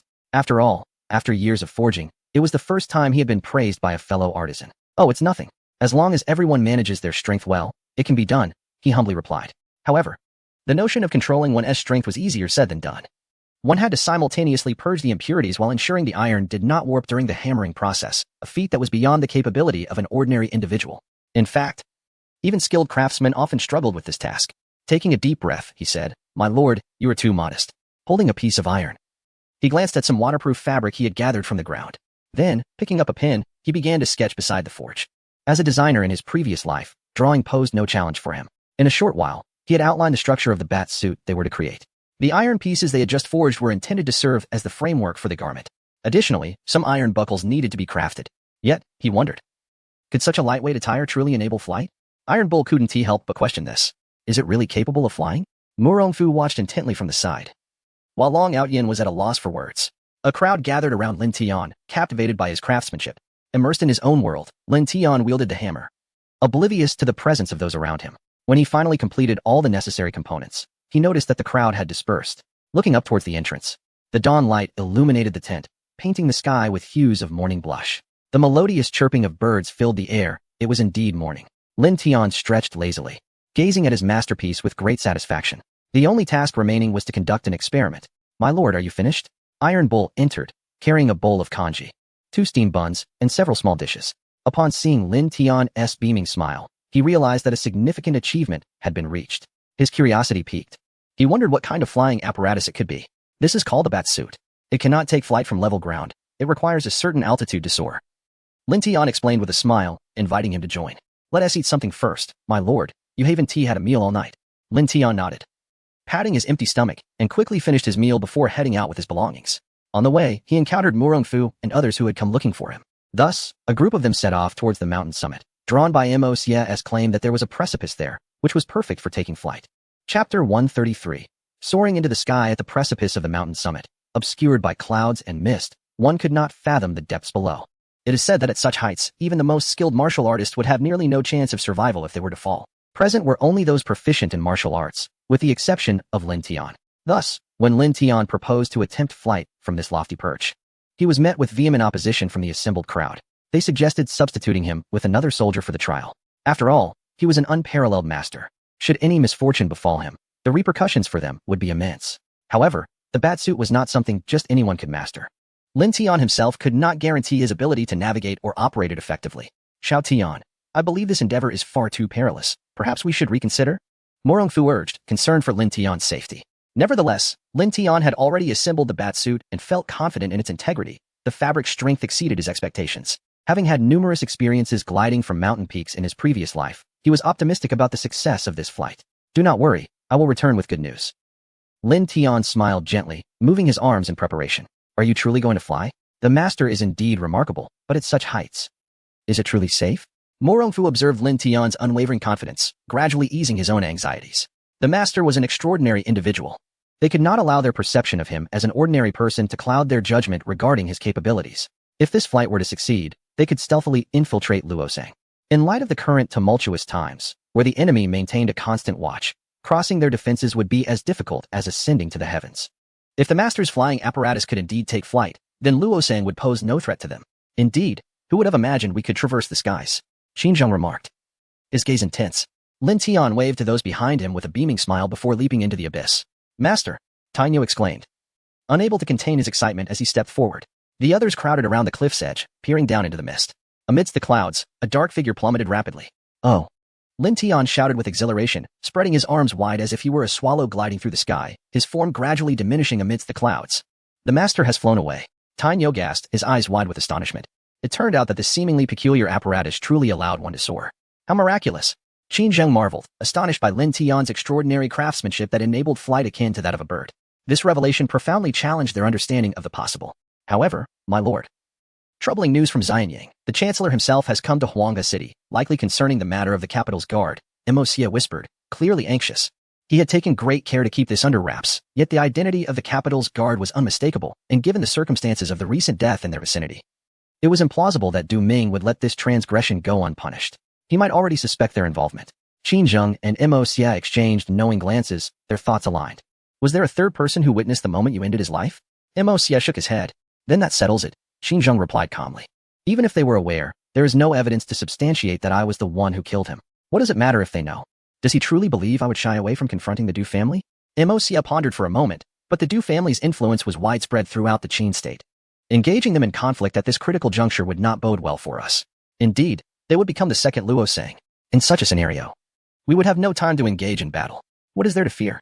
The master is already in the process of forging an unparalleled artifact. Our Qin state will be the first to possess an army equipped with such a remarkable weapon. In comparison, what does he even amount to? Qin Zheng's voice suddenly grew somber. Moxia, send someone to monitor every move of Du Ming. Notify me immediately upon receiving any news. We cannot afford to offend the master due to his recklessness. Yes, my lord, I shall see to it right away. Moxia replied respectfully. Ultimately, Qin Zheng harbored greater faith in the master's ability to lead the Qin state to prosperity. As for the Du family, they could only be regarded as a potential threat. Better to eliminate a tiger lurking nearby than to live in constant unease. Qin Zheng's aura was filled with murderous intent. Let us depart. The master is unlikely to return here. We should seek him out. With that, Mo Rongfu turned and descended the mountain.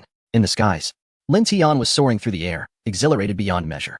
Although he lacked martial skills and could not wield weapons, he possessed a unique ability that even the martial experts might not have. At this moment, he glided through the air like a bird, reveling in his newfound freedom. Below him, the mighty yellow river flowed. Qin Lao had mentioned that across the river lay Luosang. From the aerial view, Luosang indeed appeared grand and imposing, surrounded by numerous soldiers stationed along the banks to thwart any attempts at crossing. A mischievous thought crossed Lin Tian's mind. Why not fly over? With a swift dive, he soared just above the yellow river, catching sight of the majestic palace. Lin Tian inhaled sharply. Was that where his father-in-law was imprisoned? Frowning, he adjusted his course, circling above Luosang to scout for any vulnerabilities in their defenses. To his surprise, he discovered a potential entry point. Downstream along the Yellow River, not far from his current location, he spotted a grove of trees. The soldiers of Luosang were only stationed at the perimeter of the grove, and if one were careful, it was possible to evade them. This information needed to be relayed to Qin Lao and the others without delay.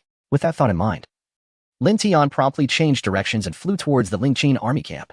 Above Luosang, many onlookers noticed a massive bat soaring through the sky. Mother, look, what a large bat! A child exclaimed while pointing skyward. A woman scolded the child, raising her hand to swat him on the bottom. You naughty child. Stop learning from that scoundrel father of yours and trying to deceive me. Do you think your mother is foolish? Bats only come out at night, not in broad daylight. The woman dismissed her child's claims, suspecting him of fabricating stories. However, the innocent child exclaimed, Mother, I am not lying. There is indeed a bat, and it resembles a human. To which the mother retorted, a bat that resembles a human? Why not say it resembles your father? The child, hurt by the reprimand, ran off in distress while the mother pursued him. Bystanders, unable to contain their curiosity, looked up but saw nothing. An hour later, the adults returned. Lin Tian descended slowly over the military camp. This experience had been truly extraordinary, and he found himself enamored with the bat-like garment. Well, let us go inside. I have matters to discuss with you. Matters? Qin Zheng appeared bewildered. Why did it seem as though the master was brimming with excitement? Could it be that the master was aware he had already dispatched Mo Xie to eliminate the captain, thus bringing him joy? Had the tension dissipated? Qin Zheng's heart leaped with delight.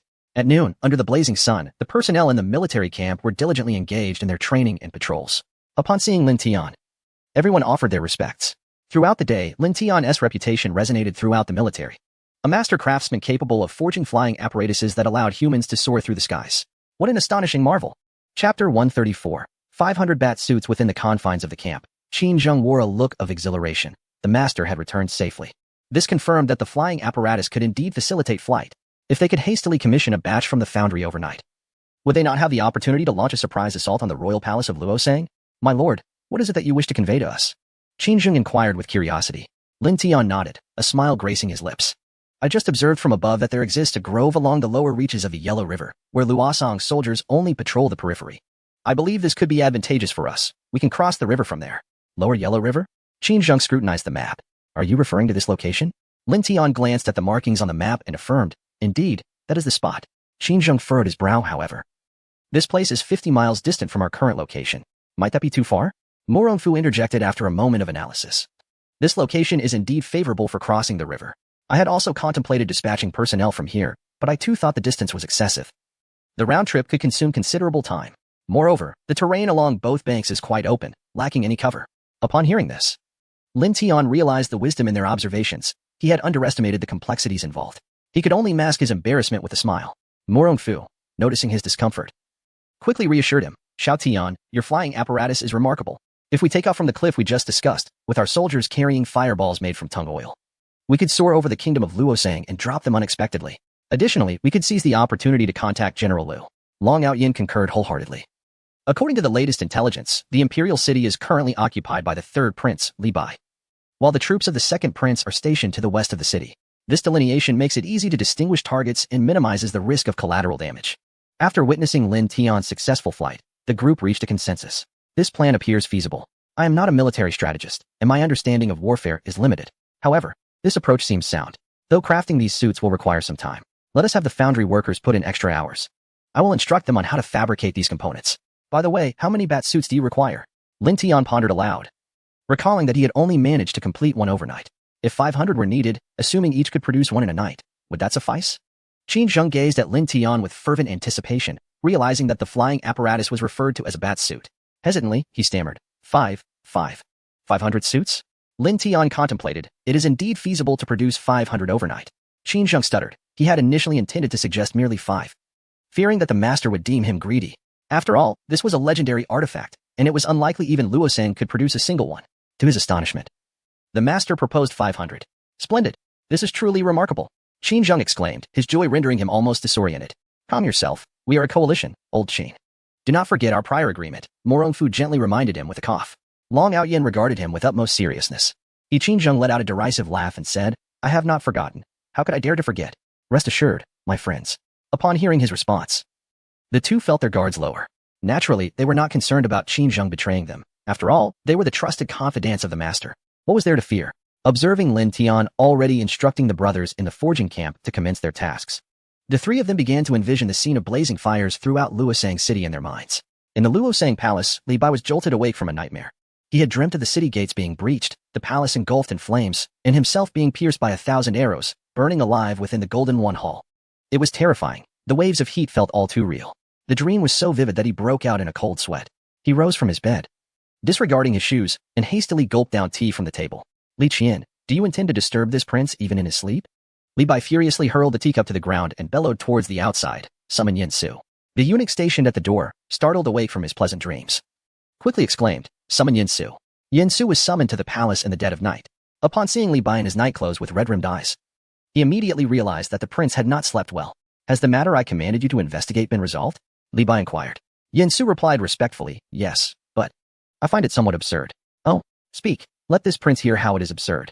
Yin Su nodded, and relayed the information he had gathered in detail, including the incident of Lu Yin and having her tendons severed, being expelled from the Li family, and subsequently encountering Lin Tian, followed by a series of events. Even Yin Su was incredulous upon hearing this. How could such a diminutive nation as Yin possess an extraordinary master? Setting aside the question of why such a master would even take notice of a girl from the Lu family, the very occurrence seemed implausible. Are you certain the information is accurate? Li Bai's countenance darkened further. What nonsense is this? A mere blacksmith is an extraordinary master? This is absurd. The intelligence department had never faltered in their reports. Moreover, the recent coalition in the Northwest was a matter of the last half-month. The only explanation that linked all these events together was this one. Although he was reluctant to believe it, he found himself compelled to accept it. The phrase extraordinary master felt like a branding iron searing into Li Bai's chest, rendering him profoundly uneasy. If such a master were indeed covertly aiding them, victory would be utterly unattainable. Yin Su pursed his lips in silence. Indeed, he thought, and if such an extraordinary master truly existed, then their errors were even graver. For they had captured the master's father-in-law. Such a figure would certainly not let them go unpunished. Their fate was sealed. It was merely a matter of how and when they would meet their end. Given the circumstances, retreat was not an option. Yin Su conveyed the prince's orders and dispatched someone to inform Li Qian that the prince summoned him for negotiations at natural residence in the city tomorrow at noon. If he were even a moment late, the prince would execute 10 people. If he does not come, I shall slay every soul in this city. Li Bai's countenance twisted in rage as he exclaimed. Indeed. Yin Su rose silently, his expression grave.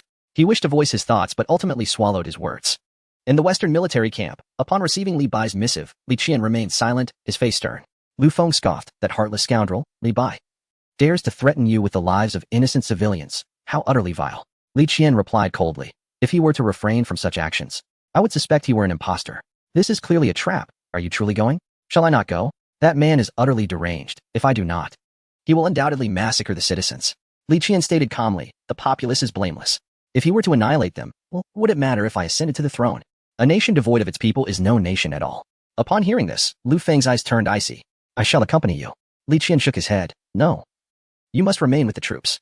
If both of us go, who will command the army? But there are no buts. Heed my words.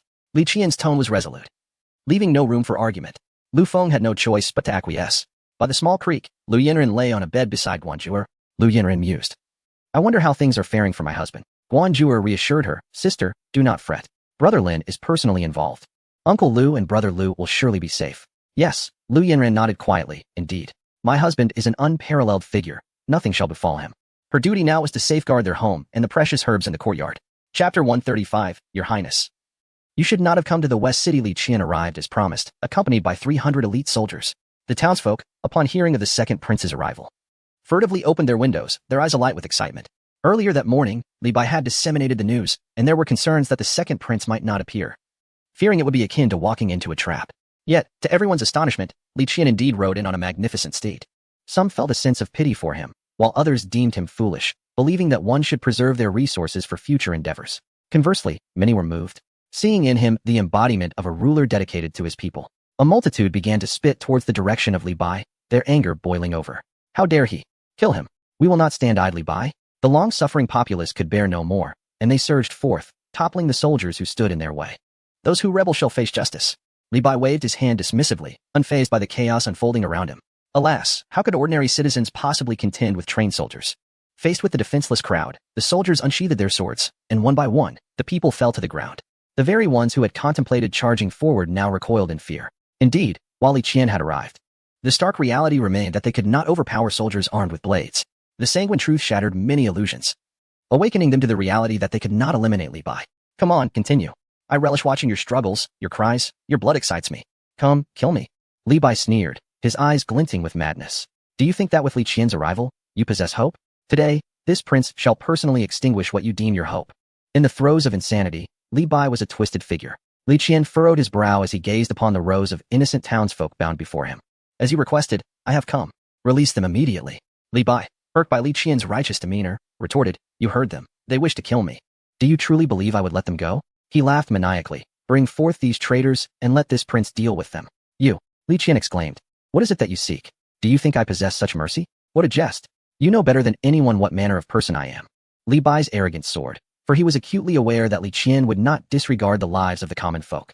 With a disdainful snort, he resolved to unveil Li Qian's hypocritical facade before all. Ah no, I do not wish to die. Second prince, I implore you, save us, pleaded the kneeling townsfolk, their voices laden with desperation. They clung to the hope that Li Qian might rescue them. Aha! Did you hear that? They are pleading with you for salvation. Will you heed their cries? The square reverberated with lamentation and supplications, a cacophony of despair echoing through the air. This is precisely what Li Bai wished to witness. He glared fiercely at Li Qian. Withdraw your troops and allow me to ascend as emperor, and I can assure you that no harm will come to them. Nay, not only will I spare them, but I shall also protect all the citizens of Luosang City. What say you? Will you retreat? Will you permit my rise to the throne? Does Luosang still hold a future? Contemplating this, Li Qian maintained his composure and replied, release them. And I shall negotiate with you earnestly, otherwise we shall meet on the battlefield.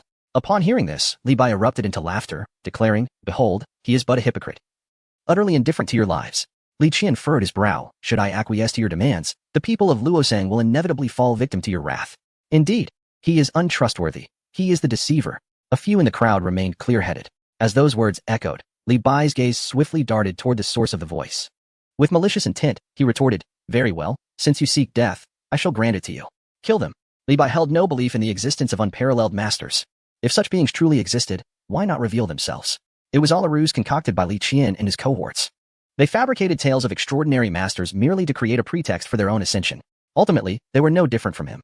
They merely fabricated the appearance of a legendary figure, capable of deceiving other nations for a brief period.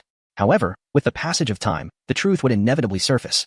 Yet, Li Bai's expression hardened. That brief window of time was sufficient for Li Qian to resolve matters with him. One must admit, his strategy was indeed astute. Li Bai clapped his hands in admiration, exclaiming, Li Qian, I must concede that your ploy is indeed more cunning than mine. After all these years, I had no inkling of how deeply you had concealed your true self. Ah, what a remarkable stratagem. It compels even me to applaud in astonishment. What stratagem? What does it mean to conceal oneself so deeply? Such words were meant for him to utter. Compared to you, I am far inferior. You feign a delicate, erudite demeanor, yet harbor such cruelty within. These are your subjects. How can you bring yourself to harm them? In my eyes, they are not but a swarm of ants. What is the loss in exterminating a few? Ants? Li Qian retorted angrily. Open your eyes and behold. They are living beings, just like you, with noses and eyes. Li Bai regarded him coolly. Spare me the rhetoric. Simply state whether you agree or not. Gazing at the citizens of the city, Li Qian felt a pang of compassion. He clenched his fists and calmly said, Where is my mentor? I wish to see him. Having anticipated Li Qian's request, Li Bai gestured for someone to bring the barely conscious Lu Yu forward. Li Qian exclaimed in excitement, Mentor. At the sound of his voice, Lu Yu weakly raised his head. Upon recognizing Li Qian, he expressed his alarm. Your Highness, what brings you here? You should not have come. Li Qian shook his head. No, Mentor, how could I possibly stay away? You and the citizens are suffering. I cannot bear it. Hearing this, Li Yu sorrowfully closed his eyes, tears streaming down his aged cheeks.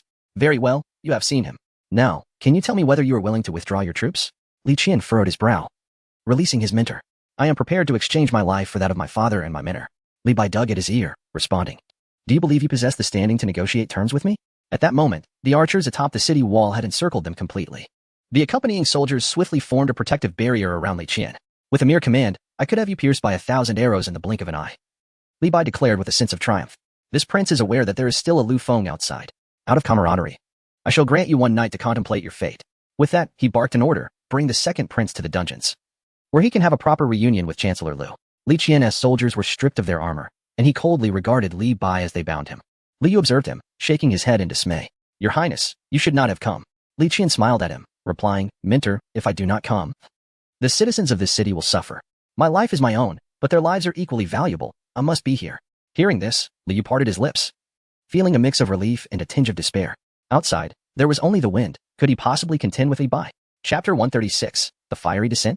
The outbreak of war. The 500 bat suits, hastily crafted by the foundry overnight, were successfully completed.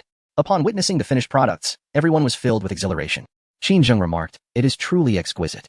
They had all received news that Li Qian had voluntarily allowed himself to be captured by Li Bai in order to save the citizens of Luosang City. If they failed to act promptly, they, including Li Qian, risked being brutally murdered. One general leads to the graves of countless soldiers. My lord, as per your instructions, I have selected 500 brave warriors, each weighing no more than 120 pounds, Lin Tian acknowledged, having heard the developments. Time was of the essence. If they did not rescue the captives soon, both his father-in-law and brother-in-law would be in peril. Let us ascend the mountain while I explain our plan, he added. The group nodded, leading the 500 warriors once more to the precipice. Upon reaching the cliff, Lin Tian spoke with solemnity. First, divide into 10 groups, with each member carrying 10 oil fire seats. Once we enter the skies over Luosang, one group must immediately head west to contact General Lu Feng and relay our plan, ensuring their cooperation. Remember, while flying, maintain altitude. The higher you soar, the less likely the enemy's arrows will find you. If your flying suits become damaged, you must make an emergency landing, preferably on the western outskirts of the city. Qin Zheng nodded. You must firmly remember my lord's words. This time, we must not fail. Lin Tian intended to accompany one of the groups. Mu Rongfu and others attempted to dissuade him. Shaking his head, Lin Tian reassured them, do not worry. I will go to the west. General Liu will trust me upon seeing my presence. The decision made by the master was not to be contested. Once the battle ignites on your end, we shall launch a frontal assault to draw the main forces of Luosang, Qin Zheng stated. Lin Tian nodded, entrusting the command of the battle to them, for he was not well versed in such matters. After deliberation, Lin Tian and the 500 soldiers set forth. At the cliff, Qin Zheng and the others were filled with emotion, their eyes sparkling with excitement. They had long anticipated the outcome of this impending battle. Within the Yellow River City post, Du Ming stared at the lifeless body of Du Wei, his eyes ablaze with bloodlust, exuding a murderous aura. If Qin Zheng does not provide me with an explanation today, he shall pay with his life. Enraged, Du Ming had become almost deranged. He had but one son, Du Wei, the sole child of his 7 wives. He was cherished beyond measure, yet now, he had been killed right beneath Qin Zheng's nose. How could he possibly believe this? Du Ming erupted in fury, demolishing everything in the room. The guards trembled in fear, witnessing the once genteel Chancellor Du lose his composure so terrifyingly. Was this truly the esteemed Chancellor they knew? Many were aware that Chancellor Du was known for his gentle demeanor, revered in Qin for his scholarly pursuits, and held in high regard among the populace. Indeed, when cornered, even a rabbit will bite. Your Excellency, based on the wound of the young master, it appears he was slain by a master swordsman. The cut is fine and narrow. If my conjecture holds true, it must be the work of Mo Xia, renowned as one of the martial gods of the north and south. For only a soft bamboo sword could inflict such a precise and slender wound. Upon hearing this, Du's teacup shattered into dust. The man who had just spoken was momentarily taken aback. He never imagined that Du Wei had been killed by Mo Xie. For all these years, even if Qin Zheng held grievances against him, he would not dare to confront him openly. The Du family contributes nearly half of the national tax revenue. Their enterprises in mining, rice, salt, and silk essentially monopolize the Qin state. He could hardly fathom that Qin Zheng would be so audacious as to command Mo Xie to murder his son. Ah, Qin Zheng. What audacity do you possess to act so recklessly? Summon someone to inform Qin Zheng that I have arrived. Meanwhile, Qin Zheng, along with Long Out Yin and Mu Rongfu, divided their forces into 3 paths, each leading 200,000 troops, preparing for battle from the front and both flanks. There was no time to concern himself with Du Ming's affairs. Even if the heavens were to collapse, he would remain indifferent. Focus solely on assisting the master in conquering cities and lands. With the master in command, why would they still need Du Ming? They simply would not. As dusk fell, a swarm of bats appeared over the royal city of Luosang. Children in the streets gazed skyward, innocently exclaiming how many bats there were, while pedestrians were captivated by the multitude of dark shapes above. Indeed, what an abundance of bats. How could there be so many at this hour? An elderly man, peering into the heavens, remarked in confusion. Little did they know that the figures soaring above were not bats at all, but men. The swarm of bats flew directly over the royal city, heralding a strange phenomenon in the sky. From the ground, it appeared as if fireballs were raining down from the heavens. By the time the soldiers within the palace realized the danger, the royal residence had already succumbed to flames.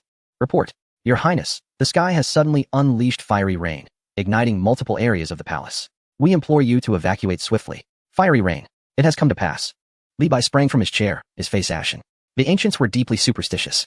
Recalling the dream he had the previous night, he suddenly erupted into raucous laughter. The kneeling men trembled, fearing to act, uncertain of his next outburst. In that moment, Li Bai believed that even the heavens conspired against him. Could he have truly erred? Is it wrong to aspire to be emperor? At this juncture, he remained blissfully unaware of his missteps. Your Highness, General Yin requests an audience. Let him enter. Li Bai's eyes were bloodshot, indicative of restless nights. Upon Yin's entrance, he knelt on one knee, declaring, Your Highness. We have discovered that the so-called fiery rain was orchestrated by the Qin soldiers. They ascended into the sky and rained down oil fireballs upon us. What? Li Bai was suddenly struck dumb. Did you say the Qin soldiers flew into the sky? Are you implying they descended from above? How is that even conceivable? He slumped heavily back into his chair, a look of bewilderment on his face. How could humans possibly ascend to the heavens? Indeed, they were human, we observed clearly. Even those so-called fireballs were merely oil-soaked spheres. Now, our armory has been devastated, and our supplies have been ignited, leaving us with scarcely anything. Your Highness, we have lost. Yin Su choked out solemnly. Lost, have we? Li Bai stared at him in a daze, panic overtaking him. He was at a loss for what to do. Everything had strayed far from his plans. Yes, we have lost, Your Highness. While the army has not yet breached the city, you must evacuate at once. Evacuate?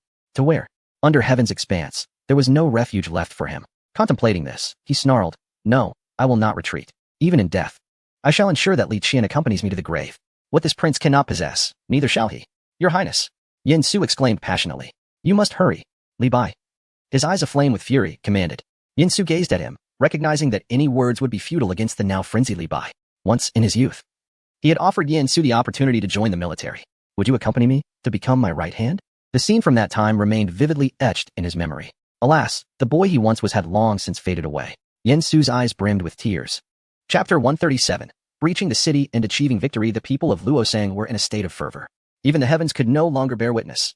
Unleashing divine fire to punish Li Bai, the heavens have finally intervened. Let the wretched prince be consumed by flames. Yes, let him perish. Do not let him escape. The entire nation of Luosang was in celebration, as they beheld the palace engulfed in flames. The citizens jubilantly clanged their pots and pans in the streets. In the western part of the city, Lin Tian had just reached the ground when he was surrounded by Lu Feng and his soldiers. Moments ago, they had been elated, believing that heavenly fire had descended to aid them. However, to their astonishment, the very force assisting them turned out to be the Qin soldiers. Led by none other than his brother-in-law, Lu Feng was taken aback. Wasn't Yinran married to a blacksmith? The man before him, clad in peculiar attire and descending from the heavens, was anything but a blacksmith. Curious, Lu Feng asked, you claim to be Yinran's husband. Do you possess any proof? Lin Tian smiled and produced a handkerchief. This was given to me by Yinran. Please take a look. Lu Feng examined the familiar handkerchief, adorned with green mulberry leaves, beneath which was a signature, Yinran. The handwriting was indeed hers. Yet, wasn't she wed to a blacksmith? The man before him certainly did not resemble one. Could a blacksmith command the Northwest Army to their aid? Impossible. Despite the confusion, Lu Feng understood that this was not the time for inquiries about the man's identity. Nodding, he declared, then let us join forces to assault the city and rescue those within. He noted Lin Tian's lack of martial prowess and frowned, instructing, stick close behind me and do not stray. He felt vexed. Had it not been for the treachery against the Lu family, how could Yinran have married such a man? To Lu Feng, a man lacking in combat skills like Lin Tian seemed inadequate for his sister. Lin Tian sensed the disdain in Lu Feng's tone but merely smiled in response. Very well. He acknowledged his own lack of martial abilities and anticipated such judgment. Yet, so what? He and Yinran had already forged an unbreakable bond. In this realm, a woman could not easily remarry unless granted permission by her husband's family. Though he was a blacksmith, there was no way he would consent to such a thing. With this thought, Lin Tian felt a sense of relief wash over him. It must be said that Lu Feng's combat prowess was indeed formidable. They pressed forward with relentless vigor, advancing directly towards the city gates. The opposing forces were utterly incapable of halting their assault. Break down this city gate. Any soldier who dares obstruct us, slay them. At Lu Feng's command, his soldiers swiftly brought forth a massive wooden beam, resembling a great dragon. 30 men hoisted it, crashing it against the city gate. The gate yielded slightly, only to be desperately pushed back by those inside. Nearly a futile resistance. Breakthrough. Lu Feng's thoughts turned to Li Bai, who was within the city. Considering his various misdeeds, a murderous intent gleamed in his eyes. Inside the great hall, Li Bai smirked, addressing his two captives. He, second brother, master, did you hear? Lu Feng has come to rescue you. Uncertain of Li Bai's machinations, they could only gaze at him, their expressions contorting into one of twisted horror. Enough, third prince. The aged voice of Lu Yu resonated, filled with resignation and disappointment as he gazed at Li Bai. Once, he took immense pride in having such a student. Yet how had it come to this? Stand down? Li Bai laughed boisterously. Teacher, only now do you ask me to retreat? It is too late. He continued with a mocking tone. Oh, how I envy you, teacher, for having such an admirable son-in-law. Were it not for him, I would have been the emperor by now. What son-in-law? Lu Yu thought Li Bai had lost his senses and was rambling incoherently. Seeing Lu Yu feign ignorance, Li Bai, filled with indignation, exclaimed, at this juncture, why do you still pretend? If it weren't for your esteemed daughter marrying a recluse in Yin State, could she have unified the Northwest forces and mobilized 800,000 troops? What? Lu Yu's eyes widened in shock. His daughter, Yinran, was married? And to a recluse? When had this occurred? As a father, he was oblivious to his daughter's marriage, and a wave of bitterness washed over him. Yet, this bitterness was swiftly supplanted by astonishment. Teacher, what he said is true. We have received credible news that she indeed married. However, we were informed that Yinran was a blacksmith. They had withheld this information, fearing it would sadden Lu Yu to learn that his cherished daughter had married a mere blacksmith. A blacksmith?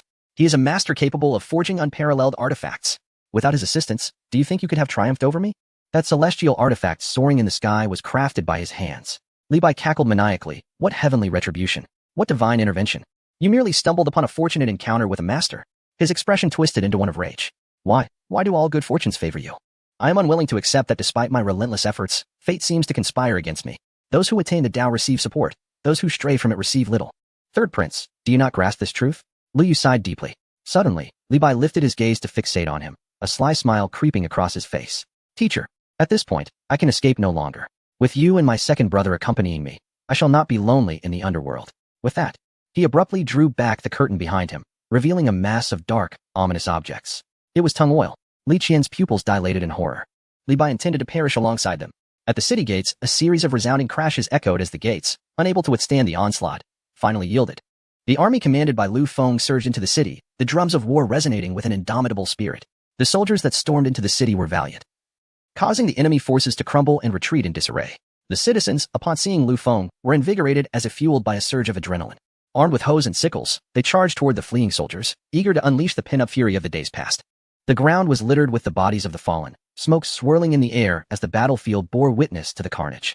Zhang, bloodied and furious, glared at the advancing army, eyes ablaze, and commanded, "No retreat.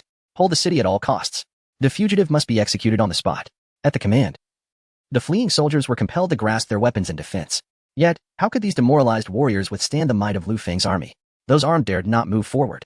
Charge! Observing his subordinate's reluctance, Zhang Ming decisively severed the trembling soldier beside him with a single stroke. The remaining soldiers, seeing this, had no choice but to grit their teeth and rush into the fray. Alas, such a charge was nothing short of a death sentence. One by one, Zhang Ming's soldiers fell before him, with the last few dozen standing steadfastly in his defense. They were the final remnants of his forces. In this dire moment, they were fated to falter. Before them surged an unrelenting tide of troops pouring through the city gates. Kill! Kill! Lu Feng's soldiers raised the banner emblazoned with the character 1000. The war drums resounded as the soldiers shouted fervently. Lu Feng, mounted upon his steed, glanced down at Zhang Ming, signaling his soldiers to halt. Zhang Ming was now entirely encircled, bereft of any means to retaliate. Lu Feng, respecting him as a true man, spoke calmly, "General Zhang, lay down your weapon, and I shall spare your life." Zhang Ming lifted his gaze to Lu Feng, a bitter smile crossing his face.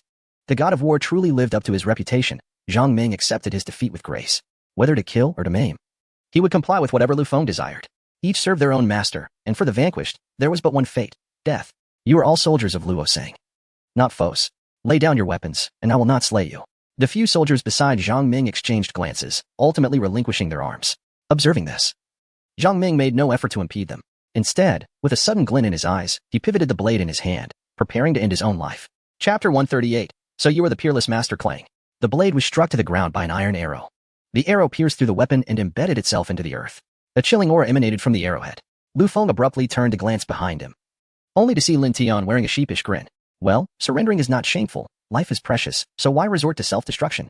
At this moment, Lin Tian maintained his archery stance, and the Zhuge divine crossbow in his hands left Lu Feng utterly astonished. How could this be possible? How could he possess such a transcendent artifact? There was no mistaking it. The faint white glow was unmistakable. Lin Tian noticed Lu Feng's serious expression directed at him and anticipated a reprimand. Hadn't he warned him before departing not to wander off and to follow closely? Yet, witnessing someone attempting to take their own life before him, he could not refrain from intervening. He was also perplexed by how he had managed to act so swiftly. He had merely thought to stop it before his body reacted on its own. Suddenly, a chill ran down his spine. He recalled a novel he had once read, which described how a transmigrator shared a body with its original owner. Could it be that, in that fleeting moment, the original owner's consciousness had taken control? Surely not. Did that mean when he engaged in intimate acts with Yanran, the original owner had also felt it? And could he see as well? Lin Tian was bewildered by the emergence of such thoughts. After all, they were still on the battlefield. This sensation was akin to discovering that what he believed was ice cream was, in fact, a mere imitation. He couldn't help but curse under his breath. Damn it. Yet this conjecture was unfounded. He could not conclude that the original owner still existed within this body based on mere speculation. He needed to devise a method to ascertain the truth. Meanwhile, Lu Feng observed Lin Tian's alternating expressions of dazedness and terror, utterly confused. Finally, he exclaimed, "Where did you acquire that?" Hearing Lu Feng's inquiry, Lin Tian snapped back to reality. He looked down at the crossbow in his hands and replied with a smile, "Oh, this? I crafted this crossbow myself." "You made it?" Lu Feng's voice rose in disbelief. He reiterated, astonished, "You claim this crossbow is your creation?" He thought it impossible. This was a legendary artifact. Such things could not simply be fabricated. Even the renowned Luosang possessed only one heavenly weapon. And there was but a single peerless artifact in the entire Zhangzhou. Who would believe it? Yet, the Zhuge divine crossbow, radiating its own white light, was undeniably extraordinary. Could the rumors be true? He had heard whispers that a wielder of a heavenly artifact had emerged in the Yin Kingdom. Could it be him? As Lu Feng regarded Lin Tian's beaming demeanor, he felt a sudden sense of foreboding. Could this young man be feigning simplicity to hide his true prowess? A peerless master? Lu Feng inhaled sharply, astonished to realize that Yin had married such an extraordinary figure. No wonder. Everything suddenly made sense. How could Yin Zhan alone unite the various nations of the Northwest? Only he, the man before me could achieve such a feat to my astonishment. The extraordinary master turned out to be my brother-in-law. Goodness, Lu Feng, recognizing the truth, nearly exclaimed in excitement. His expression, to Lin Tian, resembled that of someone in agony, bordering on madness, with facial spasms and cramping hands. Lin Tian awkwardly admitted, indeed, it was my doing. My family has forged iron for generations, and occasionally, I dabble in crafting some novel trinkets. This is merely a crossbow I use for small game. Is there a problem? Stunned, he noticed that his elder brother-in-law appeared somewhat peculiar. Could it be that he harbored intentions of harming the man before him? The latter had merely offered a token of courtesy, yet he took it to heart. Lin Tian's lips twitched. It seemed he had unwittingly meant well but ended up causing trouble. Zhang Ming, across from him, was equally bewildered. He had long heard of the extraordinary master aiding them. When they faced the onslaught of the oil fireballs, he had already anticipated his fate, albeit with a flicker of hope. He chuckled bitterly. So you are the extraordinary master? Huh? Lin Tian was taken aback. What extraordinary master? With deep respect in his eyes, Zhang Ming replied, with the aid of a master's divine weapon. We would accept our defeat with grace. Lin Tian was even more perplexed. He smiled and said, a master who can make the Qin soldiers fly over the Yellow River is indeed a divine being. To witness such miraculous weaponry in our lifetime is a blessing, even in death. So, this was what they meant. Lin Tian understood. They were referring to the bat suit. Indeed, in an era where cold weapons were not yet advanced, the creation of a bat suit could truly astonish. The success of this ambush was largely due to the bat suit's contribution. However, to label him as a master was an exaggeration. I am no master, Lin Tian lamented. I am merely a blacksmith. And those bat suits are but a pastime of mine. A pastime? It dawned on him that such a miraculous weapon was regarded as mere sport in the eyes of the master. He wondered if the third prince would be infuriated to learn this truth. Never mind. The master had spared him, indicating that he held value in the master's eyes. To receive the favor of such a master was indeed a fortune. He immediately knelt before Lin Tian, bowing thrice respectfully. Thank you for your enlightenment, master. Zhang Ming understands. He then turned to Lu Feng, clasping his fists, and asked, might General Lu be willing to accept me as a captive? Lu Feng was initially taken aback, but quickly composed himself, responding earnestly, if General Zhang sincerely surrenders, I, Lu Feng, will certainly welcome him. Zhang Ming gazed at Lu Feng with gratitude and then positioned himself beside him. What? His face was a canvas of confusion. He comprehended not a single word spoken. Furthermore, what was with the bowing? What had he been enlightened about? Clearly, he had said nothing at all. It was utterly baffling. He noticed both men fixated on him. So he could only muster a smile to ease the awkwardness, for he had no idea how to continue the conversation. Forget it. After all, the bat cloak is indeed a novelty to them. It is only natural for misunderstandings to arise. One can only say, it is a beautiful misunderstanding. Lin Tian silently rode his horse, trailing behind Lu Feng. However, Lu Feng occasionally glanced back at him, his expression peculiar, causing Lin Tian to feel utterly uncomfortable. What have I done to offend my brother-in-law? How am I to navigate this situation in the future? He gazed helplessly at the sky. Within the grand hall, Li Bai brandished a torch, determined to perish alongside Li Qianlu. Just then, Yin Su rushed in, his demeanor urgent. Your Highness, Lu Feng's army has breached the city gates. If you do not leave now, it will be too late. Just in time, the prince thought. I shall ensure Lu Feng witnesses his father's demise before his very eyes. Your Highness, Yin Su implored desperately. I beseech you, please depart. Observing Yin Su's countenance, Li Bai suddenly reverted to his former self and smiled at him. Yin Su, take Ener and leave. Yin Su was taken aback. Your Highness, when did you find out? Ener was his full-blooded sister. Li Bai had long been aware of their affair but had chosen not to expose it. Take good care of her for me. A fleeting tenderness glimmered in his eyes as he spoke. Your Highness, Yin Su wished to say more. Yet he noticed Li Bai's countenance shift back to a bloodthirsty snarl. Leave, he bellowed. Yin Su, startled by the outburst, gritted his teeth and turned to depart. After his exit, Li Bai slowly approached the oil, his expression devoid of emotion as he prepared to discard the torch. But in the next moment, a furious shout halted him. Li Bai, how dare you? At the critical juncture, Lu Feng finally arrived, and for the first time, Lin Tian beheld his father-in-law. Li Bai glared at him with a sneer. Lu Feng, your arrival is fortuitous. One more to accompany me to the grave. Ha ha ha, you madman. Release the second prince and my father. Lu Feng roared, seizing a bow from a soldier and drawing it taut. Otherwise, do not blame me for my ruthlessness. Come on. I never intended to live. Li Bai raved, fixing his gaze on Lu Feng, suddenly opening his mouth in silence. In the next instant, the torch slipped from his grasp. No. With a swift whoosh, Lu Feng's arrow sliced through the air, embedding itself in Li Bai's chest. As he beheld the torch plummeting towards the oil, despair washed over Lu Feng. Just when Li Bai believed he would succeed, a white light darted past him at breakneck speed. Whoosh. The torch was pinned to the wall opposite.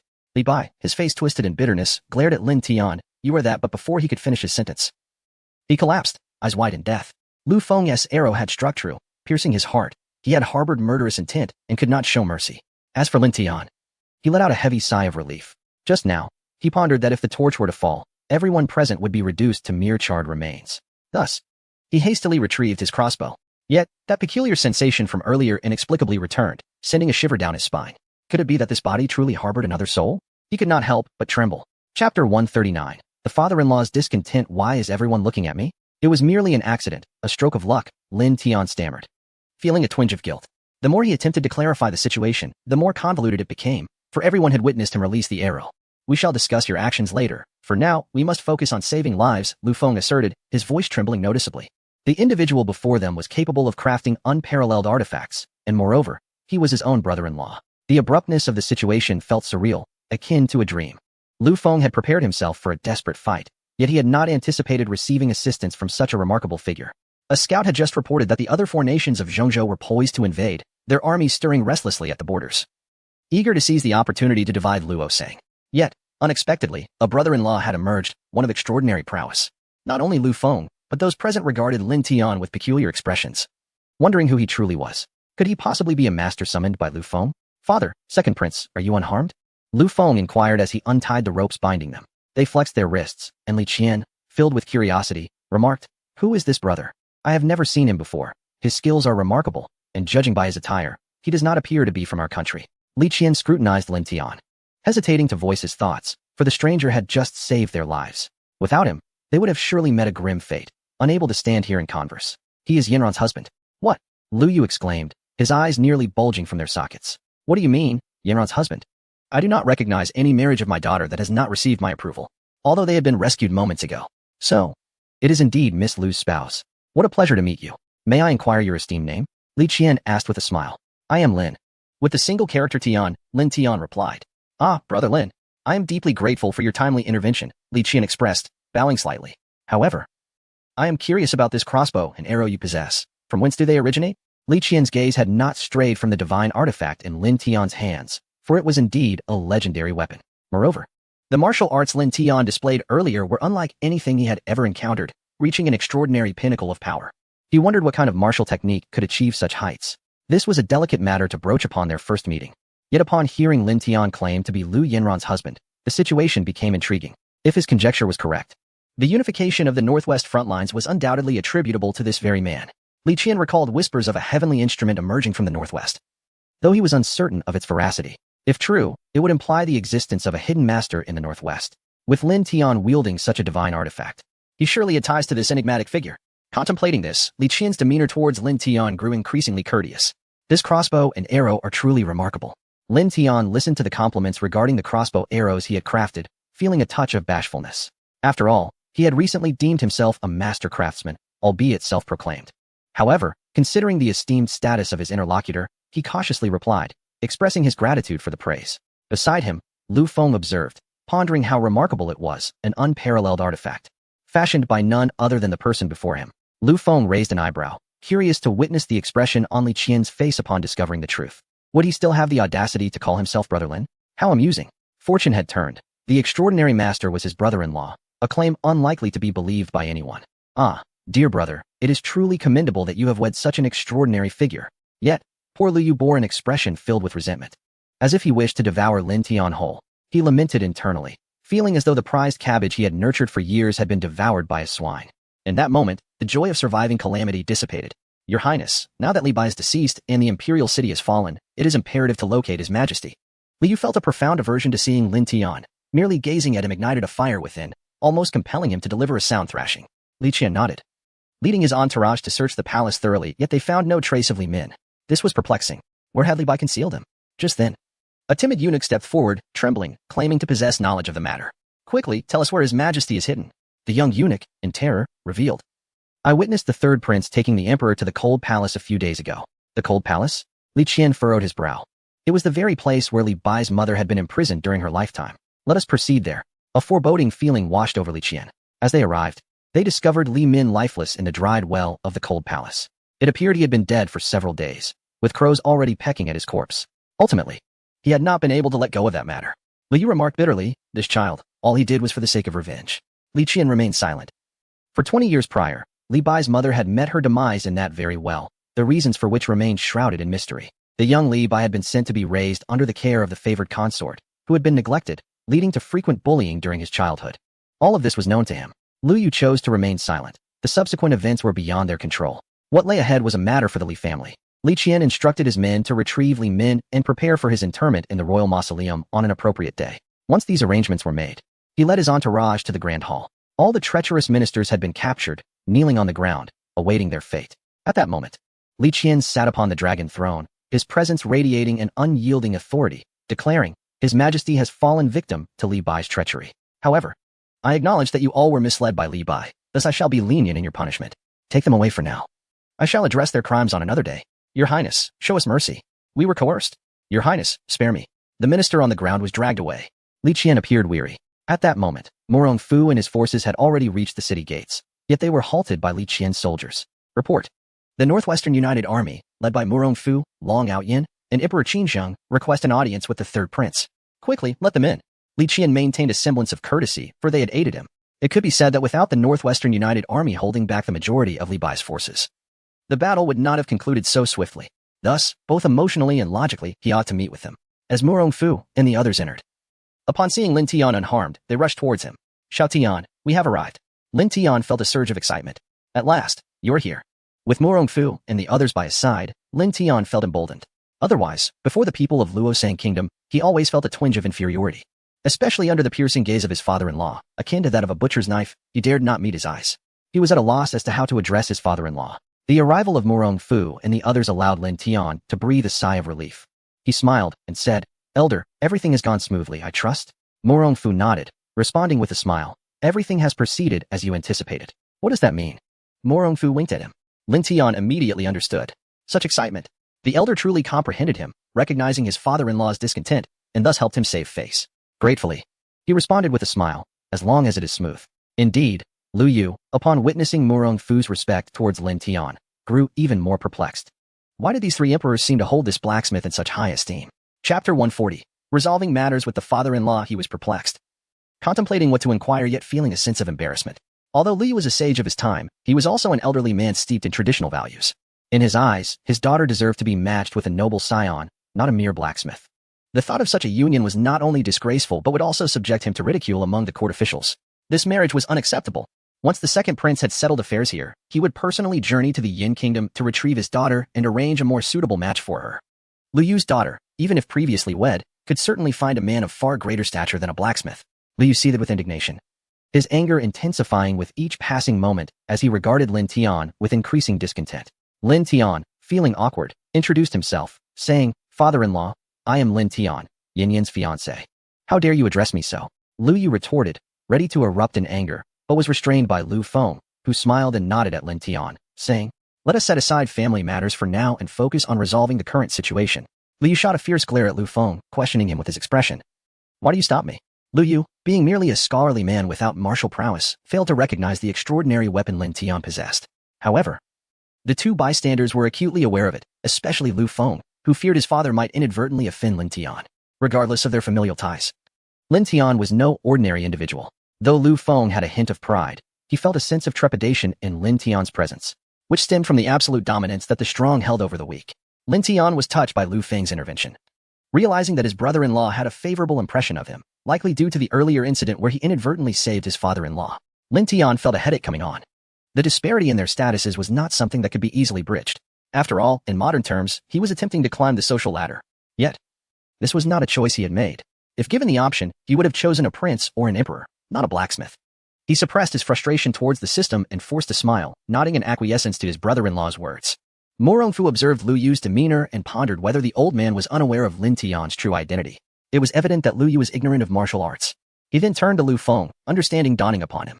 He politely suggested, "If there are no further matters, we shall take our leave with Xiao Tian. The troops outside still require organization." Lu Feng nodded and calmly remarked to Lin Tian, "Tomorrow, I will send someone to fetch you." Lin Tian returned his smile with a gentle nod. As they exited the palace, Lin Tian exhaled a sigh of relief, feeling as though a weight had been lifted from his chest. However, new challenges awaited him. Observing the demeanor of his father-in-law, it seemed evident that he harbored considerable dissatisfaction towards him. The prospect of forcibly bringing Yin and back was undoubtedly a source of distress for him. The Lu family held a position of unparalleled prominence in Luosang, second to none, commanding even the respect of venerable figures like Old Qin. How could a mere blacksmith like him hope to secure his father-in-law's approval for a union with Yanran? Thus, he found himself ensnared in a web of anxiety. Noticing his furrowed brow, Morongfu inquired with curiosity, Xiao Tian, is there something else troubling you? Upon hearing this, Lin Tian lifted his gaze towards the heavens, reflecting. I'm contemplating how to approach my father-in-law tomorrow. Morongfu, upon hearing this, pondered whether the master's words were merely a soliloquy or an implicit task for them. Stealing a glance at Lin Tian, he noticed another resigned sigh escape his lips. What should I do? Morongfu was now convinced that the master was indeed assigning them a new mission. He turned to the two companions behind him, their faces radiating excitement. For each task bestowed by the master had yielded unexpected rewards. Lost in thought, Lin Tian unwittingly walked ahead, while the three behind began murmuring. Morongfu.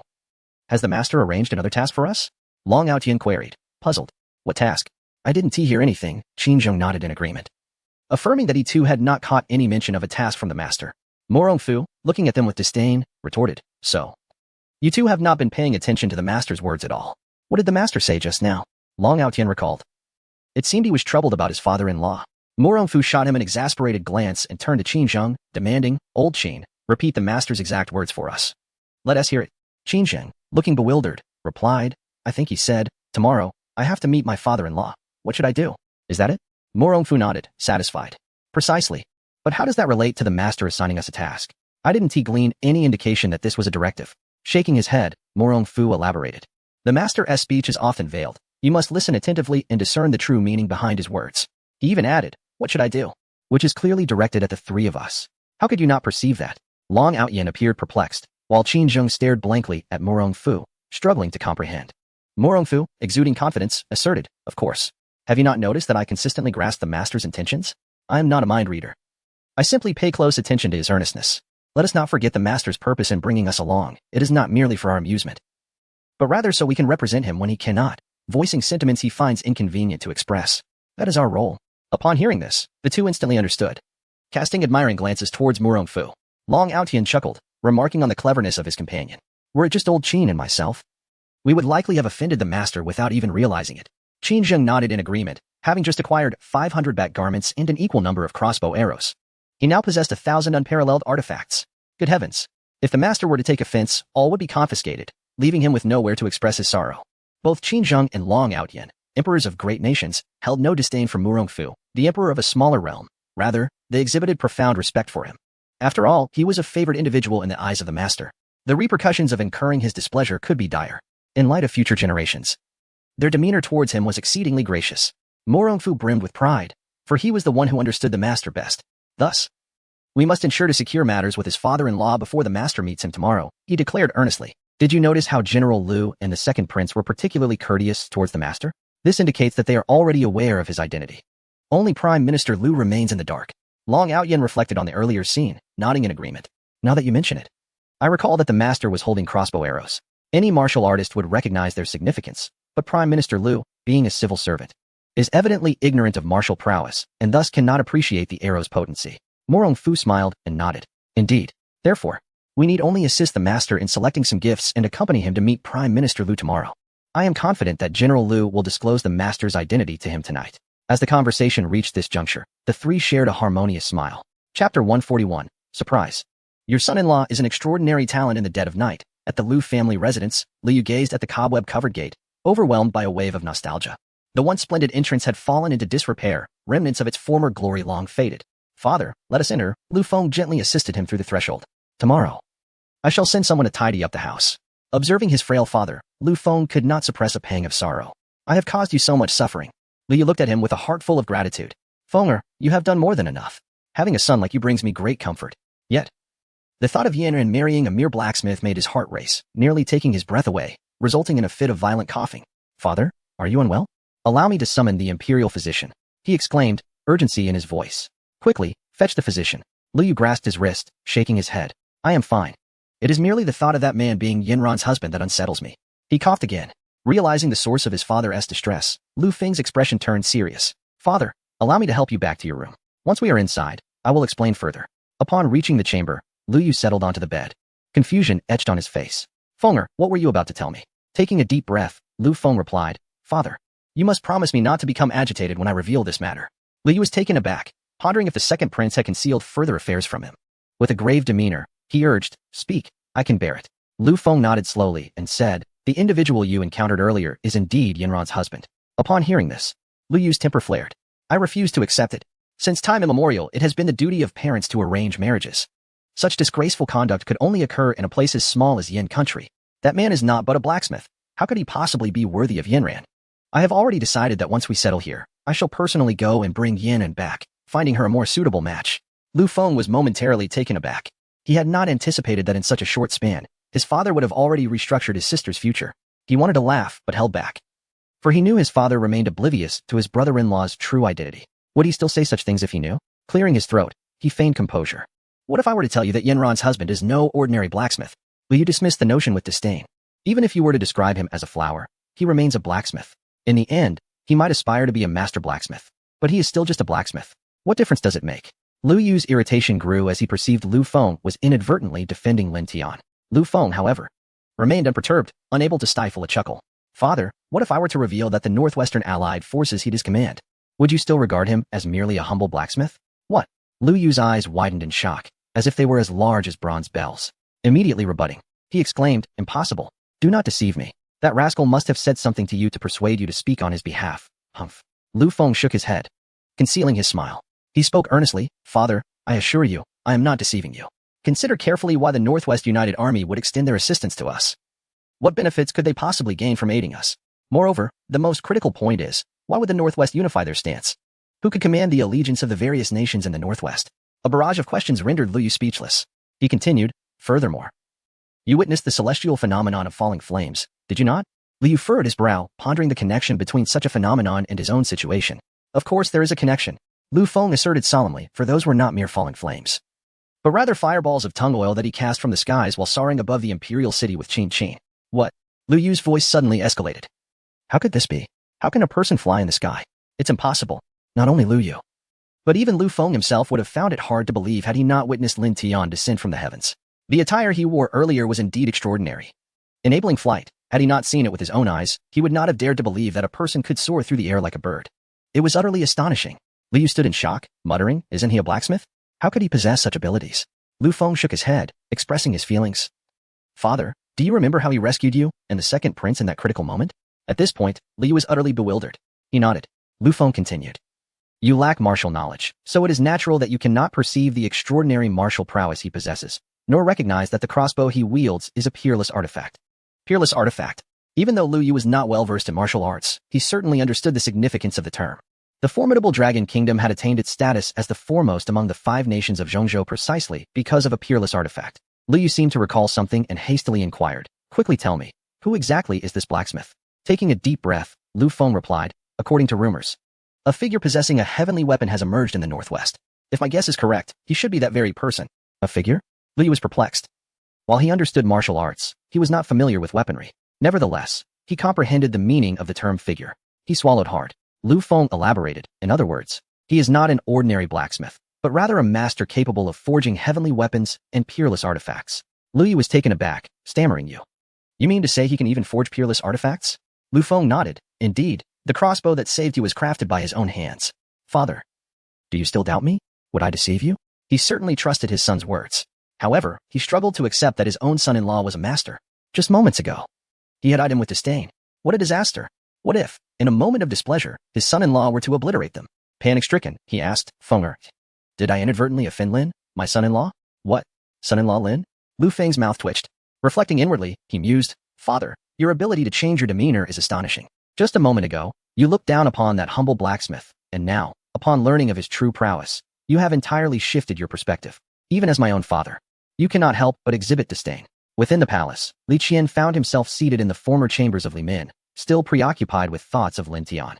Specifically, he pondered the legendary artifact that Lin Tian possessed. From where did such a remarkable object originate? Gazing out the window, Li Qian wore a contemplative expression. Regardless of the circumstances, as the son-in-law of the Lu family, fostering a good relationship with them would surely yield answers. His eyes sparkled with fervent ambition. At the Luosing Inn, Lin Tian tossed and turned, unable to sleep as he contemplated how to confront the Lu family father and son the following day. How should he explain the situation? Should he confess that Yanran was expecting his child? The thought sent him into a frenzy. What if Yanran could not bear to leave them and insisted on returning together? Would he then be left utterly alone? Sighing, Lin Tian had never felt such distress before. At that moment, a knock interrupted his thoughts. Xiao Tian, are you awake? Upon recognizing Murong Fu's voice, Lin Tian sat up and replied, not yet. May I come in? I have something to discuss, Murong Fu inquired. Lin Tian quickly responded, the door is open, please, come in. With permission granted, Murong Fu entered, carrying a large box. Accompanied by 2 attendants. Lin Tian caught sight of their cheerful faces and inquired with curiosity, Elder, why are you all still awake? And what is the purpose of that box at this late hour? Murong Fu, beaming with delight, replied, Xiao Tian, you are to meet your father-in-law tomorrow. We thought it prudent to accompany you, in case there are matters you find difficult to address or actions you cannot undertake alone. Additionally, this is a gift we have prepared for Chancellor Liu. Upon hearing this, Lin Tian's spirits soared. How wonderful, he exclaimed, his hands trembling with excitement. Thank you, Elder. You are truly kind. I was at a loss for what to do tomorrow, and your company will be an immense help. Chapter 142, The Power of Chili Sauce. Behold. What did he say? Both Long Aotian and Qin Zheng were utterly convinced. The master's excitement was palpable, revealing his immense satisfaction with Murong Fu. The 2 could only gaze at him with envy, lamenting their own lack of cleverness. Why couldn't they think as astutely as he did? They resolved to learn from Murong Fu diligently, vowing to heed the master's words with utmost seriousness and not miss any nuances. Lin Tian chuckled, old man. You are simply marvelous. Tomorrow, I shall rely on you. Of course. You can rest assured and leave it to us, Murong Fu replied with a beaming smile, his lips stretching almost to his ears. The mischievous glint in his eyes made the other 2 wish they could pluck them out. At that moment, however, Murong's stomach embarrassingly growled. He awkwardly clutched the box and looked at Lin Tian. Lin Tian immediately said, by the way, you haven't eaten yet, have you? I'll go to the kitchen and whip up a couple of dishes. Don't.